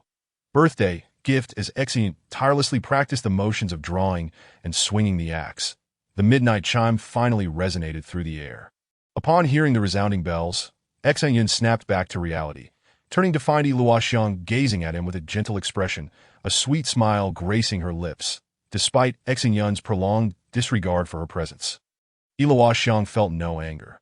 After all, his dedication to practicing for 4 or 5 hours was a testament to how much he cherished her gift. She was more delighted than anything, unable to harbor any resentment. Upon hearing the chime, Xin Yun suddenly recalled something, a mysterious smile spreading across his face. He dashed to the chest, opened the lid, and retrieved the colorful bracelet, presenting it to Yi Luoxiang with a smile. "Happy 8th birthday! This is your birthday gift." Yi Luoxiang froze at Xin Yun's words. Was today truly her birthday? Since she became aware, no one had ever celebrated her birthday, not once, as she calculated the days. She was taken aback. Indeed, with the tolling of the bells, today was her birthday. She had heard from others in the village that she shared this day with another girl. Reflecting on the past, she recalled that on her birthday, the girl she was close with would receive presents from her parents. A hair accessory one year, a new outfit another, that in the evening, her parents would prepare a sumptuous dinner. During those moments, Yi Luoxiang would quietly position herself by her window, peering through the cracks to observe the joy across the way. She had often fantasized about receiving warmth from someone who would remember her birthday and bestow a small gift upon her. Yet, since she could remember, no one had ever done so. No one had acknowledged her birthday. Gradually, she had come to forget the very notion of birthdays. However, today, just when she had completely lost hope, Xin Yun had remembered. Even in his previous moment of ecstasy, he had instantly recalled her birthday the moment the bells chimed. And just as the sound faded, he had presented her with the gift, cradling the rainbow-hued bracelet tightly to her chest. Tears streamed down Yi Luoxiang's face. That a birthday gift. She had finally received one. The sensation of being remembered, cared for, and cherished was immensely warm as she gazed at Yi Luoxiang, her eyes brimming with tears. Xin Yun's heart ached for her. In his previous life, the first person to give her a birthday gift was the one who had harmed her, yet such profound animosity had been softened by this small gesture. Despite the deep-seated hatred, it was a simple birthday gift that had touched her heart. It was precisely because of that gift that even when those four scoundrels acted in her name and tarnished her reputation, she had never sought vengeance against them. Otherwise, with Yi Luoxiang's strength, those individuals would have been utterly obliterated long ago, unable to continue their misdeeds. Yi Luoxiang was a proud girl. Yet simultaneously, she was also lonely and desperately lacking in affection. Having grown up in an environment devoid of love, she held on to every act of kindness she received, cherishing it deeply and repaying it manifold. While she could quickly forget hatred, she was not one to harbor grudges. She would forever remember kindness in her heart. This was the complex, contradictory nature of Yi Luoxiang. Thank you for your gift," she sobbed, holding the colorful bracelet close to her heart. In that moment, she felt completely enveloped by a profound sense of love. Previously, she had believed she had entirely lost hope for receiving birthday gifts. Yet now, when someone truly gave her a gift, and that person cared for her so deeply, the unparalleled happiness nearly took her breath away. Even if she were to die at that moment, she would leave this world with a smile. Observing the tearful Yi Luoxiang, Xin Yun gently embraced her, whispering comforting words.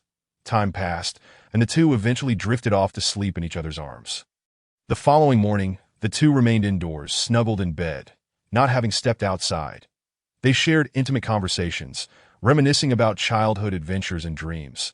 Though they spoke of nothing of great import, they found themselves with an endless supply of words. After enjoying a leisurely lunch, they returned to bed, utterly exhausted from the past month. Not just physically, but mentally as well. One must understand, even adults would feel fatigue after a grand tournament, let alone two children who had just turned 8. Their slumber extended through the afternoon, and when they finally stirred, it was already past 7 in the evening. Glancing at the sky, Xin Yun hastily patted Yi Luoxiang, nestled in his embrace. "Wake up, little lazy pig. It's time for dinner." Upon hearing Xin Yun's words, Yi Luoxiang pouted her rosy lips and retorted, "You are the lazy pig. If it weren't for you holding me, I would have gotten up long ago." Observing Yi Luoxiang's charming demeanor, Xin Yun could hardly contain his delight, chuckling with joy. Following the birthday gift from the previous night, their relationship had taken a significant leap forward, and it was at this moment that Yi Luoxiang finally opened her heart completely, considering Xin Yun as her dearest and most beloved person. Otherwise, witnessing her adorable and playful side would have been nothing more than a distant dream. As Xin Yun pondered, Yi Luoxiang sat up, tossed aside the covers, and rubbed her sleepy eyes. Dressed in an oversized nightgown, her endearing appearance made Xin Yun's heart flutter with excitement. She was simply too cute. Before long, both were dressed and freshened up. and together they left the room, heading toward the dining area. Just as they were about to enter the restaurant for their usual meal, Xin Yun unexpectedly pulled Luo Xiang aside and walked toward the nearby staircase. Watching Xin Yun's peculiar behavior, Luo Xiang instinctively placed a hand on her chest, her heart racing. Could it be that he was planning a grand dinner to celebrate her birthday? While her heart raced, the two ascended the staircase to the top floor. Upon Xin Yun's arrival, two elegant young ladies stationed at the top floor respectfully approached and bowed, saying, "Young Master Xin has arrived. Is everything ready to commence?" Nodding in affirmation, Xin Yun elegantly linked his arm with Luo Xiang's and walked through the grand, golden doors opened by the two attendants. The dining area on the top floor was expansive, spanning over 1,000 square feet, yet it housed only about 20 tables to Luo Xiang's astonishment. During this peak dining hour, the entire top floor was utterly devoid of patrons, save for a small heart-shaped table placed in the center. Flanked by two cozy chairs, covering her mouth in surprise, Luo Xiang tremulously asked, Why are there no other guests here? Are we the only ones dining?" Hearing her query, Xin Yun smiled and nodded. "Indeed, I have reserved the entire place. Tonight is very special, and I do not wish for anyone to disrupt the ambience that Xin Yun's words. Luo Xiang's face lit up with happiness, though she was not one to crave extravagance. She could feel the overflowing love and care in Xin Yun's thoughtful actions, which brought her the utmost joy. With Xin Yun by her side, they approached the red heart-shaped table and sat side by side. Before them, the overlapping hearts of the table were adorned with a vibrant red tablecloth that quickened their pulse. Xin Yun's gesture. Exquisite dishes were served one after another, and fine red wine was poured into their glasses. Under the enchanting glow of the red tablecloth, everything appeared to be a dream come true. Gently lifting his glass, Xin Yun spoke softly, "Luo, that I have loved you for a long time, longer than you can imagine. Finally being with you brings me immense joy, a joy that drives me almost to madness. Happy birthday to you. May every day be as blissful as this moment." Upon hearing Xin Yun's heartfelt confession, Luo Xiang felt a mix of shyness and sweetness. Such an unguarded declaration was still unfamiliar to her, aside from the time he confessed in a semi-conscious state at the dry well. This was her first experience of such sincerity, and most importantly, Xin Yun was remarkably clear-headed this time. Chapter 53. A precious gift. Her cheeks flushed crimson, yet Luo Xiang found herself at a loss for words. Unsure how to respond at that moment, Xin Yun continued, "I know that perhaps, to me, you are just a dream, something beyond my reach. However, I promise you this, as long as we are together, even if I were to die at this very moment, I would ensure your happiness. This is my vow to you, don't." Hearing Xin Yun's words, Luo Xiang quickly extended her small hand to cover his mouth, her voice tinged with urgency. "Please don't speak of death. You are the only person in this world who treats me with kindness, so please don't utter that word. It is too cruel for me." As she spoke, tears began to gather swiftly in her bright eyes. Cradling Luo Xiang's face, Xin Yun spoke with compassion.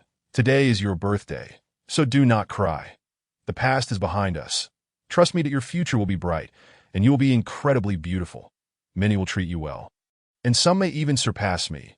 Your suffering is behind you. What awaits you now is nothing but boundless beauty." With tears brimming, Luo Xiang shook her head, replying, "But how can that be the same? I do not need anyone else's kindness.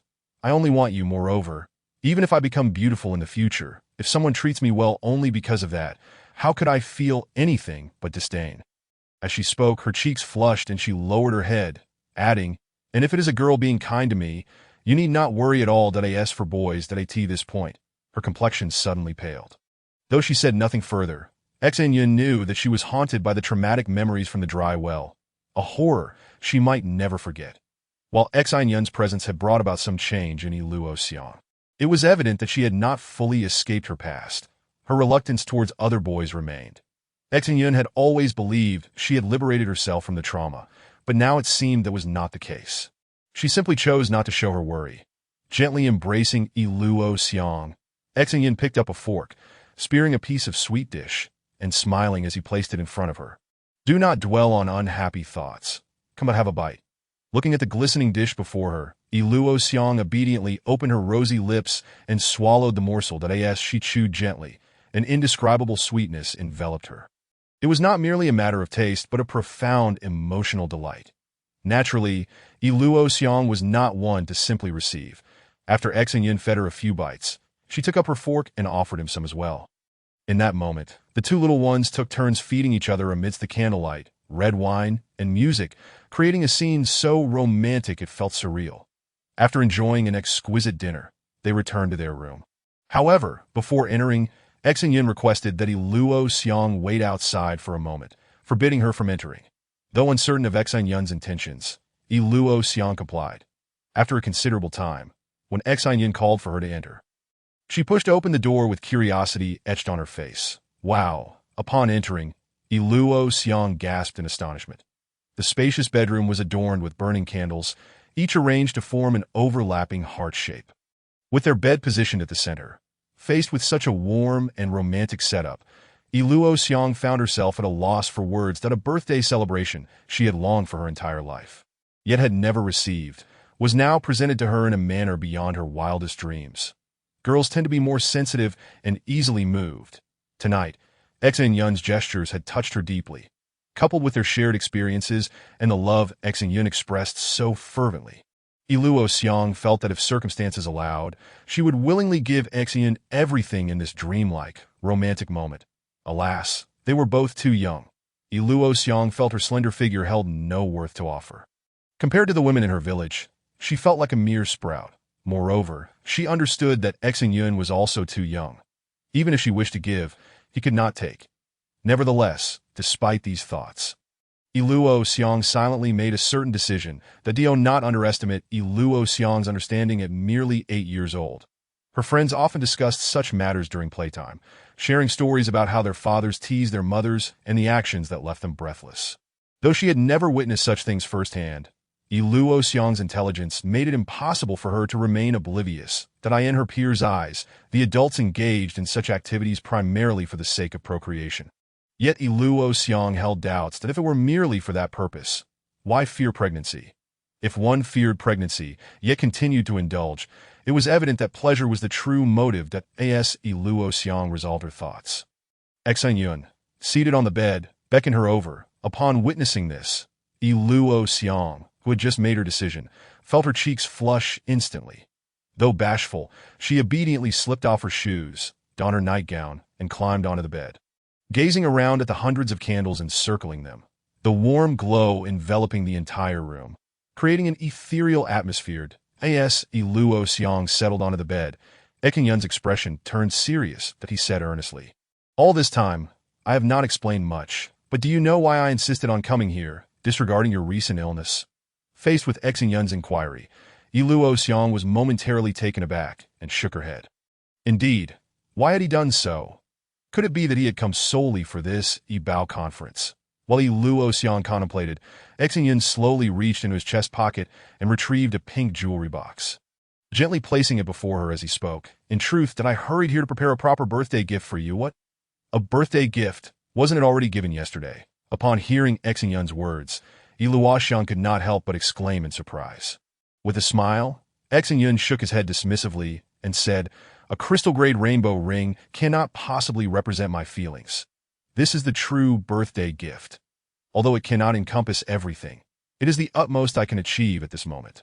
Casting a puzzled glance at Xin Yun and then at the pink box, Luo Xiang did not refuse. She would accept anything given by Xin Yun. She would comply with any of his requests, whether in giving or receiving. Yet what could possibly be inside this box? Gently picking up the pink box, Luo Xiang took a deep breath and slowly opened it. In an instant, a dazzling purple light enveloped the entire room, rendering even the hundreds of candles dim by comparison. Gasping, Luo Xiang involuntarily inhaled sharply at the sight within the box that it was that truly beautiful. Yet beauty was merely the weakest aspect of this treasure.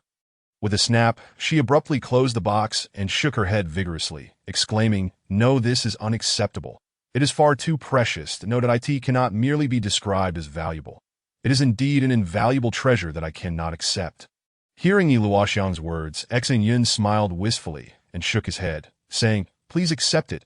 Luo, I would willingly give you my life. So how could this material possession hold greater significance in your eyes?" Upon hearing Xin Yun's words, Luoxiang lifted her gaze to meet the boy before her. The events of that day remained as vivid as if they had transpired just yesterday. She recalled the figure that had fallen. The sacrifice of his life, made solely to grant her a sliver of hope. This boy truly regarded her as a treasure more precious than his own life. Luoxiang smiled, a sweet smile, and nodded, saying, "Then I thank you for your gift.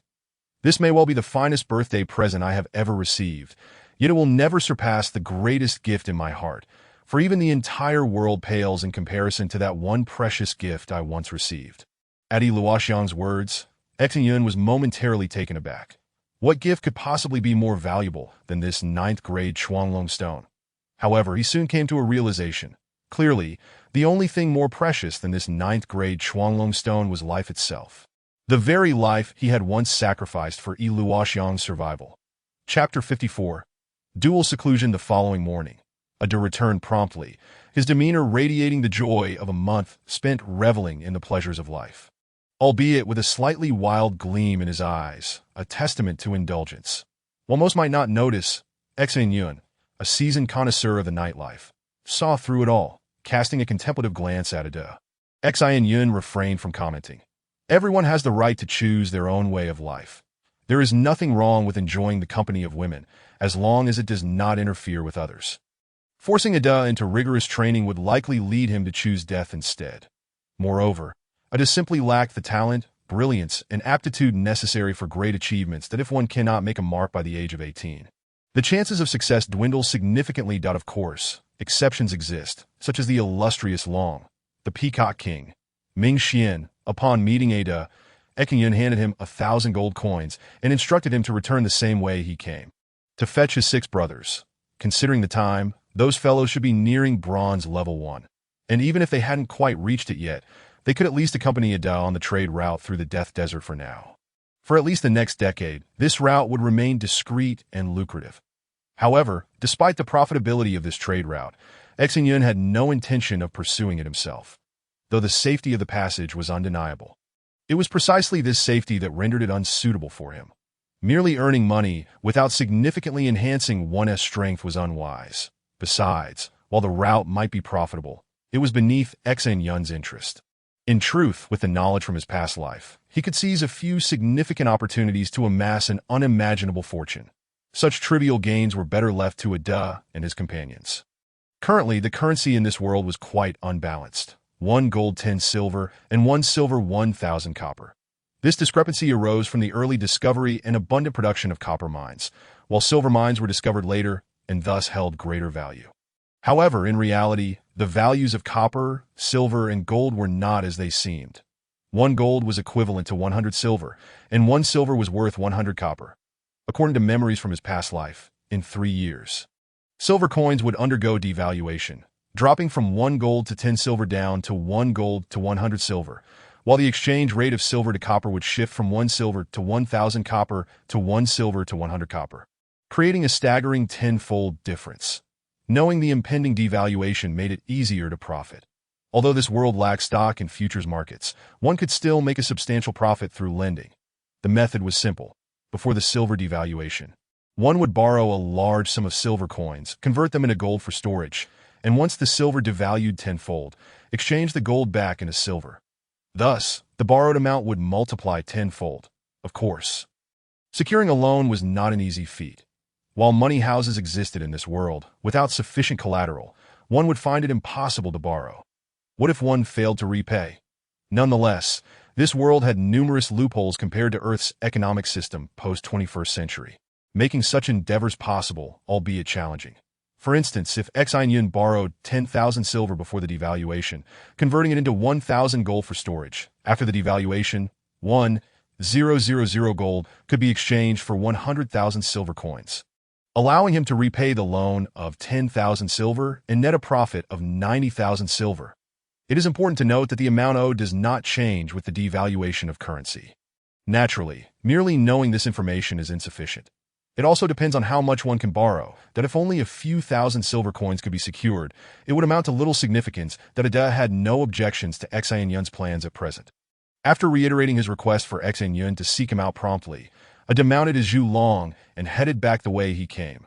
After a month of revelry, he understood that to truly enjoy life, one must possess strength and wealth. Without money, one would hardly garner attention.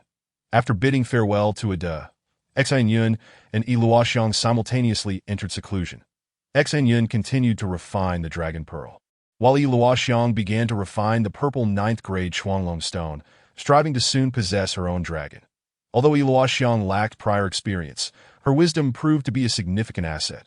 Under Xin Yun's patient, meticulous and tireless guidance, she grasped all necessary knowledge, ensuring that everything proceeded smoothly. In truth, refining the Chuanglong stone was not overly difficult. Out of every 100 individuals attempting it, at least 80 would succeed, while the remaining 20 would be beyond help. With Yi Luoxiang's intelligence and aptitude, if she were to fail, it would imply that no one else in the world could succeed either. After 9 days and nights of refining, Yi Luoxiang successfully refined the Chuanglong stone, acquiring a purple dragon pearl the size of a ping-pong ball. However, Xin Yun's refining work remained incomplete, still at the tier of no rank and 10 stars. The higher the grade of the Chuanglong stone, the better the dragon's aptitude. This aptitude encompasses a broad range of meanings, including the energy contained within and the speed of energy recovery. For example, a Da's Zhulong, when close to maximum load, could only sustain energy for 4 hours, and if flying at full speed under maximum load, it would exhaust its energy in less than 10 minutes due to poor aptitude. In contrast, Xin Yun's dragon boasted far superior aptitude. Nearly perfect, capable of flying at full speed for around 100 minutes under maximum load. The total energy within the dragon pearl and its recovery rate per unit time were 10 times that of a Da's Zhulong. If a first-grade Chuanglong stone produced a dragon with a recovery rate of 10, then a second grade would yield 20, a ninth grade would yield 90. Whereas Xin Yun's was 99.999, that though this may seem marginal, the difference is vast, even inconceivable. A mere 0.1 represents an insurmountable chasm. The grade of the Chuanglong stone undoubtedly determines more than just these aspects. For instance, the dragon's fifth claw is also influenced by it. In fact, the grade of the Chuanglong stone dictates every minute detail, playing a decisive role in the outcome. Of course, possessing a high-grade Chuanglong stone does not guarantee mastery. In Xin Yun's past life, nearly 10 ninth-grade Chuanglong stones had emerged. Yet what was the result? Among the 9 greatest masters, at least 3 utilized only ordinary Chuanglong stones, namely, the fan butterfly Yi Luoxiang, the demon queen Yan Qingyi, and the peacock king Ming Xian. In truth, aside from the 3 of them, there were at least 2 others who did not wield the 9th-grade Chuanglong stone. This implies that in the previous life, had 9 blocks of 9th-grade Chuanglong stones emerged, a minimum of 5 users of Chuanglong stones did not ascend to the ranks of masters. Therefore, it cannot be concluded that high-grade Chuanglong stones equate to mastery. One might even assert that there is little correlation between the two, that the so-called success is an amalgamation of 99 effort and a mere 1 talent. Without that 99 of effort, success is indeed unattainable. Conversely, lacking that 1 of talent diminishes the chances significantly. Moreover, often, even if one possesses talent and exerts great effort, they may still find themselves at an impasse, as they might be traversing the wrong path or choosing an inappropriate direction. Consequently, through the experiences of 3 lifetimes, Xin Yun's perspective is that for an individual to achieve success, they require 98 effort, 1 talent, and an additional 1 luck. Luck is indispensable. In the ensuing 3 months, Xin Yun and Yi Luoxiang remained sequestered, dedicating themselves to intense cultivation. Fortunately, after the conclusion of the Yibao conference, Xin Yun had prudently set aside 10 banknotes of 10,000 gold each if aspirations were modest. This fortune would suffice for them to live comfortably for a lifetime. However, it goes without saying that neither Xin Yun nor Yi Luoxiang could be deemed as lacking in ambition. Xin Yun harbors 2 aspirations. One is to marry Yi Luoxiang, and the other is to become the foremost master among the 9 great experts. That Yi Luoxiang's aspiration is rather straightforward. It is to remain by Xin Yun's side eternally, to achieve this everlasting companionship. One must be sufficiently exceptional. Thus, in simpler terms, Yi Luoxiang's desire is to cultivate her own excellence, boundlessly. Chapter 55. Bronze 1 star 3 months. Neither excessively long nor particularly short, yet within the concentrated cultivation of Xin Yun and Yi Luoxiang. This period seemed to vanish in the blink of an eye. Almost synchronously, Xin Yun and Xiang, relying solely on their own efforts without external aid, attained the rank of Bronze 1 star. Although Xin Yun commenced his refinement a month earlier, it is crucial to recognize that the difficulty of refining a 9.9 grade Chuanglong stone is indeed greater than that of a 9 grade stone. From a certain perspective, this also reflects the grading of the Chuanglong stones. Undoubtedly, Xiang's wisdom and talent played a significant role, yet Xin Yun's experience and knowledge sufficiently compensated for any disparity. In fact, the higher the grade of the Chuanglong stone, the more time and effort required for advancement, with the difficulty of progression escalating correspondingly. The so-called ranks and star levels are delineated by the quality of energy, rather than its quantity. Although both are classified as Bronze 1 star, Xin Yun's energy is over 10 times that of a Da, and his recovery rate exceeds a Da's by a similar margin. The depth of their energies differs vastly. While their qualities may be equivalent, the quantities diverge by nearly an order of magnitude. If one were to liken a dragon to a vehicle, then energy could be compared to steam. Natural gas, diesel, gasoline, and aviation fuel. If steam is positioned at Bronze 1 star, then natural gas would represent Silver 1 star, and diesel would signify Gold 1 star. This distinction is qualitative, not something that can be substituted by mere quantity. No matter how abundant the steam, it cannot transform into gasoline. One must not underestimate the significance of quantity. Although qualitative changes cannot arise from mere quantitative increases, an abundance of quantity can yield a formidable impact. A small ripple may not claim lives, yet a catastrophic tsunami can obliterate a city of millions in an instant. This principle parallels the profound nature of internal energy. However, while many aspire to attain high-grade Chuanglong stones, not everyone is destined to possess them. Azure Sea. With a resounding shout from Xin Yun, he stood upon the dragon-stopping plateau, arms outstretched in a gesture of joy, amidst a chorus of bubbling sounds. Countless ethereal bubbles ascended from the ground, filling the air with fantastical reflections. Subsequently, all the bubbles shimmered with brilliant colors, before suddenly converging, revealing a colossal dragon over 30 meters in length and more than 3 meters in diameter, manifesting majestically on the expansive plateau. Upon closer inspection, the azure dragon twisted gracefully in the air, its head bowed, adorned with sharp, backward-curving horns. Xin Yun stood confidently between the horns, arms crossed and a smile gracing his face. Observing the magnificent, imposing azure dragon that stretched over 30 meters, Xiang erupted into applause, her eyes sparkling with admiration. In stark contrast to Ada's pig-like dragon, the disparity between the two was monumental. One seemed destined to wallow in mud, while the other appeared born to soar among the heavens. Seeing Xiang's exuberant demeanor, Xin Yun couldn't help but chuckle that he addressed her. Enough of celebrating my achievement. Quickly to summon your dragon, so I may revel in your joy as well. Upon hearing Xin Yun's words, Xiang nodded excitedly and closed her eyes, taking a deep breath. When she opened her eyes once more, her gaze was utterly serene, a glimmer of brilliance flashing within.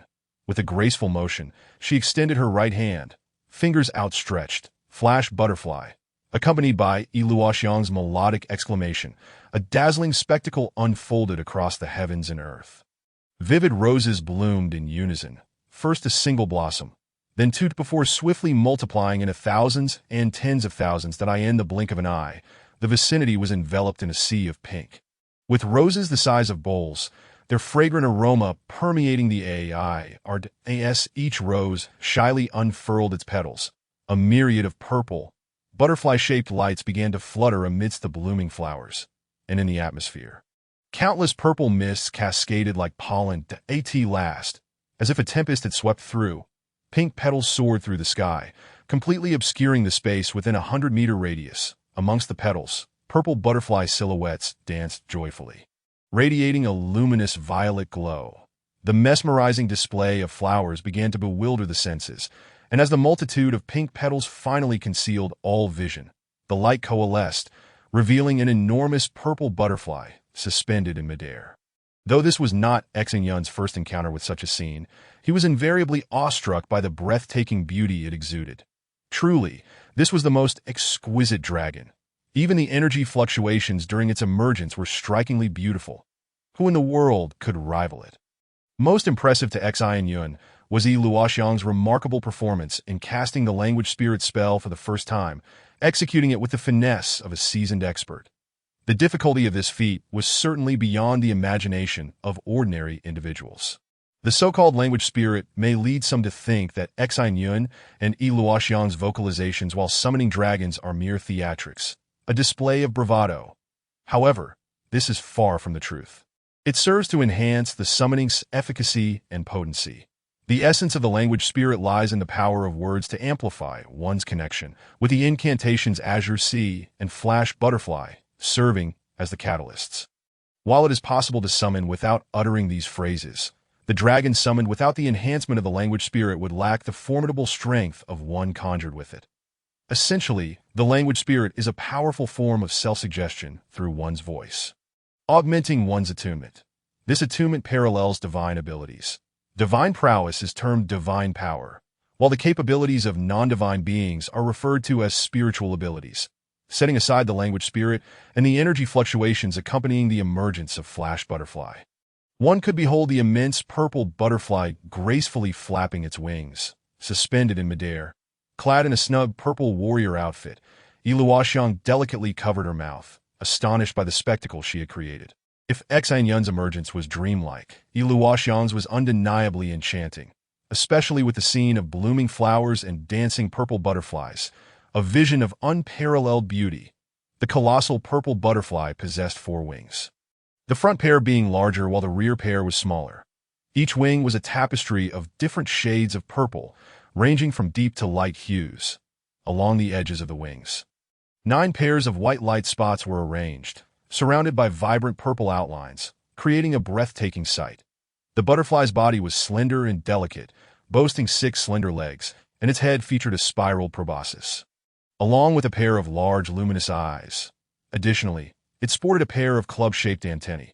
The most formidable weapon of the Flash Butterfly lay in its club-like antennae, resembling short rods capped with spherical structures, akin to launchers capable of projecting the combined spiritual power of Yi Luoxiang and the Flash Butterfly.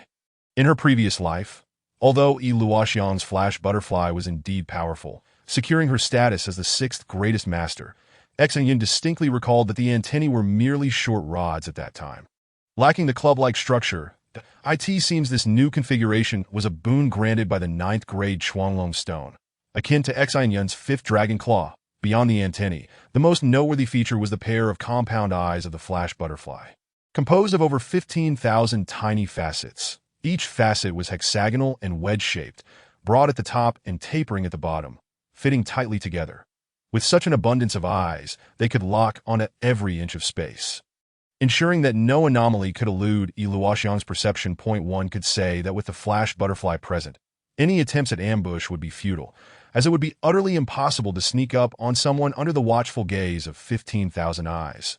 That would be sheer folly.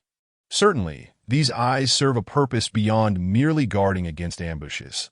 They are crucial for swiftly extricating oneself from perilous environments. Should circumstances take a turn for the worse, decisions can be made with remarkable ease. Whether to fight or to flee. Chapter 56. Soaring Together. Now, let us delve into the scales of the Flash Butterfly.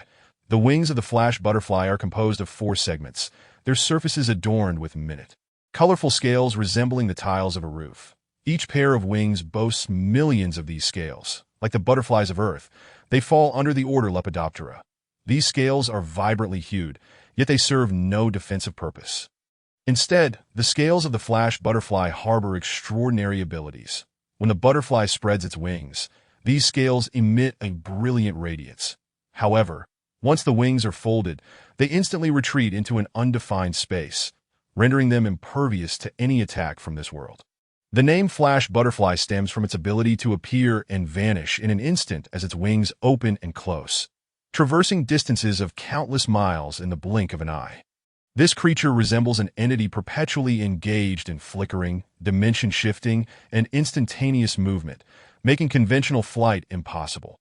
When confronted with formidable assaults, a simple folding of its wings allows it to slip into the undefined realm, isolating itself from all harm.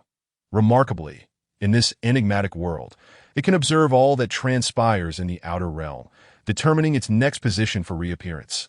coupled with over 15,000 compound eyes and formidable soul wave control.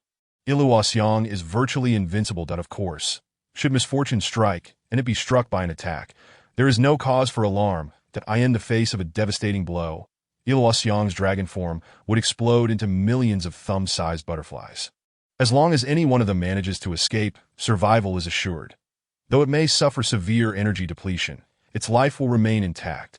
The sole lamentation is that the flash butterfly is not a robust dragon. It is of the purple soul type, relying on its flickering rather than the strength of its wings to achieve flight. While it can soar at great speed, its capacity for carrying weight is nearly non-existent, especially given its unique mode of rapid movement, which precludes the transportation of any cargo. Fortunately, Xin Yun, while not a load-bearing dragon, possesses four powerful claws. Although it cannot bear weight while flying, it can clutch items with its claws, albeit with considerable turbulence, rendering it generally unsuitable for cargo transport. In fact, the dragons of this world seem to share characteristics with Earth's birds, insects, fish, and beasts, exhibiting similarities in their traits. For instance, dragon types akin to cattle or horses possess remarkable load-bearing capabilities. Even pigs can bear weight, whereas certain dragons like Iluoxiong's flash butterfly and Xin Yun cannot carry loads at all. Fortunately, Xin Yun had no intention of earning a living through cargo transport. And even if he did, he could opt for small, exquisite items that are valuable and profitable. Thus, both Xin Yun and Iluoxiong could carry such items that the two admired each other's dragons. A cacophony arose around them. Glancing about, they noted a throng of figures converging from all directions, clearly intrigued by the awe-inspiring entrance of Xin Yun and Iluoxiong. Observing this scene, Xin Yun quickly exchanged a glance with Iluoxiong, and in the next instant, the Yinglong beneath him reared its head, twisting its body before soaring into the sky. Although it was Iluoxiong's first experience flying a dragon, her prior experience riding a pig dragon, combined with their shared bond, allowed her to deftly vanish from the dragon's stop, only to reappear beside Xin Yun. Upon seeing Iluoxiong appear beside him, Xin Yun couldn't help but sigh. The flash butterfly was astonishingly overpowered, almost as if cheating. It was no surprise that she was among the future top 9 experts. She had just learned to fly and was already achieving such speed. Clearly, she had yet to unleash her full velocity. As her strength increased, the frequency of the flash butterfly's movements would accelerate, and the distance covered with each flicker would extend in the later stages. She could achieve 9 flickers per second, covering hundreds of miles in an instant. Who could possibly pursue such speed? As for Xin Yun's dragon, while it also flew swiftly, surpassing most dragons, it could not compete with the flash butterfly. In terms of flight, the latter was akin to a cheat code. Like an arrow, Xin Yun guided the Yinglong into the clouds, gradually coming to a halt at the same time. Iluoxiong's massive purple flash butterfly appeared approximately 10 meters to Xin Yun's left. It was not that Iluoxiong did not wish to draw closer. Rather, her butterfly wings were simply too large, each spanning 5 meters. Getting too close would risk collision. Indeed, for dragons, a distance of 100 meters was considered quite close. With her legs apart, Iluoxiong adorably perched on the back of the flash butterfly, gazing wistfully at Xin Yun as she said, Xin, I don't want to fly by myself. I want to be with you. Standing between 2 dragon horns, Xin Yun chuckled softly and shook his head. My dear, I wish the same. But in order for both of us to grow swiftly, we must practice flying separately if we don't. While we can be together now, in the future, the growing disparity in our strengths may leave you unable to face danger, and I wouldn't be able to protect you. Hearing Xin Yun's words, Iluoxiong's eyes moistened with emotion. She understood his intentions, that he longed to be with her as well, yet they had to fly apart. Though it was painful, she grasped that the trials of the present were for the joys of the future. If they rushed to enjoy happiness now, they would inevitably face suffering later. Seeing that Iluoxiong had come to understand, Xin Yun smiled and said, We have both just learned to ride dragons. So we must quickly master and refine our flying skills. When we take a break, we can still be together, can't we? Upon hearing Xin Yun's words, Iluoxiong nodded and replied, All right, I will follow your lead. Where shall we go next? With a smile and a nod toward Iluoxiong, Xin Yun declared, Our next objective is to swiftly enhance our strength, and the most suitable place for that is the City of Death in the Death Desert. Upon hearing Xin Yun's words, Iluoxiong lowered her head. Feeling dejected as she said, "I'm sorry for wasting a piece of ninth-grade dragon creation stone, but the summoned dragon seems to lack any power and appears unable to attack." Hearing this, Xin Yun stumbled, nearly falling from the dragon. Fortunately, the Ying Long and Xin Yun were one, and as he leaned, the dragon instinctively adjusted its body. For Xin Yun, there was little distinction between being on the dragon and on solid ground. Unless intentionally unbalanced, he would never fall. Silently observing Luo Xiang, Xin Yun pondered for a moment before beckoning her over. "All right, why don't you store your dragon and come over here?" Upon hearing Xin Yun's words, Luo Xiang's face lit up with joy in a flash. She appeared at the forefront of the Ying Long, gracefully leaping into Xin Yun's embrace. Shaking his head with a smile, Xin Yun held Luo Xiang as they settled behind the dragon's horns. Despite their seemingly useless appearance, the two horns formed a shield, shielding them from the oncoming winds and rain. Comfortably leaning against the dragon's horns, Luo Xiang nestled into Xin Yun's arms, instinctively finding the most comfortable position. Sweetly wrapping her arms around his waist. This was the most comforting and warmest place in the world. Feeling Luo Xiang's warmth and the softness of her body, Xin Yun sighed, involuntarily recalling the events of his birthday night. That evening, as they snuggled under the covers, Luo Xiang had stealthily shed every scrap of fabric, slipping into Xin Yun's embrace, her fragrance intoxicating. Faced with Luo Xiang's teasing, Xin Yun yearned to respond, but while his mind reacted, his body remained still. After all, what response could an 8-year-old child muster? Since that incident, whenever there was free time, Luo Xiang became particularly clingy, as if she could not bear to be apart, often hiding in his embrace. Holding on tightly as if afraid he would disappear. Chapter 57. Terrifying abilities. Gradually emerging from his reverie, a gentle smile gracing his lips, Xin Yun gazed at the kitten-like Luo Xiang in his arms and said, "All right, aren't you dissatisfied with your flash butterfly's lack of offensive capabilities? Let me offer you some guidance that Upon hearing Xin Yun's words, Luo Xiang quickly sat up straight. While she adored the warmth of Xin Yun's embrace, she understood that in order to keep this embrace forever, she had to become stronger. Observing Luo Xiang's earnest demeanor, Xin Yun continued, "Your dragon is not weak. In fact, it is incredibly powerful, although it is merely a 1-star bronze level. You already possess a battle skill. You simply have not realized it yet. Quickly tell me, what is this battle skill? How can I unleash it?"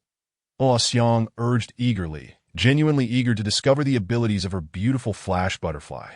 Observing the eager demeanor of Luo Xiang, Xin Yun refrained from lingering any longer and swiftly remarked, "The Chuanglong stone you are using is purple, indicating its connection to the soul realm, that I am not entirely certain of its specific application. But it undoubtedly requires a concentration of one's spirit and the condensation of soul power, which is then projected through the pair of antennae of the Shandian." Luo Xiang furrowed her brows and queried, "What purpose does launching it serve? Is it merely for conversing with others?" Hearing the childlike question from Luo Xiang, Xin Yun couldn't help but chuckle heartily, nodding in agreement. "You are indeed correct. The primary function is indeed communication. Through those antennae, you need not utter a word. Instead, you can convey your thoughts via soul waves and soul rays, allowing others to perceive them within their minds. At this juncture, Xin Yun paused momentarily before continuing. "Moreover, if you maintain a connection through the soul rays, I could relay messages to you directly without the need for speech. As for how to achieve this, that is something you will have to explore on your own." "Ah, is it really like that?" Upon hearing Xin Yun's words, Luo Xiang pouted in disappointment, lamenting, "After all this effort, it merely amounts to chatting. How utterly disappointing." Witnessing her disheartened expression, Xin Yun erupted into laughter, gazing deeply at her and saying, "You are an intelligent individual. How can you be so muddled now? In this world, there are no worthless abilities, only those who do not know how to wield them." "What do you mean?" Luo Xiang's eyes sparkled with curiosity at Xin Yun's statement. Meeting her gaze, Xin Yun nodded and elaborated. "Though you may lack combat prowess, you possess the formidable ability to scout with your powerful soul energy. With the Shandian's 15,000 eyes, you can observe. And by utilizing the soul rays, you can connect all your teammate souls to form a soul network, constantly relaying information about our surroundings. This capability is sufficient to make you the core of any team's intelligence network." As Xin Yun spoke, his excitement intensified as he looked at Luo Xiang. trembling with enthusiasm. We will not always be just the two of us. In the future, many more teammates will join us. At that point, you won't need to engage in direct combat. We will all rely on your abilities and your intellect to lead us. To realize all of this, we must lean on the variability you currently dismiss. Through Xin Yun's explanation, Luoxiang quickly grasped the profound strength of this ability. Although it lacked offensive power, it was undeniably a formidable asset. With this ability, she could extend her capabilities, monitoring like a watchful eye and detecting like a radar, imparting these skills to every teammate. The more allies she had, the greater her value became. Of course, she could only manifest up to 9 soul chains at most. Currently, she could project just 1. To produce 2, she would need to reach the silver level. And for 3, the gold level. And so forth. In simpler terms, the Xin Yun's current abilities were limited to surveillance and detection, relaying everything she monitored in real time to each teammate's mind, akin to a network where all could share information and communicate. With Luoxiang serving as the central server, fixing her steadfast gaze on Xin Yun, she resolutely declared, "While the absence of offensive capabilities is indeed regrettable, I am content knowing that I can assist you." Moved by Luoxiang's earnest expression, Xin Yun affectionately embraced her, smiling gently. "This is merely your bronze-tier capability. Having weaknesses is entirely normal. Once you ascend to the silver level, you will begin to acquire supportive skills." Oh, with surprise, she lifted her head to look at Xin Yun, inquiring eagerly, "Will there be new abilities at the silver level? What are they?" Gazing at Luoxiang with endearment, Xin Yun chuckled, "As a bronze tier, your abilities are still quite limited. Merely achieving information transmission is commendable. However, once you reach the silver level, this capability will gradually strengthen. Consider what might occur when this ability enhances to a significant degree." Confused, Luoxiang shook her head. "I don't understand what you mean. Even if the ability becomes stronger, isn't it still just about conveying information?" Smiling at her, Xin Yun replied, "It cannot possibly remain the same. Imagine, if 2 commands arise simultaneously in your mind, one instructing you to attack and the other to defend. What would you do then?" This left Luoxiang at a loss for words. Indeed, if faced with such a situation, how would she respond? Observing her bewilderment, Xin Yun did not tease her further, but explained, "If the opponent's will is relatively weak and your transmitted intent is sufficiently powerful, they may act according to your command." Disregarding their original orders. Luoxiang gasped in shock, her eyes wide. "That sounds terrifying. So if I directed them to attack their own teammates, wouldn't that mean?" "Indeed." Xin Yun nodded at her incredulous expression. "As long as your soul power is formidable enough, you could command an opponent to turn against their allies. However, this only proves effective against those with wavering resolve. Those seasoned by the trials of battle will be impervious to such tactics. Nevertheless, even for the resolute, unless their spirit is as unyielding as stone, they will inevitably hesitate when faced with competing commands. Consider how a person behaves when in doubt."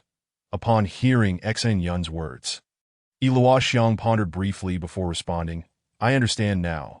If there is hesitation within the heart, there must be a corresponding pause in action." With admiration, Xin Yun smiled, saying, "Exactly.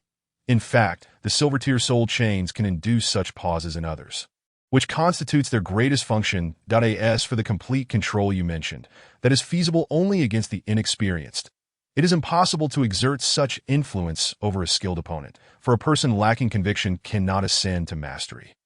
Delighted by Xin Yun's insight, Luoxiang felt no disappointment, contentedly stating, "This is already quite impressive. As long as there is even the slightest pause from the opponent, I can swiftly evade.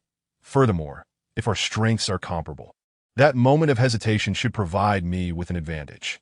Nodding in agreement, Xin Yun affirmed, "Indeed, even if you cannot seize the opportunity outright, you will at least gain the upper hand, which renders this ability exceedingly powerful." Listening to Xin Yun, Luoxiang furrowed her brow and remarked, "Yet it still seems to lack any offensive capability. It can only be considered supportive or disruptive." Seeing the disappointment on her face, Xin Yun decided to be forthright. Wishing to prevent her from taking any missteps, that he stated, "The bronze-tier ability that connects teammates is known as the soul chain. The silver-tier ability that can induce pauses in enemies or even incite them to turn against one another is called soul impact.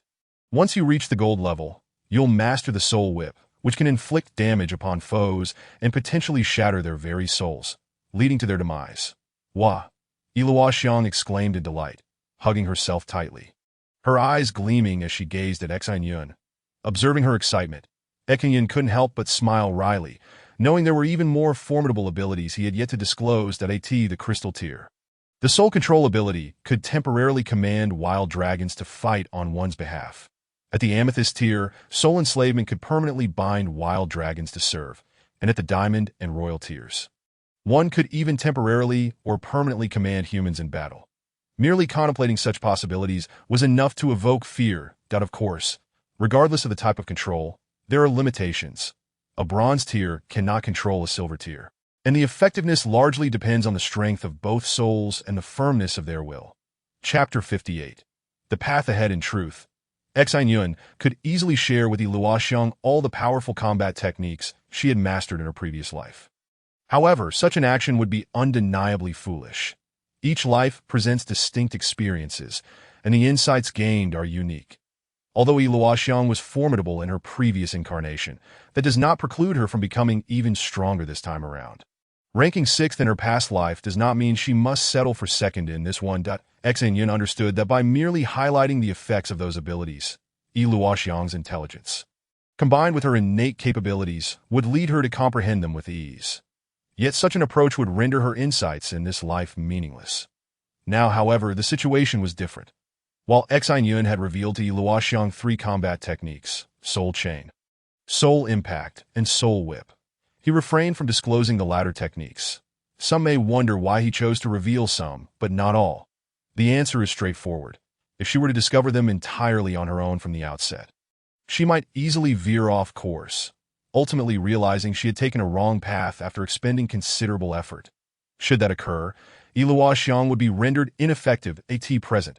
Xin Yun had already indicated a direction for her development. While withholding the enslavement series of techniques, that he was confident that with just a slight nudge, she would still grasp those techniques. Moreover, by revealing the earlier abilities, he ensured that her learning process would not be hindered by the later techniques.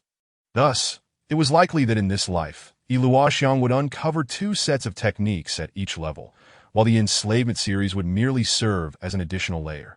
Xin Yun smiled as she gazed at Ilua, nestled in her embrace, and said, although your dragon belongs to the soul category, it is not devoid of offensive and defensive capabilities. Ultimately, it hinges on your understanding. You must realize that despite both being soul-type dragons, the abilities of each dragon can vastly differ. The potential you possess is entirely contingent upon what you can comprehend. Listening to Xin Yun's words, Ilua's face lit up with excitement, unlike her previous life, where she had nothing worth protecting and no desire to engage in battle. Preferring to evade conflicts or rely on enslaving wild beasts to fight on her behalf, she had now transformed her soul abilities towards enslavement. However, in this life, things were different.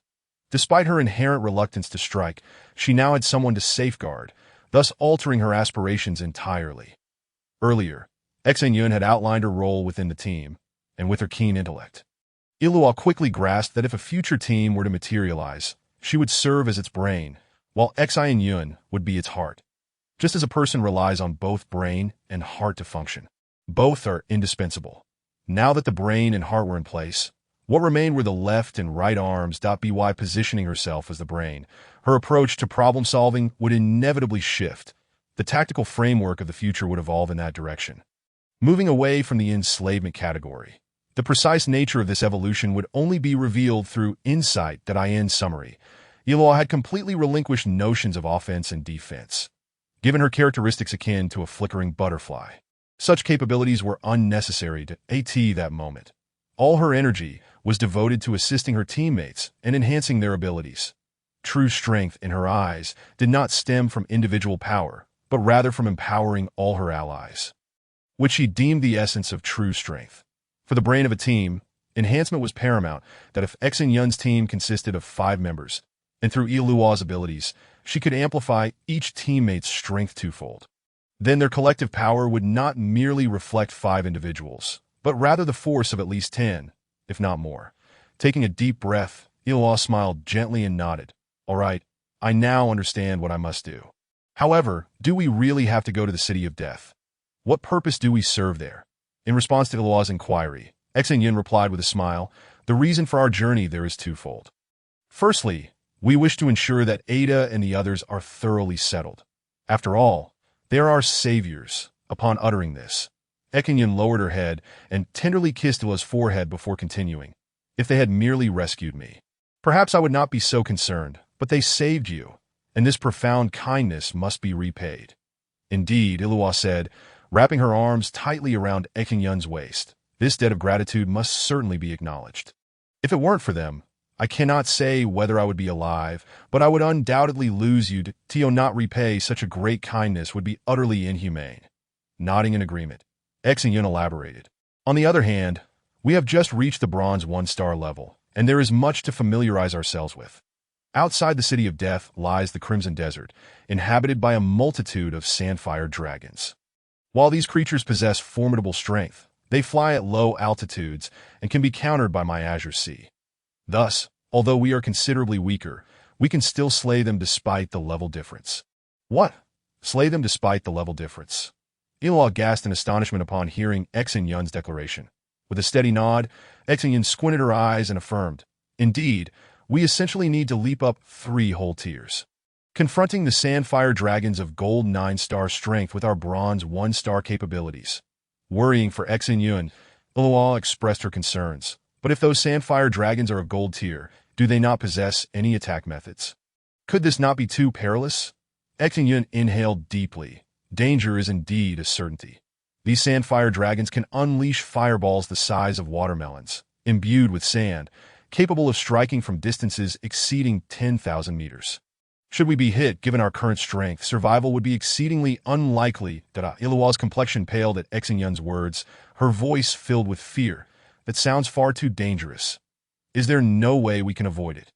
With a bittersweet shake of his head, Xin Yun replied, "I am sorry, my dear, that if you are afraid, I will not force you. You may rest within the city of death, but I must go to this juncture." Xin Yun raised his head resolutely, gazing at the sky with a sigh. Although their previous journey had been smooth, devoid of encounters with enemies, largely due to the remoteness of the area and their passage along a hidden trade route established by merchants, if Xin Yun intended to summon the ruthless dragon, the demon queen Yinji, and the dazzling dragon, the peacock king Mingxian, he would need to traverse a considerable distance, fraught with innumerable dangers. To embark on that journey now would be akin to courting death 100-fold more than confronting the sandfire dragons. Of course, Xin Yun had contemplated seeking protection for their journey. However, ensuring a safe passage would necessitate at least 5 crystal-tier experts, a small team at the very least. Otherwise, while those individuals might reach their destination unscathed, both Xin Yun and Ilua would almost certainly perish. Moreover, were crystal-tier experts readily available? Even if they could be found, who among them would consent to such escort duties? And even if someone were willing, Xin Yun could scarcely afford the price. Furthermore, considering their youth, who could guarantee that such individuals would not harbor ulterior motives? With their talents, it would be all too easy for them to be manipulated and brainwashed, leading to an outcome akin to Yinji's fate in the previous life. Even if they became among the top 9 experts, escaping the shackles of control would remain an impossibility. Due to their age, Xin Yun could only rely on himself. Thus, while it was improbable to possess formidable offensive capabilities in the short term, mastering mobility and evasion was imperative. Observing Ilua's anxious demeanor, Xin Yun smiled reassuringly. "Rest assured, the Sandfire Dragons are not all born as gold-tier creatures. There are also those of bronze tier, but we shall begin by tackling the weaker ones, gaining familiarity before seeking out higher-tiered adversaries. When we can confidently depart amidst the siege of dozens of gold 9-star Sandfire Dragons, then it will be time for us to embark on our journey." Upon hearing Xin Yun's words, Ilua breathed a sigh of relief and nodded. "I understand, but you must promise me to be exceedingly cautious." Noting Ilua's concern, Xin Yun couldn't help but sigh. From her expression, he could discern that it was not fear of death that troubled her, but rather her worry for his safety. Chapter 59. Swift as the wind. Once they had discussed their upcoming journey and received Xin Yun's assurance of caution, Ilua finally relaxed, engaging in light-hearted banter with Xin Yun, their conversation flowing endlessly. After a while, Ilua suddenly noticed something remarkable. Watching the agile Ying Long, With its wings tightly tucked against its back, she laughed heartily and exclaimed, Xin Yun, your dragon is quite peculiar. I just realized it can fly without wings. Proudly lifting his chin, Xin Yun replied, Of course, this is no ordinary dragon. This is a true divine dragon, who needs wings to fly. Ilua chuckled at Xin Yun's remark and nodded. Indeed, even without wings, this dragon flies incredibly swiftly. But if it has a pair of wings, why not use them? And at how much faster would it fly if it did? Upon hearing Ilua's words, Xin Yun was taken aback. Indeed, since embarking on their journey with the dragon, he had unconsciously assumed it was akin to his previous life, forgetting that the dragon he now commanded was not a fire dragon, but rather an Yinglong, one endowed with a pair of wings. In terms of speed, without the use of wings, Xin Yun felt the two dragons were comparable. However, what would the speed be when the wings were employed? Surely it wouldn't decrease, would it? As his thoughts stirred, the Yinglong quickly sensed the inquiry. Its body glided, its massive wings unfurled slowly, when the wings that had been folded tightly against its back were fully opened. 9 sharp spines suddenly erupted from the nape of its neck, near its dragon head. Upon closer inspection, 3 of these spines stood erect behind, forming a structure akin to a chair back, while 2 others angled forward to serve as armrests. The final 2 pairs were positioned at the joints of its legs, with the last pair situated directly beneath its feet, intended for support. These 9 sharp spines not only enveloped Xin Yun and Ilua, but also provided them with steadfast protection. Regardless of how they moved, there was no chance of falling. Even if they wished to descend deliberately, it would be impossible, effectively trapping them between the formidable dragon horns, observing the intricate arrangement of dragon spines that completely secured them. Xin Yun's eyes lit up with excitement. This was akin to piloting an immensely large dragon-shaped motorcycle. Extending both hands, Xin Yun firmly grasped the pair of dragon horns that arched backward, resembling a grand motorcycle, exuding an air of formidable majesty. Moreover, the surrounding sharp dragon horns provided him with meticulous protection. Any would-be assailant would be left utterly maimed by those piercing spikes. With Xin Yun at the rear and Luoxiang at the front, the two perched atop the dragon's neck, where Luoxiang nestled sweetly in Xin Yun's embrace, her hands cautiously resting on his arms, eagerly awaiting the powerful flapping of the Yinglong's wings that at last. After securing their position, and as Xin Yun's hands enveloped the dragon horns, the Yinglong's expansive wings suddenly flared, transforming from an outstretched position to a vertical stance, unleashing an overwhelming force that surged through the dragon's body. With a sudden rush, Xin Yun felt an immense propulsive force from behind, a sensation far more potent than that of an airplane taking flight. In a mere flap, the Yinglong's speed had at least doubled. The dragon's body cleaved through the air, emitting a sharp whistle. Without the protective energy shield provided by the dragon's head, the two might scarcely have been able to breathe. Dragons, by their very nature, can fly without wings. Some might argue that a dragon's wings are superfluous. Yet once a serpent acquires legs, it becomes a dragon. Similarly, when a dragon possesses wings, it transcends the ordinary, becoming the Yinglong, only slightly weaker than the azure dragon, yet mightier than any other dragon. The Yinglong's speed was nothing short of extraordinary. Under Xin Yun's command, the Yinglong's wings continued to flap, its velocity escalating even beyond the initial doubling. Meanwhile, Xin Yun could distinctly sense that the dragon pearl within him was expelling energy in abundance, and the total output of energy had reached a balance with his recovery. This meant that in this state, Xin Yun could sustain limitless flight. Xin Yun was utterly astonished, although the current speed could not yet rival his previous life as diamond-grade fire dragon. It was important to note that he was merely at a bronze 1-star strength now and was not even flying at full throttle. After a difficult swallow, Xin Yun gritted his teeth, whispering a few words of reassurance to Luoxiang before decisively issuing the command for full-speed flight. In an instant, upon Xin Yun's command, the Yinglong raised its head high, and with a melodious dragon's roar, its speed surged dramatically. With a swift motion, the Yinglong's wings spread wide, and in a single powerful flap, they completed one full stroke before reopening as if they had never closed, followed by another vigorous sweep. With the Yinglong's full-speed flight, the tremendous thrust pressed Xin Yun firmly against the 3 sharp horns, and Luoxiang, nestled within his embrace, clung tightly to him, to prevent a collision and to hold on even more securely. She had turned to face Xin Yun, her arms wrapped tightly around his waist. And at that moment, that under the immense thrust, Xin Yun and Yi Luoxiang seemed to merge into one, as the Yinglong soared at full speed. Its velocity doubled yet again. The surrounding clouds were swiftly left in their wake, while the mist ahead surged towards them like a stampede of horses. The air around them was torn asunder by the Yinglong's rapid passage, creating a deafening roar as the space around them filled with rushing air only after they had passed. Indeed, that this was the hallmark of supersonic flight, the sound barrier generated by high-speed travel. Although in his previous life, the fire dragon he commanded was not particularly known for speed, it was by no means a sluggish dragon. That To achieve the current speed at a bronze 1-star level was beyond the capability of even a wind-type dragon. The Yinglong's wings, an exquisite blend between bat-like appendages and fish fins, were not excessively large yet certainly not small either. When fully extended, they created no drag. However, with each powerful flap, they generated tremendous thrust. Furrowing his brow, Xin Yun realized that the Yinglong's wings were indeed peculiar. Entirely distinct from those of ordinary dragons, that it was well known that typical dragon wings, once unfurled, generate considerable drag, significantly hampering flight speed. Observing the dragon's wing movements closely, Xin Yun's eyes lit up with realization. This Yinglong, being a water-type dragon, employed a wing-flapping technique that was fundamentally different from that of ordinary dragons, directly correlating with the dynamics of water. Like a boat's oar, precisely, that when the Yinglong's wings opened, they pushed forward flatly, creating negligible resistance. Only the thin edges of the wings encountered any drag, which was practically negligible.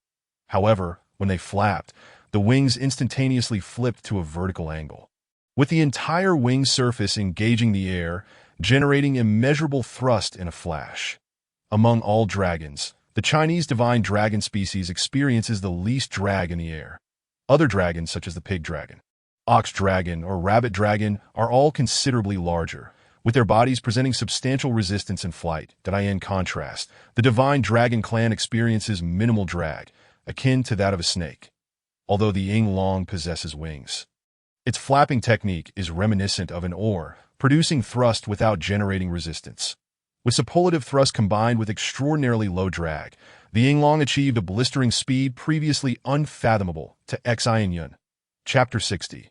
The Wayward Ada. When speed reaches a certain threshold, although resistance is minimal, acceleration can no longer continue. Once the wings are spread, even with rapid flapping, no additional thrust can be generated. Instead, the insufficient flapping speed creates drag, diminishing flight velocity. Witnessing this, the Yinglong, at Xin Yun's behest, folded its wings closely against its body, transforming its form into that of a straight arrow piercing through the clouds. Thus, the Yinglong resembled a bullet, with only the tip of its head creating any resistance. Under the immense inertia, there was no need for further acceleration. Like an arrow released from a bow, the Yinglong shot through the cloud layers, tearing through with lightning speed, creating a tunnel over 10 meters in diameter through the clouds. During the recent acceleration, Xin Yun had expended a considerable amount of energy, yet with sufficient propulsion provided. The Yinglong now soared like a released arrow, needing no additional thrust to continue its flight.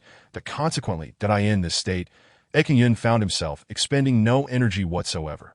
Not only that, but he could distinctly feel the energy within the dragon pearl, which had already been partially depleted, maintaining its recovery rate, rapidly replenishing itself until it was full in no time. Xin Yun was utterly bewildered.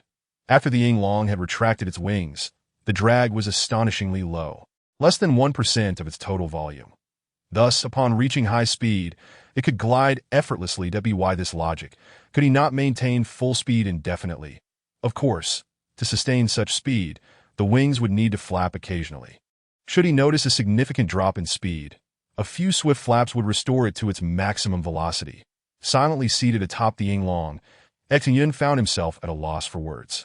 It was essential to recognize that within the divine dragon clan, only the Yinglong possesses wings, or rather, those with wings are exclusively the Yinglong. No other dragon can achieve such feats. Take Xin Yun's previous fire dragon as an example. Although it could attain impressive speeds, it required constant movement. Should the dragon cease its motion, its speed would rapidly decline. While gliding was possible, the pace would diminish too much for any significant distance. If we consider the thrust generated solely by the dragon's body to be 1, then the thrust provided by the wings amounts to 4, resulting in an astonishing speed enhancement, quadrupling the effect. Reaching a remarkable velocity, coupled with negligible drag, this results in an extraordinary phenomenon, perpetual full-speed maintenance. The Yinglong is fundamentally different from ordinary dragons. Its horns are not antlers, but rather a pair of sharp, backward-pointing spikes. The lines of its head are exquisitely smooth, akin to the tip of a sharp arrow, boasting less resistance than a bullet. Having flown in an airplane, one knows that during takeoff, the thrust is substantial. Yet, once in high-speed flight, the sensation of propulsion dissipates. If the airflow is stable, it feels akin to sitting comfortably at home. Thus, as the Yinglong reached full speed and maintained it, Xin Yun and Luoxiang finally regained their composure. Gazing at the billowing clouds that surged towards them, lost in the breathtaking spectacle before their eyes. The current speed was truly astonishing, taking Ada's pig dragon as a benchmark if its speed were rated at 10. Xin Yun's velocity now would be 100, if not more, and certainly by a considerable margin. As such, the distance Xin Yun could cover in a day equated to what Ada would traverse in half a month. Let us not forget that Ada would not fly at full speed, and even when he did, he would need to rest for 2 hours after flying for 4. Moreover, as a merchant, Ada would inevitably require time to conduct business. Yet Xin Yun was different. Although automatic flight was beyond possibility, he could maintain an unceasing full-speed flight, soaring for 3 days and nights before resting for a day. Thus, over the course of a week, he completely made up for the 3 months of journey that Ada had endured.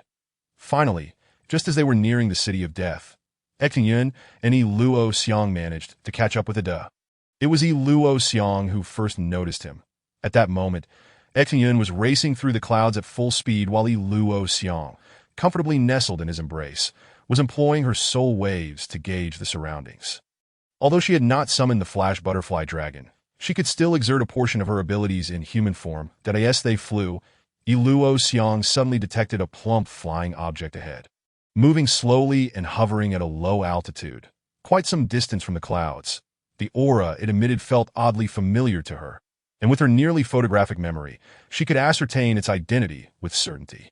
Upon realizing that the one flying ahead was Ada, Xin Yun couldn't help but chuckle, leaning down to whisper a few words to Luoxiang. Since they had encountered him, they might as well have a bit of fun and scare him. After all, they were both Bronze 1 stars and had no real fear of him acting out in panic. Even if he did, what could he do? He was just a pig dragon. After exchanging a few words with Luoxiang, the Yinglong suddenly spread its wings wide.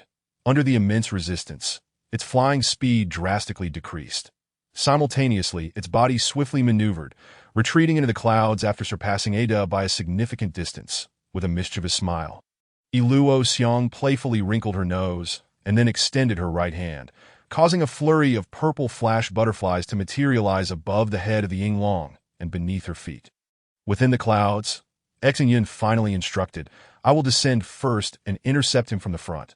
When he tries to evade, you suddenly appear and block him. At it we must scare him half to death." Nodding excitedly, Luoxiang immediately activated the soul chain she had preliminarily researched over the past week, connecting their souls. Meanwhile, from the direction of the horizon, the plump pig dragon, Ada, was flying toward them. With a peculiar grin, Xin Yun abruptly straightened his posture, gripping the dragon's horns tightly. His gaze locked onto the gradually approaching pig dragon. One could not help but note how slowly this pig dragon was flying. Fortunately, no matter how slow it was, as long as it kept flying, it would eventually reach its destination. At last, the pig dragon appeared beneath them. Witnessing this scene, Xin Yun let out a sudden roar. Accompanied by a shout, the Yinglong's wings, which had already been spread wide, flapped fiercely, and its body dove downward like a bolt of azure lightning toward the pig dragon below, with a sharp sound slicing through the air. The pig dragon quivered violently beneath, seemingly attempting to evade. However, despite the distance, the Yinglong's speed was too rapid, and the pig dragon, being rather clumsy, stood no chance of escaping. Moreover, let us not forget that while the Yinglong flew swiftly, it could also swim through the air, altering its direction in this world, who could match the agility of a divine dragon. As the Yinglong was about to collide with the pig dragon, Ada and the two women below had already begun to scream in terror. Yet in the next moment, the head of the Ying Long twisted bizarrely, evading the pig dragon's neck and swiftly spiraling around it like a black dragon coiling its prey, nearly ensnaring the entire pig dragon before it let out a roar and ascended once more, now intercepting the pig dragon head-on. What the hell? This guy actually, staring in astonishment at the pig dragon, which was nearly coming to a halt. Xin Yun's eyes widened in disbelief. The fleeting moment of their close encounter had allowed him to see clearly. The pig dragoness back was not only occupied by Ada, but also by two completely naked women. Although both were screaming in shock, it was evident that Ada was engaging in a three-way relationship. Stop, don't move. Just as Xin Yun was caught in a wry smile, a crisp voice sounded from the other side. Looking over, he saw Yi Luo Xiang riding the purple flash butterfly, appearing beside the pig dragon with an exaggerated tone. Oh no! Upon witnessing this scene, Xin Yun couldn't help but shout, but it was already too late. At such a close distance, Yi Luo Xiang's soul wave scanning had revealed everything to her. Fortunately, at that moment, Ada was lying on the dragoness back, cradling a fair and voluptuous woman. The other woman, startled, had lost her balance, her upper body collapsing onto Ada and obscuring their more indecent areas. Upon seeing such a scandalous sight, Yi Luo Xiang could no longer play around. With a scream, the flash butterfly vanished in an instant, and in a series of flashes, she returned to the clouds, refusing to come down. Chapter 61. Yi Luo's Dilemma in the Clouds. Yi Luo Xiang's cheeks burned with embarrassment. Although she had not seen Ada's indecencies with her own eyes, the earlier scene, combined with her deductions, made everything abundantly clear. Covering her flushed face with her hands, she felt a rush of warmth. Though she had never witnessed such things firsthand, she had heard her companions discuss them frequently, and thus she had some understanding. Back in the village, where customs were still relatively pure, she had not encountered much. But ever since venturing beyond the village with Xin Yun, her experiences had expanded considerably. At the very least, she had witnessed Xin Yun, a prodigy capable of outsmarting all the adults, and Ada, a rogue who changed women daily and reveled in it. Yi Luo Xiang's face gradually paled. From what she had recently learned, it seemed that all men were like this. Would Xin Yun also become like Ada in the future? If he were to desire other women as Ada did, then just the thought of it sent pangs of distress through her heart, a feeling that was truly indescribable, as though the world were ending. But did she have the right to stop all of this? And even if she did, if Xin Yun truly craved such things, would she have the heart to intervene? With a painful sigh, Yi Luo Xiang realized she had no power to change anything. The only thing she could alter was herself. Yet she sincerely wished that Xin Yun's warm embrace would not be shared with other women. And she could not bear the thought of him engaging intimately with others, for that would render everything between them utterly false. Was she being contradictory? Yes, that very much so. The concept of treating others as one would wish to be treated made her question whether she could continue loving Xin Yun while being involved with other men. Let alone speaking of love and intimacy, she would rather die than accept it. While Yi Luo Xiang was lost in her thoughts, Xin Yun, riding the Ying Long, broke through the clouds and returned, calling out loudly. All right, Yi Luo, let us head down. Ada and the others are ready. Staring blankly at Xin Yun, Yi Luo Xiang composed herself, deciding to dismiss those chaotic thoughts that wasn't everything perfect now. Xin Yun's eyes were solely for her, and his heart belonged only to her, to AS for the future. What good was it to worry now? In the midst of her contemplation, the two of them rode their respective dragons, breaking through the clouds and appearing beside the pig dragon. Upon seeing Xin Yun and Yi Luo Xiang with their beautiful flash butterflies, Ada's face fell, and he repeatedly shook his head with a sigh. That it was worth noting that he, too, had summoned his pig dragon at the age of 8. Yet after many years of effort, he had only managed to reach the bronze stage in his 30s. In contrast, Xin Yun and Yi Luo Xiang had only been apart for 3 months, and they were now both bronze 1 stars. Moreover, despite sharing the same rank, Ada was no fool. After years of cultivation, his experience was extensive, and he could easily discern that both Xin Yun's Ying Long and Yi Luo Xiang's flash butterfly possessed astonishing potential. Observing the subtleties, he realized that these two children were destined for greatness. Jumping onto Ada's dragon's back, Xin Yun playfully punched Ada's sturdy chest and laughed. You rascal. You remain unchanged. Hurry up and introduce us." Hearing Xin Yun's words, Ada awkwardly scratched his head and replied, "Hee, my apologies. These two are girls I met during my month in the city of Tsong. They are quite unfortunate, so I say to spoke." The two girls, both around 17 or 18 years old, stepped forward and greeted Xin Yun with smiles. Though surprised by Ada's respectful demeanor towards the two girls, it was undeniable that Xin Yun's strength was not something they could overlook. Upon hearing Ada's words, Xin Yun was momentarily taken aback that Ada might indulge in such escapades, but he didn't seem like the type to easily develop genuine feelings, despite his kind nature. He was not one to take matters of the heart lightly. Observing Xin Yun's peculiar expression, Ada, being somewhat clever, leaned closer and whispered, "Hee, both of these girls are virgins and quite decent, that I may have become a bit infatuated." Upon hearing Ada's words, Xin Yun glanced over at the two girls.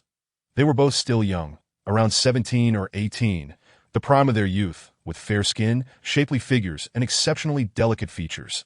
Their elegance was striking, making them the perfect match for Ada.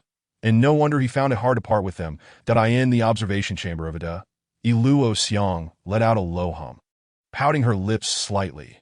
Men are always like this. They yearn for their women to be pure, untouched by the hands of any other man, while they themselves indulge in the pleasures of the flower beds. However, Iluo Xiang couldn't help but sigh. These two girls were truly breathtaking, far surpassing all the aunties and older sisters in the village, their figures impeccable, skin as white and delicate as snow, exuding an air of mature allure. Yet when she glanced at herself, she saw a frail physique, narrow hips, and an average face. The only commendable trait was her smooth skin, but who could say if the other girls weren't even smoother? If these two girls were vibrant phoenixes, then at this moment, Iluo Xiang felt like nothing more than a humble sparrow, entirely unworthy of comparison. The more she compared, the more her self-esteem dwindled. As the waves of her soul reverberated, she could hear the conversation between Ada and Xin Yun, yet this only heightened her anxiety. Such outstanding girls, each could be enjoyed for merely 100 gold. And for 500 gold, one could take them away. Fear and urgency consumed her. The more she understood this world, the more insecure she felt. It was vast, filled with countless beautiful things, and beautiful girls were everywhere. What could she possibly do to win Xin Yun's heart? Observing Iluo Xiang's gradually dimming expression, Xin Yun felt a pang in his heart, although Iluo Xiang did not voice her thoughts. It was evident that she had forgotten the connection they shared through the soul chain. Thus, her overwhelming anxiety was wholly felt by Xin Yun. Even her inner worries were transmitted softly to him. Furrowing his brow, Xin Yun turned to Ada and said, "We shall not disturb your family gathering. We will take our leave to arrange accommodations for you. Please take your time in following us." As he spoke, Xin Yun took a few steps forward, delicately wrapping his arm around Iluo Xiang's slender waist. That moment, countless dreamlike bubbles began to rise that the colossal Ying Long soared into the sky, carrying Xin Yun and Iluo Xiang as it broke through the air like an arrow, piercing the sea of clouds that in a mere moment, they vanished before Ada and the two girls. Chapter 62. The Golden Age. In the following days, Xin Yun, Iluo Xiang, and Ada, along with others, took a much-needed respite at the inn in the City of Death. After all, both Ada and Xin Yun were utterly exhausted. After 2 days of rest, Ada commandeered the Zhu Long, laden with the City of Death specialties, and set off towards the City of the Plains, intending to fetch his 6 brothers along the way. The City of Death, though situated at the heart of the desert, was a vast oasis with a population exceeding 3 million that Ada's small merchant group of 7 could hardly meet the daily needs of such a place.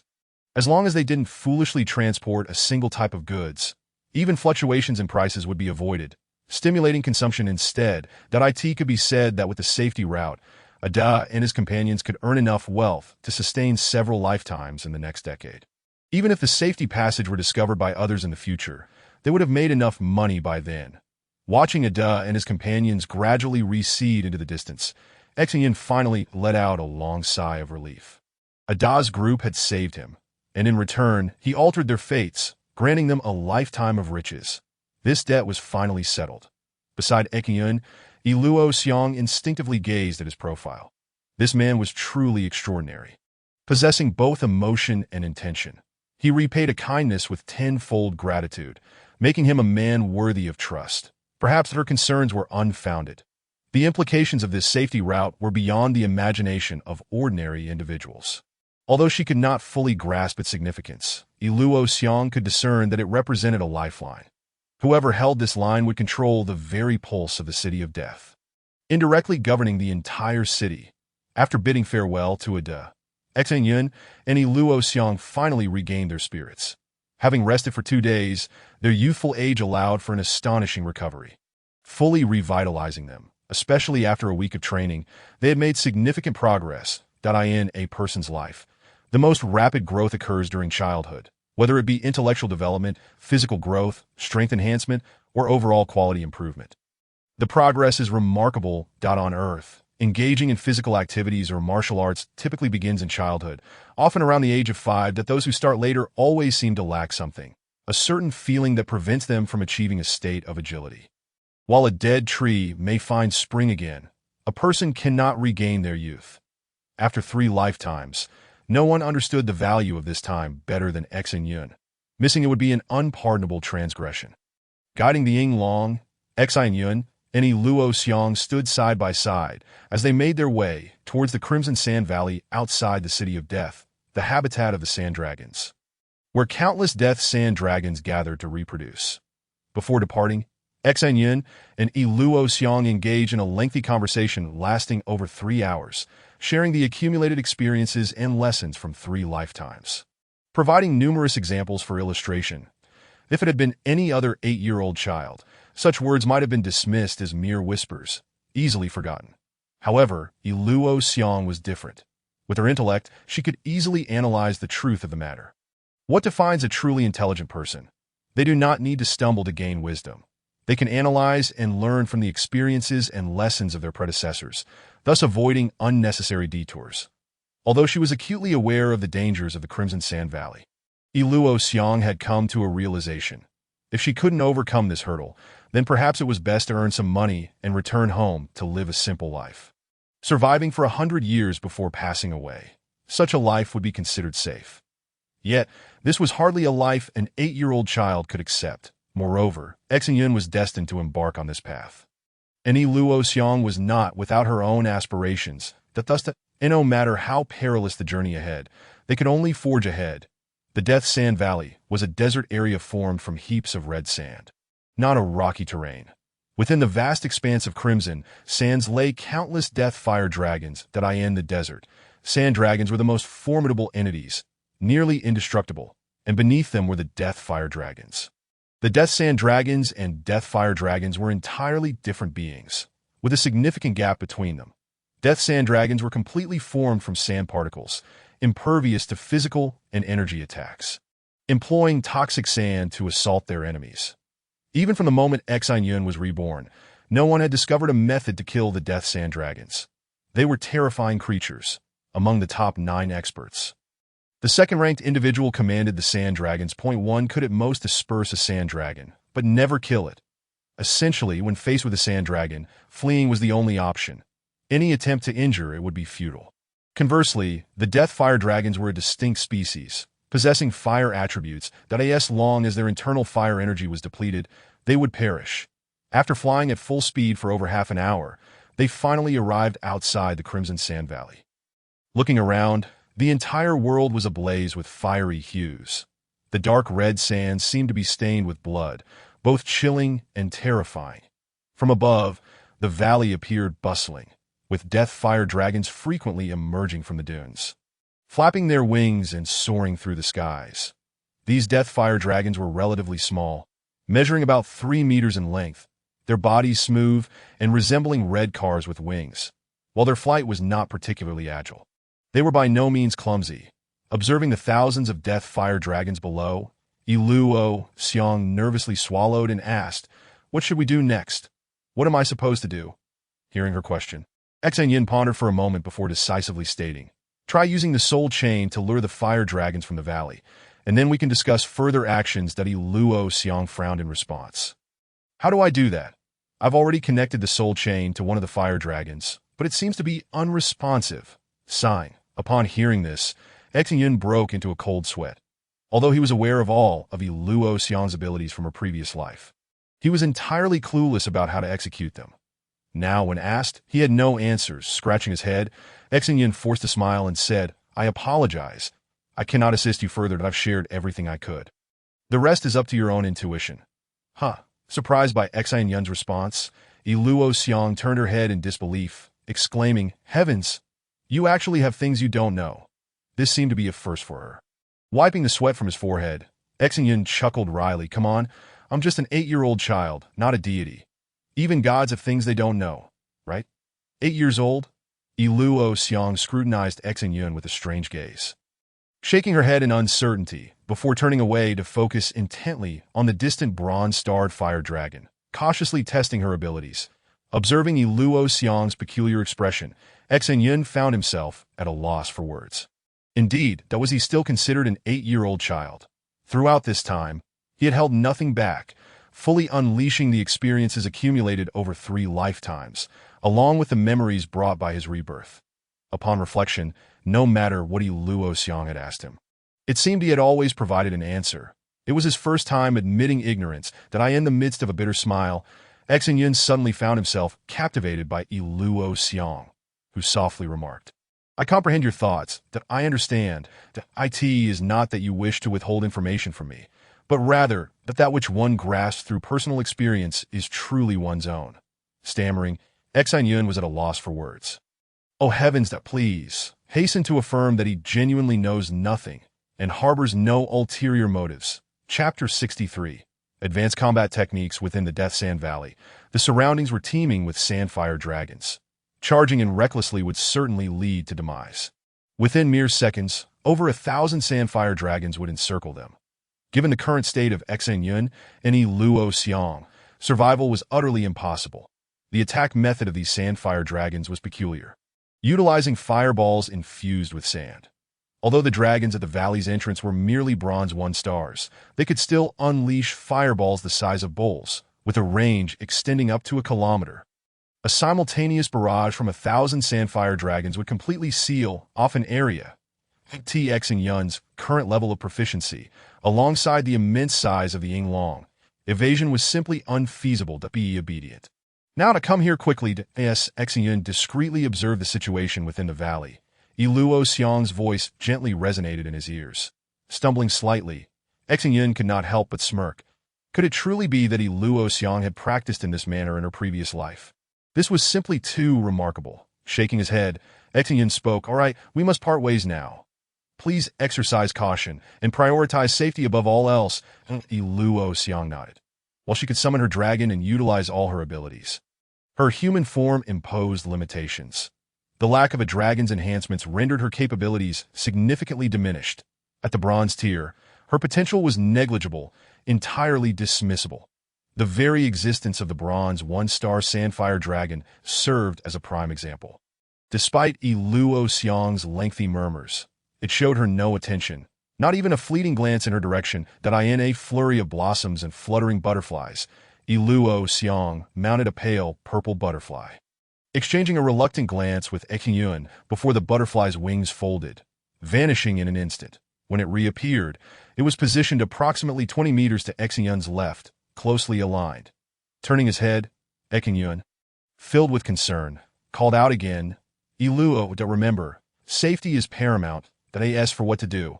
It is not that I refuse to tell you, but rather that you must discover it for yourself. After all, that our dragons are different. Our abilities vary, and our combat styles are distinctly unique. You must rely on your own contemplation and insight." Facing Xin Yun's exhortation, Luo Xiang nodded, yet remained silent. That a bronze 1-star, she could only project a single soul chain.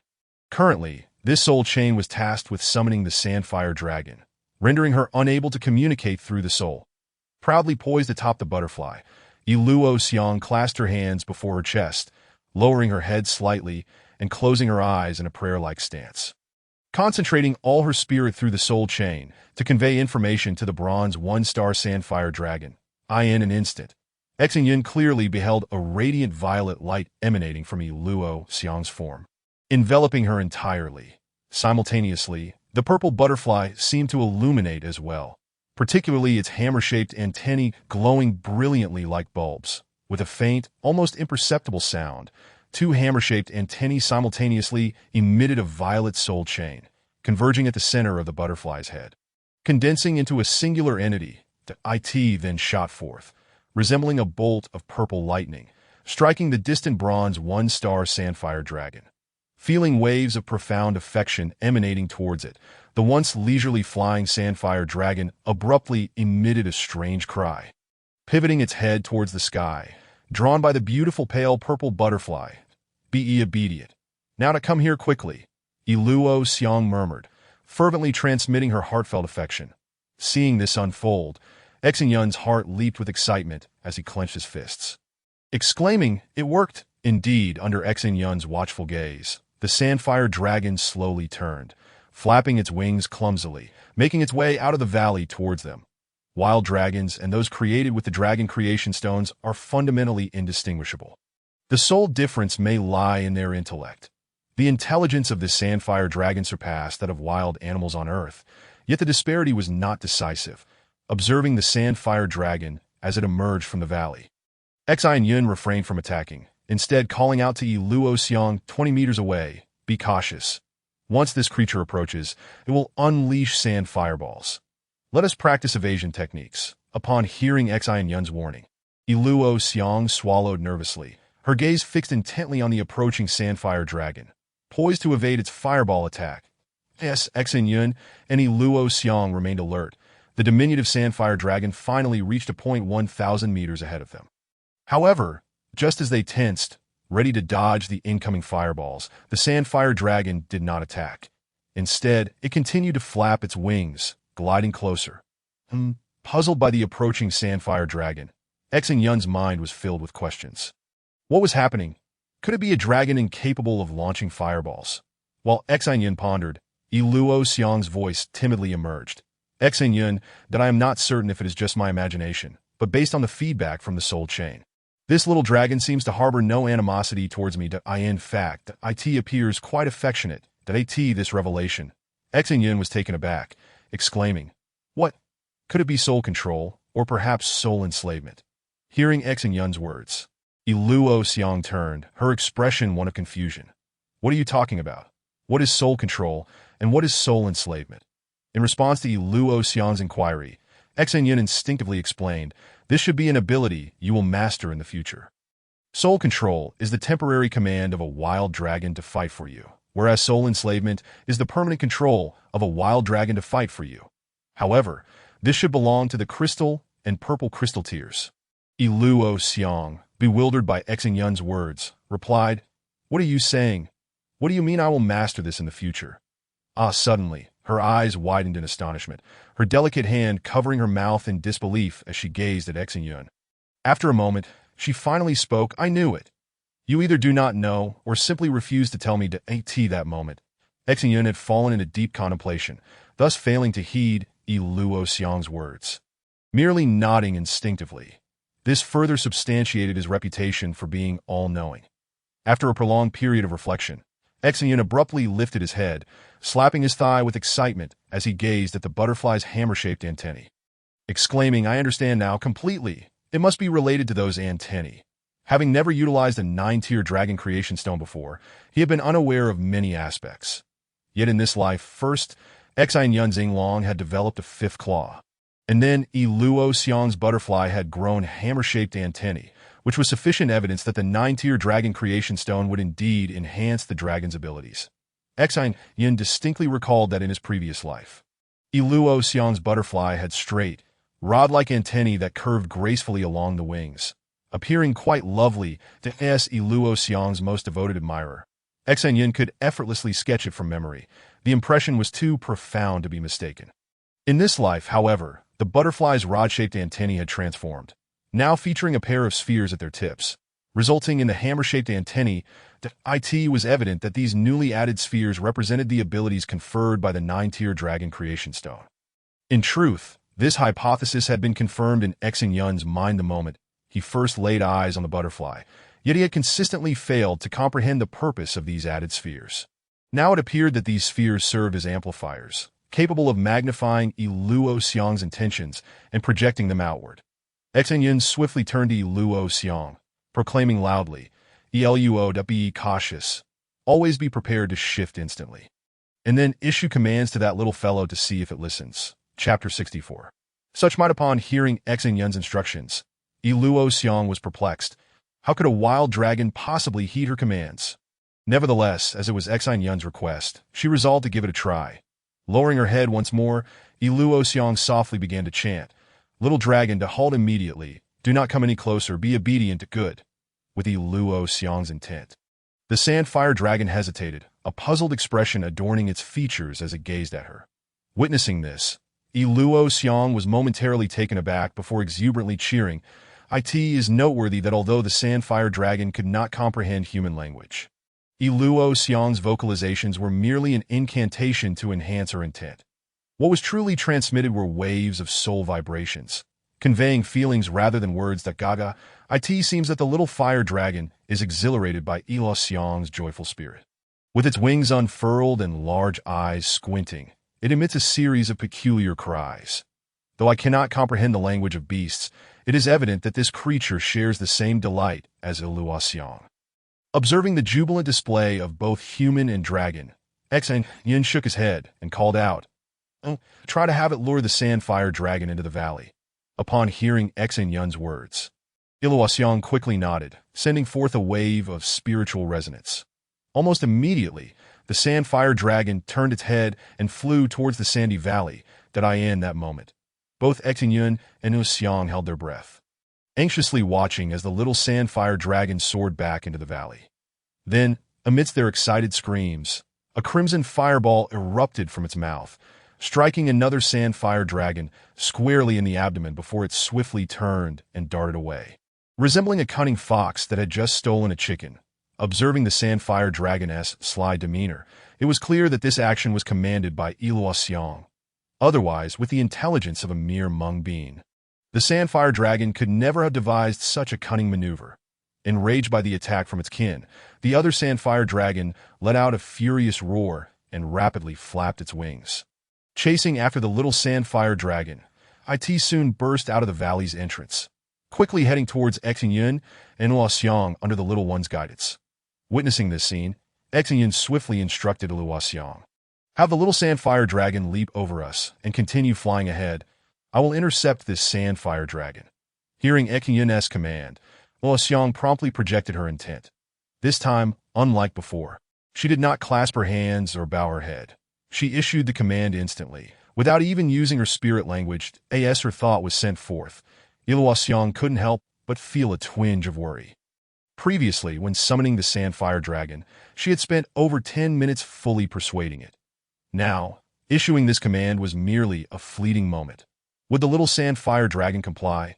Amidst her apprehension, the little sand-fire dragon swiftly darted beneath them and flew far away.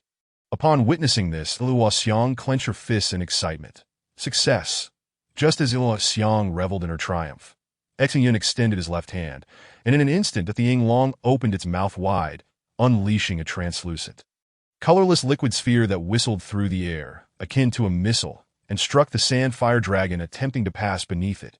With a crisp sound, the colorless, bowl-sized water sphere shattered against the sand-fire dragon's back. Following this, the water sphere exploded, hissing as the parts of the sand-fire dragon that had been drenched in the liquid quickly turned charred black. Simultaneously, the sand-fire dragon let out a piercing roar of agony. Although Xin Yun's attack may not have been as fierce as that of the little sand-fire dragon, due to the elemental affinity, the damage and pain inflicted were vastly different. Consequently, the sand-fire dragon abandoned its pursuit, turning around to retaliate. With its mouth agape, it began to brew a crimson sand fireball, which it promptly shot towards Xin Yun that moment. Xin Yun was positioned quite high. It is worth noting that although the sand-fire dragon could fly, its altitude was severely limited and could not reach the height at which Xin Yun hovered. Thus, their positions formed in near vertical alignment. Faced with the incoming sand fireball aimed at its abdomen, Xin Yun remained calm, not needing to evade. The dragon's body merely twisted naturally, allowing it to effortlessly avoid the projectile. Despite Ying Long's considerable size, in battle form, its agility was remarkable. When facing an adversary, what the enemy could see was merely a point, the dragon's head, making it exceedingly difficult to land a hit. One would require the precision of a 10-ring shot to succeed. Otherwise, Xin Yun could afford to forego dodging entirely, as a 9-ring performance would merely allow the attack to graze past him. Due to the small target, evasion was simple. Even if the enemy struck the bullseye, Xin Yun only needed a slight shift to avoid the blow effortlessly, should the adversary attack from the sides. Xin Yun could merely bend the targeted area up or down to completely evade the strike. That if the assault came from above or below, the dragon's body could simply sway left or right to evade instantaneously.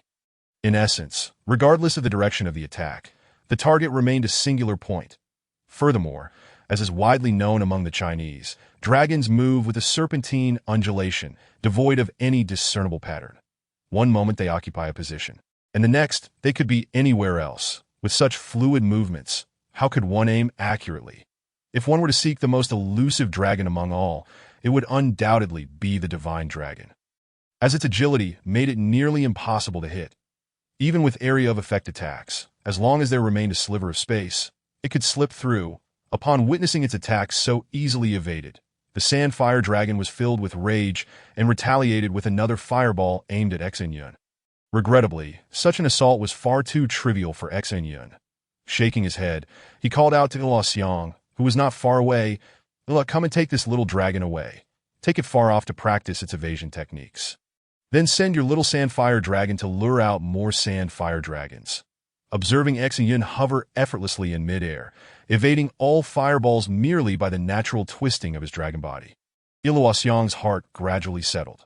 While commanding the little fire dragon to return to the sandy valley to lure out another sand fire dragon, the sand fire dragon beneath Xin Yun began to move. Suddenly, upon spotting an enemy before it, the sand fire dragon turned its head and instantly shot a crimson sand fireball towards Xiang. Although the sand fire dragon could unleash sand fireballs, it was merely a bronze-tier creature, and both the size and speed of its projectiles were lacking. Faced with the oncoming fireball, Xiang had just enough time to frown before leisurely dodging aside. With a flick of her butterfly wings, she vanished from her position and reappeared to the right front of the sand fire dragon. Witnessing this, the sand fire dragon let out a roar and flapped its wings, pursuing Xiang. Before long, she had led the sand fire dragon far away, while the little sand fire dragon she had controlled managed to lure out yet another sand fire dragon. For the entirety of the following day, Xin Yun and Xiang practiced evasion techniques in the air, and the number of sand fire dragons lured and escalated from 1 to over 10, that only then did Xiang begin to feel the strain. As she was still only at the bronze tier, the blink required time, and with an increase in enemies, it became increasingly challenging to keep up that AS for Xin Yun, armed with experience from his previous life. Even 10 sandfire dragons posed no threat to him. He could accomplish all evasions instinctively, relying solely on his expertise that, of course, this was also due to the sluggish speed of the fireballs. Otherwise, regardless of how rich Xin Yun's experience was, if the dragon's movements could not keep pace with his thoughts, it would be futile. Chapter 65. Concentration and return to essence. The sun gradually dipped below the western mountains. Just as Xiang thought they would be returning to the city, Xin Yun conveyed the message to continue battling through the night. Upon hearing Xin Yun's words, Xiang was momentarily taken aback. It was already night. How could they continue fighting? However, upon reflection, she quickly understood that encounters with enemies at night were inevitable. Could they possibly refrain from fighting just because it was dark? Thankfully, although the sky had darkened, Xiang could still rely on her spiritual resonance to clearly detect everything around her. Xin Yun, however, was not so fortunate. Once the light vanished, he could not see far with just his eyes. Though he possessed some sensing abilities, they could not compare to Xiang's expertise. That as time passed, the darkness of night enveloped them completely. While it could not be described as pitch black, visibility was limited to about 100 meters. In helplessness, Xin Yun signaled for Xiang to sever the spiritual chain with the Sandfire Dragon and instead connect it to himself. As the spiritual chain was released, the Sandfire Dragon first looked around in confusion, then flapped its wings and flew back into the sandy valley. Witnessing this, Xin Yun let out a sigh. It was evident that Xiang had not mastered permanent soul enslavement, but rather only temporary soul control. Nevertheless, Xin Yun was quite satisfied. After all, this ability should belong to the crystal tier. Yet now, thanks to her hammer-shaped antennae, Xiang had managed to grasp it at the bronze 1-star level, surpassing the bronze, silver, and gold tiers. A remarkable feat indeed. While Xin Yun was lost in thought, Xiang had already connected the spiritual chain to him that in the next moment that although the surrounding night remained dark, Xin Yun's mind was flooded with images of everything within a kilometer radius, as if the darkness had vanished entirely. This was not the most astonishing part. As the spiritual chain connected, Xin Yun was amazed to discover that his field of vision had transformed. Typically, human sight encompasses a range of 180 degrees. But now, Xin Yun's vision extended to 360 degrees, allowing him to see not only what lay before him, but also the objects behind him. The sensation was truly peculiar. Wow! Is this omnidirectional vision? Surprised by the current vista, Xin Yun couldn't help but utter a curse. Sensing Xin Yun's astonishment, Xiang inquired with a hint of confusion, "Indeed, ever since I summoned the flash butterfly, my perspective has remained like this. However, it is not a complete view. There are still blind spots directly behind us, which I merely compensated for using the soul wave exploration." Standing silently atop the Yinglong, Xin Yun was rendered utterly speechless. Was Xiang perhaps a touch too clever? Not only did she know to fill in the gaps of her vision, but she also discovered a method to do so. Could it be that this girl had also been reborn? Glancing at Xiang, he found no unusual expressions on her face.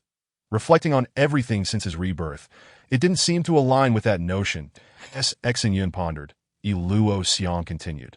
"In fact, the imagery I shared was scanned using the soul wave. I merely transmitted the visuals I captured in my mind to you in real time." Upon hearing her words, Xin Yun finally felt a sense of clarity. The images he beheld were not directly viewed by Xiang. Rather, they were constructs formed in her mind after scanning with the soul wave. All she had done was relay these images to him. Though the surrounding darkness no longer hindered his sight, to other dragons, darkness remained impenetrable. Thus, Xin Yun resolutely made a decision. With a wave of his hand, he declared, "Let us proceed into the valley. Heh. We can see the sandfire dragons, yet they cannot see us. Stay close." Upon hearing his words, Xiang smiled and nodded. Simultaneously, the Yinglong dove swiftly, leveraging the cover of darkness to plunge into the sand valley. In the enveloping shadows, while the vision of the sand dragons was impaired, wild dragons typically ventured out at night. Consequently, numerous sand dragons were still soaring in the sky as soon as Xin Yun and Xiang entered. They were immediately met with resistance. Faced with a barrage of dozens of sand fireballs hurtling toward them, Xin Yun felt no fear. After cautioning Xiang to be careful, he guided the Yinglong, deftly weaving through the swarm of sand dragons. As the fiery projectiles missed them entirely, as time passed. Throughout the night, Xin Yun and Xiang traversed the sand valley several times, managing to evade every attack. The sky was filled with intersecting fireballs, all of which the duo skillfully dodged in midair. Xin Yun maneuvered the Yinglong with agility, while Xiang's purple butterfly flitted around him, creating a mesmerizing spectacle of dragon and butterfly in harmonious dance. The primary aim of their training was to enhance their evasion and escape skills. There was no need for offense to reach Yin Qingying before she was sold. They needed to hurry. And charging straight ahead was undoubtedly the most time-efficient route. It is worth noting that in this world, there were no established cultivation techniques. Everyone was groping in the dark, and while there may be extraordinary powers or methods in the future, none existed in this era. Cultivation relied entirely on individual exploration. As far as Xin Yun knew, there were three primary methods of cultivation in this world. The first method involved focused refinement, compressing the energy within the dragon pearl using mental power, transitioning it from gaseous to misty form. When the energy within the dragon pearl was entirely in mist form, one would reach the silver rank. The second method was to cultivate with the heart directed towards the heavens, utilizing the body to absorb the energy drifting in the air, circulating it through the meridians, condensing it into personal energy, and subsequently adding it to the dragon pearl. Given the limited space within the dragon pearl, as more energy was introduced, it would begin to compress. When the pressure reached a certain threshold, transformations would occur, similar to how liquefied gas is filled on Earth. The third method relied on external forces, such as using divine dragon fruits or dragon crystals to directly absorb substantial amounts of energy into the body, which would then be circulated to enhance the energy within the dragon pearl. However, this energy was crude and not garnered through one's own efforts, making it challenging to wield effectively. Among these three enhancement methods, Xin Yun had previously favored the third. With enough money, one could acquire vast quantities of dragon crystals, which contained abundant energy, eliminating the need for painstaking absorption from the environment. Undoubtedly a shortcut to cultivation. Before his rebirth, after a lifetime of effort, Xin Yun had combined the legendary inner power from Earth with the cultivation methods of this world to create his own technique that it might be an exaggeration to call it creation. In reality, he merely combined the first and second methods that he would sit in meditation with his heart directed heavenward, releasing the energy from the dragon pearl while simultaneously compressing it with mental power and drawing in external energy to integrate into the energy flow. When the energy within the dragon pearl circulated around Xin Yun's body and returned, not only was it refined by mental concentration, but it also included additional energy absorbed from the surroundings, resulting in a surplus.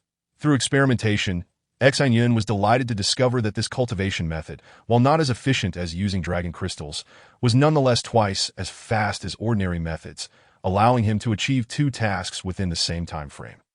This method had indeed crossed others' minds, but to conceive it without relying on earthly knowledge required extraordinary intelligence.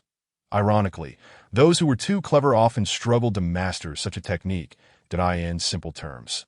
The cultivation process required first focusing mental energy to refine and compress the energy in the meridians while simultaneously harnessing soul power to absorb external energy into the meridians. This was far more complex than the concept of simultaneous action. And Xin Yun had spent nearly several decades mastering it in his previous life, but he had attempted to pass this technique to Yi Luo Xiang. But in truth, her intelligence proved to be the greatest hindrance to her learning it. After successfully creating and operating this technique, Xin Yun felt immense pride and pondered for a long time before naming it, that he called it the spirit concentration and essence return technique, as it combined the operation of both spirit and soul. Through the spirit concentration and essence return technique, Xin Yun simultaneously practiced energy refinement and absorption, exponentially increasing efficiency and accelerating his cultivation speed. Unfortunately, he utilized a 9.9 grade creation dragon stone, which meant that while his cultivation speed was rapid, the container was too vast. Filling an entire 9.9 grade dragon pearl required immense energy and time. If he aimed to promote his star rating, there was much work to be done. However, to be fair, such an advantageous situation was unattainable for many. Compared to other martial artists of the same rank, victory depended not only on skill and luck, but also on sheer quantity. Chapter 66. Experience and habit for several consecutive days. Xin Yun and Yi Luo Xiang practiced evasion techniques at the entrance of the Sand Valley. After a month of diligent effort, both had made significant progress, particularly Yi Luo Xiang, whose evasion skills had become so extraordinary that even in broad daylight, she dared to charge into the valley, evading the relentless pursuit of thousands of sandfire dragons without a scratch. Amidst the assault of over 1,000 sandfire dragons, the sky was filled with crimson fireballs, leaving minuscule gaps. Yet Yi Luo Xiang, commanding her flash butterfly, moved with such agility that she seamlessly navigated through the fiery web, appearing precisely in the safe spaces. After a month of training, her flickering movements resembled those of someone with over a decade of experience. Watching Yi Luo Xiang dance through the Sand Valley, Xin Yun couldn't help but smile wryly in his previous life. She had been a paragon of talent, envied and admired by all, ranking 6th among the 9 greatest masters. In this life, Xin Yun experienced the bitterness of envy. What did rebirth matter in the face of such genius? Achieving Yi Luo Xiang's current level of evasion was a feat beyond the capability of most. Firstly, her method of movement disregarded all barriers and attacks between points, something no other dragon could accomplish.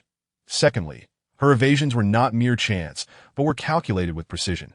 Each flash and every position she appeared in was meticulously planned. The fiery net laid by the sandfire dragons was already under her control.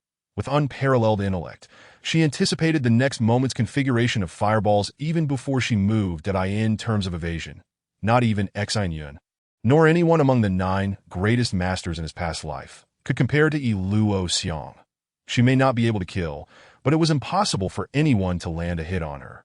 And no one could predict where she would appear next. Was he Luo Xiang, not a tad exaggerated? Yet the reality was as such.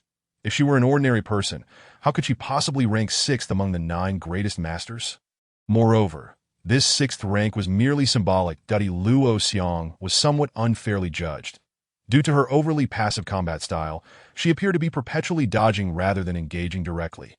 The flash butterfly lacked the capacity for head-on confrontation, making it seem as though she was perpetually on the defensive. In truth, this was simply her unique approach to battle. In the previous life, the offensive capabilities of Yiluoxiang were solely contingent upon the wild dragons she had enslaved.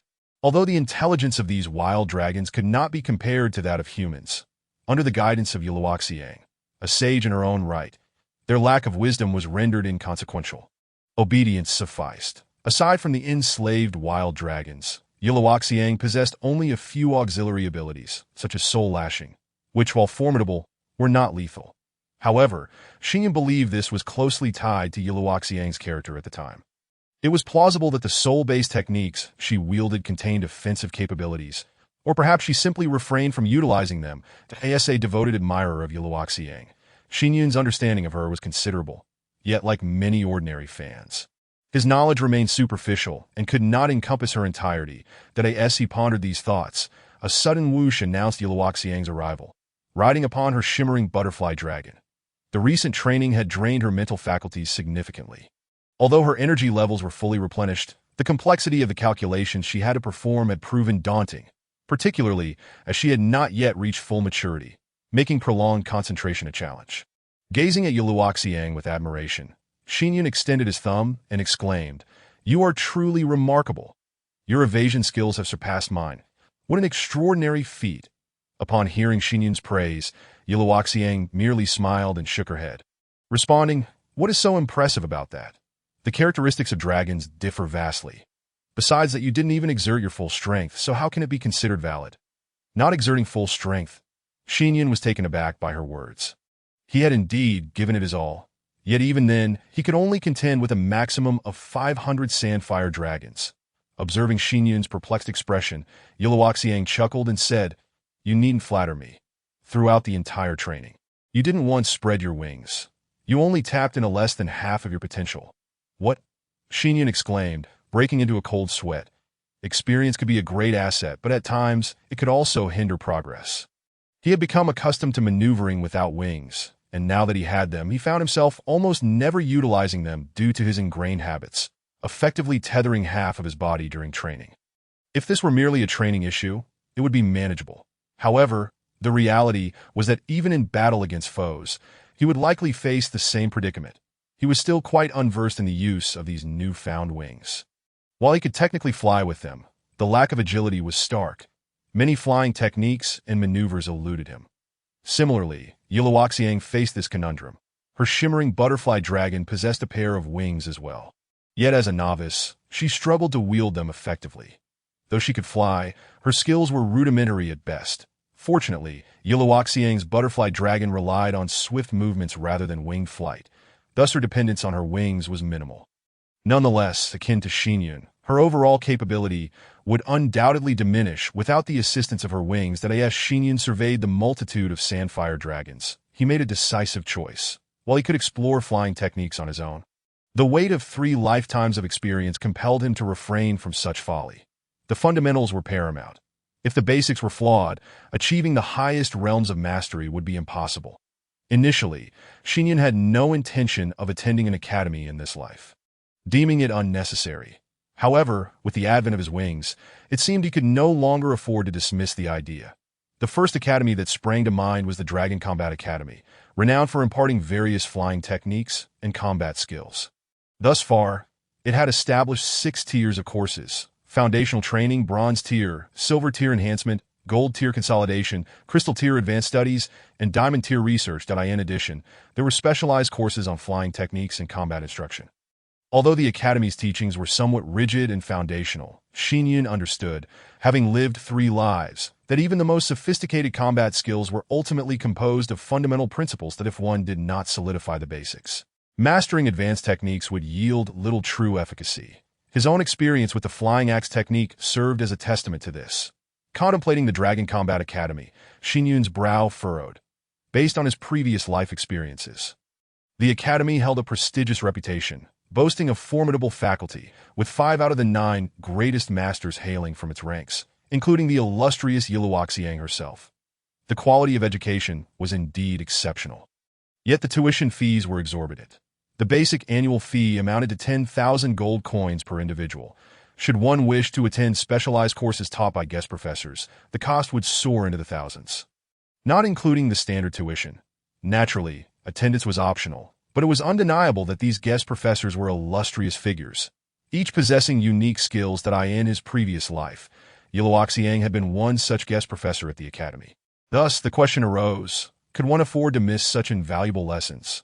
Though eager to participate, the reality was that one could not even approach the entrance without at least 10,000 gold coins. Furthermore, it was imperative to act swiftly. The formidable dragon known as the Cruel Dragon, Mo Yin Qingying, was soon to be sold. Should he miss the opportunity to acquire this exceptionally powerful, yet fiercely loyal master? Xin Yun knew he would never forgive himself. Among the 9 greatest masters, only 3 remained within his grasp, any of whom would be an irreplaceable asset. Consequently, he resolved to attend the Dragon Combat Academy. But with Yin Qingying by his side, otherwise he risked losing the opportunity altogether. Moreover, prior to heading to the Dragon Combat Academy, although he could not yet recruit the most dazzling dragon, the Peacock King Mingxian, he needed to establish a rapport in advance. Without sufficient emotional groundwork, what grounds would there be for future collaboration? In addition to these considerations, 3 years hence, when Xin Yun graduated, the value of silver would plummet if he failed to capitalize on this opportunity. He would find himself toiling once more for wealth.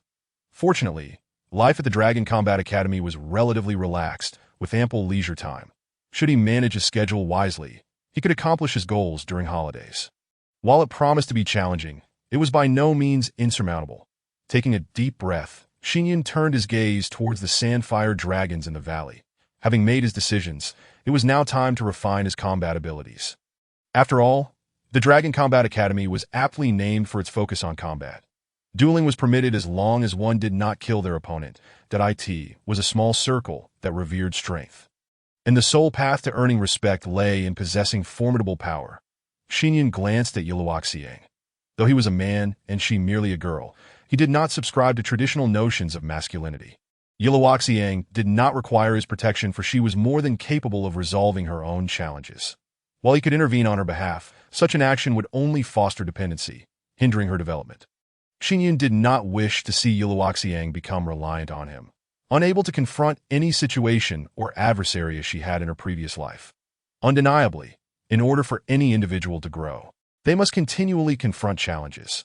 Victory over these trials yields growth that if Xin Yun intervened at every turn, he would be no different from overprotective parents raising children who, upon leaving the nest, would struggle to thrive independently. Of course, Xin Yun would not stand idly by. Should anyone offend Yiluoxiang, he would not shy away from defending her. He believed wholeheartedly that there was nothing in this world that Yiluoxiang could not handle. This was not mere faith, but a truth born from his past experiences with her. However, just because Yiluoxiang resolved the matter did not mean it was truly settled. Her forgiveness did not equate to his. There would still be consequences. And if Yiluoxiang had learned her lessons, so too would Xin Yun, as a seasoned warrior with 3 lifetimes of experience. Xin Yun would not be overly ostentatious at the Dragon Combat Academy, yet he would not allow himself to be bullied. After all, Yiluoxiang had been closely observing him, as a man. He would never wish to lose face before his woman. To uphold his dignity, he could only rely on strength. Thus, in the forthcoming period leading up to Yin Qingying's arrival, it was time to hone his combat techniques. Flying axes, dragon claws, corrosive fluids, and close-quarters combat, all must be practiced without exception.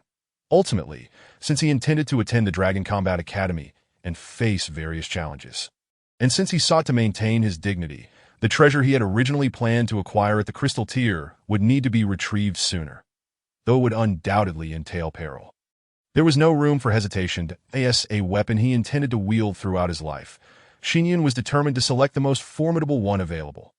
Thus, the Kai Tian axe became his sole choice. Drawing on memories from his previous life, he knew that the Kaitian axe had yet to be unearthed. It lay in wait, hidden, awaiting his arrival. However, the location of the Kaitian axe was fraught with danger. And, given Xin Yun's current power, he was initially unqualified to approach it. Nevertheless, he understood that in order to preserve his honor and maintain his dignity, he must secure this axe before heading to the Dragon Combat Academy, even if it meant risking his life. After a prolonged moment of contemplation, Xin Yun finally lifted his head and addressed the opposite Luo Xiang.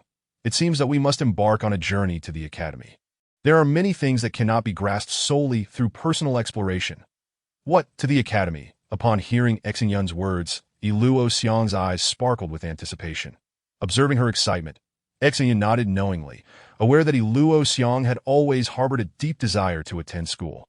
Much like the children on Earth, previously, her age had been a barrier, and although she was now of sufficient age, Xin Yun had never broached the subject. She was reluctant to put him in a difficult position. Thus she had remained silent. Meeting Luo Xiang's eager gaze, Xin Yun affirmed, "You must have heard from others about the academy. IT is not a realm of tranquility.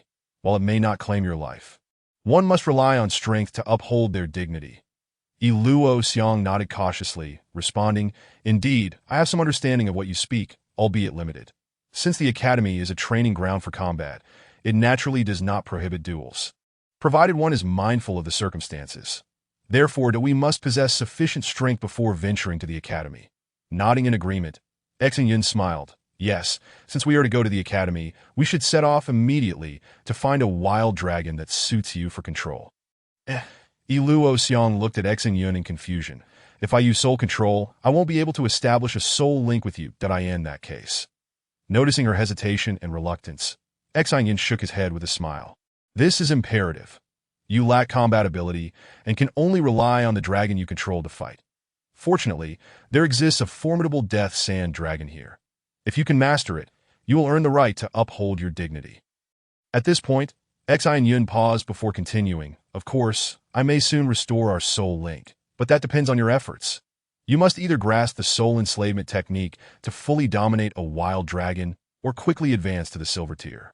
You know I must ensure you possess the ability to protect yourself, and the Death Sand Dragon is your best option." That Luo Xiang bit her lip and nodded resolutely, understanding Xin Yun's intentions. Despite their closeness, as if they were one, Xin Yun treated her with utmost respect, never regarding her as a mere appendage.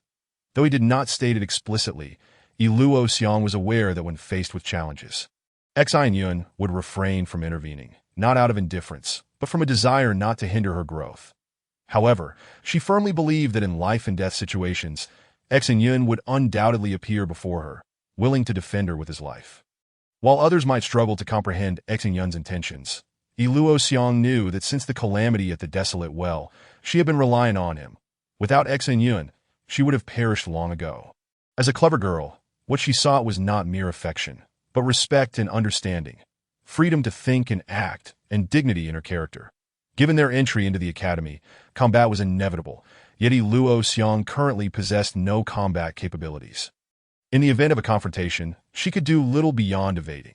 The end of the fight would depend on when the opponent grew weary. That it was these considerations that led Xin Yun to resolutely decide to temporarily forego their soul chain, opting instead for Luo Xiang to harness her pre-existing soul control to dominate a Death Sand Dragon.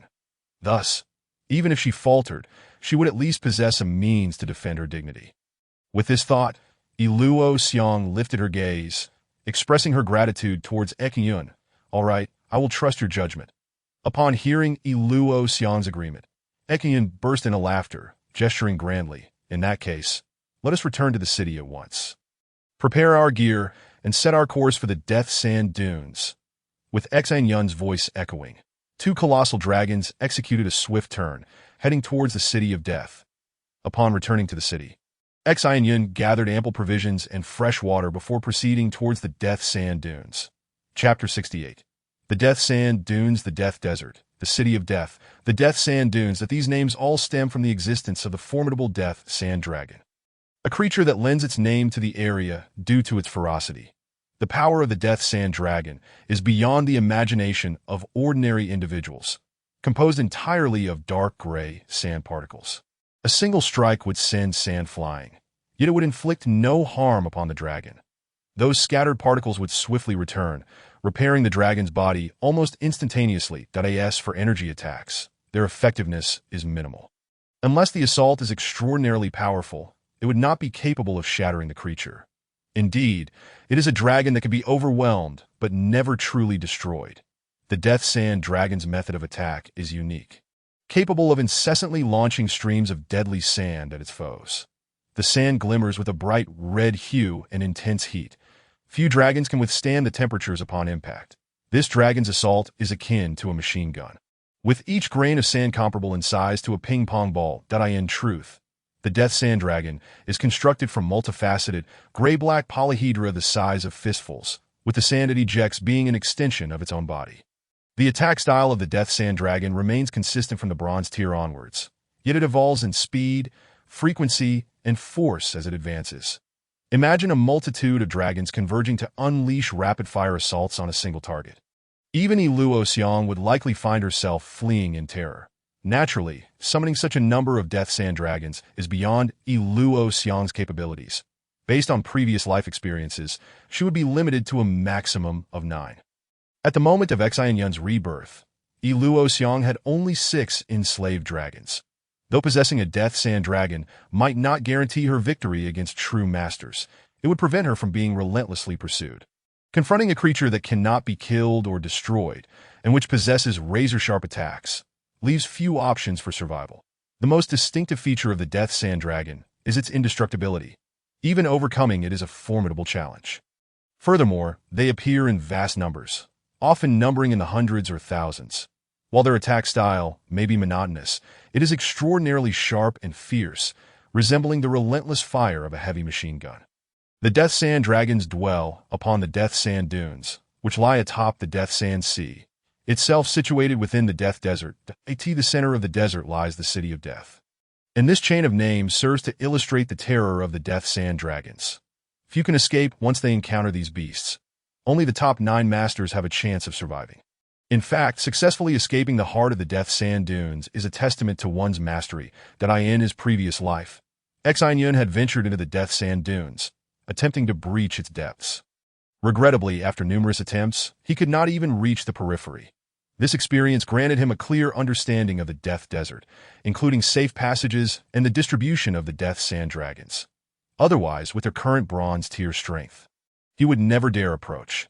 Recalling his past, the pair spent over 3 days reaching the outskirts of the Death Sand Dunes, where the Death Sand Dragons resided.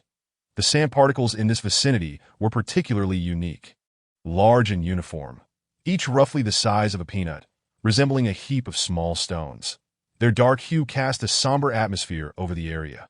The Death Sand Dunes are not merely a singular dune, but a vast expanse formed by countless dunes, teeming with innumerable Death Sand Dragons. Gazing at the lifeless expanse of the Death Sand Sea below, Xin Yun cautiously instructed Luo Xiang, "Wait here for me, that I will scout ahead. If anything amiss occurs, retreat immediately." Understanding the gravity of the situation, Luo Xiang nodded obediently and summoned her Flash Butterfly Dragon, retreating to a safe distance.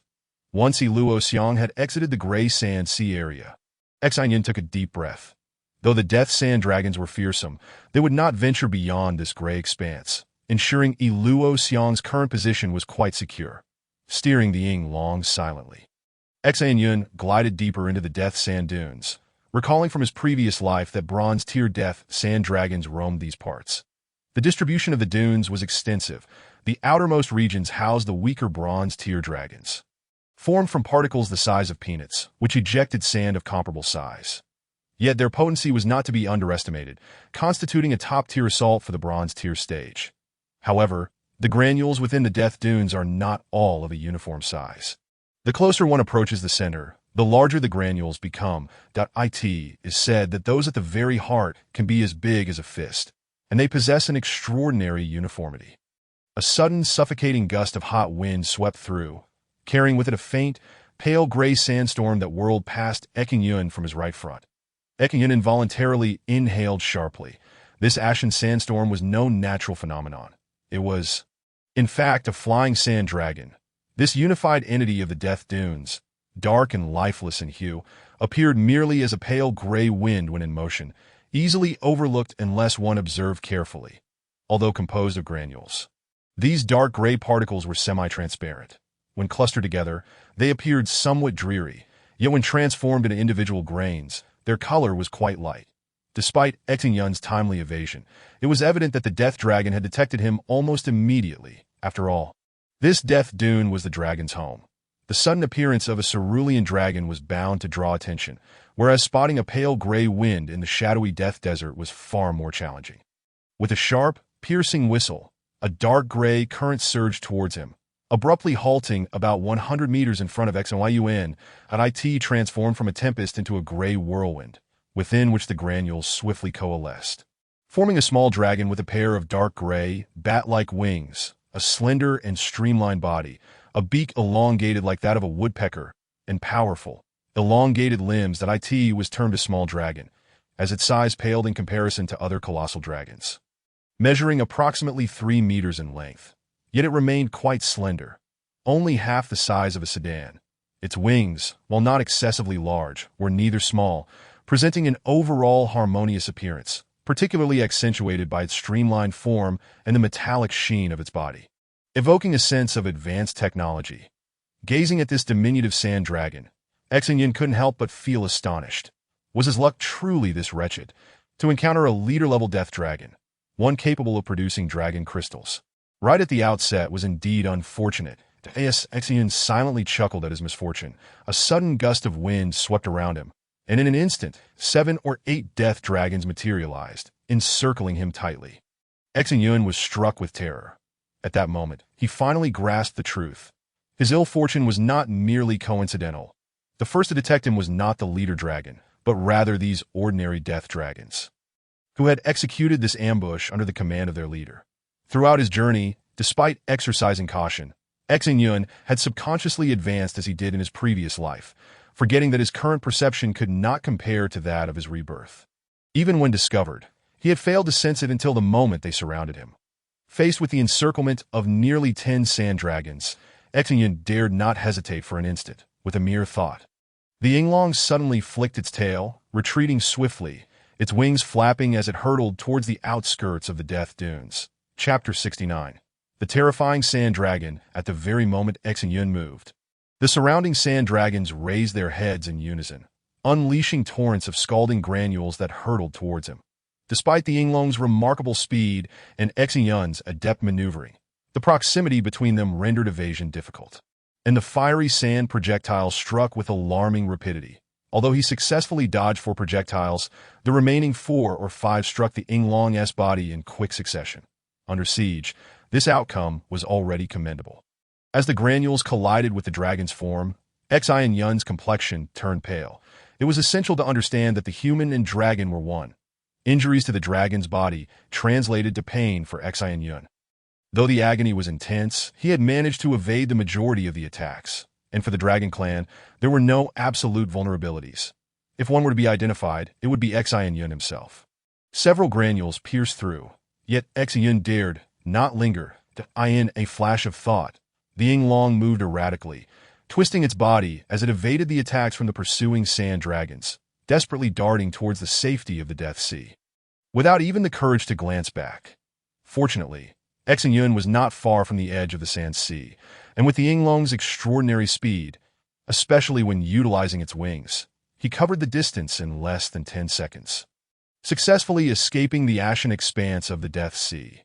Under Xin Yun's command, the Yinglong executed a sudden flip, defying the laws of physics, halting its forward momentum instantaneously, then curling back as it opened its maw wide, unleashing a colorless, transparent water sphere towards the pursuing leader of the sand dragons, who had just reached the edge of the Sand Sea.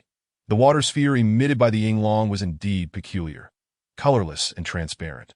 About the size of a fist, it was nearly undetectable even when suspended in midair. Even those with keen eyesight could only faintly perceive a strange ripple in the air, with a soft thud. It was evident that the Death Dragon leader had not noticed this water sphere, colliding with it as if it were but a cup of plain water. Witnessing this scene, Xin Yun could not help but chuckle bitterly. He had been overly naive. The Death Dragon was indestructible, nothing could truly harm it, and his acidic liquid was no exception to Dragon's Claw. Observing the rapidly approaching sand dragon, Xin Yun did not dare to delay. With a swift motion of his right hand, the ethereal dragon claw materialized above the death dragon's body, 5 sharp claws ensnaring the leader dragon. With a resounding crack, the leader dragon erupted into a cloud of gray mist, continuing to rush towards Xin Yun, while the other ordinary death dragons halted at the edge of the Death Sea, ceasing their pursuit. Watching the swiftly approaching gray mist, Xin Yun could only smile wryly. This leader-level sand dragon behaved in such a manner. Once it had detected him, it would either chase him down or crush him, never relenting until the end. "Let us go. Draw it away." Seeing this, Xin Yun turned the dragon's head, continuing to flee while calling out to Yi Luoxiang. Hearing Xin Yun's voice and witnessing the onslaught of the formidable gray sandstorm, Yi Luoxiang wasted no time, swiftly turning her body to flee alongside Xin Yun into the distance. Just as they had not run far, a faint whistling sound emerged behind them, and the gray mist swirled in midair, once again coalescing into the form of the death dragon leader. From its elongated jaws, it unleashed a barrage of fiery sand, relentlessly targeting the fleeing duo. Thus far, Xin Yun had endured numerous sand projectiles, leaving his lips bruised and purple. Yet he persisted, continuing to flee and drawing the death dragon leader further away. Otherwise, should he falter, this creature would surely summon its companions. Death dragon leaders were not rare. On average, one could find a leader among every 10 sand dragons. Compared to ordinary sand dragons, these leaders flew faster, fired their fiery sand with greater intensity, and possessed a more streamlined physique, clearly indicating their superior status. In this chaotic escape, Xin Yun felt utterly helpless. His attacks were utterly ineffective against the sand dragons. Whether through energy-based acidic assaults or physical strikes from the dragon's claw, nothing seemed to faze them. Regarding flight speed, in their ordinary forms, the death dragons could not catch up.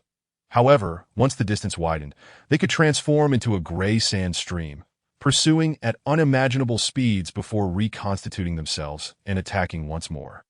They were exceedingly troublesome, yet for Yi Luoxiang's sake, he had to persevere. Watching the relentless approach of the death dragon, Xin Yun quickly communicated through their soul link. "Yi Luo, sever the soul chain immediately and attempt to exert soul control over that leader sand dragon." Upon hearing Xin Yun's command, Yi Luoxiang acted without hesitation, swiftly severing her soul link with him and re-establishing it with the leader sand dragon's essence, fervently beginning her call. Sensing Yi Luoxiang's warm summons, the death dragon leader paused abruptly, then swiftly shook its head, transforming into a stream of sand as it hurtled towards the pair. Simultaneously, Yi Luoxiang's soul chain was inexplicably severed. Faced with this turn of events, Yi Luoxiang was taken aback, hastily reconnecting with Xin Yun, her voice tinged with urgency. "This is bad. Once the death dragon transforms into sand form, my soul chain will break." Upon hearing Yi Luoxiang's words, Xin Yun felt a wave of darkness wash over him.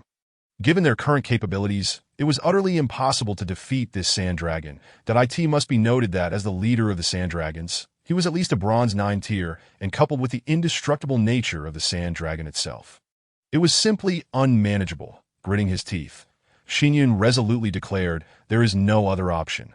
This creature cannot maintain its sand form indefinitely. Once it reverts to its dragon body, we will regain control. I refuse to believe it can withstand us forever." Upon hearing Xin Yun's words, Yi Luoxiang nodded with unwavering determination, her spirit tightly locking onto the death sand dragon leader. Indeed, as Xin Yun had stated, this creature could not remain in its sand form eternally. While in this form, it was impervious to attacks, yet it was also incapable of launching any counteroffensive. With a sharp cry, the death sand dragon leader executed a swift spin, reconstituting its true form, and from its elongated, gun-like snout, it unleashed a torrent of fiery sand towards Xin Yun that instant. As the sand dragon began to reform, Yi Luoxiang swiftly shot forth her soul chain, initiating a renewed attempt at controlling the creature's spirit. Unfortunately, the dragon shook its head and transformed once more into a whirlwind of gray, howling as it pursued the two of them in a frantic chase. The trio, one human, one dragon, and one entity, soared through the skies for 3 days. Despite suffering from Yi Luoxiang's relentless soul control, The Death Sand Dragon stubbornly refused to yield. After 3 days of tireless pursuit, both Xin Yun and Yiluoxiang had reached their limits.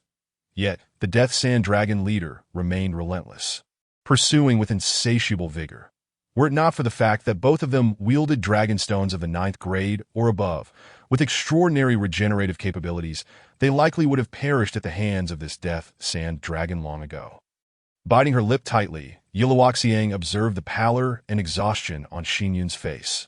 She understood that they could no longer afford to delay, although she harbored doubts about the possibility of controlling this sand dragon leader.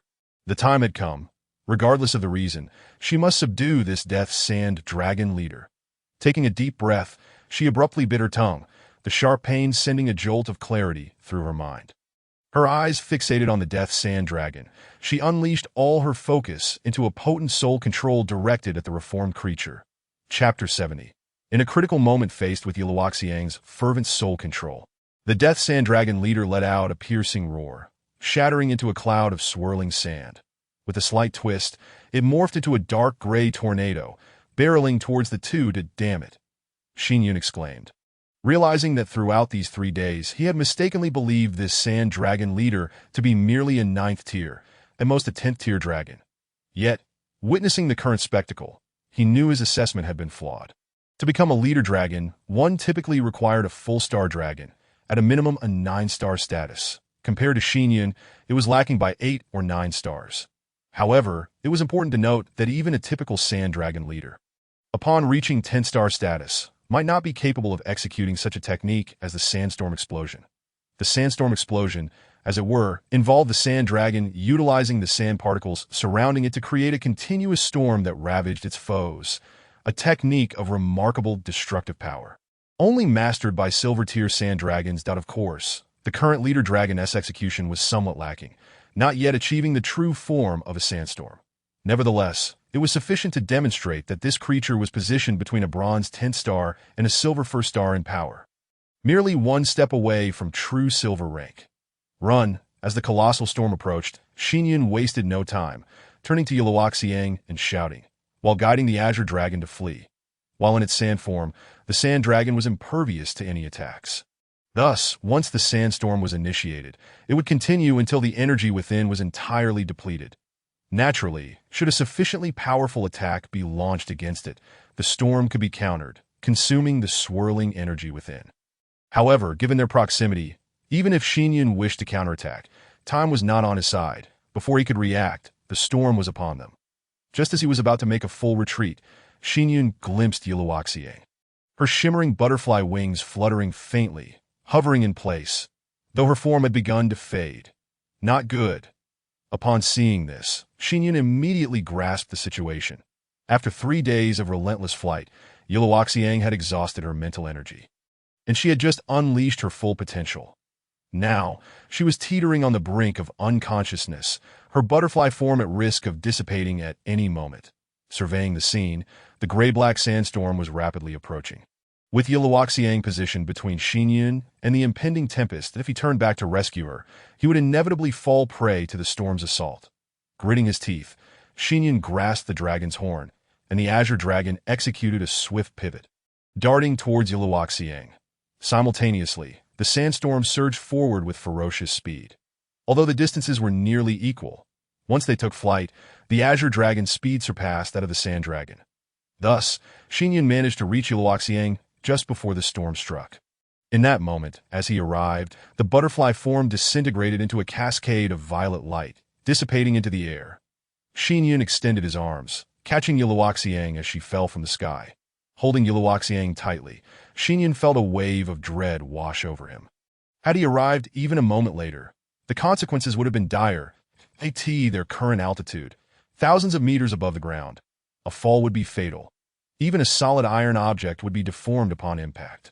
For an ordinary person, unless they reached diamond rank, survival would be impossible. A chilling howl echoed through the air. The sandstorm loomed less than 50 meters away. Sighing, Xin Yun realized that there was no time left to flee. They could only brace themselves. With his eyes gleaming brightly, he bellowed, "Dragon coil!"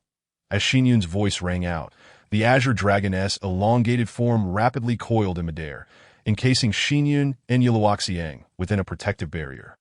Instantly, a barrage of pebbles, the size of peanuts, collided with the azure dragon's surface, producing a cacophony of sound.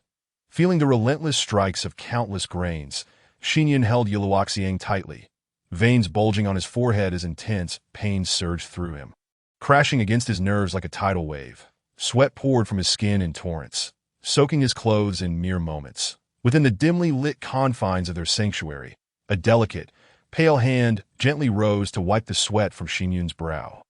In that moment, Yiluoxiang's soft voice emerged. "Fool, why did you come back?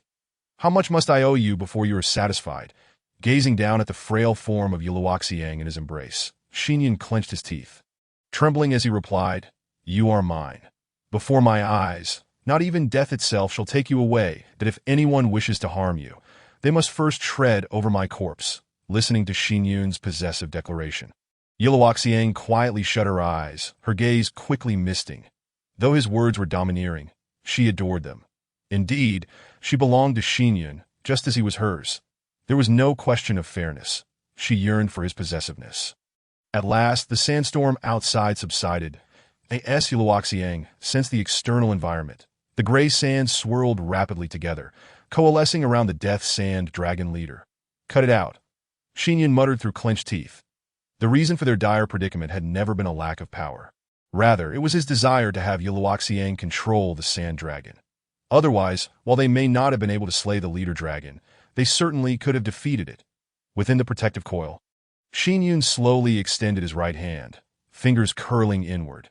Since this creature had caused him such agony, it was time for it to experience a taste of retribution. With a powerful punch, a fist coiled like a dragon's claw surged forth towards the newly reformed figure of the Sand Dragon leader. With a resounding crash, the Sand Dragon leader's recently formed body exploded into a cloud of gray dust that in a flurry of motion. It began to retreat. Witnessing this, Xin Yun could not help but smile. Although the Sand Dragon could not be killed, it relied on energy to solidify its form as long as it sustained sufficient damage. The Death Sand Dragon would also scatter into a myriad of grains. The Death Sand Dragon was not invincible. It simply could not be completely annihilated. Moreover, as it emerged, it could summon countless minions, rendering it a formidable foe. Those who posed a threat to the 9 great masters were invariably Death Sand Dragons of diamond rank, or higher. In contrast, a leader dragon like the one before them was no more than an insect to the 9 great masters, easily extinguished with a mere flick of their wrist. For the 9 great masters, the defeat of this insignificant bronze-tier Death Sand Dragon was trivial. Even obliterating a city with a population of millions would require no more than a single strike. The destructive power they wielded far exceeded that of an atomic bomb. The dragon's body slowly unfurled from the swirling mass. At this moment, Xin Yun was truly enraged. The recent sandstorm had indeed inflicted significant suffering upon him. To describe it as 1,000 cuts would not be an exaggeration, that if he did not teach this creature a lesson, he would find it hard to swallow his indignation in the distance. The swirling sands began to coalesce once again, and with a swift gust of wind, the leader of the Death Sand Dragon commenced its reformation. Witnessing this scene, Xin Yun extended his right hand once more, and with a sudden clench of his fingers, a colossal dragon claw emerged, firmly gripping the neck of the Death Sand Dragon at the very moment it completed its reassembly. Chapter 71. The Final Moment. Bang! With a powerful squeeze of his right hand, the dragon claw instantly constricted, causing the neck and head of the Death Sand Dragon to explode, its body disintegrating into a shower of sand that fell towards the ground. However, despite appearing to have sustained a grave blow, the creature was not significantly harmed. The gray sand swirled. The Death Sand Dragon began to reconstitute itself once again. The speed of its reformation was remarkably rapid. Within a mere 3 seconds, the vast clouds of gray sand could coalesce, and this was merely at the bronze tier. Once its power reached a certain level, this process could be completed in an instant. Faced with the newly formed Death Sand Dragon, Xin Yun gritted his teeth and unleashed a punch, dispersing the creature once more. This continued for over 10 times. Each time the Death Sand Dragon attempted to reform, Xin Yun would strike it down. Infuriated by such an insufferable tactic, the Death Sand Dragon erupted in fury, ceasing its reformation and transforming back into a swirling sandstorm that barreled towards Xin Yun. Observing the approaching tempest, Xin Yun chuckled heartily, opting not to confront it head-on. Instead, he maneuvered the Ying Long to escape, only to halt once the energy of the sandstorm had dissipated, ensuring the Death Sand Dragon could not reform. Witnessing this, Luo Xiang could not help but laugh, remarking, "You are quite the trickster. That creature must be utterly vexed." "Trickster?" Xin Yun responded with a smile, shaking his head. "This cannot be deemed trickery. The Void Claw can disregard spatial distance, allowing for direct attacks on the enemy. This is a skill. How many possess such abilities in this world?" Luo Xiang paused, momentarily taken aback, before nodding in realization that I understand now. Ordinary attacks cannot overlook spatial distance, and significantly powerful force is required to disperse the Death Sand Dragon. At this point, she looked up at Xin Yun and added, "One could say this technique is rather overpowered, exceedingly formidable, and quite difficult to defend against. Aside from a direct confrontation, there seems to be no other viable solution." Nodding in agreement, Xin Yun struck out once more, delivering a punch that shattered the reformed Death Sand Dragon leader, stating, "Indeed, the only flaw in this technique is its insufficient destructive power. Against a dragon with robust defenses, it can only serve to harass or inflict minor damage, making it difficult to deliver a fatal blow." Luo Xiang laughed at Xin Yun's words. "Everything has its imperfections. If it boasted greater destructive capability, wouldn't you be invincible? Who would dare to oppose you? Even as it stands, it is already quite sufficient." In response to Luo Xiang's remarks, Xin Yun offered a wry smile. Her perspective was limited, merely reflecting her current understanding. In essence, this was merely physical attack. Many dragons could be immune to it. Even if they were not immune, they could likely withstand it. The reason the Death Sand Dragon was so passive was primarily due to its lack of intelligence. Were another to possess the abilities of the Death Sand Dragon, Xin Yun would find it considerably more challenging to contend with. Taking the second-ranked master from his past life as an example. His dragon was a sand dragon, albeit not the Death Sand Dragon, but rather a diamond sand dragon. Its body was composed of diamond-like sand that remained perpetually invisible to the naked eye, capable of coalescing and dispersing in less than a tenth of a second. Its physical defenses were extraordinarily robust, harder than steel. Even a feeble attempt to shatter it would only cause it to transform into sand without inflicting any actual harm. Reforming in less than a tenth of a second for the top-ranked master, a golden sword dragon, composed of a liquefiable metal that appeared as though sculpted from gold, immune to both physical and energy attacks. Its body could instantaneously become as soft as water or as hard as steel. With Xin Yun's dragon claws, it was utterly impossible to inflict any damage upon it. The golden sword dragon resembled a colossal sword, its wings serving as the hilt, its body as the blade, and its head and neck as the sword's tip, suspended in midair, akin to a gigantic golden sword. When attacking, it could unleash countless golden blades, targeting all within its reach. In his previous life, Xin Yun had witnessed this creature lay waste to a city, hovering high above, before unleashing a torrent of golden blades that fell like a rainstorm upon the city below, each blade erupting into a small mushroom cloud, reducing everything in its vicinity to dust. For the third-ranked master, the Peacock King Ming Xian, his unique abilities remain a secret for now, lest the anticipation be diminished. Returning to the narrative, each time the Death Sand Dragon transformed into a sandstorm, Xin Yun would retreat. Whenever the Death Sand Dragon attempted to reconstitute its true form, it would be met with a heavy blow. And this relentless back and forth continued for over 30 minutes. Suddenly, as the Death Sand Dragon morphed into a storm and charged at them once more, Luo Xiang exclaimed, her eyes sparkling, "Xin Yun, have you noticed? The speed of this Death Sand Dragon sandstorm seems to have diminished." Taken aback by Luo Xiang's observation, Xin Yun's eyes widened in surprise. Indeed, though subtle, the storm conjured by the leader of the Death Sand Dragon was indeed moving slower. Curious, they began to scrutinize the phenomenon. After pursuing for a brief distance, the sandstorm began to coalesce once again. However, this time, Xin Yun refrained from using the dragon claw to disperse it under their focused gaze. The Death Sand Dragon took a full 5 seconds to complete its reformation. With a roar, it launched a fiery shard of sand, shooting towards Xin Yun like a bullet. As a first-tier Death Sand Dragon, it could only expel 1 shard per second. While its speed was indeed impressive, it was not beyond perception. Moreover, with a distance of 100 meters between them, Xin Yun deftly maneuvered his dragon body to evade the projectile. Wow! Xin Yun's eyes sparkled at this revelation. This creature was splendid. If he were to train his evasion and escape skills, the Death Sand Dragon was far superior to the Sandfire Dragon. For a moment, neither Xin Yun nor the Death Sand Dragon moved. The latter continuously fired fiery projectiles while Xin Yun adeptly shifted the shape of his dragon body, dodging each shot. Amidst their training, Luo Xiang suddenly spoke up. Let's not rush into practicing evasion. I have an idea that if we can wear the Death Sand Dragon down to the point of exhaustion and confusion. Could it be? Upon hearing Luo Xiang's words, Xin Yun's eyes lit up. Indeed, it was difficult to deceive someone in a state of full alertness, but in a drowsy or muddled state, one could easily fall victim to trickery.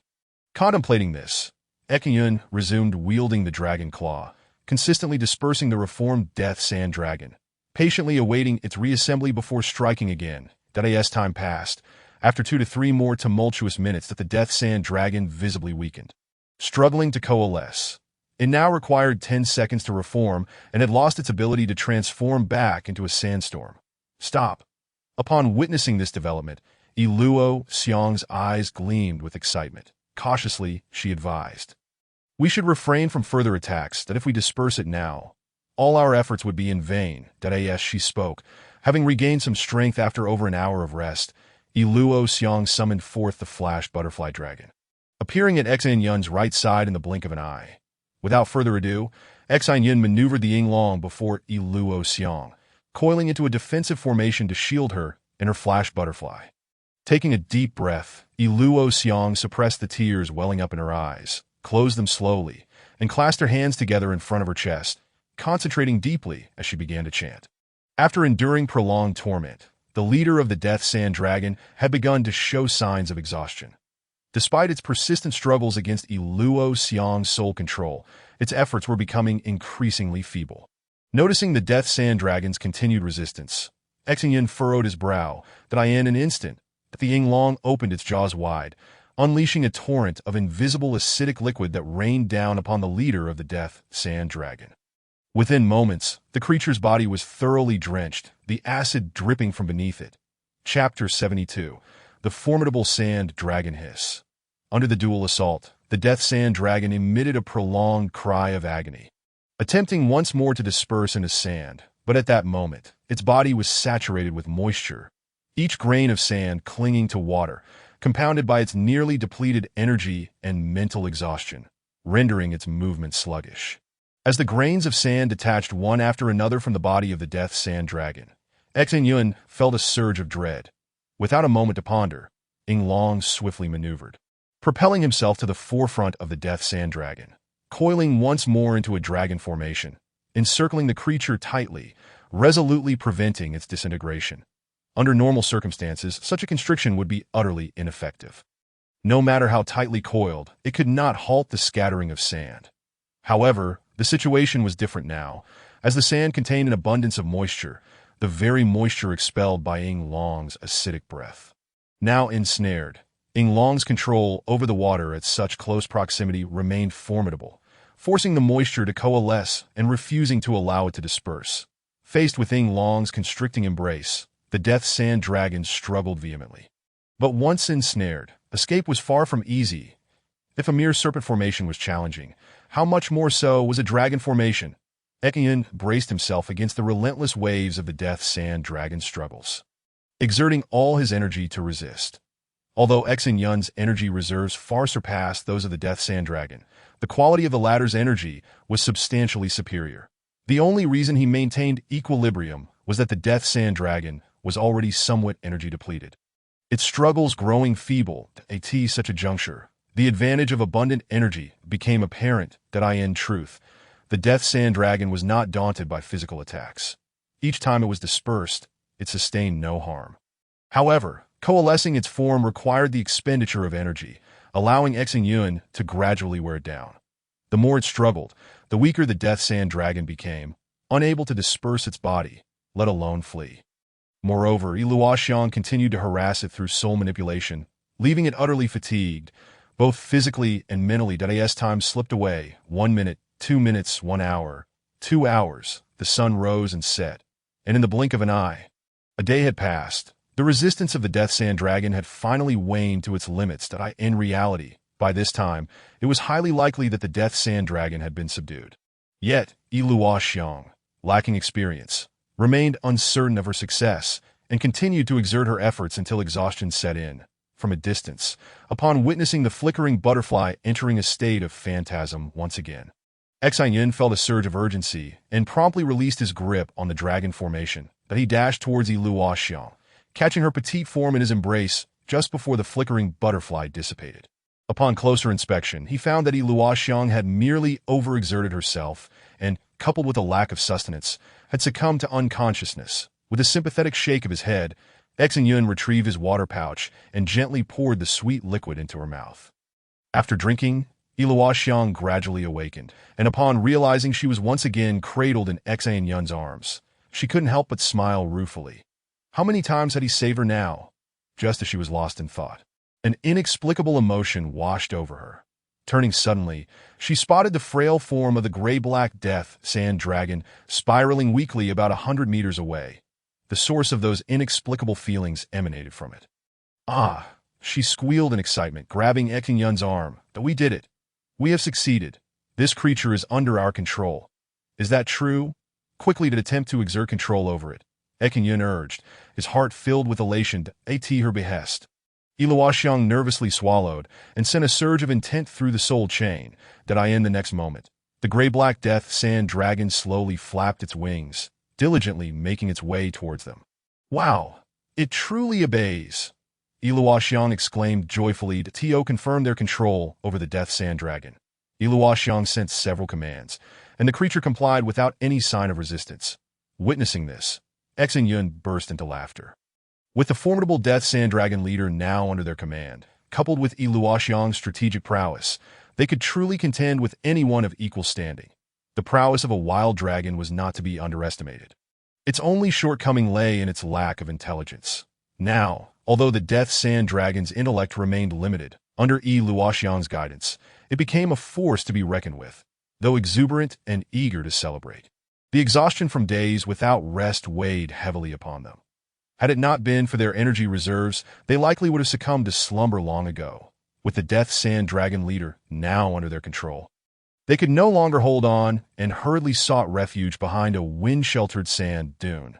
After setting up their tent, they embraced and fell into a deep sleep. The tents in the Death Desert were peculiar. Rather than being pitched on the sand, they were constructed within the dunes. Once the tent was erected, sand was pushed down from the dune to cover it, rendering it nearly undetectable to anyone passing above. They slept soundly for a full day and night.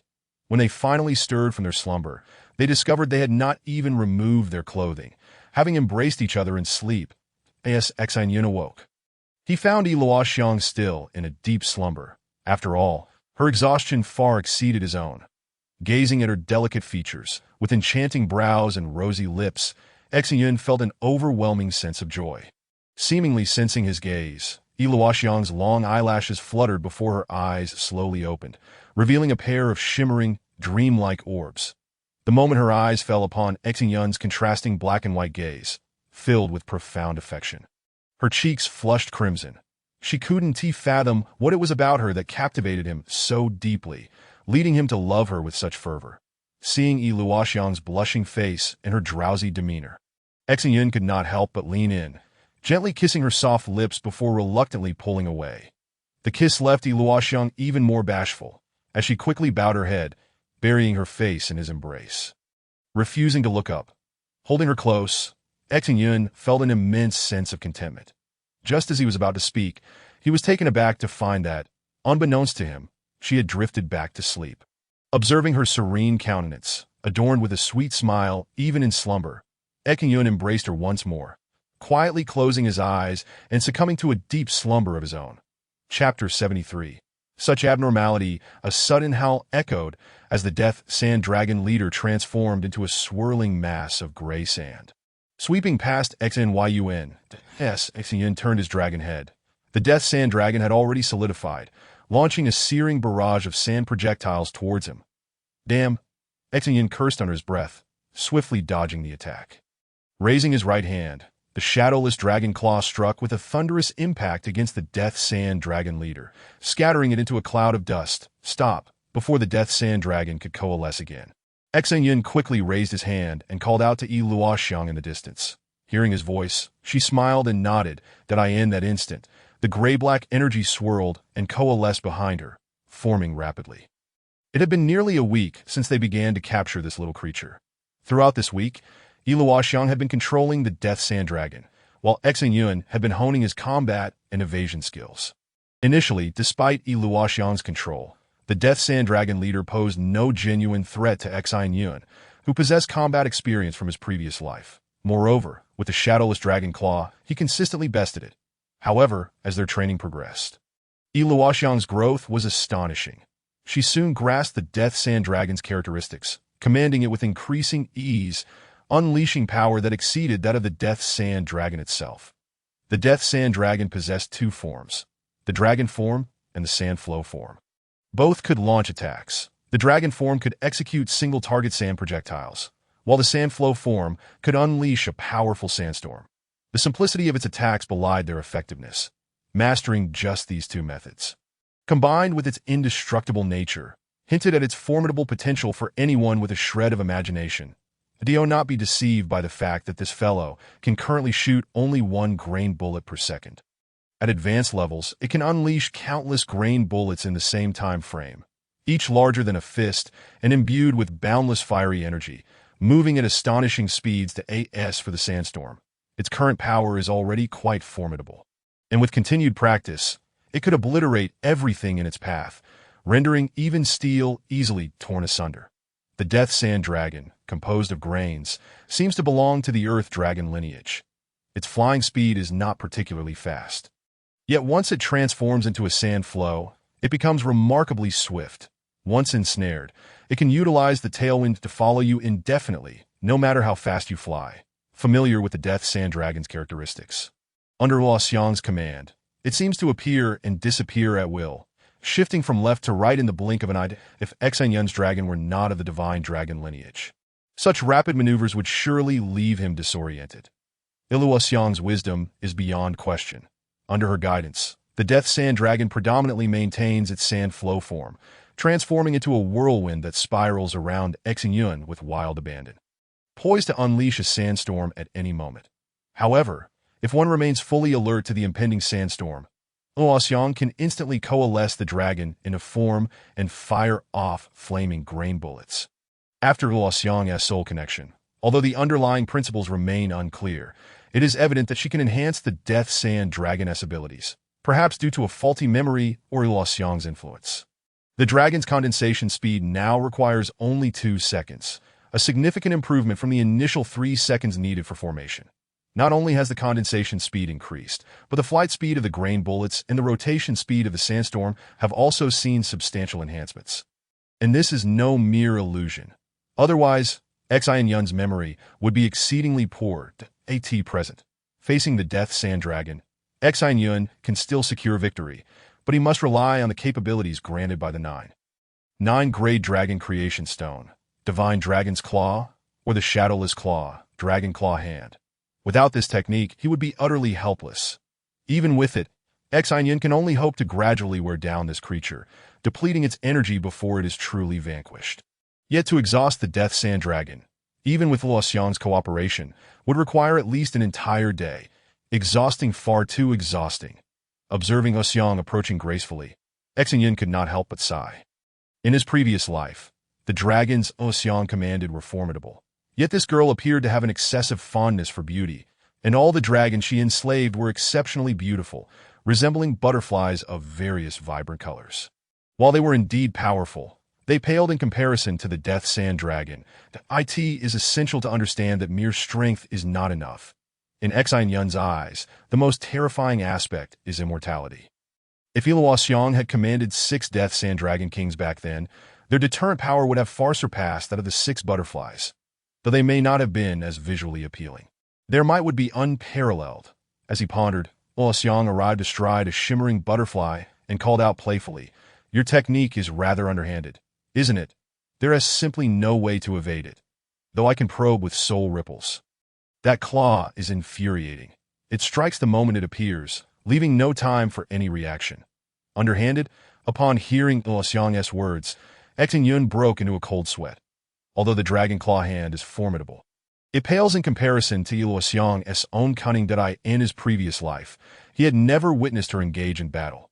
In fact, she likely had no combat techniques. Once a fight commenced, she would vanish in an instant, unleashing 6 puppet dragons that roared forth, leaving any opponent in a state of dismay. Even if one managed to defeat these puppet dragons, it would have no bearing on Luoxiang herself. Observing Luoxiang halt 10 meters away, Xin Yun tentatively inquired, "Do you not find the Death Sand Dragon rather unsightly?" Unsightly. Furrowing her brow in confusion, Luoxiang scrutinized the Death Sand Dragon before shaking her head. "I wouldn't say it's unsightly. I find it quite endearing." Hearing Luoxiang's response, Xin Yun exclaimed in astonishment. However, upon closer inspection, the Death Sand Dragon was indeed not unattractive. In fact, it possessed a certain charm. The Death Sand Dragon is quite diminutive compared to the other dragons that often measure 20 to 30 meters in length. This one is merely 3 meters long, slender, and only as thick as half a compact car. Its entire body is streamlined, gleaming with a gray metallic sheen, reminiscent of a high-tech creation. After a moment of contemplation, Xin Yun continued, "If you had to choose, would you prefer a beautiful butterfly dragon or a Death Sand Dragon that may not be conventionally beautiful, but is rather stylish?" Upon hearing Xin Yun's words, Luoxiang frowned slightly before decisively replying, "I would choose whichever possesses greater strength." "What the?" Hearing this, Xin Yun cried out in disbelief.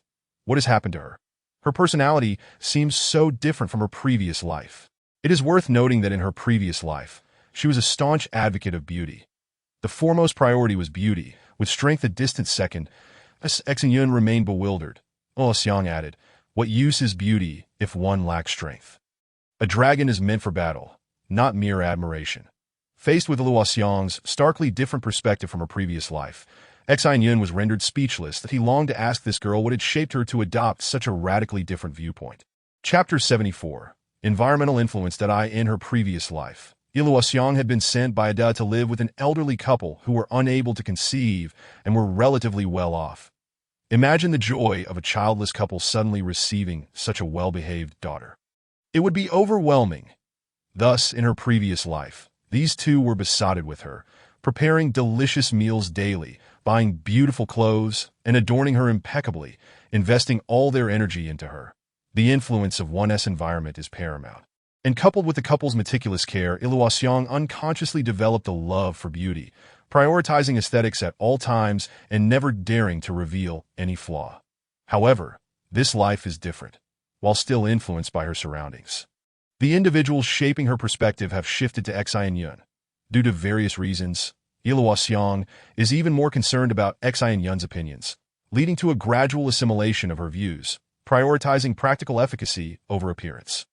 Of course, every girl loves beauty, and Luoxiang is no exception, but she must now convince herself that inner qualities are of utmost importance, more significant than anything else, rendering external beauty irrelevant.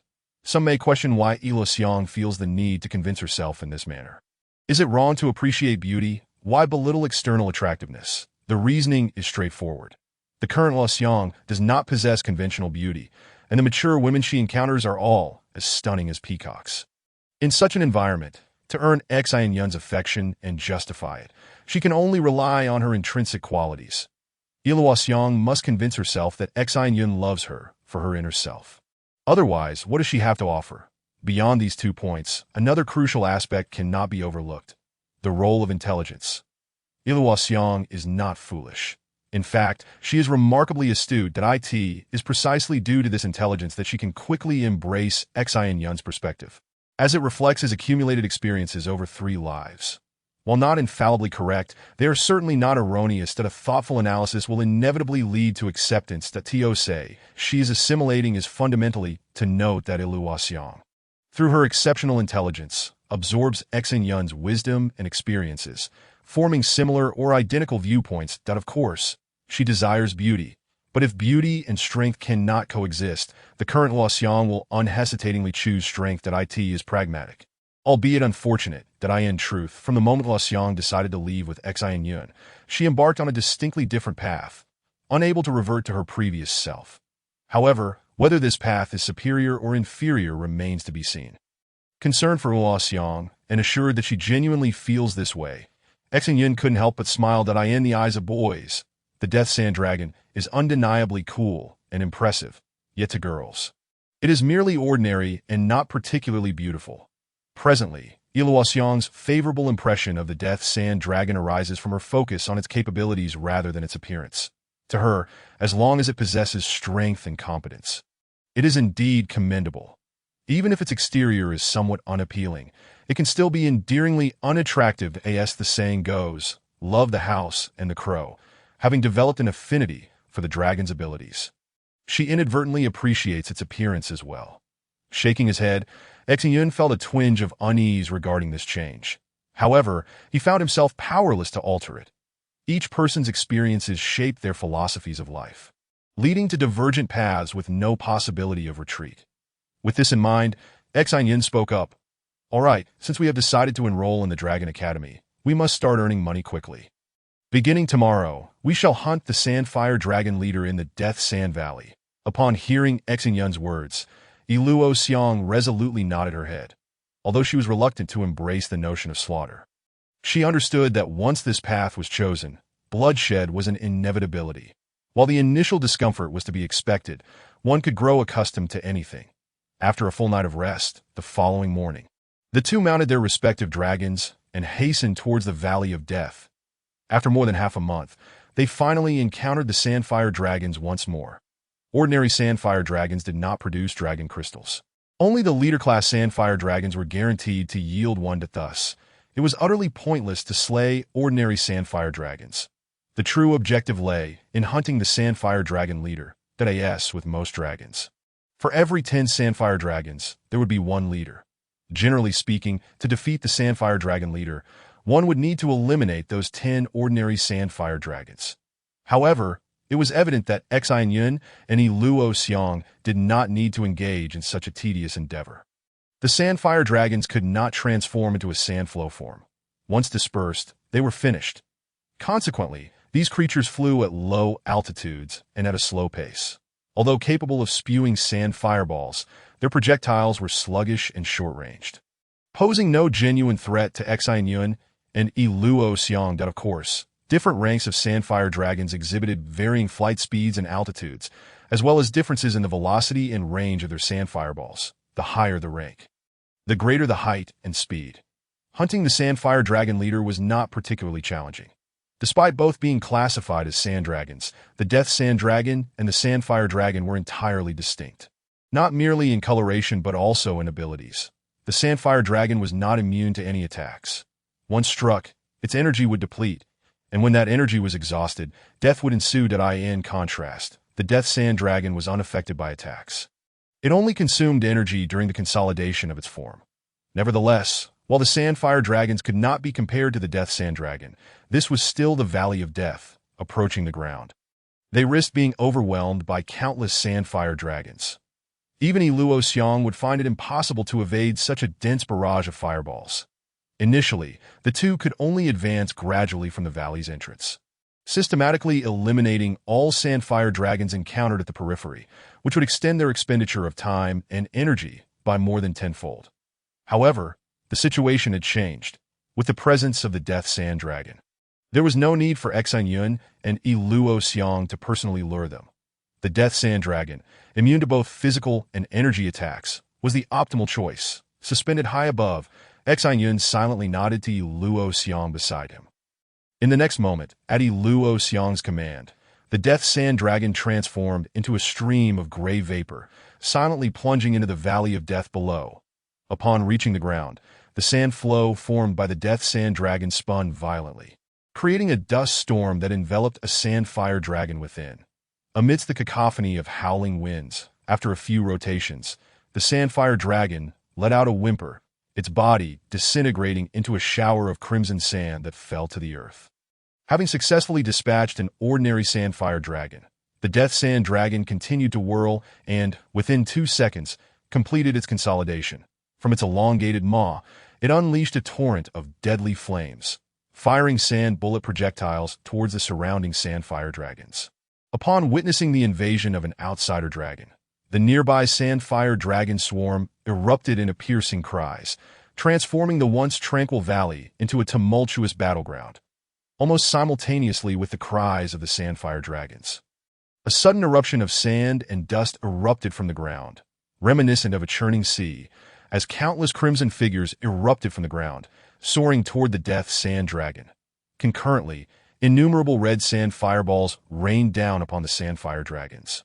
Seeing this scene, the death sand dragon showed no hesitation, flapping its wings to withstand the barrage of incoming fireballs as it ascended into the sky. Countless sand fireballs exploded against its body. Yet not a single one could impede its relentless ascent. Chapter 75. Frenzied slaughter. The sandfire dragons were not invincible. Over the past week, Xin Yun had managed to defeat them countless times. Essentially, as long as the dragon claws were revealed, the death sand dragon would shatter immediately. However, one should not underestimate the fragility of the death sand dragon. To defeat it, one had to possess energy of a certain magnitude. The sand fireballs were merely fireballs containing fine sand. How could they possibly shatter the death sand dragon? Regardless, the leader of the sandfire dragons was a formidable creature, situated between the realms of bronze 10 stars and silver 1 star. Far beyond the capabilities of ordinary sandfire dragons, that as for Xin Yun's shadowless claw, it was endowed with a unique ability derived from a 9.9 grade creation dragonstone, a rarity in the world. To conquer the death sand dragon, ordinary attacks were futile. 1 had to either employ immensely powerful physical attacks to forcefully break through, akin to the dragon claw technique, or utilize energy attacks with explosive power to blast it apart, such as super explosive fireballs. However, while the sandfire dragons also unleashed fireballs, theirs did not explode. They merely inflicted harm through the heat and the sand contained within, akin to a shotgun blast that if one were to draw an analogy with modern weaponry. To vanquish a sandfire dragon, one could employ rockets or artillery shells, both capable of shattering it. However, using machine guns or shotguns would be utterly ineffective, observing the death sand dragon defiantly soaring through the deluge of fireballs. Xin Yun turned to Luo Xiong and exclaimed, "Do not rush in recklessly. While the death sand dragon is unafraid, it is best not to squander such a rare opportunity for training. Even though our primary goal this time is to earn money, we must not neglect our growth." Upon hearing Xin Yun's words, Luo Xiong felt a pang of guilt and nodded. Taking a deep breath, waves of soul energy radiated outward as she surveyed the battlefield while controlling the death sand dragon's movements through the soul chain, skillfully dodging the incoming fireball attacks. Under Luo Xiong's guidance, the death sand dragon became remarkably agile, darting through the fireballs like a nimble fish while being pursued by thousands of sandfire dragons. That as they ascended higher, it became evident that the majority of the sandfire dragons could no longer continue their climb. As ordinary sandfire dragons, they could only reach a height of around 200 meters. Only the sandfire dragon leaders had the capability to soar to heights of approximately 500 meters. Once the group of sandfire dragon leaders reached their altitude, Luo Xiong's controlled sandfire dragons ceased their ascent and instead turned around, weaving through the swarm of sandfire dragon leaders while evading the large sand fireballs they unleashed. High above, Xin Yun nodded in satisfaction. Extending his right hand, the shadowless claw activated instantly. In an instant, an invisible dragon claw struck a sandfire dragon leader, obliterating it into a cloud of scattered sand. In comparison, despite both being leaders, the sandfire dragon leaders were significantly inferior to the death sand dragon in terms of overall attributes. Speed, attack, and defense were all lacking. Thus, one struck by the dragon claw technique capable of defeating even the sandfire dragon leaders. How could they possibly withstand such force? As for the true power of the dragon claw technique, Xin Yun could only speculate. It was known that even the ability derived from Luo Xiong's 9-grade creation dragonstone enabled her to transcend 3 tiers, directly grasping crystal tier capabilities. What then could be said of the 9.9 grade creation dragonstone? Among the thousands of sandfire dragons, there were naturally over 100 sandfire dragon leaders. Under Xin Yun's relentless assault, it took approximately 10 minutes for over 100 sandfire dragon leaders to be reduced to mere grains of sand. Each time Xin Yun vanquished a sandfire dragon leader, The Death Sand Dragon would dart forward to swallow the dragon crystal from the remnants, unperturbed by the prospect of digestion, merely storing it temporarily within its belly. There existed numerous types of dragons, most of which were elemental dragons. For instance, Xin Yun S. Long, Iluo Xiang S. Flash Butterfly Dragon, as well as the Sandfire Dragon and the Death Sand Dragon, were all beings formed entirely of elemental energy, lacking any physical substance and requiring no sustenance. However, once their strength transcended the golden tier and reached the crystal tier, these dragons would manifest physical bodies. Even so, they did not rely on food for survival. From a certain perspective, they merely possessed living bodies, yet their essence remained unchanged. After unleashing hundreds of dragon claws, Xin Yun's complexion finally turned pale.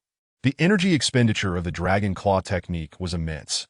While he hadn't felt it during single strikes, the continuous activation of over 100 techniques had drained his energy reserves to the brink of exhaustion. Since successfully summoning the Yinglong, this marked the first time Xin Yun had completely depleted his energy. Previously, he had believed that the Yinglong's energy would never run dry, yet it seemed that employing high-energy consuming techniques could indeed lead to energy depletion. Nonetheless, Xin Yun had much to be grateful for. Had he summoned a Dragon Pearl birth from a 1-grade creation dragonstone, a single dragon claw strike might have drained all its energy, likely rendering it incapable of even manifesting. While having more energy did not necessarily enhance destructive power, in terms of sheer might, Xin Yun's Dragon Claw technique was equivalent to that of those employing 1-grade creation dragonstones. However, the disparity in the number of times it could be executed was vast. After vanquishing all the Sandfire Dragon leaders, the two did not proceed further.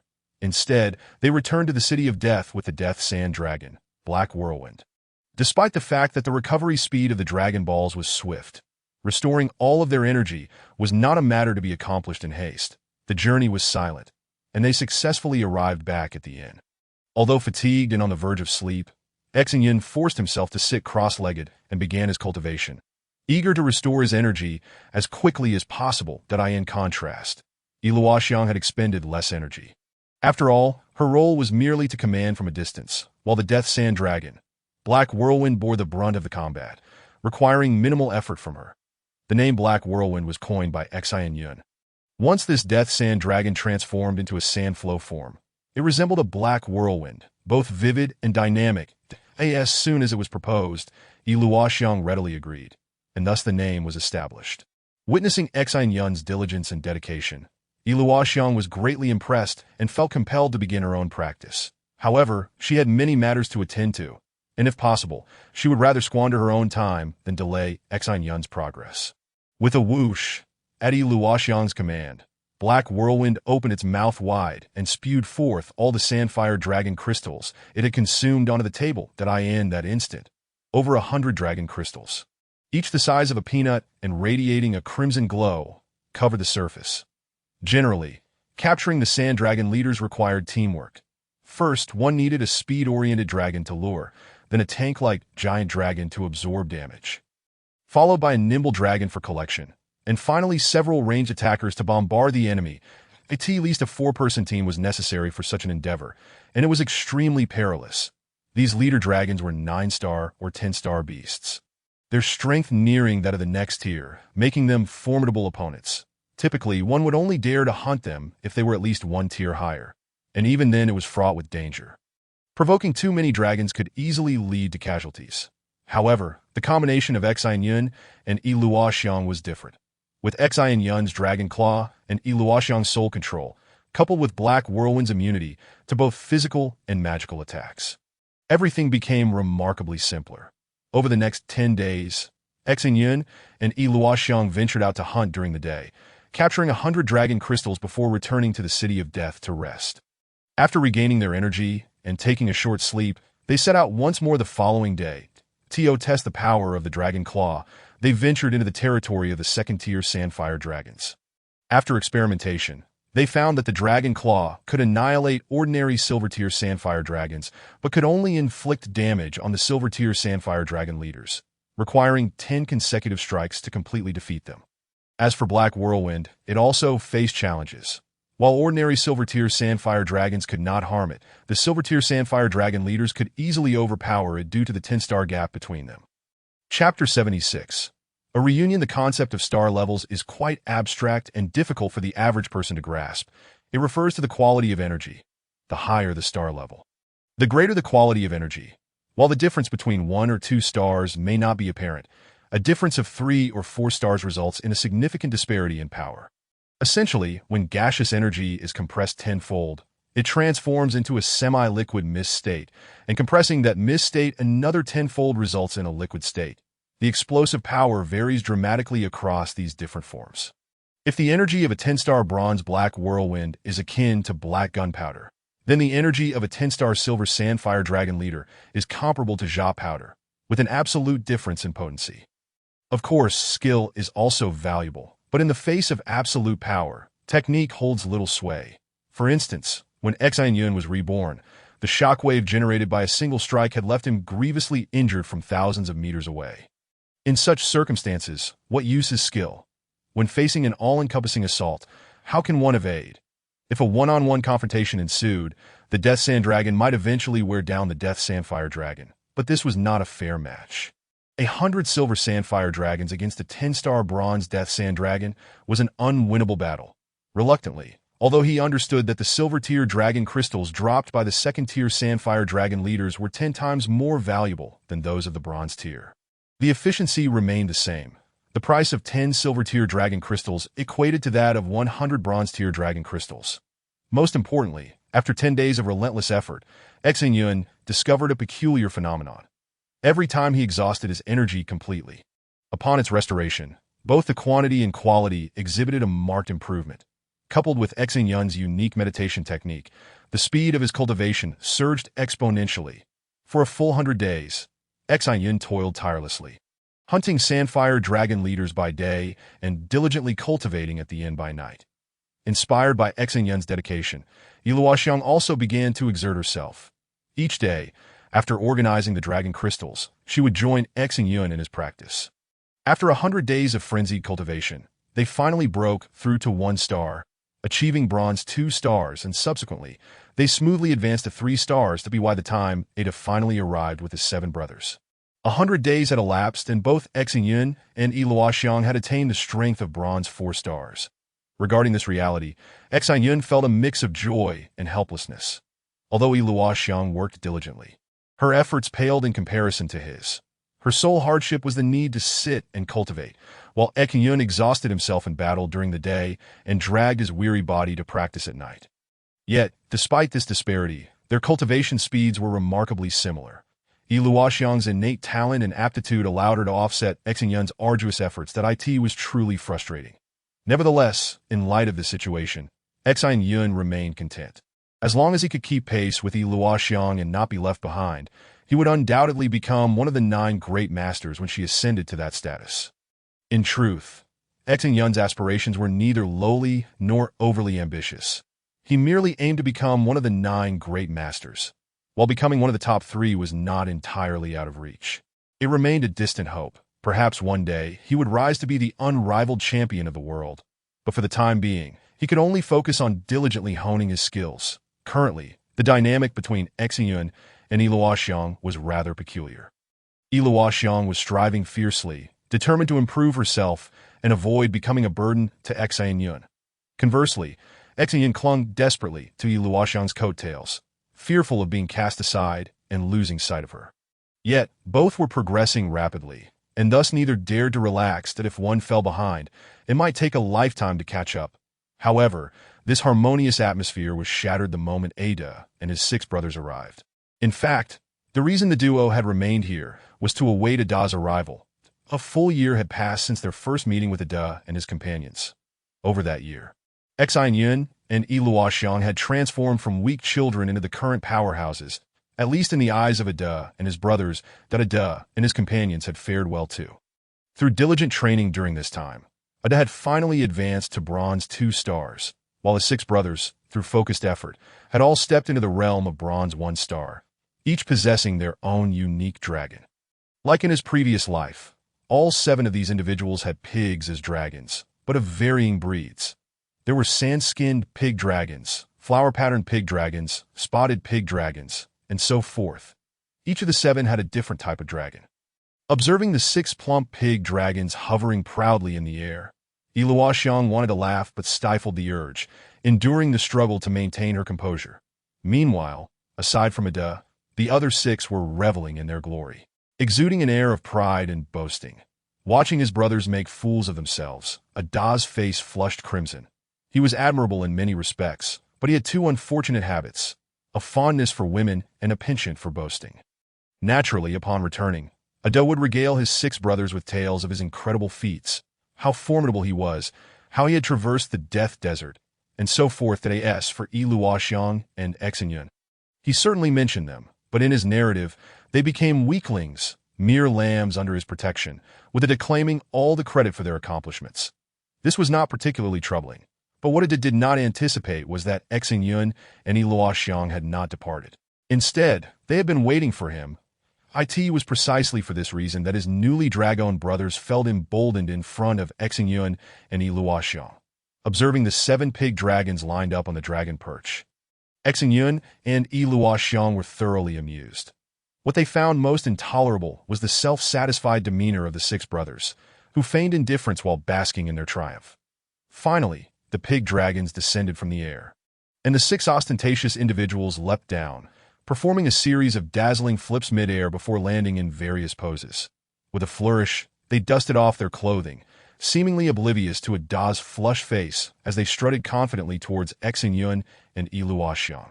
Exuding an undeniable hero's aura at last, the 6 reached the 2, and one of them spoke up. "So, what do you think?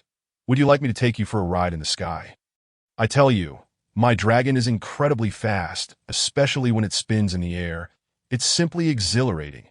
As soon as this fellow spoke, the others could no longer contain their exuberance, their faces brimming with pride, while feigning indifference as they insisted on allowing Xin Yun and Luoxiang to experience it. Observing the antics of these 6 individuals, Xin Yun and Luoxiang could no longer suppress their laughter and burst into giggles. Upon witnessing this scene, the 6 oblivious individuals merely assumed that the 2 were overly excited, completely unaware of any underlying issue. Looking at these naive and bumbling characters before her, Luoxiang gently placed her hand on her stomach.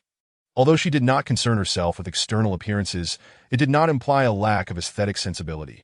She truly had no desire to ride these 6 cumbersome dragon-like creatures that if they were merely ordinary dragons.